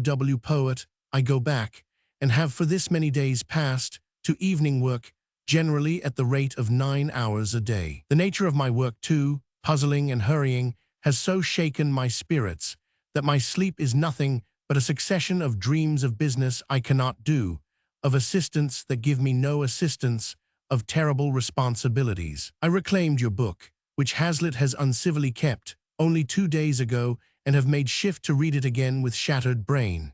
It does not lose, rather some parts have come out with a prominence I did not perceive before, but such was my aching head yesterday, Sunday, that the book was like a mountain landscape to one that should walk on the edge of a precipice. I perceived beauty dizzily. Now what I would say is, that I see no prospect of a quiet half-day or hour even till this week and the next are past. I then hope to get 4 weeks' absence, and if then is time enough to begin, I will most gladly do what you require, though I feel my inability, for my brain is always desultory and snatches off hints from things, but can seldom follow a work methodically. But that shall be no excuse. What I beg you to do is to let me know from Southey if that will be time enough for the quarterly, i.e. suppose it done in 3 weeks from this date, 19 Sept. If not, it is my bounden duty to express my regret and decline it. Mary thanks you and feels highly grateful for your patent of nobility and acknowledges the author of Excursion as the legitimate fountain of honor. We both agree that to our feeling Ellen is best as she is. To us, there would have been something repugnant in her challenging her penance as a dowry. The fact is explicable, but how few to whom it could have been rendered explicit. Unlucky reason of the detention of Excursion was Hazlitt and we having a misunderstanding. He blowed us up about 6 months ago, since which the union hath snapped, but M. Burney borrowed it for him, and after reiterated messages I only got it on Friday. His remarks had some vigor in them, particularly something about an old ruin being too modern for your primeval nature, and about a lichen, but I forget the passage, but the whole wore a slovenly air of dispatch and disrespect. That objection which M. Burney had imbibed from him about Voltaire, I explained to M.B., or tried, exactly on your principle of its being a characteristic speech, that it was no settled comparative estimate of Voltaire with any of his own tribe of buffoons, no injustice, even you spoke it, for I dared say you never could relish Candide. I know I tried to get through it about a 12-month since, and couldn't for the dullness. Now, I think I have a wider range in buffoonery than you, too much toleration perhaps. I finished this after a raw ill-backed dinner, fast gobbled up, to set me off to office again after working there till near 4. Oh Christ, how I wish I were a rich man, even though I was squeezed camel fashion at getting through that needle's eye that is spoken of in the written word. Apropos, are you a Extian, or is it the peddler and the priest that are? I find I miscalled that celestial splendor of the mist going off, a sunset, that only shows my inaccuracy of head. Do pray indulge me by writing an answer to the point of time mentioned above, or let Southey. I am ashamed to go bargaining in this way, but indeed I have no time I can reckon on till the first week in October. God send I may not be disappointed in that. Coleridge swore in letter to me he would review Excan in the Quarterly. Therefore, though that shall not stop me, yet if I can do anything, when done, I must know of him if he has anything ready, or I shall fill the world with loud exclaims. I keep writing on, knowing the postage is no more for much writing, else so fagged and disjointed I am with damned India housework, I scarce know what I do. My left arm reposes on excursion. I feel what it would be in quiet. It is now a sealed book. O happy Paris, seat of idleness and pleasure! From some returned English I hear that not such a thing as a counting-house is to be seen in her streets, scarce a desk. Earthquakes swallow up this mercantile city and its gripple merchants, as Drayton hath it, born to be the curse of this brave isle. I invoke this not on account of any parsimonious habits the mercantile interest may have, but to confess truth, because I am not fit for an office. Farewell in haste, from a head that is ill to methodize, a stomach to digest, and all out of tune. Better harmonies await you. See Lamb. Wordsworth had been appointed in 1813 distributor of stamps for the county of Westmoreland. Lamb is writing again about the excursion, which at the instigation of Southey, to whom Wordsworth had made the suggestion, he is to review for the Quarterly. Hazlitt and we having a misunderstanding. The precise cause of the trouble we do not know, but in Crab Robinson's diary, in 1811, it is said that a slight coolness had begun between the two men on account of money, which Lamb did not feel justified in lending to Hazlitt. Between 1811 and 1814, however, they were friendly again. It was Hazlitt's hostile attitude to Wordsworth that brought about Robinson's split with him, although that also was mended. Literary men are short haters. Hazlitt reviewed the excursion from Lamb's copy, which in itself was a cause of grievance, in the Examiner, in 3 numbers, August 21, 28, and October 2. Wordsworth had described Candide in Book Roman II as the dull product of a scoffer's pen. Hazlitt wrote thus: "We cannot, however, agree with Mr. Wordsworth that Candide is dull. It is, if our author pleases, the production of a scoffer's pen, or it is anything but dull. Rasselas indeed is dull, but then it is privileged dullness. It may not be proper in a grave, discreet, orthodox, promising young divine, who studies his opinions in the contraction or distension of his patron's brow, to allow any merit to a work like Candide. But we conceive that it would have been more in character, that is, more manly, in Mr. Wordsworth, nor do we think it would have hurt the cause he espouses if he had blotted out the epithet after it had peevishly escaped him. Whatsoever savors of a little, narrow, inquisitorial spirit does not sit well on a poet and a man of genius. The prejudices of a philosopher are not natural." Lamb himself made the same criticism 3 years later at Haydon's dinner party. Hazlitt had also said of the excursion that, "Such is the severe simplicity of Mr. Wordsworth's taste, that we doubt whether he would not reject a druidical temple or time-hallowed ruin as too modern and artificial for his purpose. He only familiarizes himself or his readers with a stone, covered with lichens, which has slept in the same spot of ground from the creation of the world, or with the rocky fissure between 2 mountains caused by thunder, or with a cavern scooped out by the sea. His mind is, as it were, coeval with the primary forms of things, holds immediately from nature, and his imagination owes no allegiance but to the elements. Are you a Extian, referring to the sentiments of Wanderer and the Pastor, 2 characters of the excursion? A sunset, see preceding letter to Wordsworth." Here should come a letter from Lamb to Southey, dated October 20, 1814, stating that Lamb has deposited with Mr. Grosvenor Bedford, Southey's friend and correspondent, his review of the excursion. Who can cram into a straight coupe of a review any serious idea of such a vast and magnificent poem? Letter 209. Mary Lamb to Barbara Betham, aged 14. Nova 2, 1814. It is very long since I have met with such an agreeable surprise as the sight of your letter, my kind young friend, afforded me. Such a nice letter as it is too, and what a pretty hand you write. I congratulate you on this attainment with great pleasure, because I have so often felt the disadvantage of my own wretched handwriting. You wish for London news. I rely upon your sister Anne for gratifying you in this respect, yet I have been endeavoring to recollect whom you might have seen here, and what may have happened to them since, and this effort has only brought the image of little Barbara Betham, unconnected with any other person, so strongly before my eyes that I seem as if I had no other subject to write upon. Now I think I see you with your feet propped upon the fender, your two hands spread out upon your knees, an attitude you always chose when we were in familiar confidential conversation together, telling me long stories of your own home, where now you say you are moping on with the same thing every day, and which then presented nothing but pleasant recollections to your mind.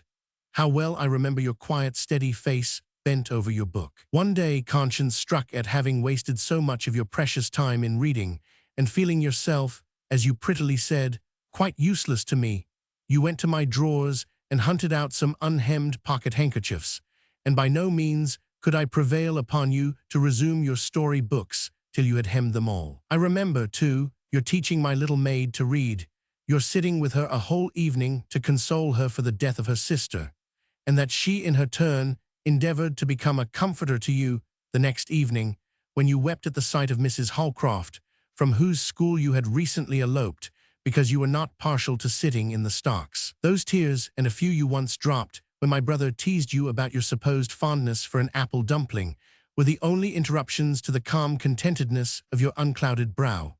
We still remain the same as you left us, neither taller nor wiser, or perceptibly older, but 3 years must have made a great alteration in you. How very much, dear Barbara, I should like to see you. We still live in Temple Lane, but I am now sitting in a room you never saw.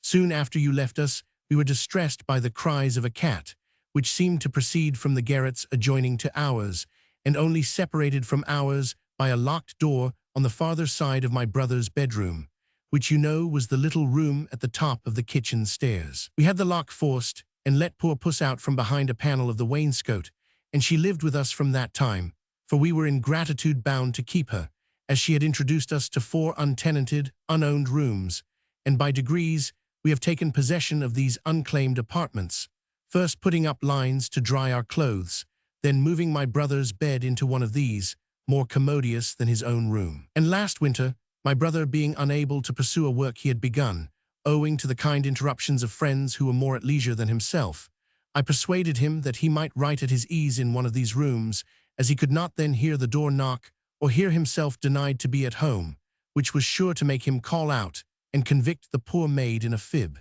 Here, I said, he might be almost really not at home. So I put in an old grate, and made him a fire in the largest of these garrets, and carried in 1 table and 1 chair, and bid him write away, and consider himself as much alone as if he were in a new lodging in the midst of Salisbury Plain, or any other wide, unfrequented place where he could expect few visitors to break in upon his solitude. I left him quite delighted with his new acquisition, but in a few hours he came down again with a sadly dismal face. He could do nothing, he said, with those bare whitewashed walls before his eyes. He could not write in that dull, unfurnished prison.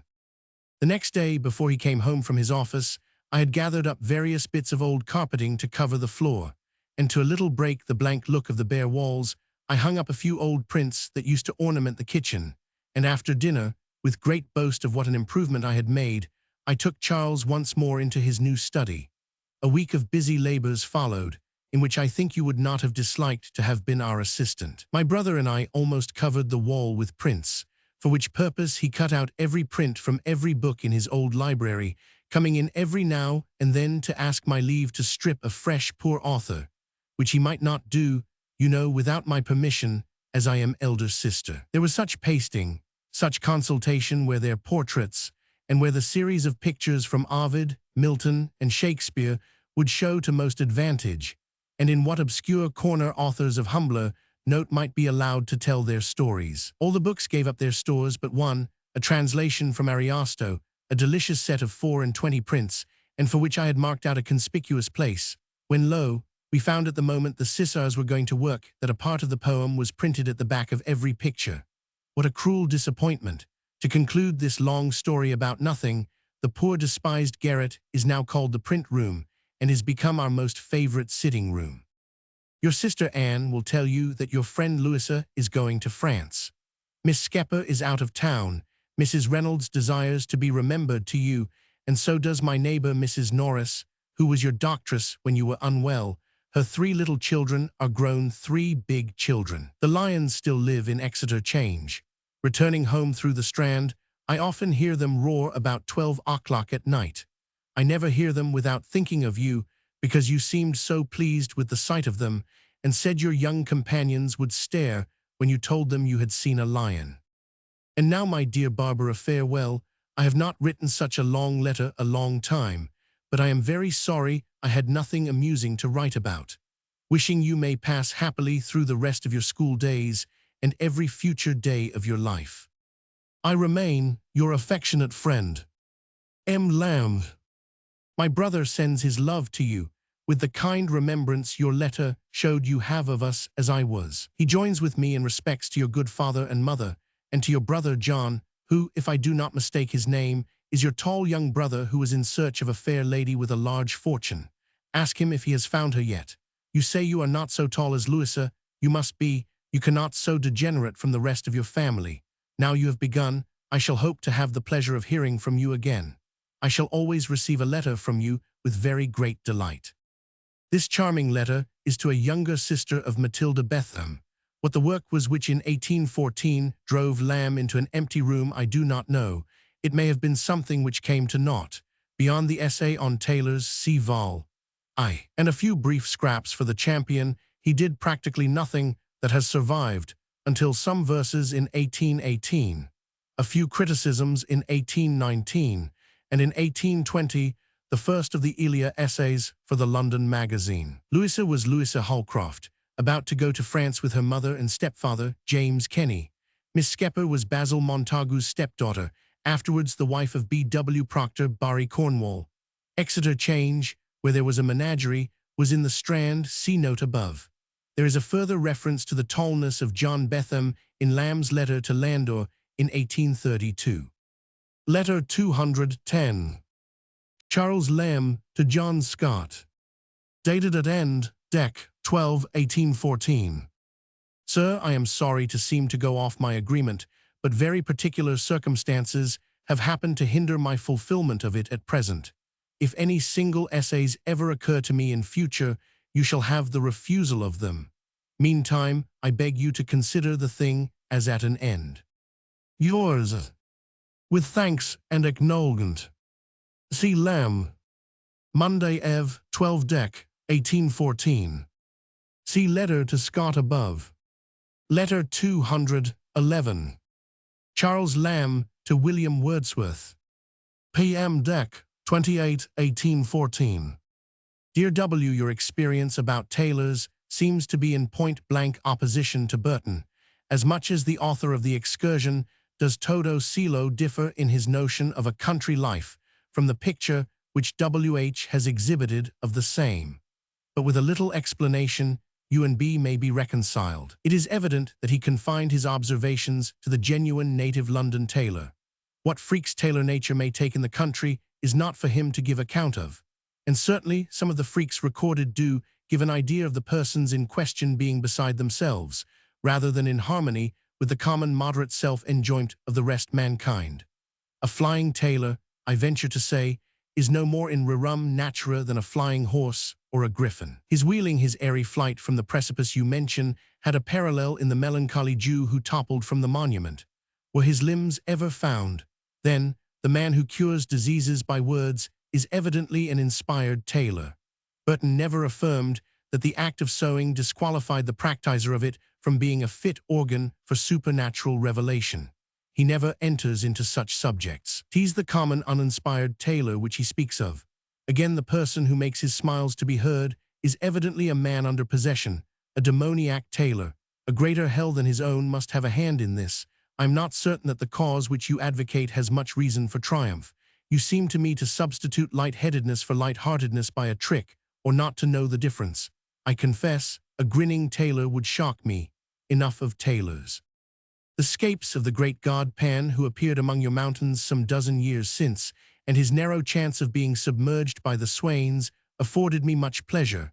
I can conceive the water nymphs pulling for him. He would have been another Hylas, W. Hylas, in a mad letter which Capel Loft wrote to M. Phillips, now Esser, Richd. I remember his noticing a metaphysical article by Pan, signed H, and adding, I take your correspondent to be the same with Hylas. Hylas had put forth a pastoral just before, how near the unfounded conjecture of the certainly inspired Loft, unfounded as we thought it, was to being realized. I can conceive him being good to all that wander in that perilous flood. 1 J. Scott, I know no more, is editor of Champ. Where is Coleridge? That review you speak of, I am only sorry it did not appear last month. The circumstances of haste and peculiar bad spirits under which it was written would have excused its slightness and inadequacy, the full load of which I shall suffer from its lying by so long as it will seem to have done from its postponement. I write with great difficulty, and can scarce command my own resolution to sit at writing an hour together. I am a poor creature, but I am leaving off gin. I hope you will see goodwill in the thing. I had a difficulty to perform, not to make it all panegyric. I have attempted to personate a mere stranger to you, perhaps with too much strangeness. But you must bear that in mind when you read it, and not think that I am in mind distant from you or your poem, but that both are close to me among the nearest of persons and things. I do but act the stranger in the review. Then I was puzzled about extracts and determined upon not giving one that had been in the Examiner, for extracts repeated give an idea that there is a meager allowance of good things. By this way, I deprived myself of S.R. W. Earthing and the reflections that conclude his story, which are the flower of the poem. H. had given the reflections before me, then it is the first review I ever did, and I did not know how long I might make it. But it must speak for itself, if Gifford and his crew do not put words in its mouth, which I expect. Farewell, love to all, Mary keeps very bad. See Lamb. Lamb seems to have sent Wordsworth a copy of The Champion containing his essay, signed Burton, Jr., on the melancholy of tailors. Wordsworth's letter of reply, containing the examples of other tailors, is no longer in existence. A greater hell is a pun. The receptacle into which tailors throw scraps is called a hell. See Lamb's Satan in Search of a Wife and notes, Vol. Roman 4, for more on this topic. W. H. Hazlitt, referring again to his review of the excursion in the Examiner. The melancholy Jew, Mr. Lyon Levy, a diamond merchant, who jumped off the monument commemorating the fire of London on January 18, 1810. The scapes of the great god Pan, a reference to Hazlitt's flirtation with a farmer's daughter in the Lake Country, ending almost in immersion, see above. Hylas, seeking for water with a pitcher, so enraptured the nymphs of the river with his beauty that they drew him in. Capel Loft, 1751–1824, was a lawyer and philanthropist of independent means who threw himself into many popular discussions and knew many literary men. He was the patron of Robert Bloomfield. Lamb was amused by him, but annoyed that his initials were also C.L. M.M. Phillips for Monthly Magazine, which Phillips published. 1 J. Scott, see note above. Where is Coleridge? Coleridge was now at Calney in Wiltshire with the Morgans. He was being treated for the drug habit by a Dr. Page. That review, Lamb's review of the excursion, which, although the quarterly that contains it is dated October 1814, must have been delayed until the end of the year. The episode of Sir W. Irthing, really Sir Alfred Irthing, is in Book Roman 7. Lamb's foreboding as to Clifford's action was only too well justified, as we shall see. Mary keeps very bad. Mary Lamb, we learn from Crab Robinson's diary, had been taken ill sometime between December 11 and December 24, having tired herself by writing an article on needlework for the British Ladies' Magazine, C. Vol. I of this edition. She did not recover until February 1815. Letter 212. Charles Lamb to William Wordsworth. P.M. illegible, early Jan. 1815. Dear Wordsworth, I told you my review was a very imperfect one, but what you will see in the quarterly is a spurious one, which Mr. Baviad Gifford has palmed upon it for mine. I never felt more vexed in my life than when I read it. I cannot give you an idea of what he has done to it out of spite at me, because he once suffered me to be called a lunatic in his thing. The language he has altered throughout. Whatever inadequateness it had to its subject, it was in point of composition the prettiest piece of prose I ever writ, and so my sister, to whom alone I read the Ms., said, "That charm, if it had any, is all gone, more than a third of the substance is cut away, and that not all from one place, but pass him, so as to make utter nonsense. Every warm expression is changed for a nasty cold one. I have not the cursed alteration by me, I shall never look at it again. But for a specimen I remember I had said the poet of the excursion walks through common forests as through some Dodona or enchanted wood, and every casual bird that flits upon the boughs, like that miraculous one in Tasso, but in language more piercing than any articulate sounds, reveals to him far higher Lovelace. It is now, besides, half a dozen alterations in the same half-dozen lines, but in language more intelligent reveals to him. That is one I remember. But that would have been little, putting his damned shoemaker phraseology, for he was a shoemaker instead of mine, which has been tinctured with better authors than his ignorance can comprehend, for I reckon myself a dab at prose. Verse I leave to my betters, God help them, if they are to be so reviewed by friend and foe as you have been this quarter. I have read, it won't do. But worse than altering words, he has kept a few members only of the part I had done best, which was to explain all I could of your scheme of harmonies, as I had ventured to call it, between the external universe and what within us answers to it. To do this, I had accumulated a good many short passages, rising in length to the end, weaving in the extracts as if they came in as a part of the text, naturally, not obtruding them as specimens. Of this part a little is left, but so, as without conjuration, no man could tell what I was driving it at. A proof of it you may see, though not judge of the whole of the injustice by these words. I had spoken something about natural Methodism, and after follows, and therefore the tale of Margaret S.H. have been postponed. I forget my words or his words. Now the reasons for postponing it are as deducible from what goes before as they are from the 104th Psalm. The passage whence I deduced it has vanished, but clapping a colon before a therefore is always reason enough for Mr. Baviad Gifford to allow to a reviewer that is not himself. I assure you my complaints are founded. I know how sore a word altered makes one, but indeed of this review the whole complexion is gone. I regret only that I did not keep a copy. I am sure you would have been pleased with it, because I have been feeding my fancy for some months with the notion of pleasing you. Its imperfection or inadequateness in size and method I knew, but for the writing part of it, I was fully satisfied. I hoped it would make more than atonement. 10 or 12 distinct passages come to my mind, which are gone, and what is left is of course the worse for their having been there.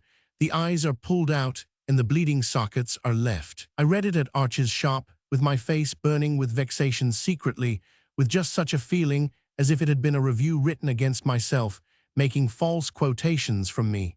But I am ashamed to say so much about a short piece. How are you served, and the labors of years turned into contempt by scoundrels? But I could not but protest against your taking that thing as mine. Every pretty expression, I know there were many, every warm expression, there was nothing else, is vulgarized and frozen, but if they catch me in their camps again, let them spitchcock me. They had a right to do it, as no name appears to it, and Mr. Shoemaker Gifford, I suppose, never waived a right he had since he comminked author. God confound him and all caitiffs. C.L. For the full understanding of this letter, it is necessary to read Lamb's Review C. Vol. I of this edition. William Gifford, 1756–1826, editor of the Quarterly, had been a shoemaker's apprentice. Lamb calls him Mr. Baviad Gifford on account of his satires, the Moviad and the Baviad, against the Delia Cruscan school of poetry, of which Robert Mary had been the principal member. Some of Lamb's grudge against Gifford, which was of old standing, see notes to Lamb's Review Vol. I, was repaid in his sonnet St. Crispin to Mr. Gifford, see Vol. Roman 4, of this edition. Gifford's connection with Canning in the Anti-Jacobin could not have improved his position with Lamb. I have read It Won't Do, a reference to the review of the excursion in the Edinburgh for November by Geoffrey, beginning, "This will never do." Letter 213. Charles Lamb to Mr. Sargus. Dated at end, Feb. 23, 1815. Dr. Sargus, this is to give you notice that I have parted with the cottage to Mr. Grigg Junner, to whom you will pay rent from Michaelmas last. The rent that was due at Michaelmas I do not wish you to pay me. I forgive it you, as you may have been at some expenses in repairs. Yours, C.H. Lamb. Inner Temple Lane, London, 23 Feb. 1815. In 1812, Lamb inherited, through his godfather Francis Fielder, who is mentioned in the Elia essay, My First Play, a property called Button Snap, near Puckeridge in Hertfordshire, consisting of a small cottage and about an acre of ground. In 1815, he sold it for £50, and the foregoing letter is an intimation of the transaction to his tenant. The purchaser, however, was not a Mr. Grigg, but a Mr. Gregg. See notes to My First Play in Vol. Roman II of this edition. In my large edition, I give a picture of the cottage. I append here an undated letter to Joseph Hume, which belongs to a time posterior to the sale of the cottage. It refers to Tuthill's candidature for the post of physician to St. Luke's Hospital. The letter is printed in Mr. Kegan Paul's William Godwin, his friends and acquaintances, as though it were written to Godwin, and all Lamb's editors follow in assuming the philosopher to be the recipient, but internal evidence practically proves that Hume was addressed, for there is the reference to Mrs. Hume and her daughters, and Godwin lived not in Kensington, but in Skinner Street. Letter 214. Charles Lamb to Joseph Hume. Bis dat qui dat cedo. No date. I hate the pedantry of expressing that in another language which we have sufficient terms for in our own. So in plain English, I very much wish you to give your vote tomorrow at Clerkenwell instead of Saturday. It would clear up the brows of my favorite candidate and stagger the hands of the opposite party. It commences at 9. How easy, as you come from Kensington, apropos, how is your excellent family, to turn down Bloomsbury through Leather Lane, avoiding Les Stolsant, for the disagreeableness of the name. Why, it brings you in 4 minutes and a half to the spot renowned on northern milestones, where Hicks Hall formerly stood. There will be good cheer ready for every independent freeholder. Where you see a green flag hang out, go boldly in, call for ham or beef or what you please, and a mug of mew is best. How much more gentlemanlike to come in the front of the battle, openly avowing one's sentiments, than to lag in on the last day, when the adversary is dejected, spiritless, laid low. Have the first cut at them. By Saturday you'll cut into the mutton. I'd go cheerfully myself, but I am no freeholder, fuimus tros, fuit ilium, but I sold it for £50. If they'd accept a copy holder, we clerks are naturally copy holders. By the way, get Mrs. Hume, or that agreeable Amelia or Caroline, to stick a bit of green in your hat. Nothing daunts the adversary more than to wear the colors of your party. Stick it in cockade-like. It has a martial and by no means disagreeable effect. Go, my dear freeholder, and if any chance calls you out of this transitory scene earlier than expected, the coroner shall sit lightly on your corpse. He shall not too anxiously inquire into the circumstances of blood found upon your razor. That might happen to any gentleman in shaving, nor into your having been heard to express a contempt of life, or for scolding Louisa for what Julia did, and other trifling incoherencies. Yours sincerely, C. Lamb. Les Stolsant. This street, which is still found in Clerkenwell, was of course named from one of the lay stalls or public middens, which were a feature of London when sanitation was in its infancy. Where Hicks Hall formerly stood.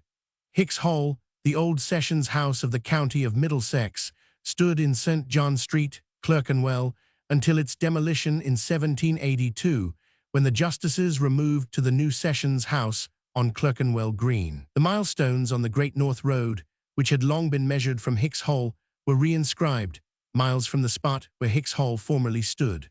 Thus Hicks Hall remained a household word long after it had ceased to exist. The adventures of Jedediah Jones in search of the spot where Hicks Hall formerly stood are amusingly set forth in Knight's London, Vol.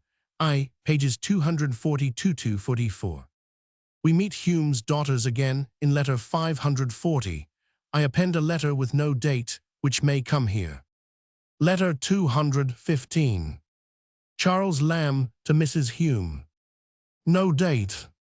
Dear Mrs. H., Sally, who brings this with herself back, has given every possible satisfaction in doing her work, etc. But the fact is the poor girl is oppressed with a ladylike melancholy and cannot bear to be so much alone, as she necessarily must be in our kitchen, which to say the truth is damned solitary, where she can see nothing and converse with nothing and not even look out of window.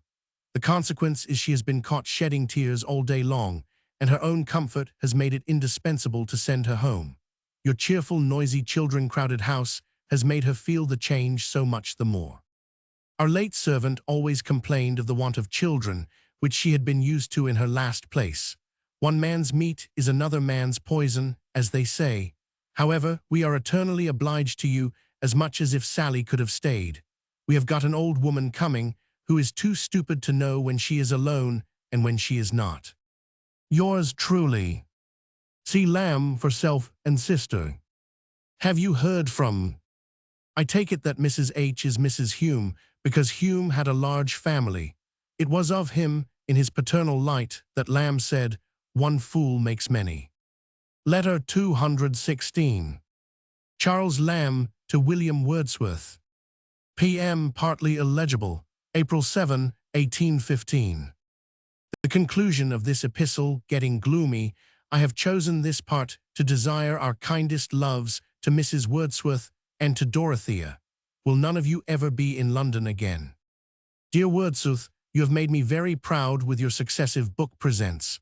I have been carefully through the 2 volumes to see that nothing was omitted which used to be there.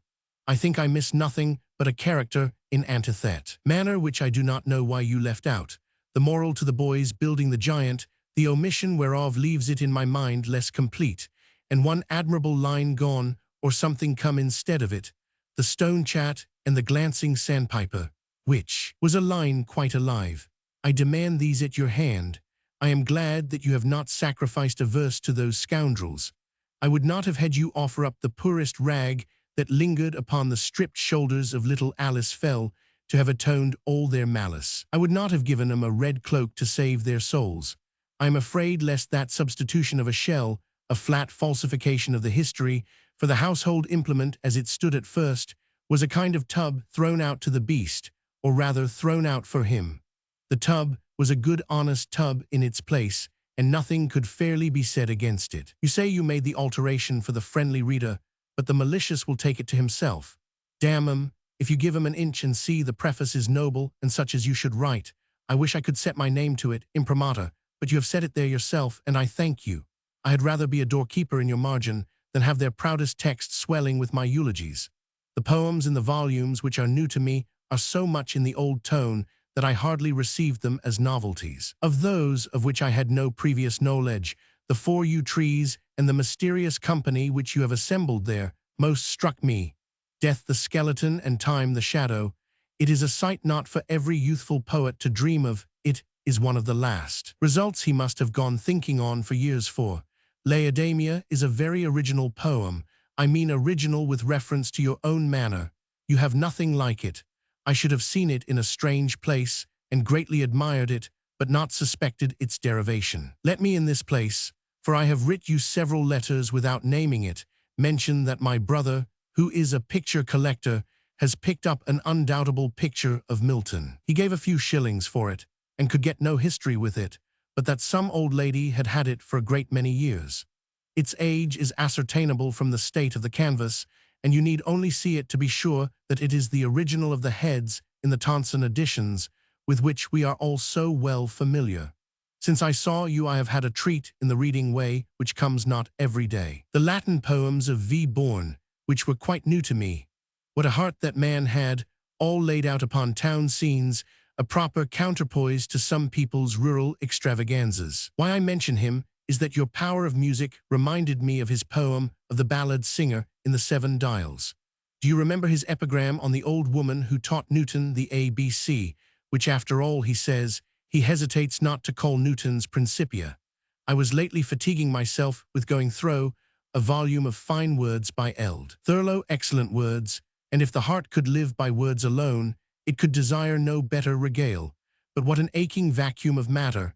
I don't stick at the madness of it, for that is only a consequence of shutting his eyes and thinking he is in the age of the old Elizabeth poets. From thence I turn to be born. What a sweet, unpretending, pretty-mannered, matterful creature, sucking from every flower, making a flower of everything, his diction all Latin and his thoughts all English. Bless him, Latin wasn't good enough for him. Why wasn't he content with the language which Gay and Prior wrote in? I am almost sorry that you printed extracts from those first poems, or that you did not print them at length. They do not read to me as they do altogether. Besides, they have diminished the value of the original, which I possess, as a curiosity. I have hitherto kept them distinct in my mind as referring to a particular period of your life. All the rest of your poems are so much of a piece, they might have been written in the same week. These decidedly speak of an earlier period. They tell more of what you had been reading. We were glad to see the poems by a female friend. The one of the wind is masterly, but not new to us. Being only 3, perhaps you might have clapped a D at the corner and let it have passed as a printer's mark to the uninitiated, as a delightful hint to the better instructed. As it is, expect a formal criticism on the poems of your female friend, and she must expect it. I should have written before, but I am cruelly engaged and like to be. On Friday I was at office from 10 in the morning, 2 hours dinner, except to 11 at night, last night till 9. My business and office business in general has increased so. I don't mean I am there every night, but I must expect a great deal of it. I never leave till 4, and do not keep a holiday now once in 10 times, where I used to keep all red-letter days, and some fine days, besides, which I used to dub nature's holidays. I have had my day. I had formerly little to do, so of the little that is left of life, I may reckon 2/3 as dead, for time that a man may call his own is his life, and hard work and thinking about it taints even the leisure hours, stains Sunday with workday contemplations. This is Sunday, and the headache I have is part late hours at work the 2 preceding nights, and part later hours over a consoling pipe afterwards. But I find stupid acquiescence coming over me. I bend to the yoke, and it is almost with me and my household as with the man and his consort. To them each evening had its glittering star, and every Sabbath day its golden sun. To such straits am I driven for the life of life, time. Oh, that from that superfluity of holiday leisure my youth wasted, age might but take some hours youth wanted not. N.B. I have left off spirituous liquors for 4 or more months, with a moral certainty of its lasting. Farewell, dear Wordsworth. Wordsworth had just brought out, with Longmans, his poems, including lyrical ballads and the miscellaneous pieces of the author, 1815, in 2 volumes. The character in the antithetical manner was omitted from all editions of Wordsworth's poems between 1800 and 1836. In the 1800 version of Rural Architecture, there had been these last lines, expunged in the editions of 1805 and 1815, but restored with a slight alteration in later editions. Some little I've seen of blind, boisterous works, in Paris and London, 'mong Christians or Turks, spirits busy to do and undo, at remembrance whereof my blood sometimes will flag. Then, light-hearted boys, to the top of the crag, and I'll build up a giant with you. In the original form of the lines left upon a seat in a yew tree, there had been these lines. His only visitants, a straggling sheep, the stone chat or the glancing sandpiper. Wordsworth had altered them too. His only visitants, a straggling sheep, the stone chat or the sandlark, restless bird, piping along the margin of the lake. In the 1820 edition, Wordsworth put back the original form. Those scoundrels, principally the critic of the Edinburgh, Geoffrey, but Wordsworth's assailants generally. That substitution of a shell in the original draft of The Blind Highland Boy, the adventurous voyage was made in a household tub like one of those which women use to wash their clothes. In the new version, The vessel was a turtle's shell. The preface, Wordsworth quotes from Lamb's essay in The Reflector on the Genius of Hogarth, referring to the passage as the language of one of my most esteemed friends. It is Lamb's description of imagination as that which draws all things to one, which makes things animate or inanimate, beings with their attributes, subjects with their accessories, take one color and serve to one effect. The Four Yew Trees. The poem is called Yew Trees. This is the passage in question.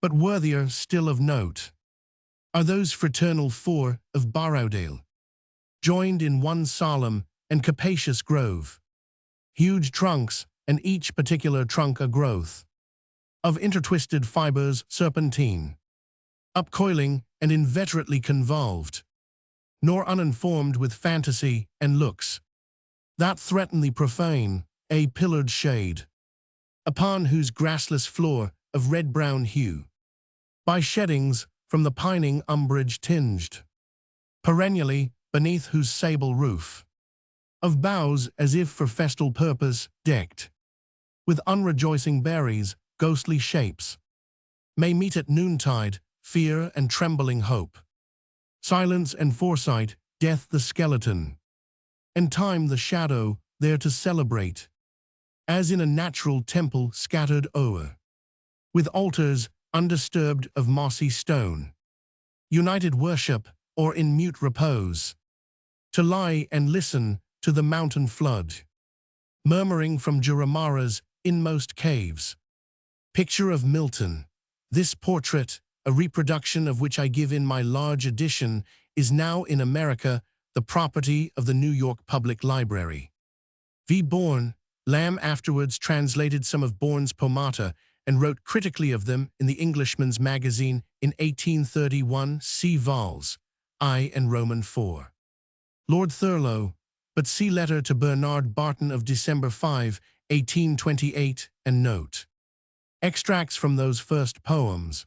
Wordsworth included extracts from juvenile pieces which had been first published in his Descriptive Sketches, 1793.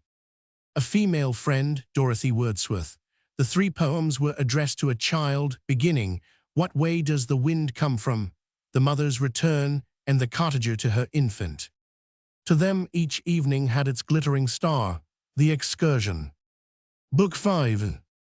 Age might but take some hours, from Wordsworth's Small Celandine. Age might but take the things youth needed not.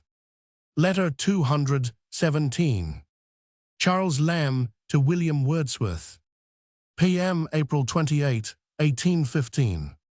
Excuse this maddish letter, I am too tired to write informal.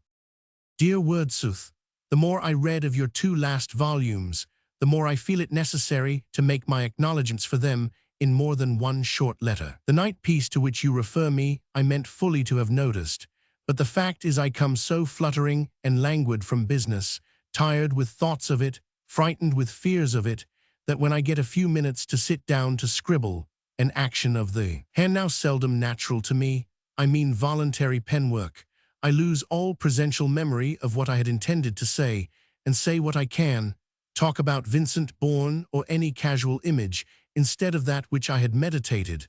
By the way, I must look out VB for you. So I had meant to have mentioned Yarrow visited, with that stanza, but thou that didst appear so fair, than which I think no lovelier stanza can be found in the wide world of poetry.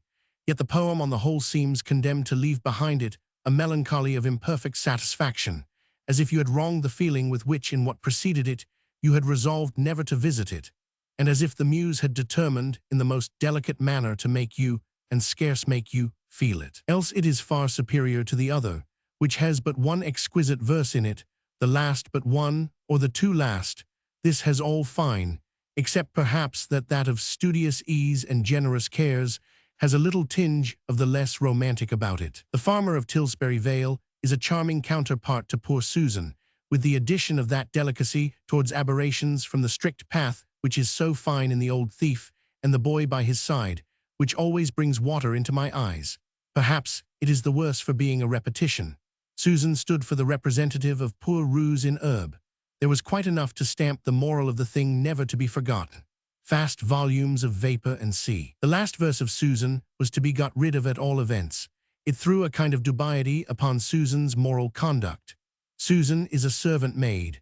I see her trundling her mop and contemplating the whirling phenomenon through blurred optics. But to term her a poor outcast seems as much as to say that poor Susan was no better than she should be, which I trust was not what you meant to express. Robin Goodfellow supports himself without that stick of a moral which you have thrown away. But how I can be brought in filo to omitendo for that ending to the boy builders is a mystery. I can't say positively now. I only know that no line oftener or readier occurs than that light-hearted boys, I will build up a giant with you. It comes naturally with a warm holiday and the freshness of the blood. It is a perfect summer amulet that I tie round my legs to quicken their motion when I go out a-maying. N.B. I don't often go out a-maying. Must is the tense with me now. Do you take the pun? Young Romilly is divine, the reasons of his mother's grief being remediless. I never saw parental love carried up so high, towering above the other loves. Shakespeare had done something for the filial in Cordelia, and by implication for the fatherly too in Lear's resentment. He left it for you to explore the depths of the maternal heart. I get stupid and flat and flattering. What's the use of telling you what good things you have written, or, I hope I may add, that I know them to be good. Apropos, when I first opened upon the just-mentioned poem, in a careless tone I said to Mary as if putting a riddle, what is good for a bootless bean? To which with infinite presence of mind, as the jest book has it, she answered, a shoeless pea. It was the first joke she ever made. Joke the 2D I make you distinguish well in your old preface between the verses of Dr. Johnson of The Man in the Strand and that from the Babes of the Wood. I was thinking whether taking your own glorious lines. And for the love was in her soul, for the youthful Romilly, which by the love I bear my own soul, I think have no parallel in any of the best old ballads, and just altering it too. And from the great respect she felt for Sir Samuel Romilly, would not have explained the boundaries of prose expression and poetic feeling nearly as well. Excuse my levity on such an occasion. I never felt deeply in my life, if that poem did not make me, both lately and when I read it in MS. No alderman ever longed after a haunch of buck venison more than I for a spiritual taste of that white dough you promise. I am sure it is superlative, or will be when dressed, i.e. printed. All things read raw tome in MS. To compare Magna Parvis, I cannot endure my own writings in that state.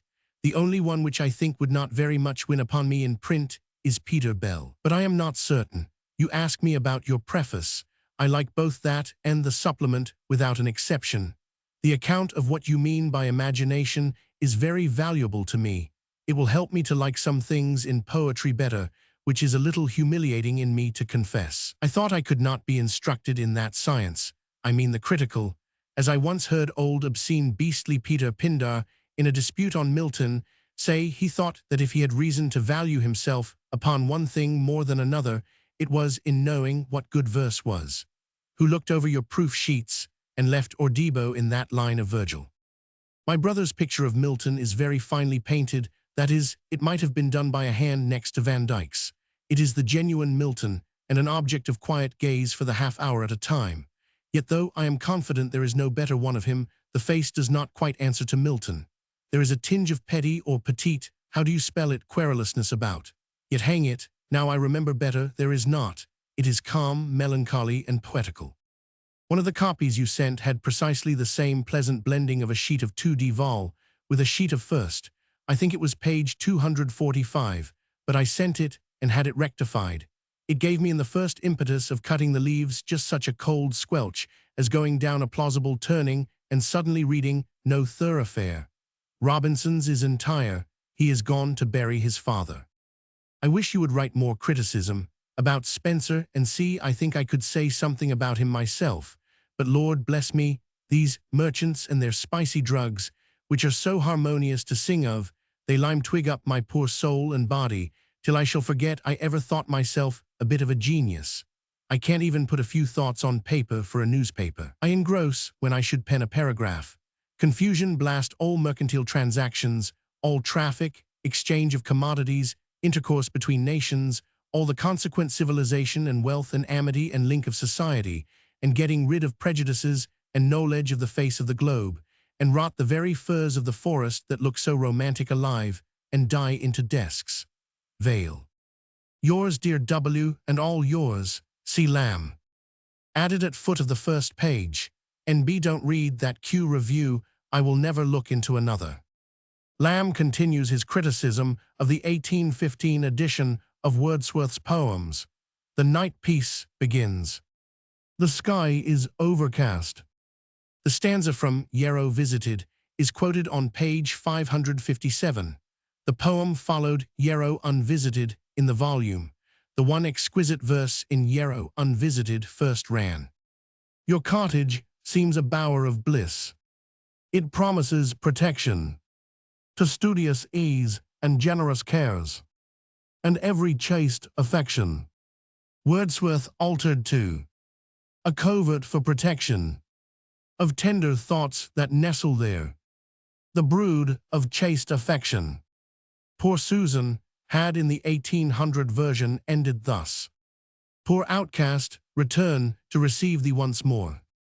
The house of thy father will open its door, and thou once again, in thy plain russet gown, mayst thee hear the thrush sing from a tree of its own. Wordsworth expunged this stanza in the 1815 edition. Fast volumes of vapor should be bright volumes of vapor. For the old thief see the two thieves. Philo de omittendo. See the preceding letter where Lamb remonstrated with Wordsworth for omitting the last lines from Rural Architecture. Wordsworth seems to have charged Lamb with the criticism that decided their removal. The pun, Canon Enger pointed out that Hood, in his Ode to Melancholy, makes the same pun very happily, even as the blossoms of the May, whose fragrance ends in must. Young Romilly, in The Force of Prayer, which opens with the question, what is good for a bootless Benny? Later Mary Lamb made another joke, when at Munden's farewell performance she said, sic transit Gloria Munden. The stanzas from which Lamb quotes run. What is good for a bootless Benny? The falconer to the lady said, and she made answer, endless sorrow. In that she knew that her son was dead. She knew it by the falconer's words, and from the look of the falconer's eye, and from the love which was in her soul. For her youthful Romilly. Sir Samuel Romilly, 1757–1818, the lawyer and law reformer, was the great opponent of capital punishment for small offences. In the preface to the 1802 edition of Lyrical Ballads, etc., Wordsworth had quoted Dr. Johnson's prosaic lines, I put my hat upon my head, and walked into the Strand, and there I met another man, whose hat was in his hand, contrasting them with these lines from the Babes in the Wood. These pretty babes, with hand in hand, went wandering up and down, but never more they saw the man approaching from the town. Peter Pindar, John Walcott, 1738–1819, whom Lamb had met at Henry Rogers, brother of the poet. Letter 218. Charles Lamb to Robert Southey. London, May 6, 1815. Dear Southey, I have received from Longman a copy of Roderick, with the author's compliments, for which I much thank you. I don't know where I shall put all the noble presents I have lately received in that way, The Excursion, Wordsworth's 2 last vols, and now Roderick, have come pouring in upon me like some eruption from Helicon. The story of the brave Maccabee was already, you may be sure, familiar to me in all its parts. I have, since the receipt of your present, read it quite through again, and with no diminished pleasure. I don't know whether I ought to say that it has given me more pleasure than any of your long poems. Kehama is doubtless more powerful, but I don't feel that firm footing in it that I do in Roderick. My imagination goes sinking and floundering in the vast spaces of unopened before systems and faiths. I am put out of the pale of my old sympathies. My moral sense is almost outraged. I can't believe, or with horror am made to believe, such desperate chances against omnipotences, such disturbances of faith to the center. The more potent, the more painful the spell. Jove and his brotherhood of gods, tottering with the giant assailings, I can bear, for the soul's hopes are not struck at in such contests, but your oriental almighties are too much types of the intangible prototype to be meddled with without shuddering. One never connects what are called the attributes with Jupiter. I mention only what diminishes my delight at the wonderworkings of Kehama, not what impeaches its power, which I confess with trembling. But Roderick is a comfortable poem. It reminds me of the delight I took in the first reading of the Joan of Arc. It is maturer and better than that, though not better to me now than that was then. It suits me better than Madoc. I am at home in Spain and Christendom. I have a timid imagination, I am afraid. I do not willingly admit of strange beliefs or out-of-the-way creeds or places. I never read books of travel, at least not farther than Paris or Rome. I can just endure Moors, because of their connection as foes with Christians, but Abyssinians, Ethiops, Esquimaux, Dervises, and all that tribe I hate. I believe I fear them in some manner. A Mahometan turban on the stage, though enveloping some well-known face, Mr. Cook or Mr. Maddox, whom I see another day good Christian and English waiters, innkeepers, and see, does not give me pleasure unalloyed. I am a Christian, Englishman, Londoner, Templar. God help me when I come to put off these snug relations and to get abroad into the world to come. I shall be like the crow on the sand, as Wordsworth has it, but I won't think on it. No need, I hope, yet. The parts I have been most pleased with, both on first and second readings perhaps, are Florinda's palliation of Roderick's crime, confessed to him in his disguise, the retreat of Palio's family first discovered, his being made king, for acclamation one form must serve, more solemn for the breach of old observances. Roderick's vow is extremely fine, and his blessing on the vow of Alfonso. Towards the troop he spread his arms, as if the expanded soul diffused itself, and carried to all spirits with the act its affluent inspiration. It struck me forcibly that the feeling of these last lines might have been suggested to you by the cartoon of Paul at Athens. Certain it is that a better motto or guide to that famous attitude can nowhere be found. I shall adopt it as explanatory of that violent but dignified motion. I must read again Landor's Julian. I have not read it some time. I think he must have failed in Roderick, for I remember nothing of him, nor of any distinct character as a character, only fine-sounding passages. I remember thinking also he had chosen a point of time after the event, as it were, for Roderick survives to no use, but my memory is weak, and I will not wrong a fine poem by trusting to it. The notes to your poem I have not read again, but it will be a take-downable book on my shelf, and they will serve sometimes at breakfast, or times too light for the text to be duly appreciated. Though some of them, one of the serpent penance, is serious enough, now I think on't. Of Coleridge I hear nothing, nor of the Morgans. I hope to have him like a reappearing star, standing up before me some time when least expected in London, as has been the case whiler. I am doing nothing, as the phrase is, but reading presents, and walk away what of the day hours I can get from hard occupation. Pray accept once more my hearty thanks, an expression of pleasure for your remembrance of me. My sister desires her kind respects to Mrs. S. and to all at Keswick. Yours truly, C. Lamb. The next present I look for is the white doe. Have you seen Matt Betham's Lay of Marie? I think it very delicately pretty as to sentiment, and c. Southey's Roderick, the Last of the Goths, was published in 1814. Driven from his throne by the Moors, Roderick had disguised himself as a monk under the name of Father Maccabee. The Curse of Kehama had been published in 1810, Madoc in 1805, Joan of Arc, see letter 3 and c, in 1796. Southey was now poet laureate. I never read books of travels. Writing to Dilke, of the Athenaeum, for books, some years later, Lamb makes a point of no natural history or useful learning being sent, such as giraffes, pyramids, and adventures in Central Africa. Nonetheless, as a boy, he tells us, he had read Bruce and applied his Abyssinian methods to the New River, see the Elia essay on newspapers. The Crow on the Sand, in The Farmer of Tilsbury Vale. As lonely he stood as a crow on the sands. Verse Roman 12, line 4. Florinda's palliation of Roderick's crime is in Book X. The retreat of Pelleo's family discovered in Book Roman 16. Pellio made king in Book Roman 18. Landor's Count Julian, published in 1812, dealt with the same story. Florinda, whom Roderick violated, having been the daughter of the Count, a Spanish Goth. Julian devoted himself to Roderick's ruin, even turning traitor for the purpose. Southey's notes are tremendous, sometimes filling all but a line or two of the page. The White Doe, Wordsworth's poem The White Doe of Rylstone, to be published this year, 1815. Matilda Betham's Lay of Marie, we shall come to this shortly, the poem was still in MS. Letter 219. Charles Lamb to Robert Southey. Aug. 9th, 1815.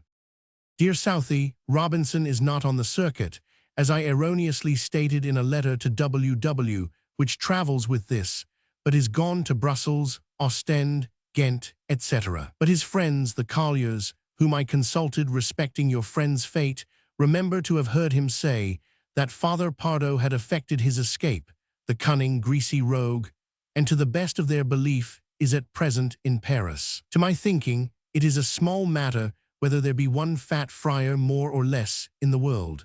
I have rather a taste for clerical executions, imbibed from early recollections of the fate of the excellent Dodd. I hear Buonaparte has sued his habeas corpus, and the 12 judges are now sitting upon it at the rolls. Your Boutefeu bonfire must be excellent of its kind. Poet Settle presided at the last great thing of the kind in London, when the Pope was burnt in form. Do you provide any verses on this occasion? Your fear for Hartley's intellectuals is just and rational. Could not the Chancellor be petitioned to remove him? His lordship took Mr. Betty from under the paternal wing. I think at least he should go through a course of matter-of-fact with some sober man after the mysteries. Could not he spend a week at Poole's before he goes back to Oxford? Tobin is dead. But there is a man in my office, a Mr. Hedges, who proses it away from morning to night, and never gets beyond corporal and material verities. He'd get these crack-brain metaphysics out of the young gentleman's head as soon as anyone I know. When I can't sleep o' nights, I imagine a dialogue with Mr. H upon any given subject, and go prosing on in fancy with him till I either laugh or fall asleep. I have literally found it answer. I am going to stand godfather. I don't like the business. I cannot muster up decorum for these occasions. I shall certainly disgrace the font. I was at Hazlitt's marriage, and had like to have been turned out several times during the ceremony. Anything awful makes me laugh. I misbehaved once at a funeral, yet I can read about these ceremonies with pious and proper feelings. The realities of life only seem the mockeries. I fear I must get cured along with Hartley, if not too inveterate. Don't you think Louis the Desirable is in a sort of quandary? After all, Bonaparte is a fine fellow, as my barber says, and I should not mind standing bareheaded at his table to do him service in his fall. They should have given him Hampton Court or Kensington, with a tether extending 40 miles round London. Would not the people have ejected the Brunswick some day in his favour? Well, we shall see. See Lamb. Father Pardo, I have not traced this fat friar. The excellent Dodd, the Rev. William Dodd, 1729–1777, compiler of the Beauties of Shakespeare, was hanged for forgery in 1777 when Lamb was 2 years old. The case caused immense public interest. Buonaparte, Waterloo had been fought on June 18. Your Boutefeu, the bonfire in honor of Waterloo, flamed on Skiddaw on August 21. See Southey's description in his letter to his brother. August 23, 1815, Life and Correspondence, Vol. Roman 4, page 120. Poet Settle, Elkanah Settle, 1648–1724, was chief organizer of the procession on the anniversary of Queen Elizabeth's birthday in 1680, when the Pope was burned in effigy. Hartley Coleridge, now almost 19, after having been to school at Ambleside, had been sent to Oxford through the instrumentality of his uncle, Southey. At the time of Lamb's letter, he was staying at Calney with his father. Mr. Betty was the young Roscius, whom we have already seen, who, after retiring from the phenomenon stage of his career in 1808, had since been to school and to Cambridge upon his earnings, and had now become an adult actor. Poole was Thomas Poole of Nether Stowey, whom we have seen, Coleridge's old and very sensible friend. Tobin would probably be James Webb Tobin, the brother of the dramatist. He had died in 1814. I am going to stand godfather to what child I do not know. Louis the Desirable, Louis Roman 18, styled by the royalists Le Desire. Letter 220. Charles Lamb to William Wordsworth, P.M. August 9, 1815, 9th Aug. 1815. Dear Wordsworth, we acknowledge with pride the receipt of both your handwritings and desire to be ever had in kindly remembrance by you both and by Dorothy. Miss Hutchinson has just transmitted us a letter containing, among other cheerful matter, the annunciation of a child born. Nothing of consequence has turned up in our parts since your departure. Mary and I felt quite queer after your taking leave, you WW of us in St. Giles's. We wished we had seen more of you, but felt we had scarce been sufficiently acknowledging for the share we had enjoyed of your company. We felt as if we had been not enough expressive of our pleasure. But our manners both are a little too much on this side of too much cordiality. We want presence of mind and presence of heart. What we feel comes too late, like an afterthought impromptu. But perhaps you observed nothing of that which we have been painfully conscious of, and are every day, in our intercourse with those we stand affected to through all the degrees of love. Robinson is on the circuit. Our panegyrist, I thought, had forgotten one of the objects of his youthful admiration, but I was agreeably removed from that scruple by the laundress knocking at my door this morning almost before I was up, with a present of fruit from my young friend, N.C. There is something inexpressibly pleasant to me in these presents, be it fruit, or fowl, or brawn, or what not. Books are a legitimate cause of acceptance. If presents be not the soul of friendship, undoubtedly they are the most spiritual part of the body of that intercourse. There is too much narrowness of thinking in this point. The punctilio of acceptance, methinks, is too confined and straight-laced. I could be content to receive money, or clothes, or a joint of meat from a friend. Why should he not send me a dinner as well as a dessert? I would taste him in the beasts of the field, and throw all creation. Therefore did the basket of fruit of the juvenile Talfourd not displease me, not that I have any thoughts of bartering or reciprocating these things. To send him anything in return would be to reflect suspicion of mercenariness upon what I know he meant a freewill offering. Let him overcome me in bounty. In this strife, a generous nature loves to be overcome. Alsager, whom you call Alsinger, and indeed he is rather singer than sager, no reflection upon his naturals neither, is well and in harmony with himself and the world. I don't know how he and those of his constitution keep their nerves so nicely balanced as they do.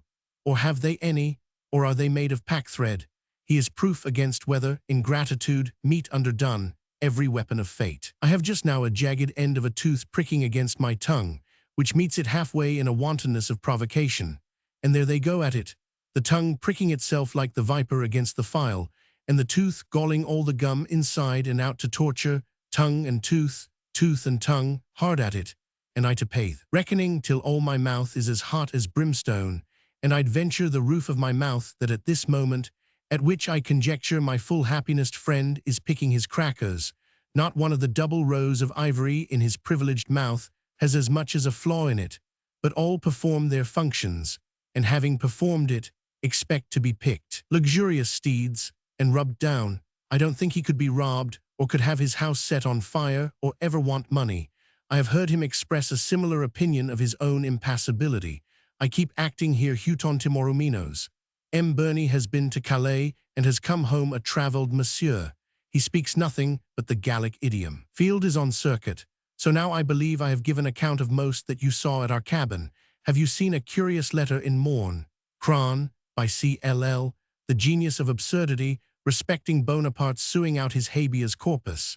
That man is his own moon. He has no need of ascending into that gentle planet for mild influences. You wish me some of your leisure. I have a glimmering aspect, a chinklight of liberty before me, which I pray God may prove not fallacious. My remonstrances have stirred up others to remonstrate, and altogether there is a plan for separating certain parts of business from our department, which if it take place will produce me more time, i.e. my evenings free. It may be a means of placing me in a more conspicuous situation which will knock at my nerves another way, but I wait the issue in submission. If I can but begin my own day at 4 o'clock in the afternoon, I shall think myself to have Eden days of peace and liberty to what I have had. As you say, how a man can fill 3 volumes up with an essay on the drama is wonderful. I am sure a very few sheets would hold all I had to say on the subject, and yet I dare say, as von Schlegel, did you ever read Charon on Wisdom or Patrick's Pilgrim? If neither, you have 2 great pleasures to come. I mean some day to attack Carril on Job, 6 folios. What any man can write, surely I may read. If I do but get rid of auditing warehouse-keepers' acts, and get no worse harassing task in the place of it, what a lord of liberty I shall be. I shall dance and skip and make mouths at the invisible event, and pick the thorns out of my pillow and throw 'em at rich men's nightcaps, and talk blank verse, hoity-toity, and sing, "A clerk I was in London gay, ban, ban, car Caliban, like the emancipated monster, and go where I like, up this street or down that alley. Adieu, and pray that it may be my luck. Good be to you all." See Lamb. A Child Born. This was George Hutchinson, Mrs. Wordsworth's nephew. Our painterist, Thomas Noon Talfourd. This is Lamb's first mention of his future biographer. Talfourd was then just 20, had published some poems, and was reading law with Chitty, the special pleader. He had met Lamb at the beginning of 1815 through William Evans, owner of the Pamphleteer, had scoured London for a copy of Rosamund Gray, and had written of Lamb in the Pamphleteer as one of the chief of living poets. He then became an ardent supporter of Wordsworth, his principal criticism of whom was written later for the New Monthly magazine. If presence be not the soul of friendship, Lamb's Thoughts on Presence of Game, written many years later for the Athenaeum, carries on this theme. See Vol. I. Alsager, Thomas Massa Alsager, a friend of Crabbe Robinson, and through him of Lamb, was a strange blend of the financial and the musical critic. He controlled the departments of money and music for the Times for many years. Field, Baron Field, see note later. C.L.L. Capel Loft, see note on page 475. He wrote to the Morning Chronicle for August 2 and 3, 1815, as Lamb says. The gist of his argument was in this sentence. 7th para, Bonaparte with the concurrence of the Admiralty is within the limits of British local allegiance. He is a temporary, considered as private, though not a natural-born subject, and as such within the limits of 31 Car, Roman 2, the Habeas Corpus Act, etc. On August 10, he wrote again, quoting the lines from The Tempest. The nobler action is in virtue than in vengeance, he being here. The sole drift of our purpose, wrath here ends. Not a frown further. An essay on the drama. This cryptic passage refers, I imagine, to a translation by John Black, afterwards the editor of the Morning Chronicle, of August von Schlegel's lectures on dramatic art and literature, 2 vols, 1815, does Lamb mean. And yet, I dare say, I know as much as von Schlegel did. Charon on Wisdom and Patrick's Pilgrim, Pierre Charon's de la Sagesse, and Bishop Patrick's Parable of the Pilgrim, 1664, a curious independent anticipation of Bunyan. Lamb had written of both these books in a little essay contributed in 1813 to the Examiner, entitled Books with One Idea in Them, see Vol. I.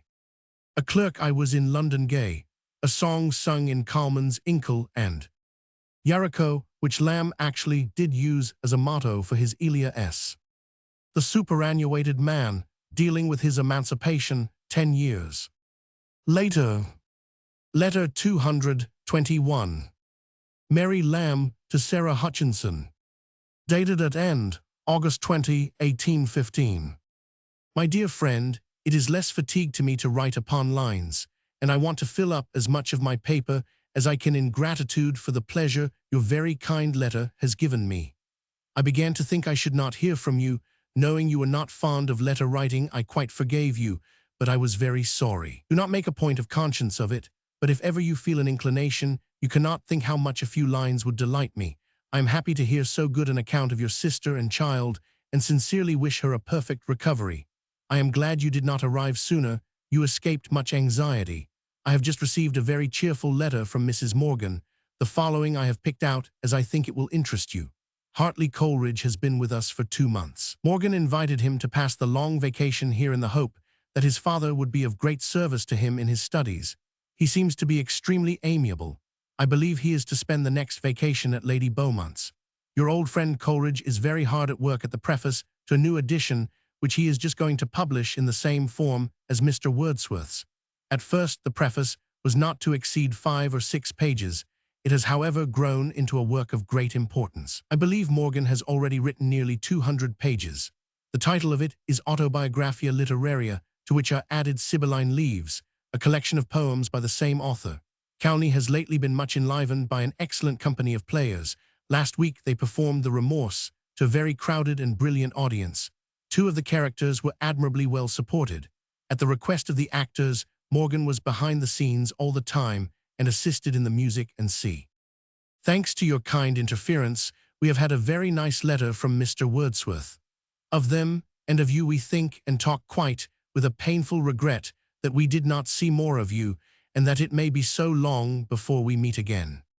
I am going to do a queer thing. I have wearied myself with writing a long letter to Mrs. Morgan, a part of which is an incoherent, rambling account of a jaunt we have just been taking. I want to tell you all about it, for we so seldom do such things that it runs strangely in my head, and I feel too tired to give you other than the mere copy of the nonsense I have just been writing. Last Saturday was the grand feast day of the India House clerks. I think you must have heard Charles talk of his yearly turtle feast. He has been lately much wearied with work, and glad to get rid of all connected with it.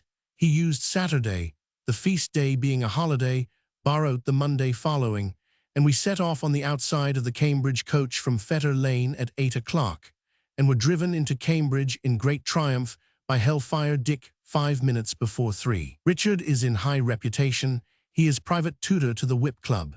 Journeys used to be tedious torments to me, but seated out in the open air, I enjoyed every mile of the way. The first 20 miles was particularly pleasing to me, having been accustomed to go so far on that road in the Ware stage coach to visit my grandmother in the days of other times. In my life I never spent so many pleasant hours together as I did at Cambridge. We were walking the whole time, out of one college into another. If you ask me which I like best, I must make the children's traditionary unoffending reply to all curious inquirers, both. I liked them all best, the little gloomy ones, because they were little gloomy ones. I felt as if I could live and die in them and never wish to speak again. And the fine grand Trinity College, oh how fine it was. And King's College Chapel, what a place. I heard the cathedral service there, and having been no great church-goer of late years, that, and the painted windows, and the general effect of the whole thing affected me wonderfully. I certainly like St. John's College best. I had seen least of it, having only been over it once, so on the morning we returned, I got up at 6 o'clock and wandered into it by myself. By myself indeed, for there was nothing alive to be seen but one cat, who followed me about like a dog. Then I went over Trinity, but nothing hailed me there, not even a cat. On the Sunday we met with a pleasant thing. We had been congratulating each other that we had come alone to enjoy, as the miser his feast, all our sights greedily to ourselves. But having seen all, we began to grow flat and wish for this and t'other body with us, when we were accosted by a young gownsman whose face we knew, but where or how we had seen him we could not tell, and were obliged to ask his name. He proved to be a young man we had seen twice at Alsager's. He turned out a very pleasant fellow, showed us the insides of places. We took him to our inn to dinner, and drank tea with him in such a delicious college room, and then again he supped with us. We made our meals as short as possible, to lose no time, and walked our young conductor almost off his legs, even when the fried eels were ready for supper and coming up, having a message from a man who we had bribed for the purpose, that then we might see Oliver Cromwell, who was not at home when we called to see him. We sallied out again and made him a visit by candlelight, and so ended our sights. When we were setting out in the morning, our new friend came to bid us good-bye, and rode with us as far as Trompington. I never saw a creature so happy as he was the whole time he was with us. He said we had put him in such good spirits that he should certainly pass an examination well, that he is to go through in 6 weeks in order to qualify himself to obtain a fellowship. Returning home down Old Fetter Lane, I could hardly keep from crying to think it was all over. With what pleasure Charles showed me Jesus College where Coleridge was, the barber's shop where Manning was, the house where Lloyd lived, Franklin's rooms, a young schoolfellow with whom Charles was the first time he went to Cambridge. I peeped in at his window. The room looked quite deserted, old chairs standing about in disorder. That seemed to have stood there ever since they had sate in them. I write sad nonsense about these things, but I wish you had heard Charles talk his nonsense over and over again about his visit to Franklin, and how he then first felt himself commencing gentleman and had eggs for his breakfast. Charles Lamb commencing gentleman. A lady who is sitting by me seeing what I am doing says I remind her of her husband, who acknowledged that the first love letter he wrote to her was a copy of one he had made use of on a former occasion. This is no letter, but if you give me any encouragement to write again, you shall have one entirely to yourself. A little encouragement will do, a few lines to say you are well and remember us. I will keep this tomorrow. Maybe Charles will put a few lines to it. I always send off a humdrum letter of mine with great satisfaction if I can get him to freshen it up a little at the end. Let me beg my love to your sister Johanna, with many thanks. I have much pleasure in looking forward to her nice bacon, the maker of which I long have had a great desire to see. God bless you, my dear Miss Hutchinson. I remain ever your affectionate friend, M. Lamb. August 20. Letter 222. Charles Lamb to Miss Hutchinson, added to same letter. Dear Miss Hutchinson, I subscribe most willingly to all my sister says of her enjoyment at Cambridge. She was in silent raptures all the while there, and came home riding through the air, her first long outside journey, triumphing as if she had been graduated. I remember one foolish pretty expression she made use of, bless the little churches, how pretty they are, as those symbols of civilized life opened upon her view one after the other on this side Cambridge. You cannot proceed a mile without starting a steeple, with its little patch of villagery round it, enverduring the waste. I don't know how you will pardon part of her letter being a transcript, but writing to another lady first, probably as the easiest task, it was unnatural not to give you an account of what had so freshly delighted her, and would have been a piece of transcendent rhetoric above her modesty to have given two different accounts of a simple and univocal pleasure. Bless me, how learned I write, but I always forget myself when I write to ladies. One cannot tame one's erudition down to their merely English apprehensions, but this and all other faults you will excuse from yours truly. C. Lamb. Our kindest loves to Joanna, if she will accept it from us, who are merely nominal to her, and to the child and child's parent. Yours again. C. L. Mary Lamb adds this footnote. Easiest task, not the true reason, but Charles had so connected Coleridge and Cambridge in my mind, by talking so much of him there, and a letter coming so fresh from him, in a manner that was the reason I wrote to them first. I make this apology perhaps quite unnecessarily, but I am of a very jealous temper myself, and more than once recollect having been offended at seeing kind expressions which had particularly pleased me in a friend's letter repeated word for word to another. Farewell once more. I have no idea why this charming letter was held back when Talfourd copied the Lamb-Wordsworth correspondence. The name of the young man who showed the Lambs such courtesy is not known. Coleridge's literary plans were destined to change. The Biographia Literaria was published alone in 1817, and Sibylline Leaves alone later in the same year. Remorse had been acted at Calney in June for the second time, a previous visit having been paid in 1813. Coleridge gave the manager a flaming testimonial. Lady Beaumont was the wife of Sir George Beaumont. Oliver Cromwell, the portrait by Cooper at Sydney Sussex College. F.W. Franklin was with Lamb at Christ's Hospital.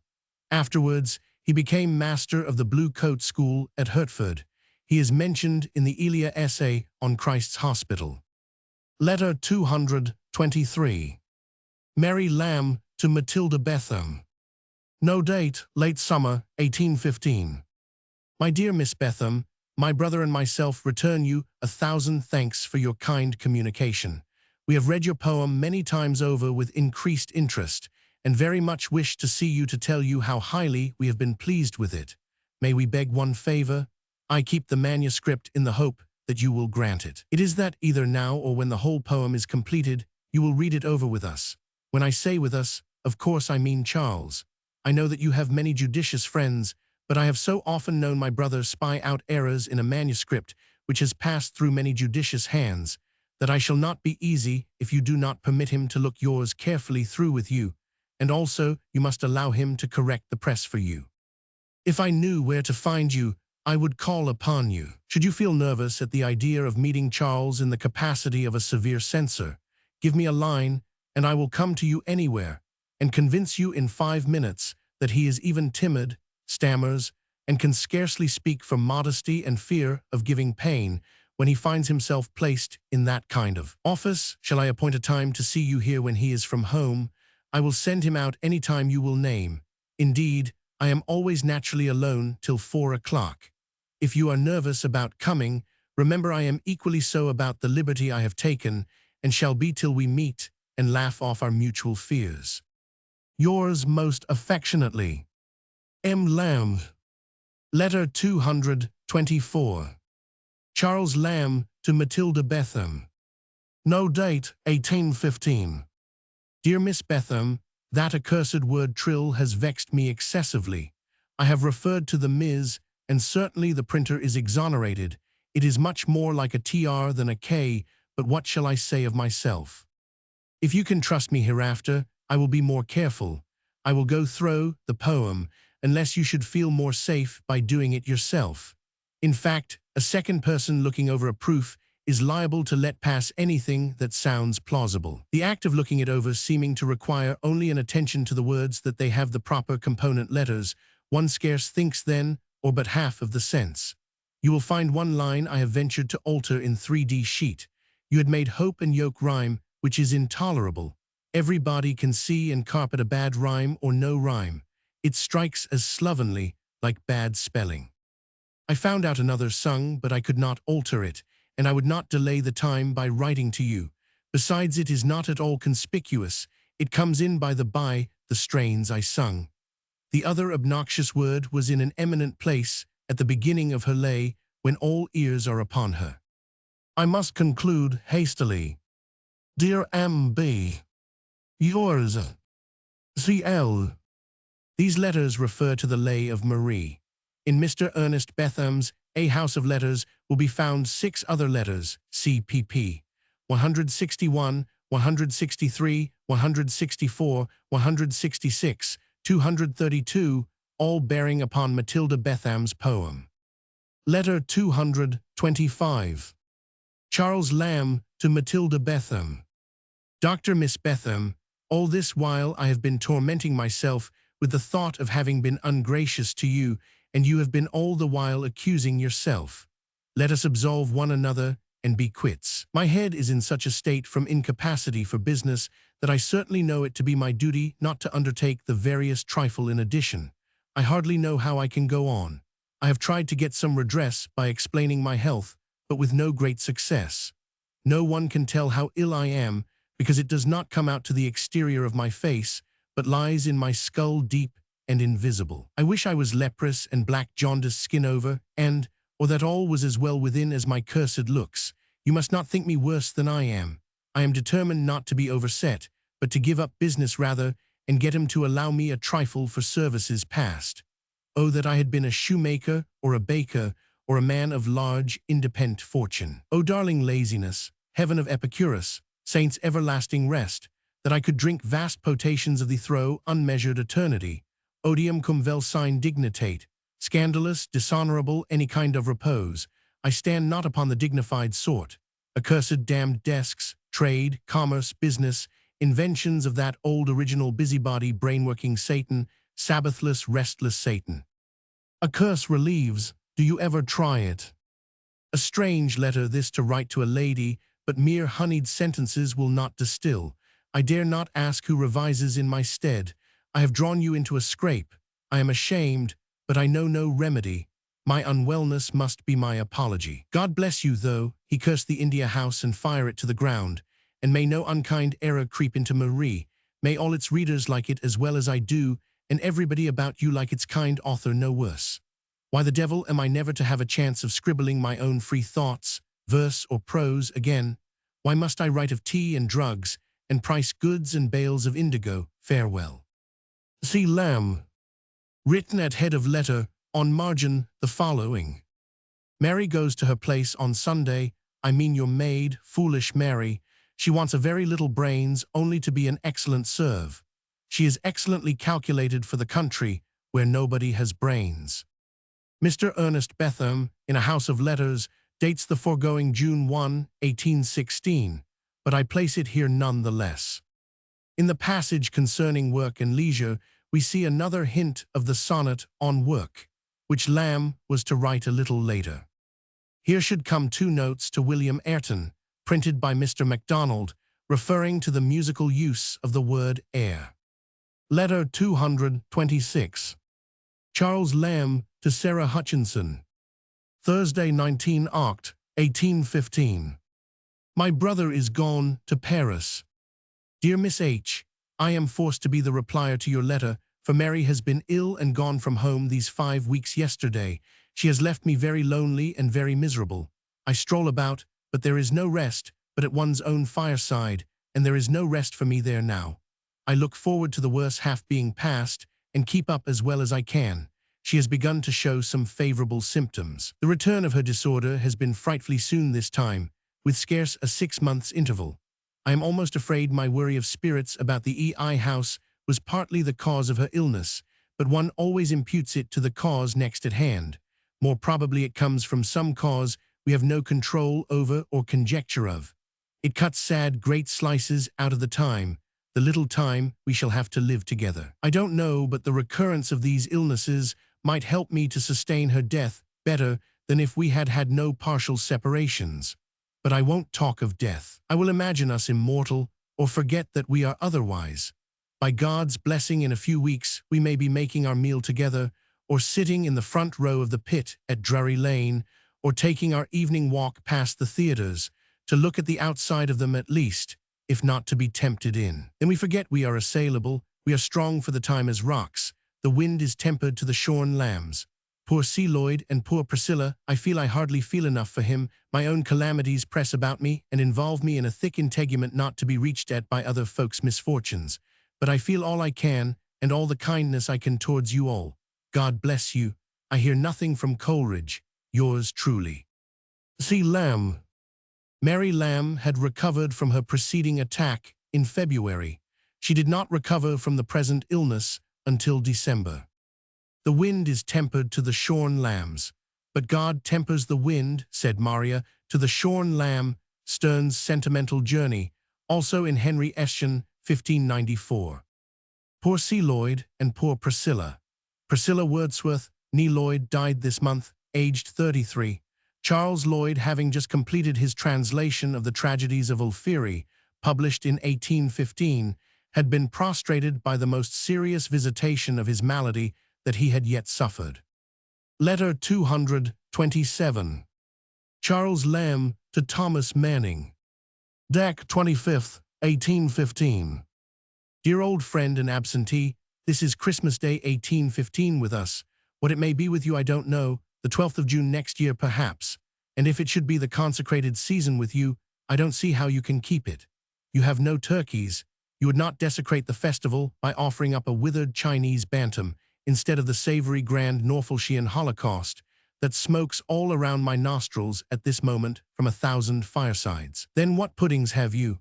Where will you get holly to stick in your churches, or churches to stick your dried tea leaves? That must be the substitute. In what memorials you can have of the holy time, I see not. A chopped missionary or two may keep up the thin idea of Lent and the wilderness, but what standing evidence have you of the Nativity? Tease our rosy-cheeked, home-stalled divines, whose faces shine to the tune of Unto Us a Child, faces fragrant with the mince-pies of half a century, that alone can authenticate the cheerful mystery. I feel my bowels refreshed with the holy tide. My zeal is great against the unedified heathen. Down with the pagodas, down with the idols, Ching Chong Fo and his foolish priesthood. Come out of Babylon, O my friend, For her time is come, and the child that is native and the proselyte of her gates shall kindle and smoke together. And in sober sense, what makes you so long from among us, Manning? You must not expect to see the same England again which you left. Empires have been overturned, crowns trodden into dust, the face of the Western world quite changed. Your friends have all got old, those you left blooming, myself, who am one of the few that remember you, those golden hairs which you recollect my taking a pride in, turned to silvery and grey. Mary has been dead and buried many years. She desired to be buried in the silk gown you sent her. Rickman, that you remember active and strong, now walks out supported by a servant maid and a stick. Martin Burney is a very old man. The other day an aged woman knocked at my door and pretended to my acquaintance. It was long before I had the most distant cognition of her. But at last together we made her out to be Louisa, the daughter of Mrs. Topham, formerly Mrs. Morton, who had been Mrs. Reynolds, formerly Mrs. Kenny, whose first husband was Holcroft, the dramatic writer of the last century. St. Paul's Church is a heap of ruins. The monument isn't half so high as you knew it, divers parts being successively taken down, which the ravages of time had rendered dangerous. The horse at Charing Cross is gone, no one knows whither, and all this has taken place while you have been settling whether Hohingtong should be spelt with a. For aught I see, you had almost as well remain where you are, and not come like a Struldbug into a world where few were born when you went away. Scarce here and there one will be able to make out your face. All your opinions will be out of date, your jokes obsolete, your puns rejected with fastidiousness as wit of the last age. Your way of mathematics has already given way to a new method, which after all is, I believe, the old doctrine of Maclaurin, new vamped up with what he borrowed, of the negative quantity of fluxions from Euler. Poor Godwin, I was passing his tomb the other day in Cripplegate churchyard. There are some verses upon it written by Miss Hayes, which if I thought good enough I would send you. He was one of those who would have hailed your return, not with boisterous shouts and clamors, but with the complacent gratulations of a philosopher anxious to promote knowledge as leading to happiness. But his systems and his theories are 10 feet deep in Cripplegate mold. Coleridge is just dead, having lived just long enough to close the eyes of Wordsworth, who paid the debt to nature but a week or two before. Poor Carl, but 2 days before he died, he wrote to a bookseller proposing an epic poem on the wanderings of Cain in 24 books. It is said he has left behind him more than 40,000 treatises in criticism and metaphysics, but few of them in a state of completion. They are now destined, perhaps, to wrap up spices. You see what mutations the busy hand of time has produced, while you have consumed in foolish voluntary exile that time which might have gladdened your friends, benefited your country, but reproaches are useless. Gather up the wretched relics, my friend, as fast as you can, and come to your old home. I will rub my eyes and try to recognize you. We will shake withered hands together and talk of old things, of St. Mary's Church and the Barbers opposite, where the young students in mathematics used to assemble. Poor Crisp, that kept it afterwards, set up a fruiterer's shop in Trumpington Street, and for aught I know, resides there still, for I saw the name up in the last journey I took there with my sister just before she died. I suppose you heard that I had left the India House and gone into the fishmongers' almshouses over the bridge. I have a little cabin there, small and homely, but you shall be welcome to it. You like oysters, and to open them yourself. I'll get you some if you come in oyster time. Marshall, Godwin's old friend, is still alive and talks of the faces you used to make. Come as soon as you can, see Lamb. Since Lamb's last letter Manning had entered Lhasa, the sacred city of Thibet, being the first Englishman to do so. He remained there until April 1812, when he returned to Calcutta. Then he took up his abode once more in Canton, and in 1816 moved to Peking as interpreter to Lord Amherst's embassy, returning to England the following year. Norfolcian, Manning was a Norfolk man. Maclaurin, here Lamb surprises the reader by a reasonable remark. Colin Maclaurin, the mathematician, was the author of a treatise of fluxions. Coleridge actually had begun many years before an epic on the subject of the wanderings of Cain. Letter 228. Charles Lamb to Thomas Manning. Dec. 26, 1815. Dear Manning, following your brother's example, I have just ventured one letter to Canton, and am now hazarding another, not exactly a duplicate, to St. Helena. The first was full of improbable romantic fictions, fitting the remoteness of the mission it goes upon. In the present, I mean to confine myself nearer to truth as you come nearer home. A correspondence with the uttermost parts of the earth necessarily involves in it some heat of fancy. It sets the brain a-going, but I can think on the halfway house tranquilly. Your friends, then, are not all dead or grown forgetful of you through old age, as that lying letter asserted, anticipating rather what must happen if you kept tarrying on forever on the skirts of creation, as there seemed a danger of your doing, but they are all tolerably well and in full and perfect comprehension of what is meant by Manning's coming home again. Mrs. Kenny, ci devant Holcroft, never let her tongue run riot more than in remembrances of you. Fanny expends herself in phrases that can only be justified by her romantic nature. Mary reserves a portion of your silk, not to be buried in, as the false nuncio asserts, but to make up spick and span into a new bran gown to wear when you come. I am the same as when you knew me, almost to a surfeiting identity. This very night I am going to leave off tobacco. Surely there must be some other world in which this unconquerable purpose shall be realized. The soul hath not her generous aspirings implanted in her in vain. One that you knew, and I think the only one of those friends we knew much of in common, has died in earnest. Poor Priscilla, wife of Kit Wordsworth, her brother Robert is also dead, and several of the grown-up brothers and sisters, in the compass of a very few years.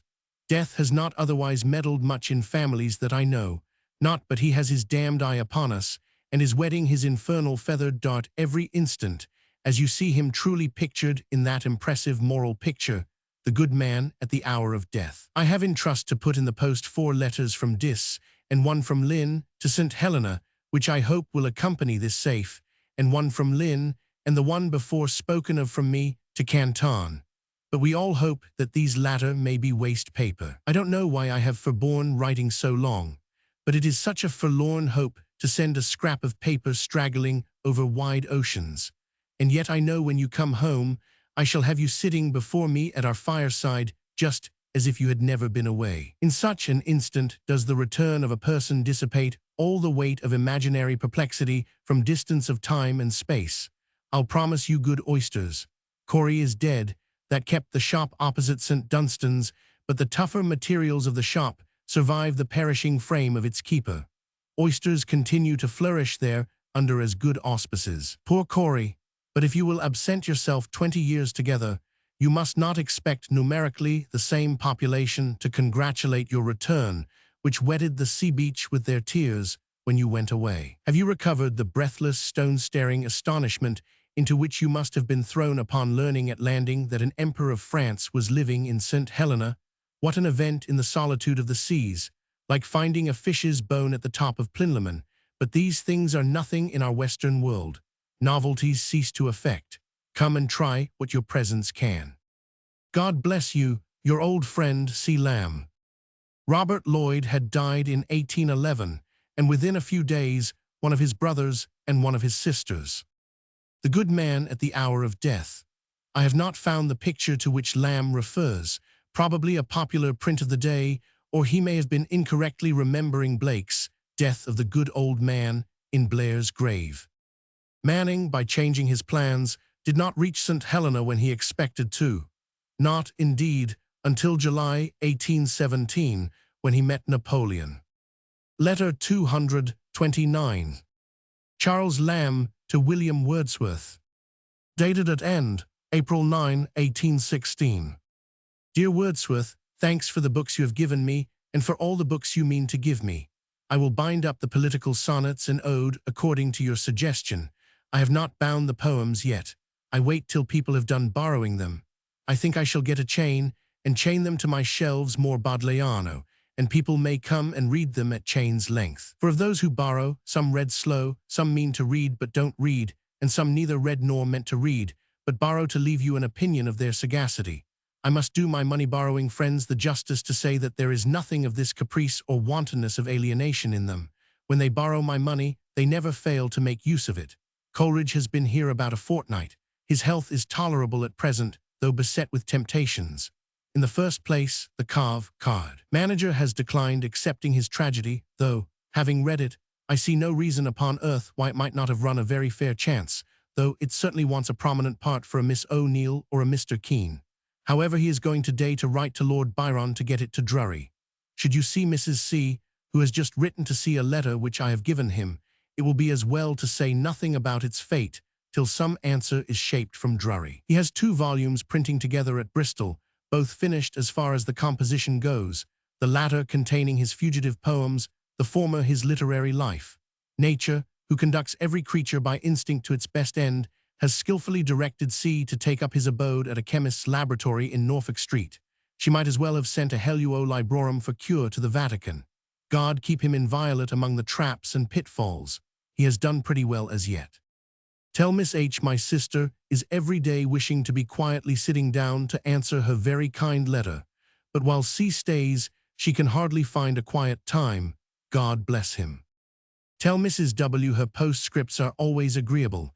They are so legible too. Your manual graphy is terrible, dark as lycophron.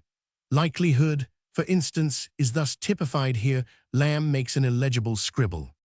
I should not wonder if the constant making out of such paragraphs is the cause of that weakness in Mrs. W.'s eyes, as she is tenderly pleased to express it.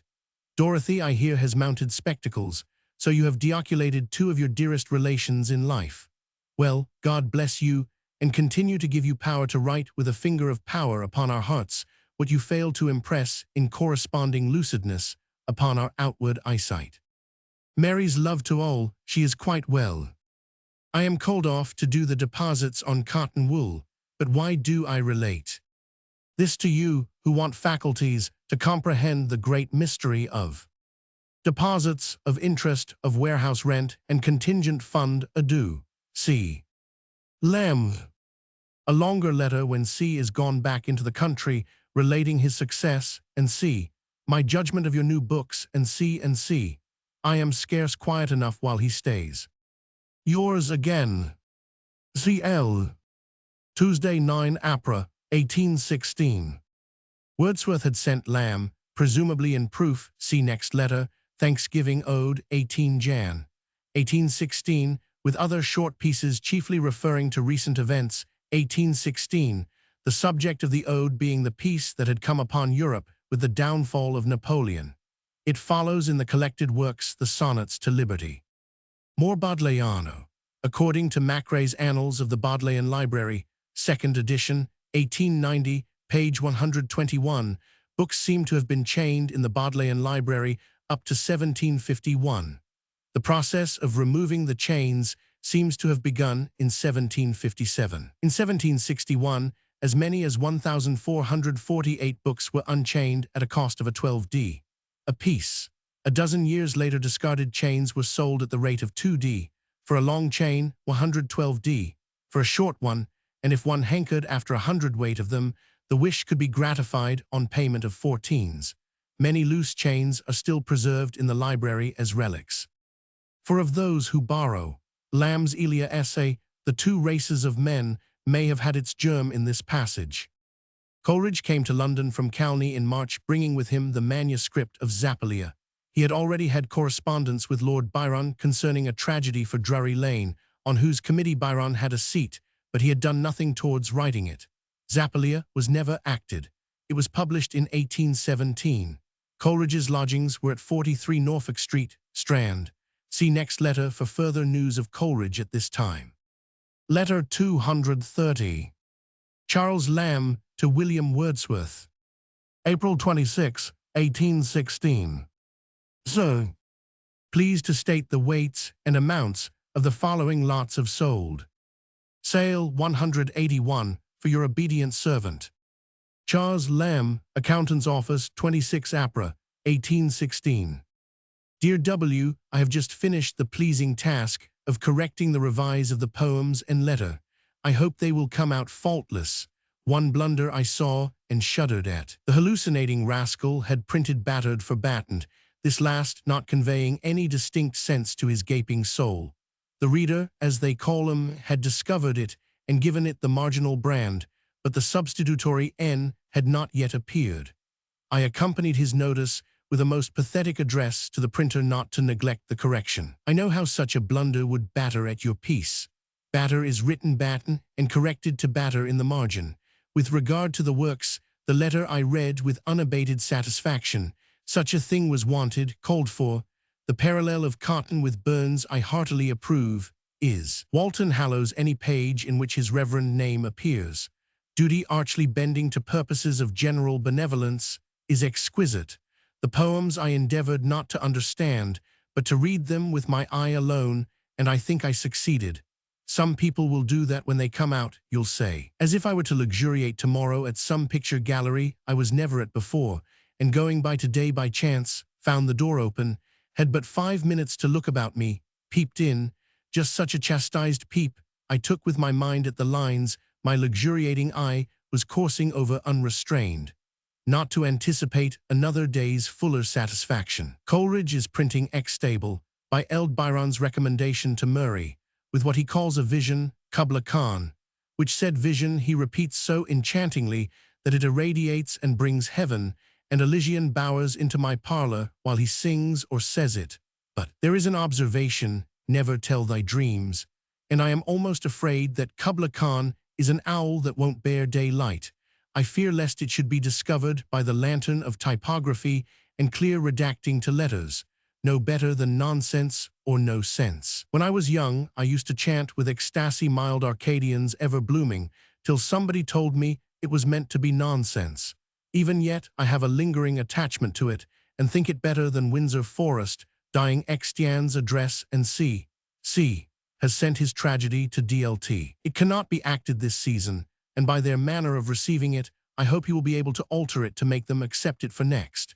He is at present under the medical care of a Mr. Gilman Kilman, a Highgate apothecary, where he plays at leaving off Lord M. I think his essentials not touched. He is very bad, but then he wonderfully picks up another day, and his face, when he repeats his verses, hath its ancient glory, an archangel a little damaged. Will Miss H. pardon our not replying at length to her kind letter? We are not quiet enough. Morgan is with us every day, going betwixt Highgate and the Temple. Coleridge is absent but 4 miles, and the neighborhood of such a man is as exciting as the presence of 50 ordinary persons. 'Tis enough to be within the whiff and wind of his genius, for us not to possess our souls in quiet. If I lived with him, or the author of the excursion, I should in a very little time lose my own identity, and be dragged along in the current of other people's thoughts, hampered in a net. How cool I sit in this office, with no possible interruption further than what I may term material. There is not as much metaphysics in 36 of the people here as there is in the first page of Locke's treatise on the human understanding, or as much poetry as in any 10 lines of the pleasures of hope or more natural beggar's petition. I never entangle myself in any of their speculations. Interruptions, if I try to write a letter even, I have dreadful. Just now within 4 lines, I was called off for 10 minutes to consult dusty old books for the settlement of obsolete errors. I hold you a guinea you don't find the chasm where I left off. So excellently the wounded sense closed again and was healed. N.B. Nothing said above to the contrary, but that I hold the personal presence of the 2 mentioned potent spirits at a rate as high as any, but I pay dearer. What amuses others robs me of myself. My mind is positively discharged into their greater currents, but flows with a willing violence. As to your question about work, it is far less oppressive to me than it was, from circumstances. It takes all the golden part of the day away, a solid lump from 10 to 4, but it does not kill my peace as before. Some day or other, I shall be in a taking again. My head aches and you have had enough. God bless you. See Lamb. Lamb had been correcting the proofs of Wordsworth's letter to a friend of Burns and his Thanksgiving Ode, with other short pieces, both published in 1816. In the letter to a friend of Robert Burns, which was called forth by the intended republication of Burns' life by Dr. Curry, Wordsworth incidentally compares Burns and Cotton. The phrase which Lamb commends is in the description of Tam O'Shanter, page 22. This reprobate sits down to his cups, while the storm is roaring, and heaven and earth are in confusion. The night is driven on by song and tumultuous noise. Laughter and jest thicken as the beverage improves upon the palate. Conjugal fidelity archly bends to the service of general benevolence. Selfishness is not absent, but wearing the mask of social cordiality. Coleridge's Christabel, with Kubla Khan and the Pains of Sleep, was published by Murray in 1816. It ran into a second edition quickly, but was not too well received. The Edinburgh indeed described it as destitute of one ray of genius. In a letter from Fanny Godwin to Mary Shelley, July 20, 1816, in Dowden's Life of Shelley, we read that Lamb says Christabel ought never to have been published, and that no one understood it, and Kubla Khan is nonsense. But this was probably idle gossip. Lamb had admired Christabel to the full, but he may have thought its publication in an incomplete state an error. Coleridge was introduced to Mr. James Gilman of the Grove, Highgate, by Dr. Adams of Hatton Garden, to whom he had applied for medical aid. Adams suggested that Gilman should take Coleridge into his house. Gilman arranged on April 11 that Adams should bring Coleridge on the following day. Coleridge went alone and conquered. He promised to begin domestication on the next day, and I looked with impatience, wrote Gilman in his Life of Coleridge, for the morrow. I felt indeed almost spellbound without the desire of release. Coleridge did not come on the morrow, but 2 days later. He remained with the Gilmans for the rest of his life. The Pleasures of Hope, by Thomas Campbell, The Beggar's Petition, Pity the Sorrows of a Poor Old Man, by Thomas Moss, 1740–1808, a ditty in all the recitation books. Lamb alluded to it in the London Magazine version of his Elia essay, A Complaint of the Decay of Beggars. Here should come a brief note from Lamb to Leigh Hunt, dated May 13, 1816, accompanying Falstaff's letters, etc., and a gift of John Woodville. This is Lamb's first letter to James Henry Leigh Hunt, 1784–1859, that has been preserved. He had known Hunt, an old Christ's Hospitaller, but later than Lamb's day for some years. To his Reflector, he contributed a number of essays and humorous letters in 1810–1811, and he had written also for the Examiner in 1812 and during Hunt's imprisonment in 1813–1815. The Lambs visited him regularly at the Surrey jail. One of Lamb's most charming poems is inscribed to T.L.H. Thornton Leigh Hunt, whom he called his favorite child. Letter 231. Charles Lamb to Matilda Betham. Dated at End, June 1, 1816. Dear Miss Betham, I have sent your very pretty lines to Southey in a frank as you requested. Poor S, what a grievous loss he must have had. Mary and I rejoice in the prospect of seeing you soon in town. Let us be among the very first persons you come to see. Believe me that you can have no friends who respect and love you more than ourselves. Pray present our kind remembrances to Barbara and to all to whom you may think they will be acceptable. Yours very sincerely, C. Lamb. Have you seen Christabel since its publication? EIH June 1, 1816. Southey's eldest son, Herbert, had died in April of this year. Here should come a letter from Lamb to H. Dodwell of the India House, dated August, 1816, not available for this edition. Lamb writes from Calney in Wiltshire, where he and his sister were making holiday, staying with the Morgans. He states that he has lost all sense of time and recollected that he must return to work some day only through the accident of playing commerce instead of whist. Letter 232. Charles Lamb to William Wordsworth. P.M. September 23, 1816. My dear Wordsworth, it seems an age since we have corresponded, but indeed the interim has been stuffed out with more variety than usually checkers my same-seeming existence. Mercy on me, what a traveller have I been since I wrote you last. What foreign wonders have been explored. I have seen Bath, King Bladud's ancient well, fair Bristol, seed plot of suicidal Chatterton, Marlborough, Chippenham, Calney, famous for nothing in particular that I know of, but such a vertigo of locomotion has not seized us for years. We spent a month with the Morgans at the last-named borough, August, and such a change has the change wrought in us that we could not stomach wholesome Temple air, but are absolutely rusticating, oh the gentility of it, at Dalston, about one mischievous boy's stone's throw off Kingsland Turnpike, 1 mile from Shoreditch Church. Thence we emanate in various directions to Hackney, Clapton, Tottenham, and such like romantic country. That my lungs should ever prove so dainty, as to fancy they perceive differences of air. But so it is, though I am almost ashamed of it, like Milton's devil, turned truant to his old brimstone, I am purging off the foul air of my once darling tobacco in this Eden, absolutely snuffing up pure gales, like old worn-out sin playing at being innocent, which never comes again, for in spite of good books and good thoughts, there is something in a pipe that virtue cannot give, though she give her unendowed person for a dowry. Have you read the review of Coleridge's character, person, physiognomy, and see in the Examiner, his features even to his nose, O horrible license beyond the old comedy. He is himself gone to the seaside with his favorite apothecary, having left for publication, as I hear, a prodigious mass of composition for a sermon to the middling ranks of people to persuade them they are not so distressed as is commonly supposed. Methinks he should recite it to a congregation of Bilston colliers. The fate of Cinna the poet would instantaneously be his.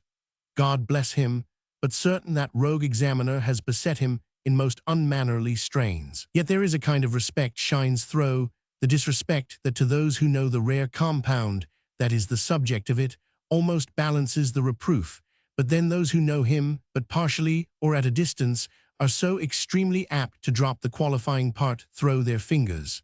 The after all Mr. Wordsworth is a man of great talents, if he did not abuse them, comes so dim upon the eyes of an Edinburgh Review reader that have been gloating open chuckle-wide upon the preceding detail of abuses, it scarce strikes the pupil with any consciousness of the letters being there, like letters writ in lemon. There was a cut at me a few months back by the same hand, but my agnomen or agninomen not being calculated to strike the popular ear, it dropped anonymous, but it was a pretty compendium of observation, which the author has collected in my disparagement from some hundreds of social evenings which we had spent together.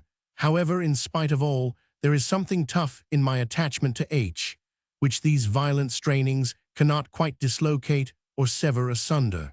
I get no conversation in London that is absolutely worth attending to but his. There is monstrous little sense in the world, or I am monstrous clever or squeamish or something, but there is nobody to talk with I should say, and to go talking to oneself all day long is too much of a good thing, besides subjecting one to the imputation of being out of one's senses, which does no good to one's temporal interest at all. By the way, I have seen Coleridge but once this 3 or 4 months. He is an odd person. When he first comes to town he is quite hot upon visiting, and then he turns off and absolutely never comes at all, but seems to forget there are any such people in the world.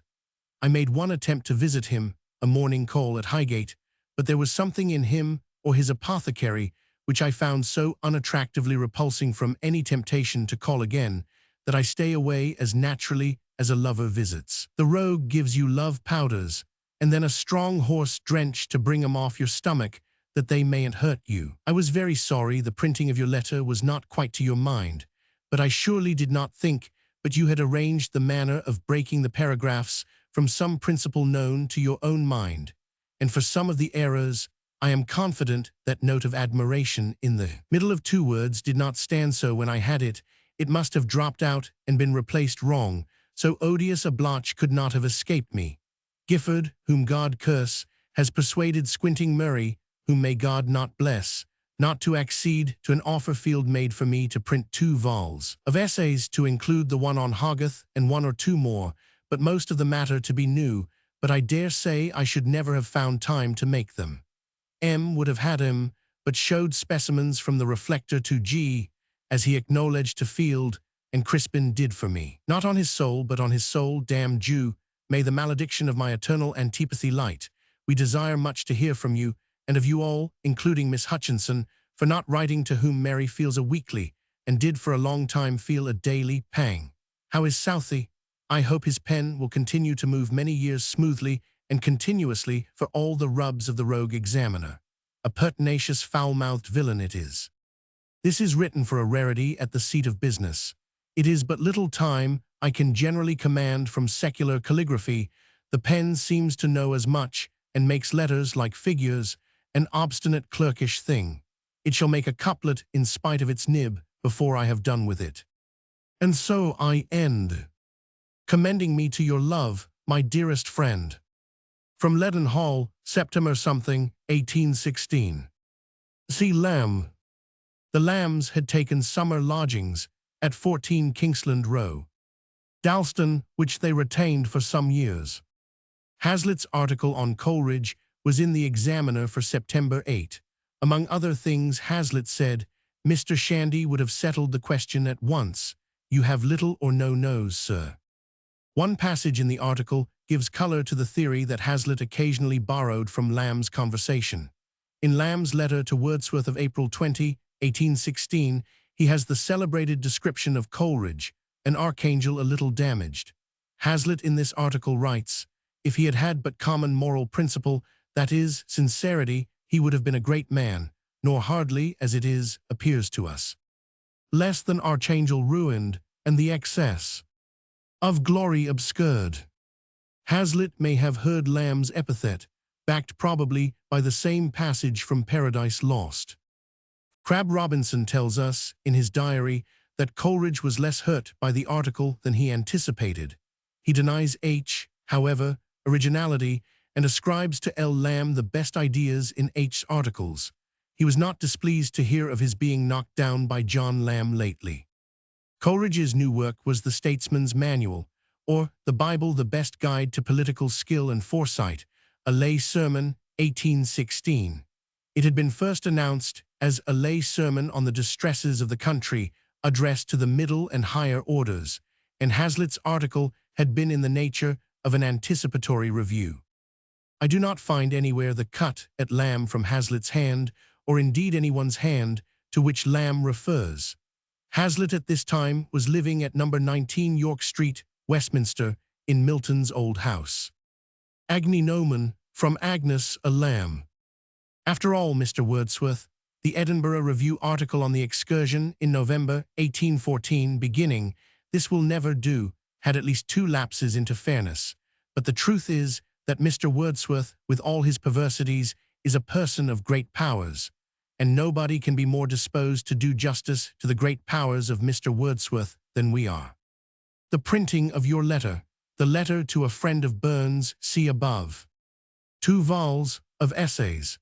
These were printed with poems as the works of Charles Lamb by the Olliers in 1818, see later. Crispin, Gifford, see note to the letter to Wordsworth, early January 1815. Southey, Hazlitt's attacks on the laureate were continuous. Letter 233. Mary Lamb to Sarah Hutchinson. No date, middle of November, 1816. Inner Temple. My dear friend, I have procured a frank for this day, and having been hindered all the morning, have no time left to frame excuses for my long and inexcusable silence, and can only thank you for the very kind way in which you overlook it. I should certainly have written on the receipt of yours, but I had not a franc, and also I wished to date my letter from my own home, where you expressed so cordial a wish to hear we had arrived. We have passed 10, I may call them very good weeks, at Dalston, for they completely answered the purpose for which we went. Reckoning our happy month at Calney, we have had quite a rural summer, and have obtained a very clear idea of the great benefit of quiet, of early hours and time entirely at one's own disposal, and no small advantages these things are, but the return to old friends. The sight of old familiar faces round me has almost reconciled me to occasional headaches and fits of peevish weariness, even London streets, which I sometimes used to think it hard to be eternally doomed to walk through before I could see a green field, seem quite delightful. Charles smoked but one pipe while we were at Dalston, and he has not transgressed much since his return. I hope he will only smoke now with his fellow smokers, which will give him 5 or 6 clear days in the week. Shame on me, I did not even write to thank you for the bacon, upon which, and some excellent eggs your sister added to her kind present, we had so many nice feasts. I have seen Henry Robinson, who speaks in raptures of the days he passed with you. He says he never saw a man so happy in 3 wives as Mr. Wordsworth is. I long to join you and make a 4th, and we cannot help talking of the possibility in some future fortunate summer of venturing to come so far, but we generally end in thinking the possibility impossible, for I dare not come but by post-chaises, and the expense would be enormous. Yet it was very pleasing to read Mrs. Wordsworth's kind invitation, and to feel a kind of latent hope of what might one day happen. You ask how Coleridge maintains himself. I know no more than you do. Strange to say, I have seen him but once since he has been at Highgate, and then I met him in the street. I have just been reading your kind letter over again, and find you had some doubt whether we had left the temple entirely. It was merely a lodging we took to recruit our health and spirits. From the time we left, County Charles drooped sadly, company became quite irksome, and his anxious desire to leave off smoking, and his utter inability to perform his daily resolutions against it, became quite a torment to him, so I prevailed with him to try the experiment of change of scene, and set out in one of the short stage coaches from Bishopsgate Street, Miss Brent and I, and we looked over all the little places within 3 miles, and fixed on one quite countrified, and not 2 miles from Shoreditch Church, and entered upon it the next day. I thought if we stayed but a week it would be a little rest and respite from our troubles, and we made a 10-week stay, and very comfortable we were, so much so that if ever Charles is superannuated on a small pension, which is the great object of his ambition, and we felt our income straightened, I do think I could live in the country entirely. At least I thought so while I was there, but since I have been at home, I wish to live and die in the temple where I was born. We left the trees so green it looked like early autumn, and can see but one leaf, the last of its clan, on our poor old Harcourt trees. What a rainy summer! And yet I have been so much out of town, and have made so much use of every fine day, that I can hardly help thinking it has been a fine summer. We calculated we walked 350 miles while we were in our country lodging. One thing I must tell you, Charles came round every morning to a shop near the temple to get shaved. Last Sunday we had such a pleasant day, I must tell you of it. We went to Kew and saw the old palace where the king was brought up. It was the pleasantest sight I ever saw. I can scarcely tell you why, but a charming old woman showed it to us. She had lived 26 years there, and spoke with such a hearty love of our good old king, whom all the world seems to have forgotten, that it did me good to hear her. She was as proud in pointing out the plain furniture, and I am sure you are now sitting in a larger and better furnished room, of a small room in which the king always dined, nay, more proud of the simplicity of her royal master's taste, than any shower of Carlton House can be in showing the fine things there. And so she was when she made us remark the smallness of one of the princess's bedrooms, and said she slept and also dressed in that little room. There are a great many good pictures, but I was most pleased with one of the king when he was about 2 years old, such a pretty little white-headed boy. I cannot express how much pleasure a letter from you gives us. If I could promise myself I should be always as well as I am now, I would say I will be a better correspondent in future. If Charles has time to add a line, I shall be less ashamed to send this hasty scrawl. Love to all and everyone.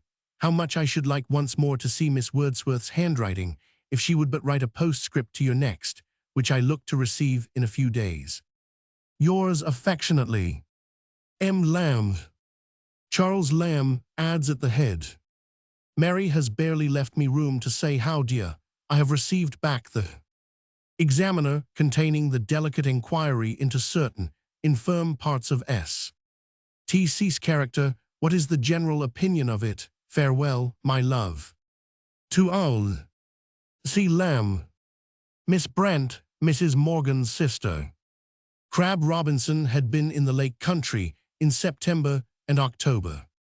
To a shop near the temple, possibly to Mr. A. of Flower-de-Luce Court, mentioned by Lamb in the footnote to his essay on the melancholy of tailors, see Vol. I. Our good old king, George Roman III, then in retirement. Carlton House was the home of the regent, whom Lamb and probably his sister detested as his triumph of the whale and other squibs, see Vol. Roman IV. Show. Here should come a letter to Rickman, dated December 30, 1816. The chief news in it is that George Dyer has been made one of Lord Stanhope's 10 residuary legatees. This, says Lamb, will settle Dyer's fate. He will have to throw his dirty glove at someone and marry. Letter 234. Mary Lamb to Sarah Hutchinson. No date, late 1816.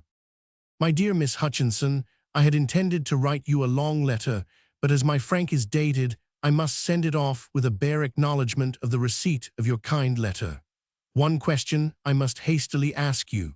Do you think Mr. Wordsworth would have any reluctance to write, strongly recommending to their patronage, to any of his rich friends in London, to solicit employment for Miss Betham as a miniature painter. If you give me hopes that he will not be averse to do this, I will write to you more fully stating the infinite good he would do by performing so irksome a task as I know asking favors to be. In brief, she has contracted debts for printing her beautiful poem of Marie, which, like all things of original excellence, does not sell at all. These debts have led to little accidents unbecoming a woman and a poetess to suffer. Retirement with such should be voluntary. Charles Lamb adds, "The bell rings. I just snatched the pen out of my sister's hand to finish rapidly. Wordsworth may tell de Q that Miss B's price for a virgin and child is 3 guineas. Yours all of you, ever. C.L. de Q. Thomas de Quincey, 1785–1859, the opium eater, then living at Grasmere." Lamb and de Quincey had first met in 1804, but it was not until 1821 that they became really intimate, when Lamb introduced him to the London Magazine. Miss Betham painted miniature portraits, among others, of Mrs. S.T. Coleridge and Sarah Coleridge. Here should come a note to William Ayrton dated April 18, 1817, thanking him for much pleasure at Don Giovanni. See note to next letter. Somewhen in 1816 should come a letter from Lamb to Leigh Hunt on the publication of the story of Rimini, mentioned in Leigh Hunt's correspondence, of which this is the only sentence that is preserved. The 3rd canto is in particular my favorite. We congratulate you most sincerely on the taste of your prison fruit. Letter 235. Charles Lamb to William Ayrton, Epistle to Wilm, Ayrton Esker. Temple, May 12, 1817. My dear friend, before I end, have you any more orders for Don Giovanni to give him that doth live your faithful zany, without raillery, I mean gallery, ones, for I am a person that shuns all ostentation, and being at the top of the fashion, and seldom go to operas, but in forma pauperis I go to the play, in a very economical sort of a way, rather to see than be seen, though I'm no ill sight, neither by candlelight, and in some kinds of weather you might pit me for height against Cain, but in a grand tragic scene I'm nothing. It would create a kind of loathing to see me act Hamlet. There'd be many a damn let fly at my presumption if I should try, being a fellow of no gumption. By the way, tell me candidly how you relish this which they call the lapidary style. Opinions vary. The late Mr. Mellish could never abide it. He thought it vile and coxcombical. My friend the poet laureate, who is a great lawyer at anything comical, was the first who tried it. But Mellish could never abide it. But it signifies very little what Mellish said, because he is dead. For who can confute a body that's mute? Or who would fight with a senseless sprite? Or think of troubling an impenetrable old goblin that's dead and gone, and stiff as stone, to convince him with arguments pro and con, as if some live logician, bred up at Merton, or Mr. Hazlitt the metaphysician. Hey, Mr. Ayrton, with all your rare tone, for tell me, how should an apparition list to your call, though you talked for ever so clever, when his ear itself, by which he must hear or not hear at all, is laid on the shelf, or put the case, for more grace, it were a female spectre. Now could you expect her to take much gust in long speeches, with her tongue as dry as dust, in a sandy place, where no patches, nor lemons, nor limes, nor oranges hang, to drop on the drought of an arid harangue, or quench, with their sweet drench, the fiery pangs which the worms inflict, with their endless nibblings, like quibblings, which the corpse may dislike, but can ne'er contradict. Hey, Mr. Ayrton, with all your rare tone, I am C. Lamb. The text is from Ayrton's transcript in a private volume lately in the possession of Mr. Edward Ayrton, lettered Lamb's Works, Vol. Roman 3, uniform with the 1818 edition. William Ayrton, 1777–1858, a friend and neighbor of the Burneys and a member of Lamb's whist-playing set, was a musical critic, and at this time director of the King's Theatre in the Haymarket, where he had just produced Mozart's Don Giovanni. His wife was Marian Arnold, sister of Samuel James Arnold, manager of the Lyceum Theatre. You might pit me for height against Kean. This was so. Edmund Kean was small in stature, though not so immaterially built as Lamb is said to have been. Mr. Mellish, possibly the Joseph Charles Mellish who translated Schiller. The laureate Southey had first tried the lapidary style in Gooseberry Pie, later, without rhymes, in Thalaba. Some time in the intervening 3 months before the next letter, the Lambs went to Brighton for their holiday. Letter 236. Charles Lamb to Baron Field. Aug. 31st, 1817. My dear Baron, the bearer of this letter so far across the seas is Mr. Laurie, who comes out to you as a missionary, and whom I have been strongly importuned to recommend to you as a most worthy creature by Mr. Fenwick, a very old, honest friend of mine, of whom, if my memory does not deceive me, you have had some knowledge heretofore as editor of the Statesman, a man of talent and patriotic. If you can show him any facilities in his arduous undertaking, you will oblige us much. Well, and how does the land of thieves use you, and how do you pass your time in your extrajudicial intervals? Going about the streets with a lantern, like Diogenes, looking for an honest man? You may look long enough, I fancy, to give me some notion of the manners of the inhabitants where you are. They don't thieve all day long, do they? No human property could stand such continuous battery. And what do they do when they ain't stealing? Have you got a theatre? What pieces are performed? Shakespeare's, I suppose, not so much for the poetry, as for his having once been in danger of leaving his country on account of certain small deer. Have you poets among you? Cursed plagiarists, I fancy, if you have any. I would not trust an idea or a pocket handkerchief of mine among them. You are almost competent to answer Lord Bacon's problem, whether a nation of atheists can subsist together. You are practically in one. So thievish, 'tis, that the 8th commandment itself scarce seemeth there to be. Our old honest world goes on with little perceptible variation.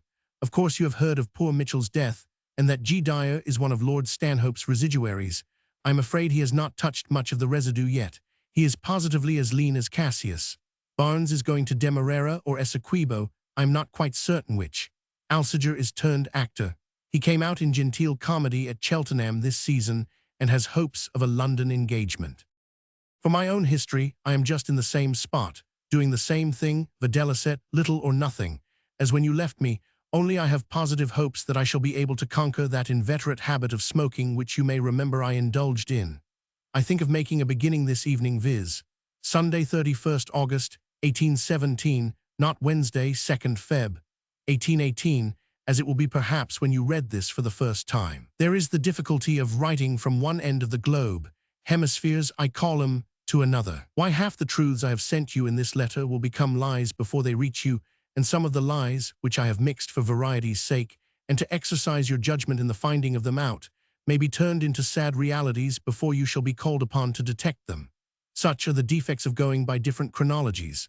Your now is not my now, and again, your then is not my then, but my now may be your then, and vice versa. Whose head is competent to these things? How does Mrs. Field get on in her geography? Does she know where she is by this time? I am not sure. Sometimes you are not in another planet, but then I don't like to ask Capt. Bernie, or any of those that know anything about it, for fear of exposing my ignorance. Our kindest remembrances, however, to Mrs. F., if she will accept of reminiscences from another planet, or at least another hemisphere. CL. This is Lamb's first letter that has been preserved to Baron Field. Baron Field, 1786–1846, was a lawyer, a son of Henry Field, apothecary to Christ's Hospital, and brother of a fellow clerk of Lamb's in the India House. He had also been a contributor to Leigh Hunt's Reflector in 1810–1812. Field was appointed Judge of the Supreme Court of New South Wales, whither he sailed in 1816, reaching Sydney in February 1817. His wife was a Miss Jane Carncroft. This letter forms the groundwork of Lamb's Elia essay on distant correspondence, see Vol. Roman II, which may be read with it as an example of the difference in richness between Lamb's epistolary and finished literary style. So thievish 'tis, a perversion of Coleridge's lines in the Ancient Mariner. So lonely 'twas that God himself scarce seemed there to be. Poor Mitchell's death. This may have been one of the lies referred to a little lower. If so, Thomas Mitchell, 1783–1845, was probably intended, as he had been at Christ's Hospital and was a friend of Leigh Hunt's and might thus have known Lamb and Field. He translated Aristophanes. The only Mitchell of any importance who died in 1817 was Colonel Mitchell, who commanded a brigade at Waterloo, but Lamb would hardly know anything of him. George Dyer, who had been tutor in the family of the 3rd Earl of Stanhope, Citizen Stanhope, was one of the 10 executors to whom that peer's estate was left, after paying a few legacies. Among them was another of Lamb's acquaintances, Joseph Jekyll, mentioned in the Elia essay on the Old Benchers. Dyer repudiated the office, but the heir persuaded him to accept an annuity. Thomas Barnes, 1785–1841, another old Christ's Hospitaller and a contributor to the Reflector, became editor of the Times in 1817. His projected journey was one of the lies, nor did Alsager, another Times man, whom we have already met, turn actor. Letter 237. Charles Lamb to James and Louis Uncanny. Launders, October, 1817. Dear friends, it is with infinite regret I inform you that the pleasing privilege of receiving letters, by which I have for these 20 years gratified my friends and abused the liberality of the company trading to the Orient, is now at an end. A cruel edict of the directors has swept it away altogether. The devils sweep away their patronage also. Rascals who think nothing of sponging upon their employers for their venison and turtle and burgundy 5 days in a week, to the tune of £5,000 in a year, now find out that the profits of trade will not allow the innocent communication of thought between their underlings and their friends in distant provinces to proceed untaxed, thus withering up the heart of friendship and making the news of a friend's good health worse than indifferent, as tidings to be deprecated, as bringing with it ungracious expenses. Adieu, gentle correspondence, kindly conveyance of soul, interchange of love, of opinions, of puns, and what not. Henceforth a friend that does not stand in visible or palpable distance to me is nothing to me. They have not left to the bosom of friendship even that cheap intercourse of sentiment, the twopenny medium. The upshot is, you must not direct any more letters through me. To me you may annually or biennially transmit a brief account of your goings-on a single sheet, from which after I have deducted as much as the postage comes to, the remainder will be pure pleasure. But no more of those pretty commission and counter-commissions, orders and revoking of orders, obscure messages and obscurer explanations, by which the intellects of Marshall and Fanny used to be kept in a pleasing perplexity at the moderate rate of 6 or 7 shillings a week. In short, you must use me no longer as a go-between. Henceforth, I write up no thoroughfare. Well, and how far is St. Valery from Paris? And do you get wine and walnuts tolerable? And the vintage, does it suffer from the wet? I take it, the wine of this season will be all wine and water. And have you any plays and green rooms and Fanny Kellys to chat with of an evening? And is the air purer than the old gravel pits, and the bread so much whiter, as they say? Lord, what things you see that travel! I dare say the people are all French wherever you go. What an overwhelming effect that must have! I have stood one of them at a time, but two I generally found overpowering. I used to cut and run, but then in their own vineyards maybe they are endurable enough. They say marmosets in Senegambia are so pleasant as the day's long, jumping and chattering in the orange twigs, but transport 'em, one by one, over here into England, they turn into monkeys, some with tails, some without, and are obliged to be kept in cages. I suppose you know we've left the temple pro tempore. By the way, this conduct has caused strange surmises in a good lady of our acquaintance. She lately sent for a young gentleman of the India House, who lives opposite her, at Monroe's, the flute shop in Skinner Street, Snow Hill. I mention no name, you shall never get out of me what lady I mean, on purpose to ask all he knew about us. I had previously introduced him to her whist table. Her inquiries embraced every possible thing that could be known of me, how I stood in the India House, what was the amount of my salary, what it was likely to be hereafter, whether I was thought to be clever in business, why I had taken country lodgings, why at Kingsland in particular, had I friends in that road, was anybody expected to visit me, did I wish for visitors, would an unexpected call be gratifying or not, would it be better if she sent beforehand, did anybody come to see me, wasn't there a gentleman of the name of Morgan, did he know him, didn't he come to see me, did he know how Mr. Morgan lived, she never could make out how they were maintained, was it true that he lived out of the profits of a linendraper's shop in Bishopsgate Street? There she was a little right, and a little wrong. M is a gentleman tobacconist. In short, she multiplied demands upon him till my friend, who is neither overmodest nor nervous, declared he quite shuddered. After laying as bare to her curiosity as an anatomy, he trembled to think what she would ask next. My pursuits, inclinations, aversions, attachments, some, my dear friends, of a most delicate nature, she lugged them out of him, or would, had he been privy to them, as you pluck a horsebean from its iron stem, not as such tender rosebuds should be pulled. The fact is I am come to Kingsland, and that is the real truth of the matter, and nobody but yourselves should have extorted such a confession from me. I suppose you have seen by the papers that Manning is arrived in England. He expressed some mortifications at not finding Mrs. Kenny in England. He looks a good deal sunburnt, and is got a little reserved, but I hope it will wear off. You will see by the papers also that Daw is knighted. He has been painting the Princess of Coburg and her husband. This is all the news I could think of. Write to us, but not by us, for I have near 10 correspondents of this latter description, and one or other comes pouring in every day, till my purse strings and heart strings crack. Bad habits are not broken at once. I am sure you will excuse the apparent indelicacy of mentioning this, but dear is my shirt, but dearer is my skin, and it's too late when the steed is stole to shut the door. Well, and does Louisa grow a fine girl? Is she likely to have her mother's complexion? And does Tom polish in French air? Henry, I mean, and Kenny is not so fidgety, and you sit down sometimes for a quiet half-hour or so, and all is comfortable, no bills that you call writs, nor anything else, that you are equally sure to miscall to annoy you. Vive la gaieté de cœur et la belle pastime, vive la beau France et revive ma chère empereur. See Lamb. James Kenny and his wife were now living at St. Valery. Marshall was Godwin's old friend, whom we have already seen, and Fanny was Fanny Holcroft. Lamb's friend Fanny Kelly is first mentioned by Lamb in this letter. Frances Maria Kelly, 1790–1882, to give her full name, was then playing at the Lyceum. We shall soon see much of her. We've left the temple pro tempore, referring to the Dalston lodgings. What lady I mean? Mrs. Godwin lived in Skinner Street. Manning, on his return from China, was wrecked near Sunda on February 17, 1817. The passengers were taken to St. Helena, and he did not reach England until the summer. This must give us the date of the present letter, previously attributed to October 1816. George Daw was not knighted. Probably it was rumored that he was to be.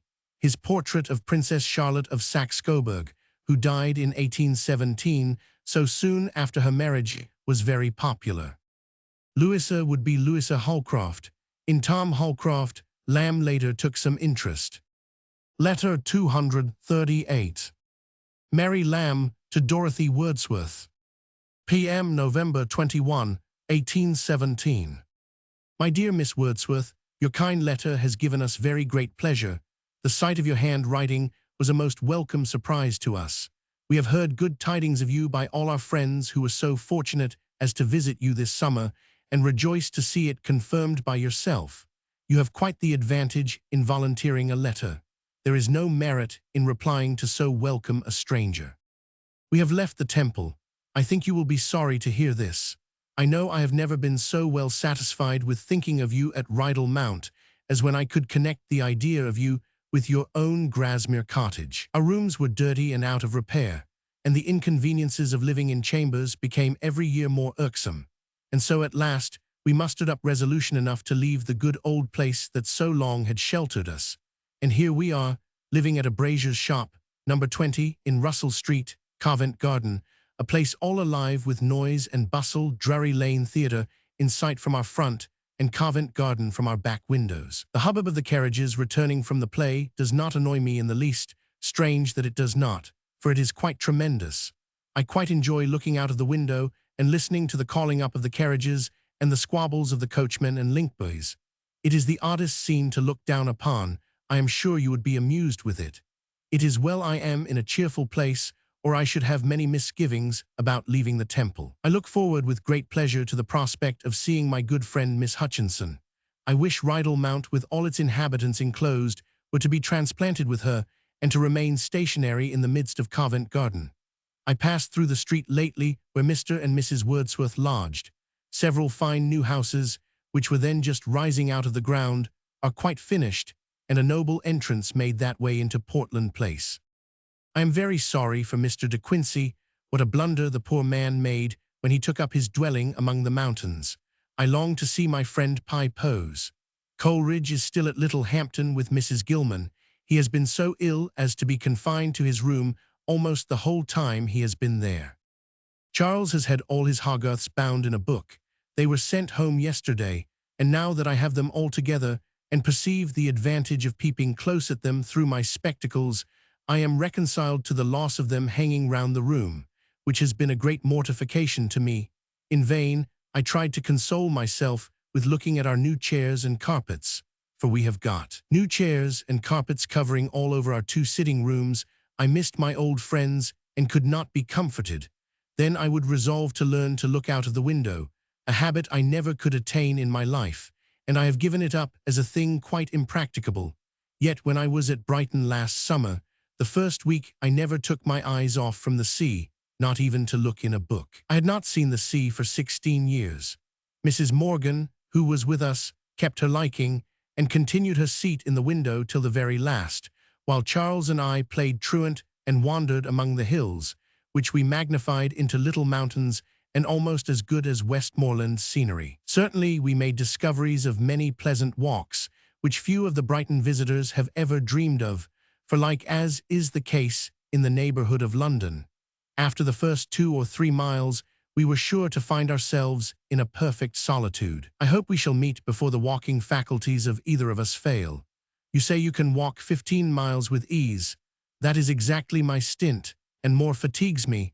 4 or 5 miles every 3rd or 4th day, keeping very quiet between, was all Mrs. Morgan could accomplish. God bless you and yours. Love to all and each one. I am ever yours, most affectionately, M. Lamb. Letter 239. Charles Lamb to Dorothy Wordsworth, same letter. Dear Miss Wordsworth, here we are, transplanted from our native soil. I thought we never could have been torn up from the temple. Indeed, it was an ugly wrench, but like a tooth, now 'tis out, and I am easy. We never can strike roots so deep in any other ground. This where we are is a light bit of gardener's mold, and if they take us up from it, it will cost no blood and groans like mandrakes pulled up.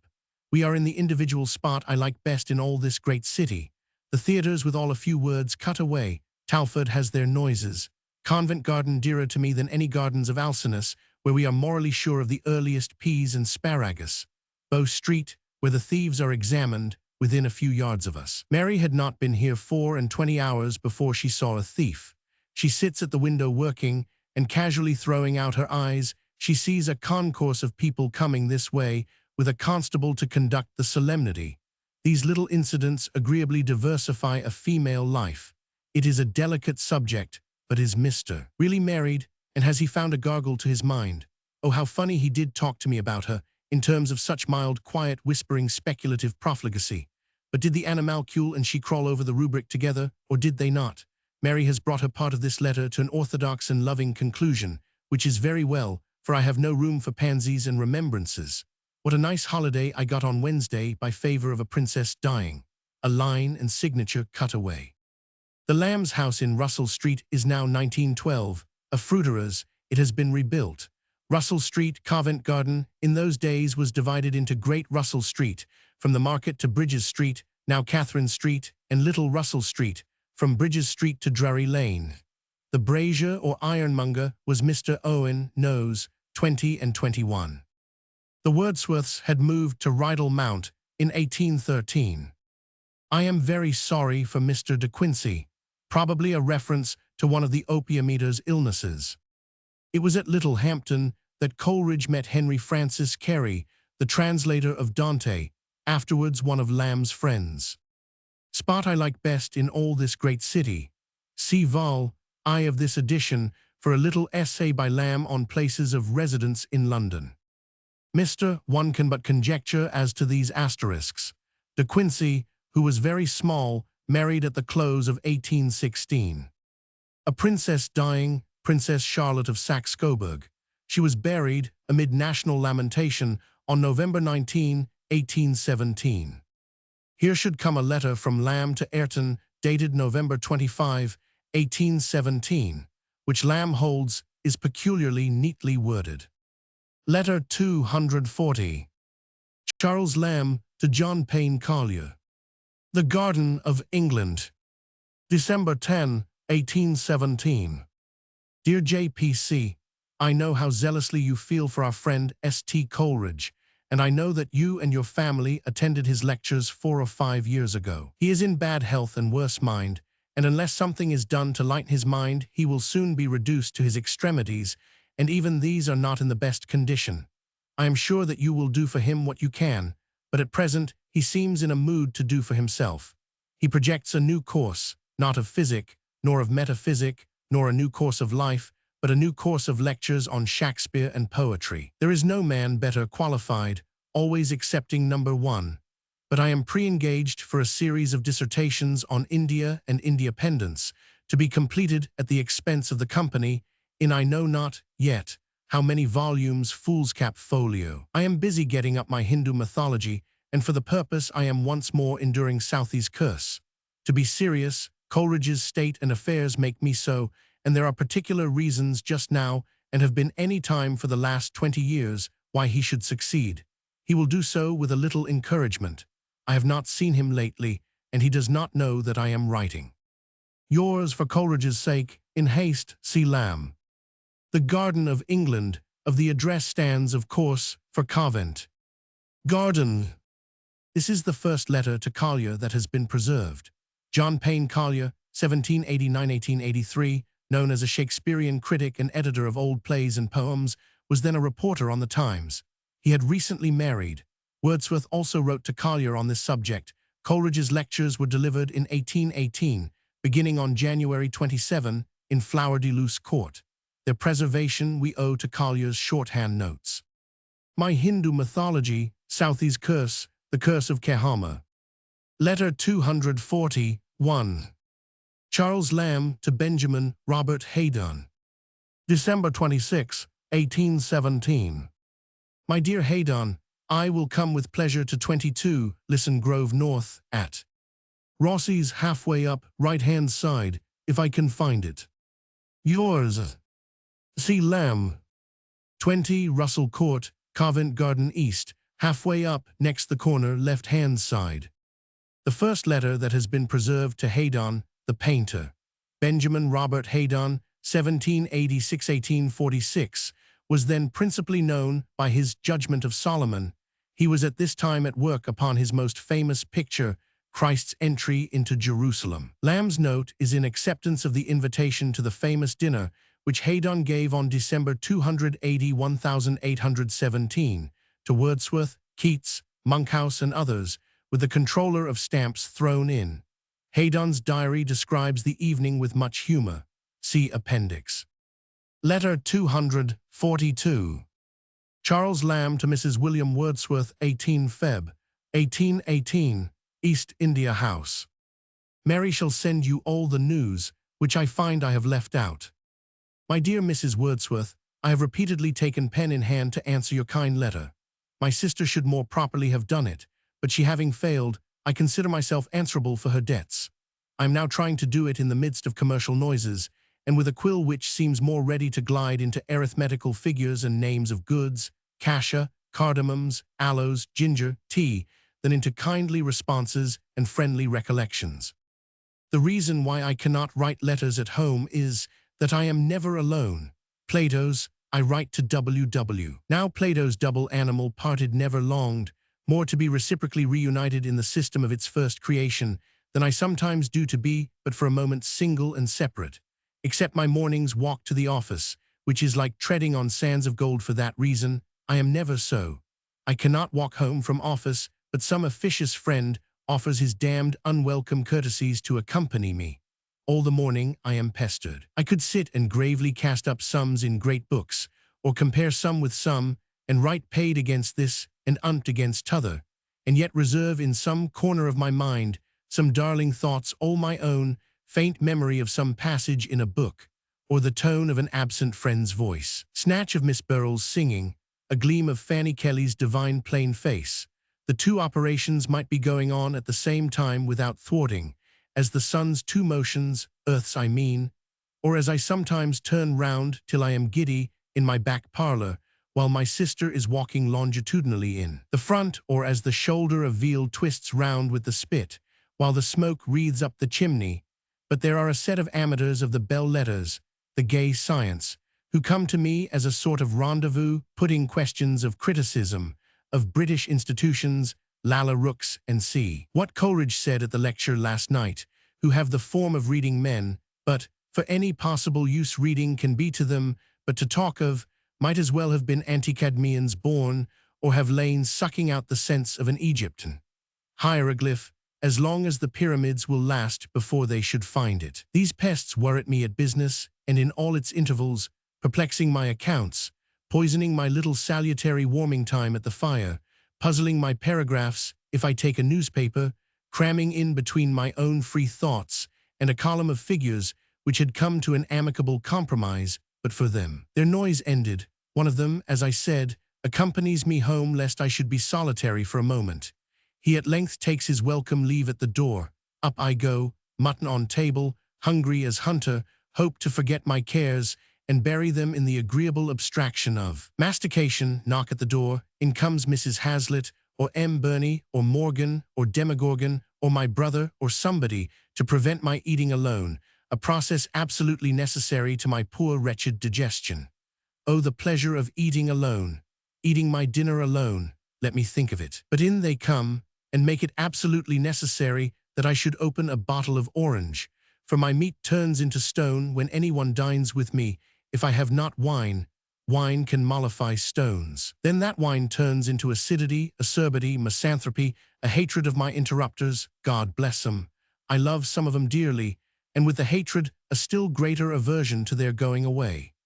Bad is the Dead Sea they bring upon me, choking and death-doing, but worse is the deader dry sand they leave me on if they go before bedtime. Come never, I would say to these spoilers of my dinner, but if you come, never go.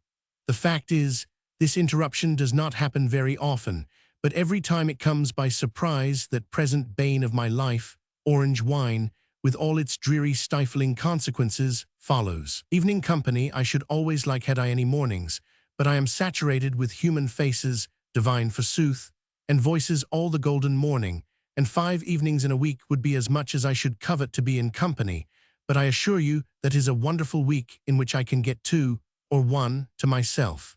I'm never CL, but always CL and Co. He who thought it not good for man to be alone, preserved me from the more prodigious monstrosity of being never by myself. I forget bedtime, But even there, these sociable frogs clamber up to annoy me. Once a week, generally some singular evening that, being alone, I go to bed at the hour I ought always to be abed.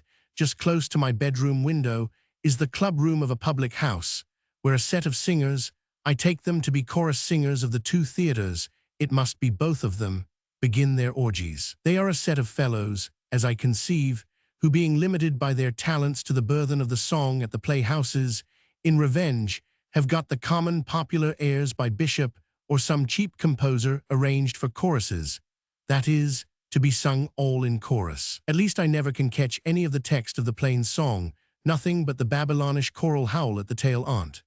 That fury being quenched, the howl I mean, a curster burden succeeds, of shouts and clapping and knocking of the table. At length overtasked nature drops under it, and escapes for a few hours into the society of the sweet silent creatures of dreams, which go away with mocks and mows at cock-crow. And then I think of the words Cristobal's father used, bless me, I have dipped in the wrong ink, to say every morning by way of variety when he awoke. Every knell, the Baron saith, wakes us up to a world of death, or something like it. All I mean by this senseless interrupted tale is, that by my central situation I am a little over-companied. Not that I have any animosity against the good creatures that are so anxious to drive away the harpy solitude from me. I like 'em, and cards, and a cheerful glass, but I mean merely to give you an idea between office confinement and after-office society, how little time I can call my own. I mean only to draw a picture, not to make an inference. I would not that I know of have it otherwise. I only wish sometimes I could exchange some of my faces and voices for the faces and voices which a late visitation brought most welcome and carried away leaving regret, but more pleasure, even a kind of gratitude, at being so often favored with that kind northern visitation. My London faces and noises don't hear me, I mean no disrespect, or I should explain myself that instead of their return 220 times a year, and the return of WW and C 7 times in 104 weeks, some more equal distribution might be found. I have scarce room to put in Mary's kind love and my poor name. C.H. Lamb. This to be read last. W.H. goes on lecturing against W.W. and making copious use of quotations from said W.W. to give a zest to said lectures. S.T.C. is lecturing with success. I have not heard either him or H., but I dined with S.T.C. at Gilman's a Sunday or two since, and he was well and in good spirits. I mean to hear some of the course, but lectures are not much to my taste, whatever the lecturer may be. If read, they are dismal flat, and you can't think why you are brought together to hear a man read his works, which you could read so much better at leisure yourself. If delivered extempore, I am always in pain, lest the gift of utterance should suddenly fail the orator in the middle, as it did me at the dinner given in honor of me at the London Tavern. Gentlemen, said I, and there I stopped. The rest my feelings were under the necessity of supplying. Mrs. Wordsworth will go on, kindly haunting us with visions of seeing the lakes once more, which never can be realized. Between us there is a great gulf, not of inexplicable moral antipathies and distances, I hope, as there seemed to be between me and that gentleman concerned in the stamp office that I so strangely coiled up from at Haydon's. I think I had an instinct that he was the head of an office. I hate all such people, accountants, deputy accountants. The dear abstract notion of the East India Company, as long as she is unseen, is pretty, rather poetical. But as she makes herself manifest by the persons of such beasts, I loathe and detest her as the scarlet what-do-you-call-her of Babylon. I thought after abridging us of all our red-letter days, they had done their worst, but I was deceived in the length to which heads of offices, those true liberty-haters, can go. They are the tyrants not Ferdinand nor Nero. By a decree passed this week, they have abridged us of the immemorially observed custom of going at 1 o'clock of a Saturday, the little shadow of a holiday left us. Blast them. I speak it soberly. Dear W.W., be thankful for your liberty. We have spent 2 very pleasant evenings lately with Mr. Monkhouse. Mary Lamb's letter of news either was not written or has not been preserved. Lamb returned to the subject of this essay for his popular fallacy that home is home in 1826 C. Vol. Roman II of this edition.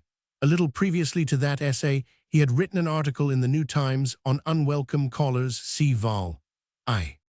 Miss Burrell, Fanny Burrell, afterwards Mrs. Good.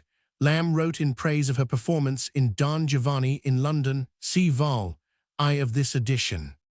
Fanny Kelly's Divine Plain Face. Only 17 months later Lamb proposed to Miss Kelly. What Coleridge said. Coleridge was still lecturing on Shakespeare and poetry in Flower de Luce Court. The two theatres, Drury Lane and Covent Garden. Bishop Sir Henry Rowley Bishop, 1786–1855, composer of Home Suite. Home. Christabel's father. Each matin bell, the Baron saith, knells us back to a world of death. Part 2, lines 1 and 2. W.H. goes on lecturing. Hazlitt was delivering a course of lectures on the English poets at the Surrey Institution. Gentlemen, said I, on another occasion Lamb, asked to give a toast, gave the best he knew, woodcock on toast. See also his toasts at Haydon's dinner. I do not know when or why the dinner was given to him, perhaps after the failure of Mr. H. Gentlemen concerned in the Stamp Office. See note to the preceding letter. Our red letter days. Lamb repeats the complaint in his Elia S. Oxford in the Vacation. In 1820, I see from the directory the accountant's office, where Lamb had his desk, kept sacred only 5 red letter days, where 10 years earlier it had observed many. Mr. Monkhouse, Thomas Monkhouse, a friend of the Wordsworths and of Lamb, he was at Haydon's dinner. Here should come a note from Lamb to Charles and James Ollier, dated May 28, 1818, which apparently accompanied final proofs of Lamb's works. Lamb remarks, there is a sonnet to come in by way of dedication. This would be that to Martin Burney at the beginning of Vol. Roman II. The works were published in 2 volumes with a beautiful dedication to Coleridge. See Vol. Roman IV of the present edition. Charles Ollier, 1788–1859, was a friend of Leigh Hunt's, for whom he published, as well as for Shelley. He also brought out Kate's first volume. The Ollier's address was the Library, Vere Street, Oxford Street. Letter 243. Charles Lamb to Charles and James Ollier. P.M. June 18, 1818. Dear Sir, whichever opens it. I am going off to Birmingham. I find my books, whatever faculty of selling they may have, I wish they had more for your me sake, are admirably adapted for giving away. You have been bounteous. 6 more and I shall have satisfied all just claims. Am I taking too great a liberty in begging you to send 4 as follows, and reserve 2 for me when I come home? That will make 31. 31 times 12 is 372 shillings, £18 12 shillings. But here are my friends, to whom, if you could transmit them, as I shall be away a month, you will greatly oblige the obliged. See Lamb. Mr. Ayrton, James Street, Buckingham Gate. Mr. Alsager, Suffolk Street East, Southwark, by Horsemonger Lane, and in 1 parcel directed to R. Southey, Esquire, Keswick, Cumberland, 1 for R. S., and 1 for W. Wordsworth, Esker. If you will be kind enough simply to write, from the author, in all 4, you will still further, etc. Either Longman or Murray is in the frequent habit of sending books to Southey and will take charge of the parcel. It will be as well to write in at the beginning thus. R. Southey, Esquire, from the author. W. Wordsworth, Esquire, from the author. Then, if I can find the remaining 2, left for me at Russell St. when I return, rather than encroach any more on the heap, I will engage to make no more new friends ad infinitum, yourselves being the last. Yours truly, C.L. I think Southey will give us a lift in that damned Quarterly. I meditate an attack upon that cobbler Gifford, which shall appear immediately after any favourable mention which S. may make in the Quarterly. It can't, in decent gratitude, appear before. We know nothing of Lamb's visit to Birmingham. He is hardly likely to have stayed with any of the Lloyd family. The attack on Gifford was probably the following sonnet, printed in the Examiner for October 3 and 4, 1819. St. Crispin to Mr. Gifford. All unadvised and in an evil hour. Lured by aspiring thoughts, my son, you daft, the lowly labors of the gentle craft, for learned toils which blood and spirit sour. All things, dear pledge, are not in all men's power. The wiser sort of shrub affects the ground, and sweet content of mind is oftener found in cobbler's parlor than in critic's bower. The sorest work is what doth cross the grain, and better to this hour you had been plying the obsequious awl with well-waxed finger flying, than ceaseless thus to till a thankless vein, still teasing muses which are still denying, making a stretching leather of your brain. Letter 244. Charles Lamb to Robert Southey. Monday, Oct. 26th, 1818. Dear Southey, I am pleased with your friendly remembrances of my little things. I do not know whether I have done a silly thing or a wise one, but it is of no great consequence. I run no risk and care for no censures. My bread and cheese is stable as the foundations of Leadenhall Street, and if it hold out as long as the foundations of our empire in the East, I shall do pretty well. You and W.W. should have had your presentation copies more ceremoniously sent, but I had no copies when I was leaving town for my holidays, and rather than delay, commissioned my bookseller to send them thus nakedly. By not hearing from W.W. or you, I began to be afraid Murray had not sent them. I do not see SDC so often as I could wish. He never comes to me, and though his host and hostess are very friendly, it puts me out of my way to go see one person at another person's house. It was the same when he resided at Morgan's. Not but they also were more than civil, but after all one feels so welcome at one's own house. Have you seen poor Miss Betham's vignettes? Some of them, the second particularly, to Lucy, are sweet and good as herself, while she was herself. She is in some measure abroad again. I am better than I deserve to be. The hot weather has been such a treat. Mary joins in this little corner in kindest remembrances to you all. C.L. The letter treats of Lamb's works, just published. Matilda Betham followed up the Lay of Marie with a volume entitled Vignettes. I am better than I deserve. Why Lamb underlined these words I do not know, but it may have been a quotation from Coleridge. Carlyle, in his account of his visit to Coleridge at Highgate in the Life of John Sterling, puts it into Coleridge's mouth in connection with a lukewarm cup of tea.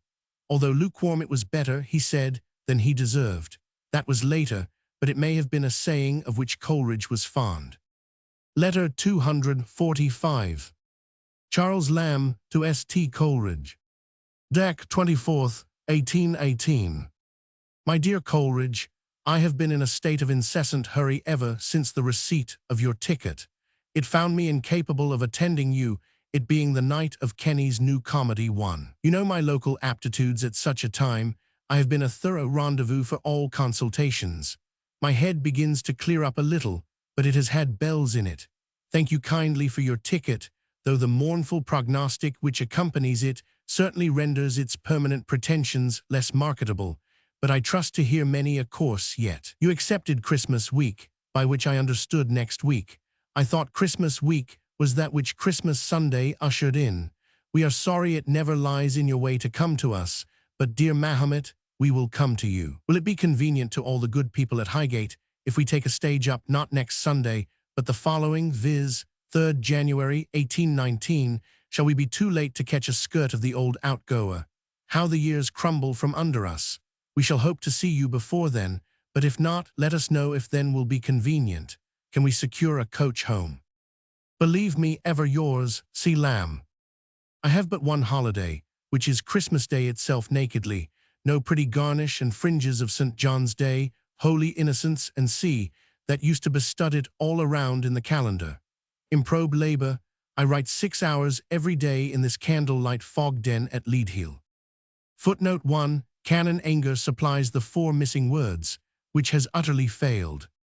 The ticket was for a new course of lectures, either on the history of philosophy or 6 plays of Shakespeare, both of which began in December 1818 and continued into 1819.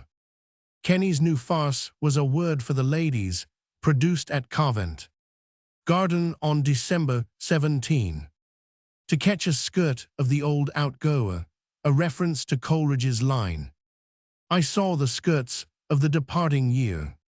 Somewhere at this point should come a delightful letter from Lamb to John Chambers. John Chambers was the brother of Charles Chambers. He was a colleague of Lamb's at the India House, see the Elia S., the superannuated man, and survived until 1872. It was to John Chambers that Lamb made the remark that he, Lamb, was probably the only man in England who had never worn boots and never ridden a horse. The letter, which is concerned with the peculiarities of India House clerks, is famous for the remark on Tommy Bai, a fellow clerk at the India House, that his sonnets are most like Petrarch of any foreign poet, or what we may suppose Petrarch would have written if Petrarch had been born a fool. We meet Bai again in the next letter, but one to Wordsworth. I can find no trace of his sonnets in book form. Possibly they were never published. Letter 246. Charles Lamb to William Wordsworth. This letter is written in black and red ink, changing with each line. P.M. April 26, 1819. Dear Wordsworth, I received a copy of Peter Bell a week ago, and I hope the author will not be offended if I say I do not much relish it. The humor, if it is meant for humor, is forced, and then the price. 6 pence would have been dear for it. Mind, I do not mean your Peter Bell, but a Peter Bell which preceded it about a week, and is in every bookseller's shop window in London, the type and paper nothing differing from the true one, the preface signed W.W., and the supplementary preface quoting as the author's words an extract from supplementary preface to the lyrical ballads. Is there no law against these rascals? I would have this Lambert Simnel whipped at the cart's tail. Then there is Rogers. He has been rewriting your poem of the stride and publishing it at the end of his human life. Tie him up to the cart, hangman, while you are about it. Who started the spurious PB I have not heard. I should guess one of the sneering brothers, the vile Smiths, but I have heard no name mentioned. Peter Bell, not the mock one, is excellent. For its matter, I mean, I cannot say that the style of it quite satisfies me. It is too lyrical.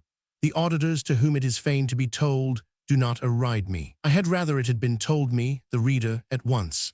Hartleap Well is the tale for me, in matter as good as this, in manner infinitely before it, in my poor judgment. Why did you not add the wagoner? Have I thanked you, though yet for Peter Bell, I would not have it for a good deal of money. C is very foolish to scribble about books. Neither his tongue nor fingers are very retentive, but I shall not say anything to him about it. He would only begin a very long story, with a very long face, and I see him far too seldom to tease him with affairs of business or conscience when I do see him. He never comes near our house, and when we go to see him, he is generally writing, or thinking he is writing, in his study till the dinner comes, and that is scarce over before the stage summons us away. The mock P.B. had only this effect on me, that after twice reading it over in hopes to find something diverting in it, I reached your 2 books off the shelf and set into a steady reading of them, till I had nearly finished both before I went to bed. The 2 of your last edition, of course, I mean, and in the morning I awoke determining to take down the Excursion. I wish the scoundrel imitator could know this. But why waste a wish on him? I do not believe that paddling about with a stick in a pond and fishing up a dead author whom his intolerable wrongs had driven to that deed of desperation would turn the heart of one of these obtuse literary belles. There is no cock for such Peters. Damn 'em. I am glad this aspiration came upon the red ink line. It is more of a bloody curse. I have delivered over your other presents to Alsager and G.D. A. I am sure will value it and be proud of the hand from which it came. To G.D. a poem is a poem, his own as good as anybody's, and God bless him, anybody's as good as his own, for I do not think he has the most distant guess of the possibility of one poem being better than another. The gods, by denying him the very faculty itself of discrimination, have effectually cut off every seed of envy in his bosom. But with envy they excited curiosity also, and if you wish the copy again which you destined for him, I think I shall be able to find it again for you, on his 3rd shelf, where he stuffs his presentation copies, uncut, in shape and matter resembling a lump of dry dust, but on carefully removing that stratum, a thing like a pamphlet will emerge. I have tried this with 50 different poetical works that have been given G.D. in return for as many of his own performances, and I confess I never had any scruple in taking my own again wherever I found it, shaking the adherencies off. and by this means 1 copy of my works, served for GD, and with a little dusting, was made over to my good friend Dr. Stoddart, who little thought whose leavings he was taking when he made me that graceful bow. By the way, the doctor is the only one of my acquaintance who bows gracefully, my town acquaintance, I mean. How do you like my way of writing with 2 inks? I think it is pretty and motley. Suppose Mrs. W. adopts it, the next time she holds the pen for you. The ink differs with every word of the following paragraph. My dinner waits. I have no time to indulge any longer in these laborious curiosities. God bless you and cause to thrive, and to burgeon whatsoever you write, and fear no inks of miserable poetasters. Yours truly, Charles Lamb. Mary's Love. The Peter Bell to which Lamb refers was written by John Hamilton Reynolds, 1796–1852, the friend of Keats and later Hood's brother-in-law. The parody is a travesty of Wordsworth generally rather than of Peter Bell, which had not then been published. James and Horace Smith, of the Rejected Addresses, which contained a parody of Wordsworth under the title The Baby's Debut, had nothing to do with it. Lamb's indignation was shared by Coleridge, who wrote as follows to Taylor and Hesse, the publishers, on April 16, 1819, on the announcement of Reynolds' work. Dear Sirs, I hope, nay I feel confident, that you will interpret this note in real sense, namely, as a proof of the esteem and respect which I entertain toward you both. Looking in the Times this morning, I was startled by an advertisement of Peter Bell, a lyrical ballad, with a very significant motto from one of our comedies of Charles II's reign, though what it signifies I wish to ascertain. Peter Bell is a poem of Mr. Wordsworth's, and I have not heard that it has been published by him. If it have, and with his name, I have reason to believe that he never published anonymously, and this now advertised be a ridicule on it, I have nothing to say. But if it have not, I have ventured to pledge myself for you that you would not wittingly give the high respectability of your names to an attack on a manuscript work, which no man could assail but by a base breach of trust. It is stated in the article on Reynolds in the Dictionary of National Biography that Coleridge asserted positively that Lamb was the objectionable parodist, but this letter suggests that that was not so. Peter Bell not the mock one. Crabbe Robinson's diary, in the original Ms. for June 6, 1812, contains this passage. With C. Lamb, lent him Peter Bell. To my surprise he finds nothing in it good. He complains of the slowness of the narrative, as if that were not the art of the poet. W. he says has great thoughts, but here are none of them. He has no interest in the ass. These are to me inconceivable judgments from C.L., whose taste in general I acquiesce in, and who is certainly an enthusiast for W.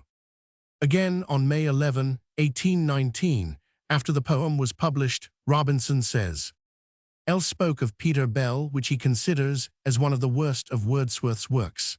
The lyric narrative L. has no taste for.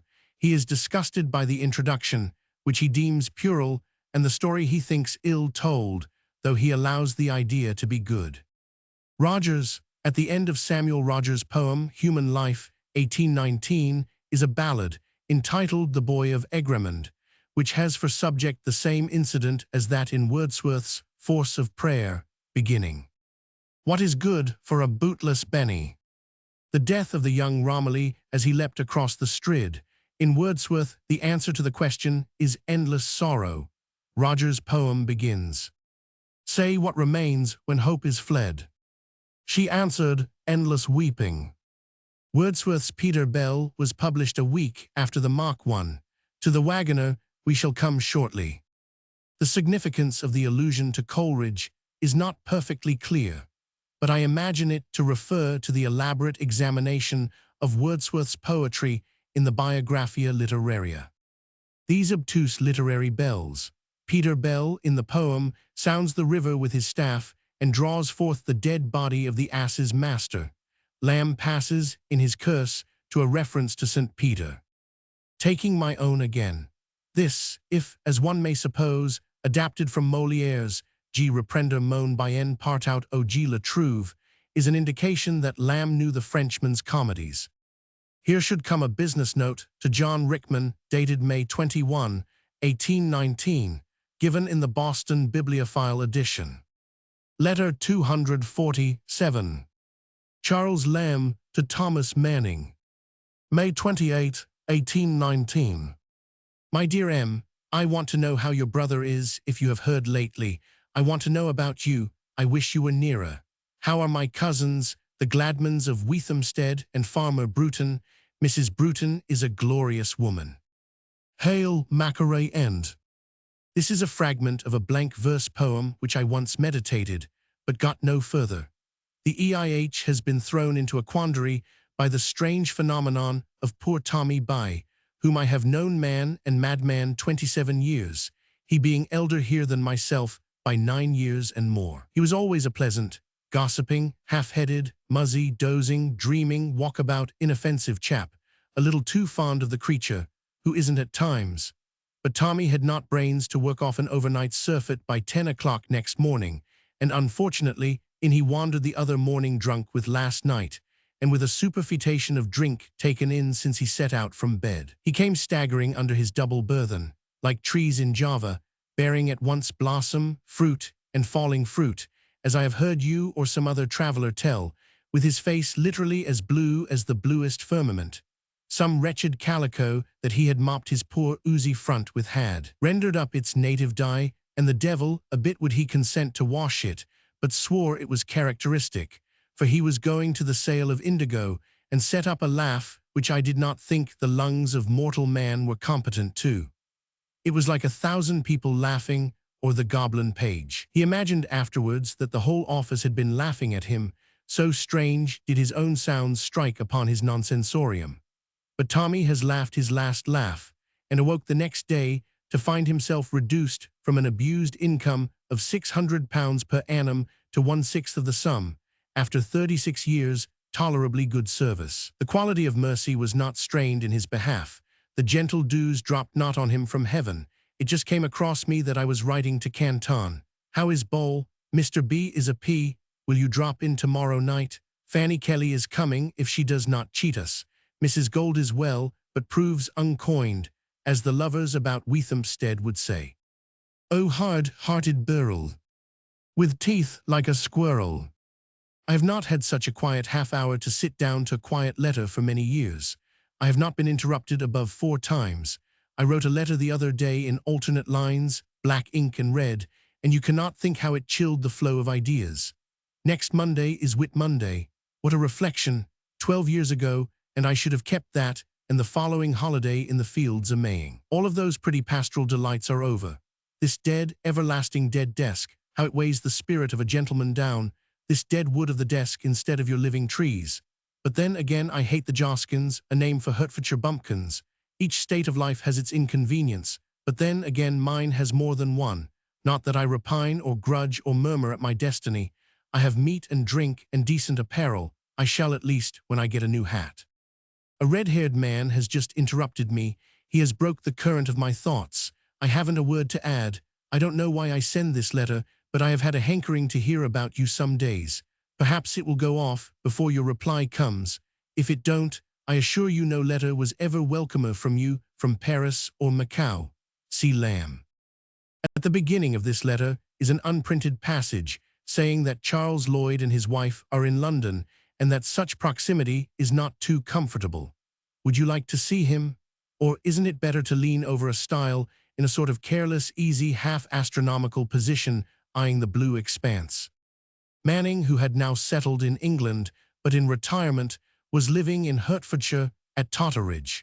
The Gladmans and Brutons are mentioned in the Elia essay, Macquarie End in Hertfordshire. The oldest thing I remember is Macquarie End, or Mackerel End, as it is spelt, perhaps more properly in some old maps of Hertfordshire, a farmhouse, delightfully situated within a gentle walk from Weethamstead. I can just remember having been there on a visit to a great-aunt when I was a child under the care of Bridget, who, as I have said, is older than myself by some 10 years. I wish that I could throw into a heap the remainder of our joint existences, that we might share them in equal division. But that is impossible. The house was at that time in the occupation of a substantial yeoman who had married my grandmother's sister. His name was Gladman. My grandmother was a Bruton married to a Field. The Gladmans and the Brutons are still flourishing in that part of the country, but the fields are almost extinct. The goblin page is in Scott's lay of the last minstrel. Mrs. Gold is well, nay Fanny Burrell. This dead wood of the desk. Lamb used this figure more than once, in his letters and elsewhere. In the Elia essay, The Superannuated Man, he says, I had grown to my desk, as it were, and the wood had entered into my soul. Letter 248. Charles Lamb to William Wordsworth. P.M. June 7, 1819. My dear Wordsworth, you cannot imagine how proud we are here of the dedication. We read it twice for once that we do the poem, I mean all through, yet Benjamin is no common favorite. There is a spirit of beautiful tolerance in it. It is as good as it was in 1806, and will be as good in 1829 if our dim eyes shall be awake to peruse it. Methinks there is a kind of shadowing affinity between the subject of the narrative and the subject of the dedication. But I will not enter into personal themes, else, substituting for Ben, and the humble United Company of Merchants trading to the East Indies for the master of the misused team, it might seem by no far-fetched analogy to point its dim warnings hitherward. But I reject the omen, especially as its import seems to have been diverted to another victim. Poor Tommy By, whom I have known, as I expressed it in a letter to Manning, man and madman 27 years. He was my gossip in Leadenhall St. But too much addicted to turn in at a red lattice, came wandering into his and my common scene of business. You have seen the orderly place, reeling drunk at 9 o'clock with his face of a deep blue, contracted by a filthy Dowler's muckinger which had given up its dye to his poor oozy visnomy, and short to tell, after playing various pranks, laughing loud laughters, 3 mad explosions they were. In the following morning the tear stood in his eye, for he found his abused income of clear £600 inexorably reduced to £100. He was my dear gossip, alas, Benjamin. I will never write another letter with alternate inks. You cannot imagine how it cramps the flow of the style. I can conceive Pindar, I do not mean to compare myself to him, by the command of Hiero, the Sicilian tyrant, was not he the tyrant of some place? Fie on my neglect of history, conceive him by command of Hiero, or Perillus, set down to pen an Isthmian or Nemean painter in lines alternate red and black. I maintain he couldn't have done it. It would have been a straight-laced torture to his muse. He would have called for the bull for a relief. Neither could Lycidas or the quirks, how do you like the word, of Samson agonists have been written with 2 inks. Your couplets with points, epilogues to Mr. H and C might be even benefited by the twifount. Where one line, the second, is for point, and the first for rhyme, I think the alternation would assist, like a mold. I maintain it, you could not have written your stanzas on pre-existence with 2 inks. Try another, and Rogers the banker, with his silver standish having 1 ink only, I will bet my ode on tobacco, against the pleasures of memory, and hope, too, shall put more fervor of enthusiasm into the same subject than you can with your 2. He shall do it stands peed in uno, as it were. The wagoner is very ill put up in boards, at least it seems to me always to open at the dedication, but that is a mechanical fault. I reread The White Doe of Rilston. The title should be always written at length, as Mary Sabilla Novello, a very nice woman of our acquaintance, always signs hers at the bottom of the shortest note. Mary told her, if her name had been Mary Ann, she would have signed M.A. Novello, or M only, dropping the A, which makes me think, with some other triflings, that she understands something of human nature. My pen goes galloping on most rhapsodically, glad to have escaped the bondage of 2 inks.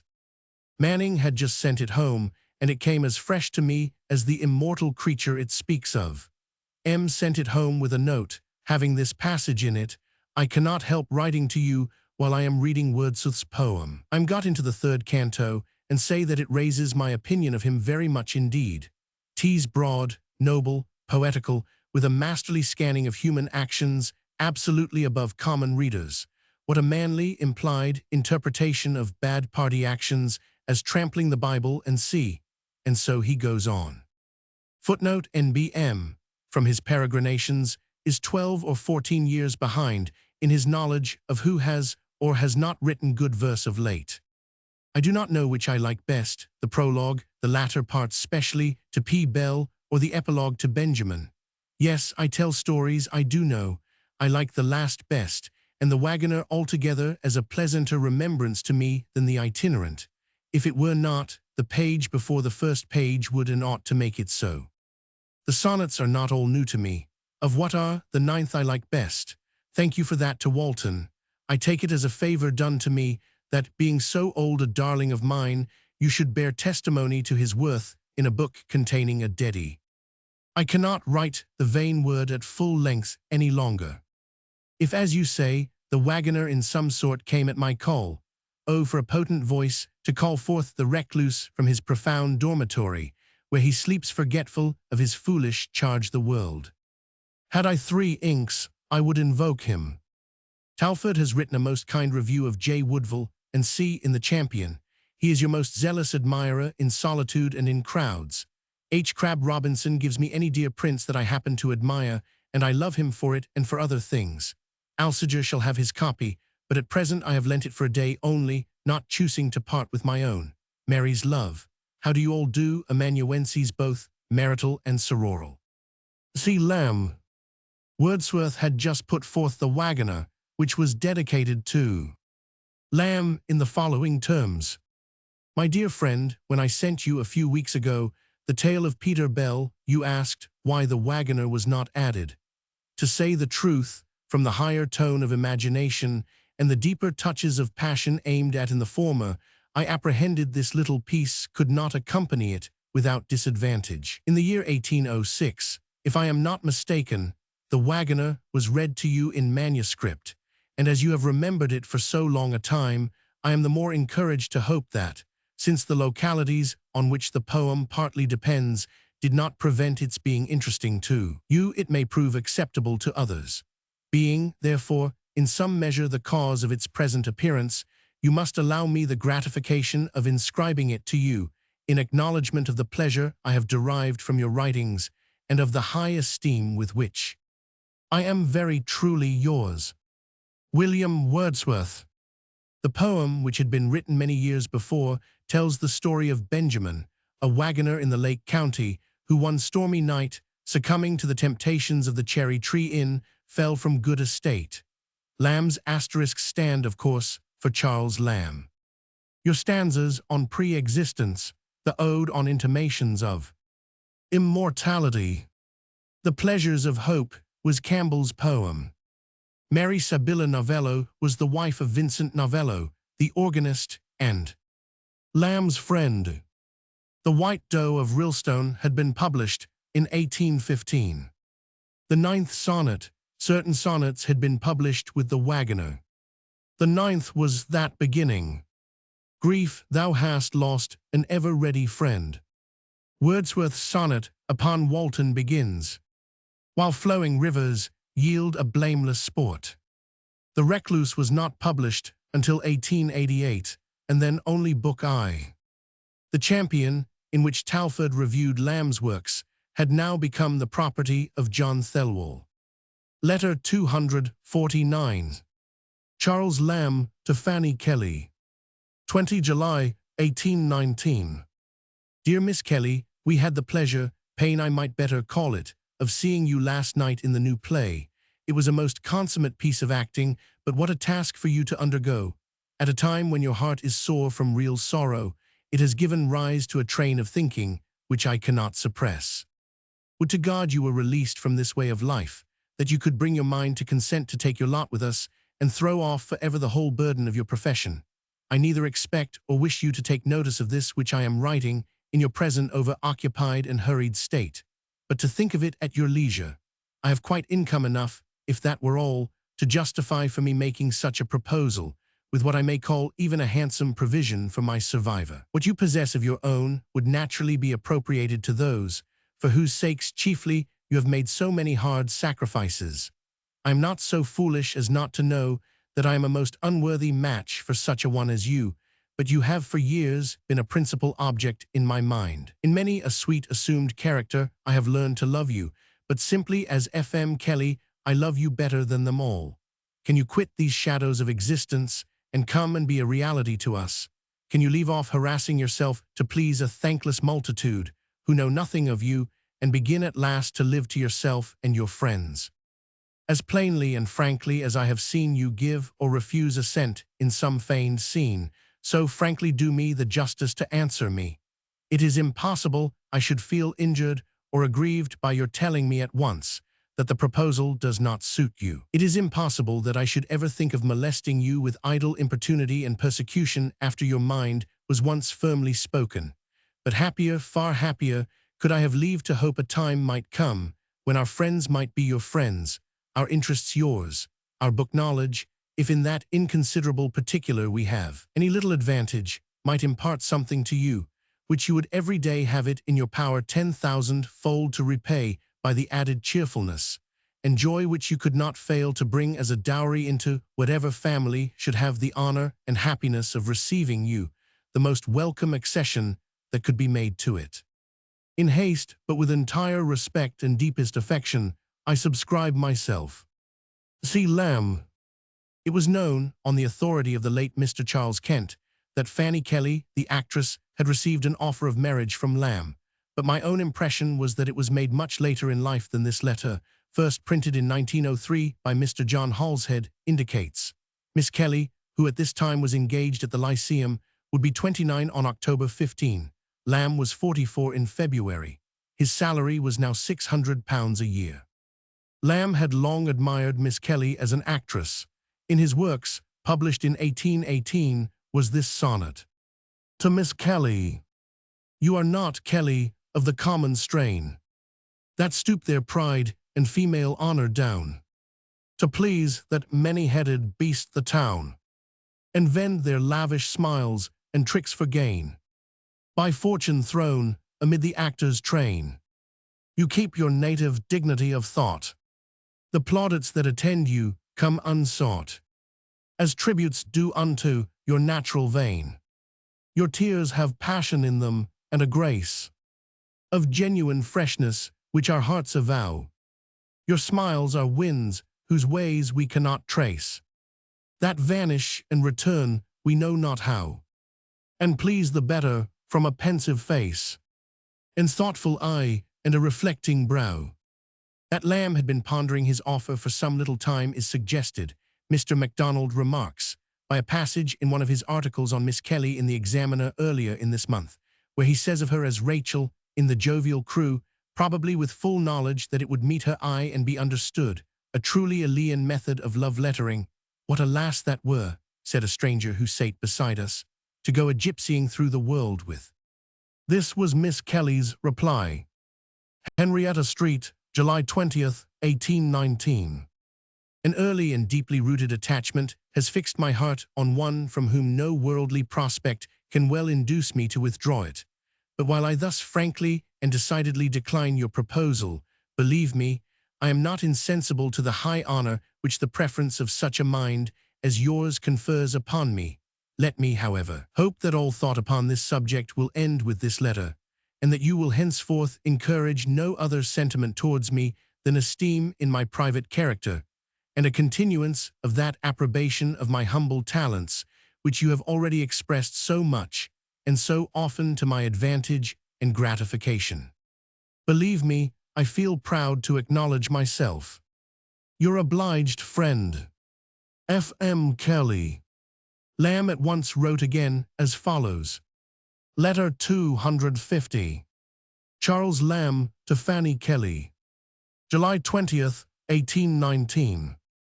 Dear Miss Kelly, your injunctions shall be obeyed to a tittle. I feel myself in a lackadaisical know-how-ish kind of a humor. I believe it is the rain or something. I had thought to have written seriously, but I fancy I succeed best in epistles of mere fun, puns, and that nonsense. You will be good friends with us, will you not? Let what has passed break no bones between us. You will not refuse us them next time we send for them. Yours very truly, C.L. Do you observe the delicacy of not signing my full name?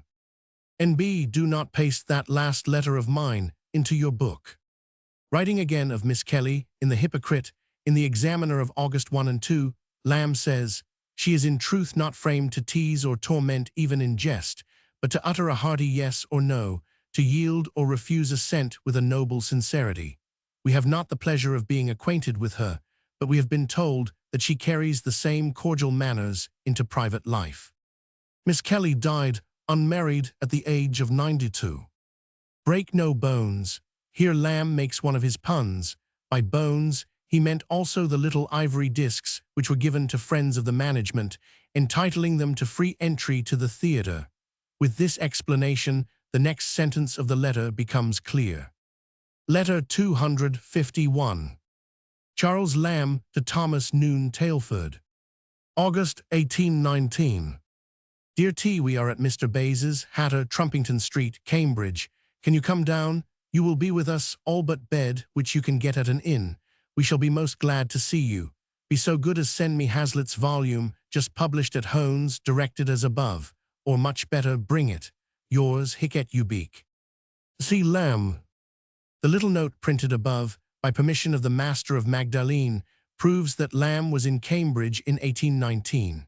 The evidence is that the only book by Hazlitt which Hone published was Political Essays, with sketches by public characters, printed for William Hone, 45 Ludgate Hill, 1819. If then Hazlitt's book determines the year, we may take the testimony of the sonnet, written at Cambridge, August 15, 1819, as to the month, especially as Lamb at that time always took his holidays in the summer, and this gives us August, a peculiarly satisfactory conclusion for Cambridge men, because it shows that it was to Cambridge that he went for comfort and solace after Miss Kelly's refusal. The letter has still further value in adding another Lamb domicile to the list, Mr. Bays's house being still in existence, although no longer in Trumpington Street, but King's Parade. T may easily have been Talfourd, who had just been writing an enthusiastic review of Lamb's John Woodville in the Champion, and was only too happy to serve his hero in any way. But it might be Tom Holcroft. Letter 252. Charles Lamb to S. T. Coleridge. No date, summer, 1819. Dr. C. Your sonnet is capital, the paper ingenious, only that it split into 4 parts, besides a side splinter in the carriage. I have transferred it to the common English paper, manufactured of rags for better preservation. I never knew before how the Iliad and Odyssey were written. T's strikingly corroborated by observations on cats. These domestic animals put 'em on a rug before the fire, wink their eyes up and listen to the kettle, and then purr, which is their poetry. On Sunday week, we kiss your hands if they are clean, this next Sunday. I have been engaged for some time. With remembrances to your good host and hostess. Yours ever, C. Lamb. The sonnet was Coleridge's Fancy in Nubibus, or The Poet in the Clouds, printed in Blackwood, November 1819, but now sent to Lamb in manuscript, apparently on some curious kind of paper. This is the sonnet. Oh, it is pleasant, with a heart at ease, just after sunset or by moonlight skies, to make the shifting clouds be what you please, or let the easily persuaded eyes own each quaint likeness issuing from the mold of a friend's fancy, or with head bent low, and cheek aslant see rivers flow of gold, twixt crimson banks, and then a traveller go, from mount to mount through cloudland, gorgeous land, or listening to the tide with closed sight, be that blind bard who on the Chian strand, by those deep sounds possessed with inward light, beheld the Iliad and the Odyssey rise to the swelling of the voiceful sea. See next letter to Coleridge. Possibly it is to this summer that an undated note to Crabbe Robinson belongs, in the Dr. Williams Library, in which Lamb says they are setting out to see Lord Braybrooke's house at Audley End. Letter 253. Charles Lamb to Thomas Holcroft, Jr. No date, autumn, 1819. Dear Tom, do not come to us on Thursday, for we are moved into country lodgings, though I am still at the India House in the mornings. See Marshall and Captain Betham as soon as ever you can. I fear leave cannot be obtained at the India House for your going to India. If you go, it must be as captain's clerk, if such a thing could be obtained. For God's sake, keep your present place, and do not give it up, or neglect it, as you perhaps will not be able to go to India, and you see how difficult of attainment situations are. Yours truly. C. Lamb. Thomas Holcroft was the son of Lamb's friend, the dramatist. Apparently he did not take Lamb's advice, for he lost his place, which was some small parliamentary post under John Rickman in November 1819. Crabbe Robinson, Anthony Robinson and Lamb took up the matter and subscribed money, and Holcroft went out to India. Letter 254. Charles Lamb to Joseph Cottle. Dated at End, Nov. 5, 1819. Dear Sir, it is so long since I have seen or heard from you that I fear that you will consider a request I have to make as impertinent. About 3 years since, when I was one day at Bristol, I made an effort to see you, but you were from home. The request I have to make is that you would very much oblige me if you have any small portrait of yourself, by allowing me to have it copied, to accompany a selection of likenesses of living bards, which a most particular friend of mine is making. If you have no objections, and could oblige me by transmitting such portrait to me at number 44 Russell Street, Covent Garden, I will answer for taking the greatest care of it, and returning it safely the instant the copier has done with it. I hope you will pardon the liberty. From an old friend and well-wisher, Charles Lamb. London, 5th Nov. 1819. Lamb's visit to Bristol was made probably when he was staying at Calney with the Morgans in 1816. The present letter refers to an extra illustrated copy of Byron's English Bards and Scotch Reviewers, which was being made by William Evans of the Pamphleteer, and which is now in the British Museum. Owing to Cottle's hostility to Byron and Byron's scorn of Cottle, Lamb could hardly explain the nature of the book more fully. See note to the following letter. Letter 255. Charles Lamb to Joseph Cottle. Not dated, late 1819.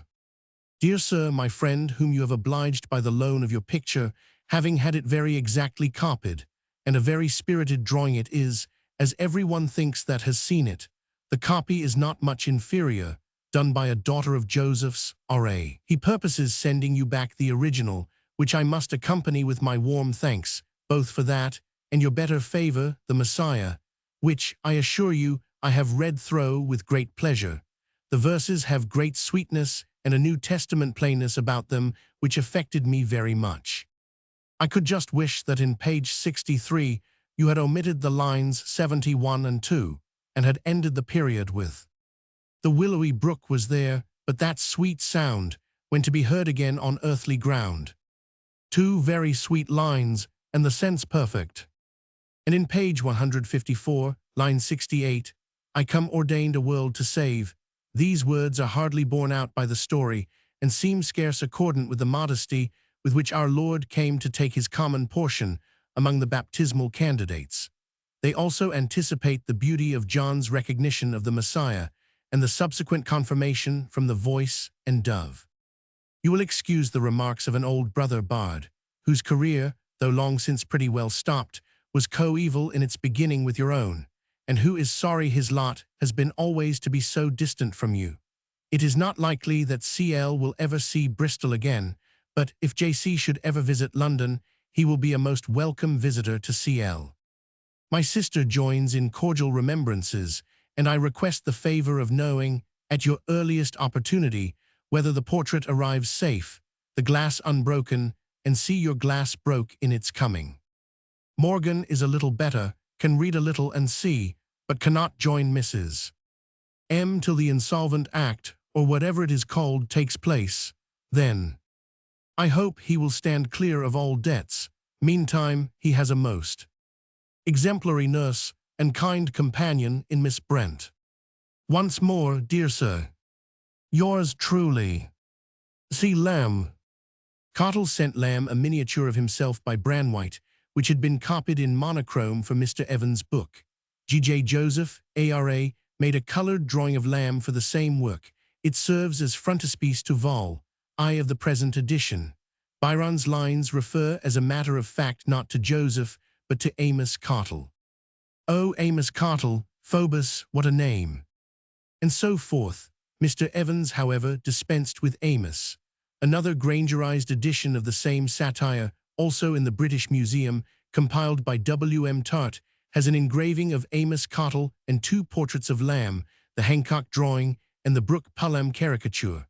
Byron's lines touching Lamb ran thus: "Yet let them not to vulgar Wordsworth stoop, the meanest object of the lowly group, whose verse, of all but childish prattle void, seems blessed harmony to Lamb and Lloyd." A footnote states that Lamb and Lloyd are the most ignoble followers of Southey and Co. Cottle's Messiah, of which the earlier portion had been published long since, was completed in 1815. Canon Anger says that lines 71 and 72 in Lamb's copy, not that of 1815, following upon the couplet quoted, were, "While sorrow gave th involuntary tear, had ceased to vibrate on our listening ear." Coleridge's friend Morgan had just come upon evil times. Subsequently, Lamb and Southey united in helping him to the extent of £10 a year each. Letter 256. Charles Lamb to Dorothy Wordsworth. PM 25 Nov, 1819. Dear Miss Wordsworth, you will think me negligent, but I wanted to see more of Willie before I ventured to express a prediction. Till yesterday I had barely seen him, Virgilium tantum vidi, but yesterday he gave us his small company to a bullock's heart, and I can pronounce him a lad of promise. He is no pedant nor bookworm, so far I can answer. Perhaps he has hitherto paid too little attention to other men's inventions, preferring, like Lord Foppington, the natural sprouts of his own. But he has observation and seems thoroughly awake. I am ill at remembering other people's bon mots, but the following are a few. Being taken over Waterloo Bridge, he remarked that if we had no mountains, we had a fine river at least, which was a touch of the comparative. But then he added, in a strain which augured less for his future abilities as a political economist, that he supposed they must take at least £1 a week toll. Like a curious naturalist, he inquired if the tide did not come up a little salty. This being satisfactorily answered, he put another question as to the flux and reflux, which being rather cunningly evaded than artfully solved by that she Aristotle Mary, who muttered something about its getting up an hour sooner and sooner every day, he sagely replied, then it must come to the same thing at last, which was a speech worthy of an infant Halley. The lion in the change by no means came up to his ideal standard. So impossible it is for nature in any of her works to come up to the standard of a child's imagination. The whelp's lionets, he was sorry to find, were dead, and on particular inquiry his old friend the orang-outang had gone the way of all flesh also. The grand tiger was also sick, and expected in no short time to exchange this transitory world for another, or none.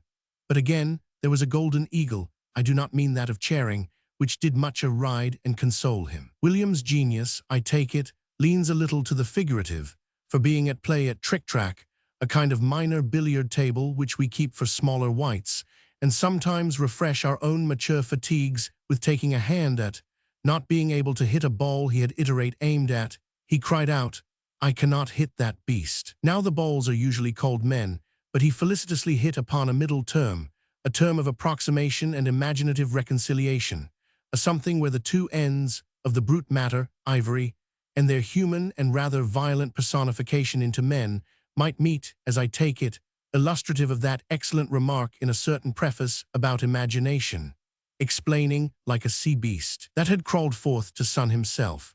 Not that I accuse William Minor of hereditary plagiary, or conceive the image to have come ex traduce. Rather he seemeth to keep aloof from any source of imitation, and purposely to remain ignorant of what mighty poets have done in this kind before him. For being asked if his father had ever been on Westminster Bridge, he answered that he did not know. It is hard to discern the oak in the acorn, or a temple like St. Paul's in the first stone which is laid, nor can I quite prefigure what destination the genius of William Minor hath to take. Some few hints I have set down to guide my future observations. He hath the power of calculation in no ordinary degree for a chit. He combineth figures, after the first boggle, rapidly. As in the trick-track board, where the hits are figured, at first he did not perceive that 15 and 7 made 22, but by a little use he could combine 8 with 25, and 33 again with 16, which approacheth something in kind, far let me be from flattering him by saying in degree, to that of the famous American boy. I am sometimes inclined to think I perceive the future satirist in him, for he hath a subsardonic smile which bursteth out upon occasion, as when he was asked if London were as big as Ambleside, and indeed no other answer was given, or proper to be given, to so ensnaring and provoking a question. In the contour of skulls certainly I discern something paternal, but whether in all respects the future man shall transcend his father's fame, time the trier of geniuses must decide. Be it pronounced peremptorily at present, that Willie is a well-mannered child, and though no great student, hath yet a lively eye for things that lie before him. Given in haste from my desk at Leadenhall. Yours and yours most sincerely. C. Lamb. This letter, which refers to a visit paid to the Lambs in Great Russell Street by Wordsworth's son, William, then 9 years old, is remarkable, apart from its charm and humor, for containing more of the absolute method of certain of Lamb's Elia passages than anything he had yet written. Lord Foppington, in Vanbrugh's Relapse, Lamb used this speech as the motto of his Elia essay, Detached Thoughts on Books and Reading.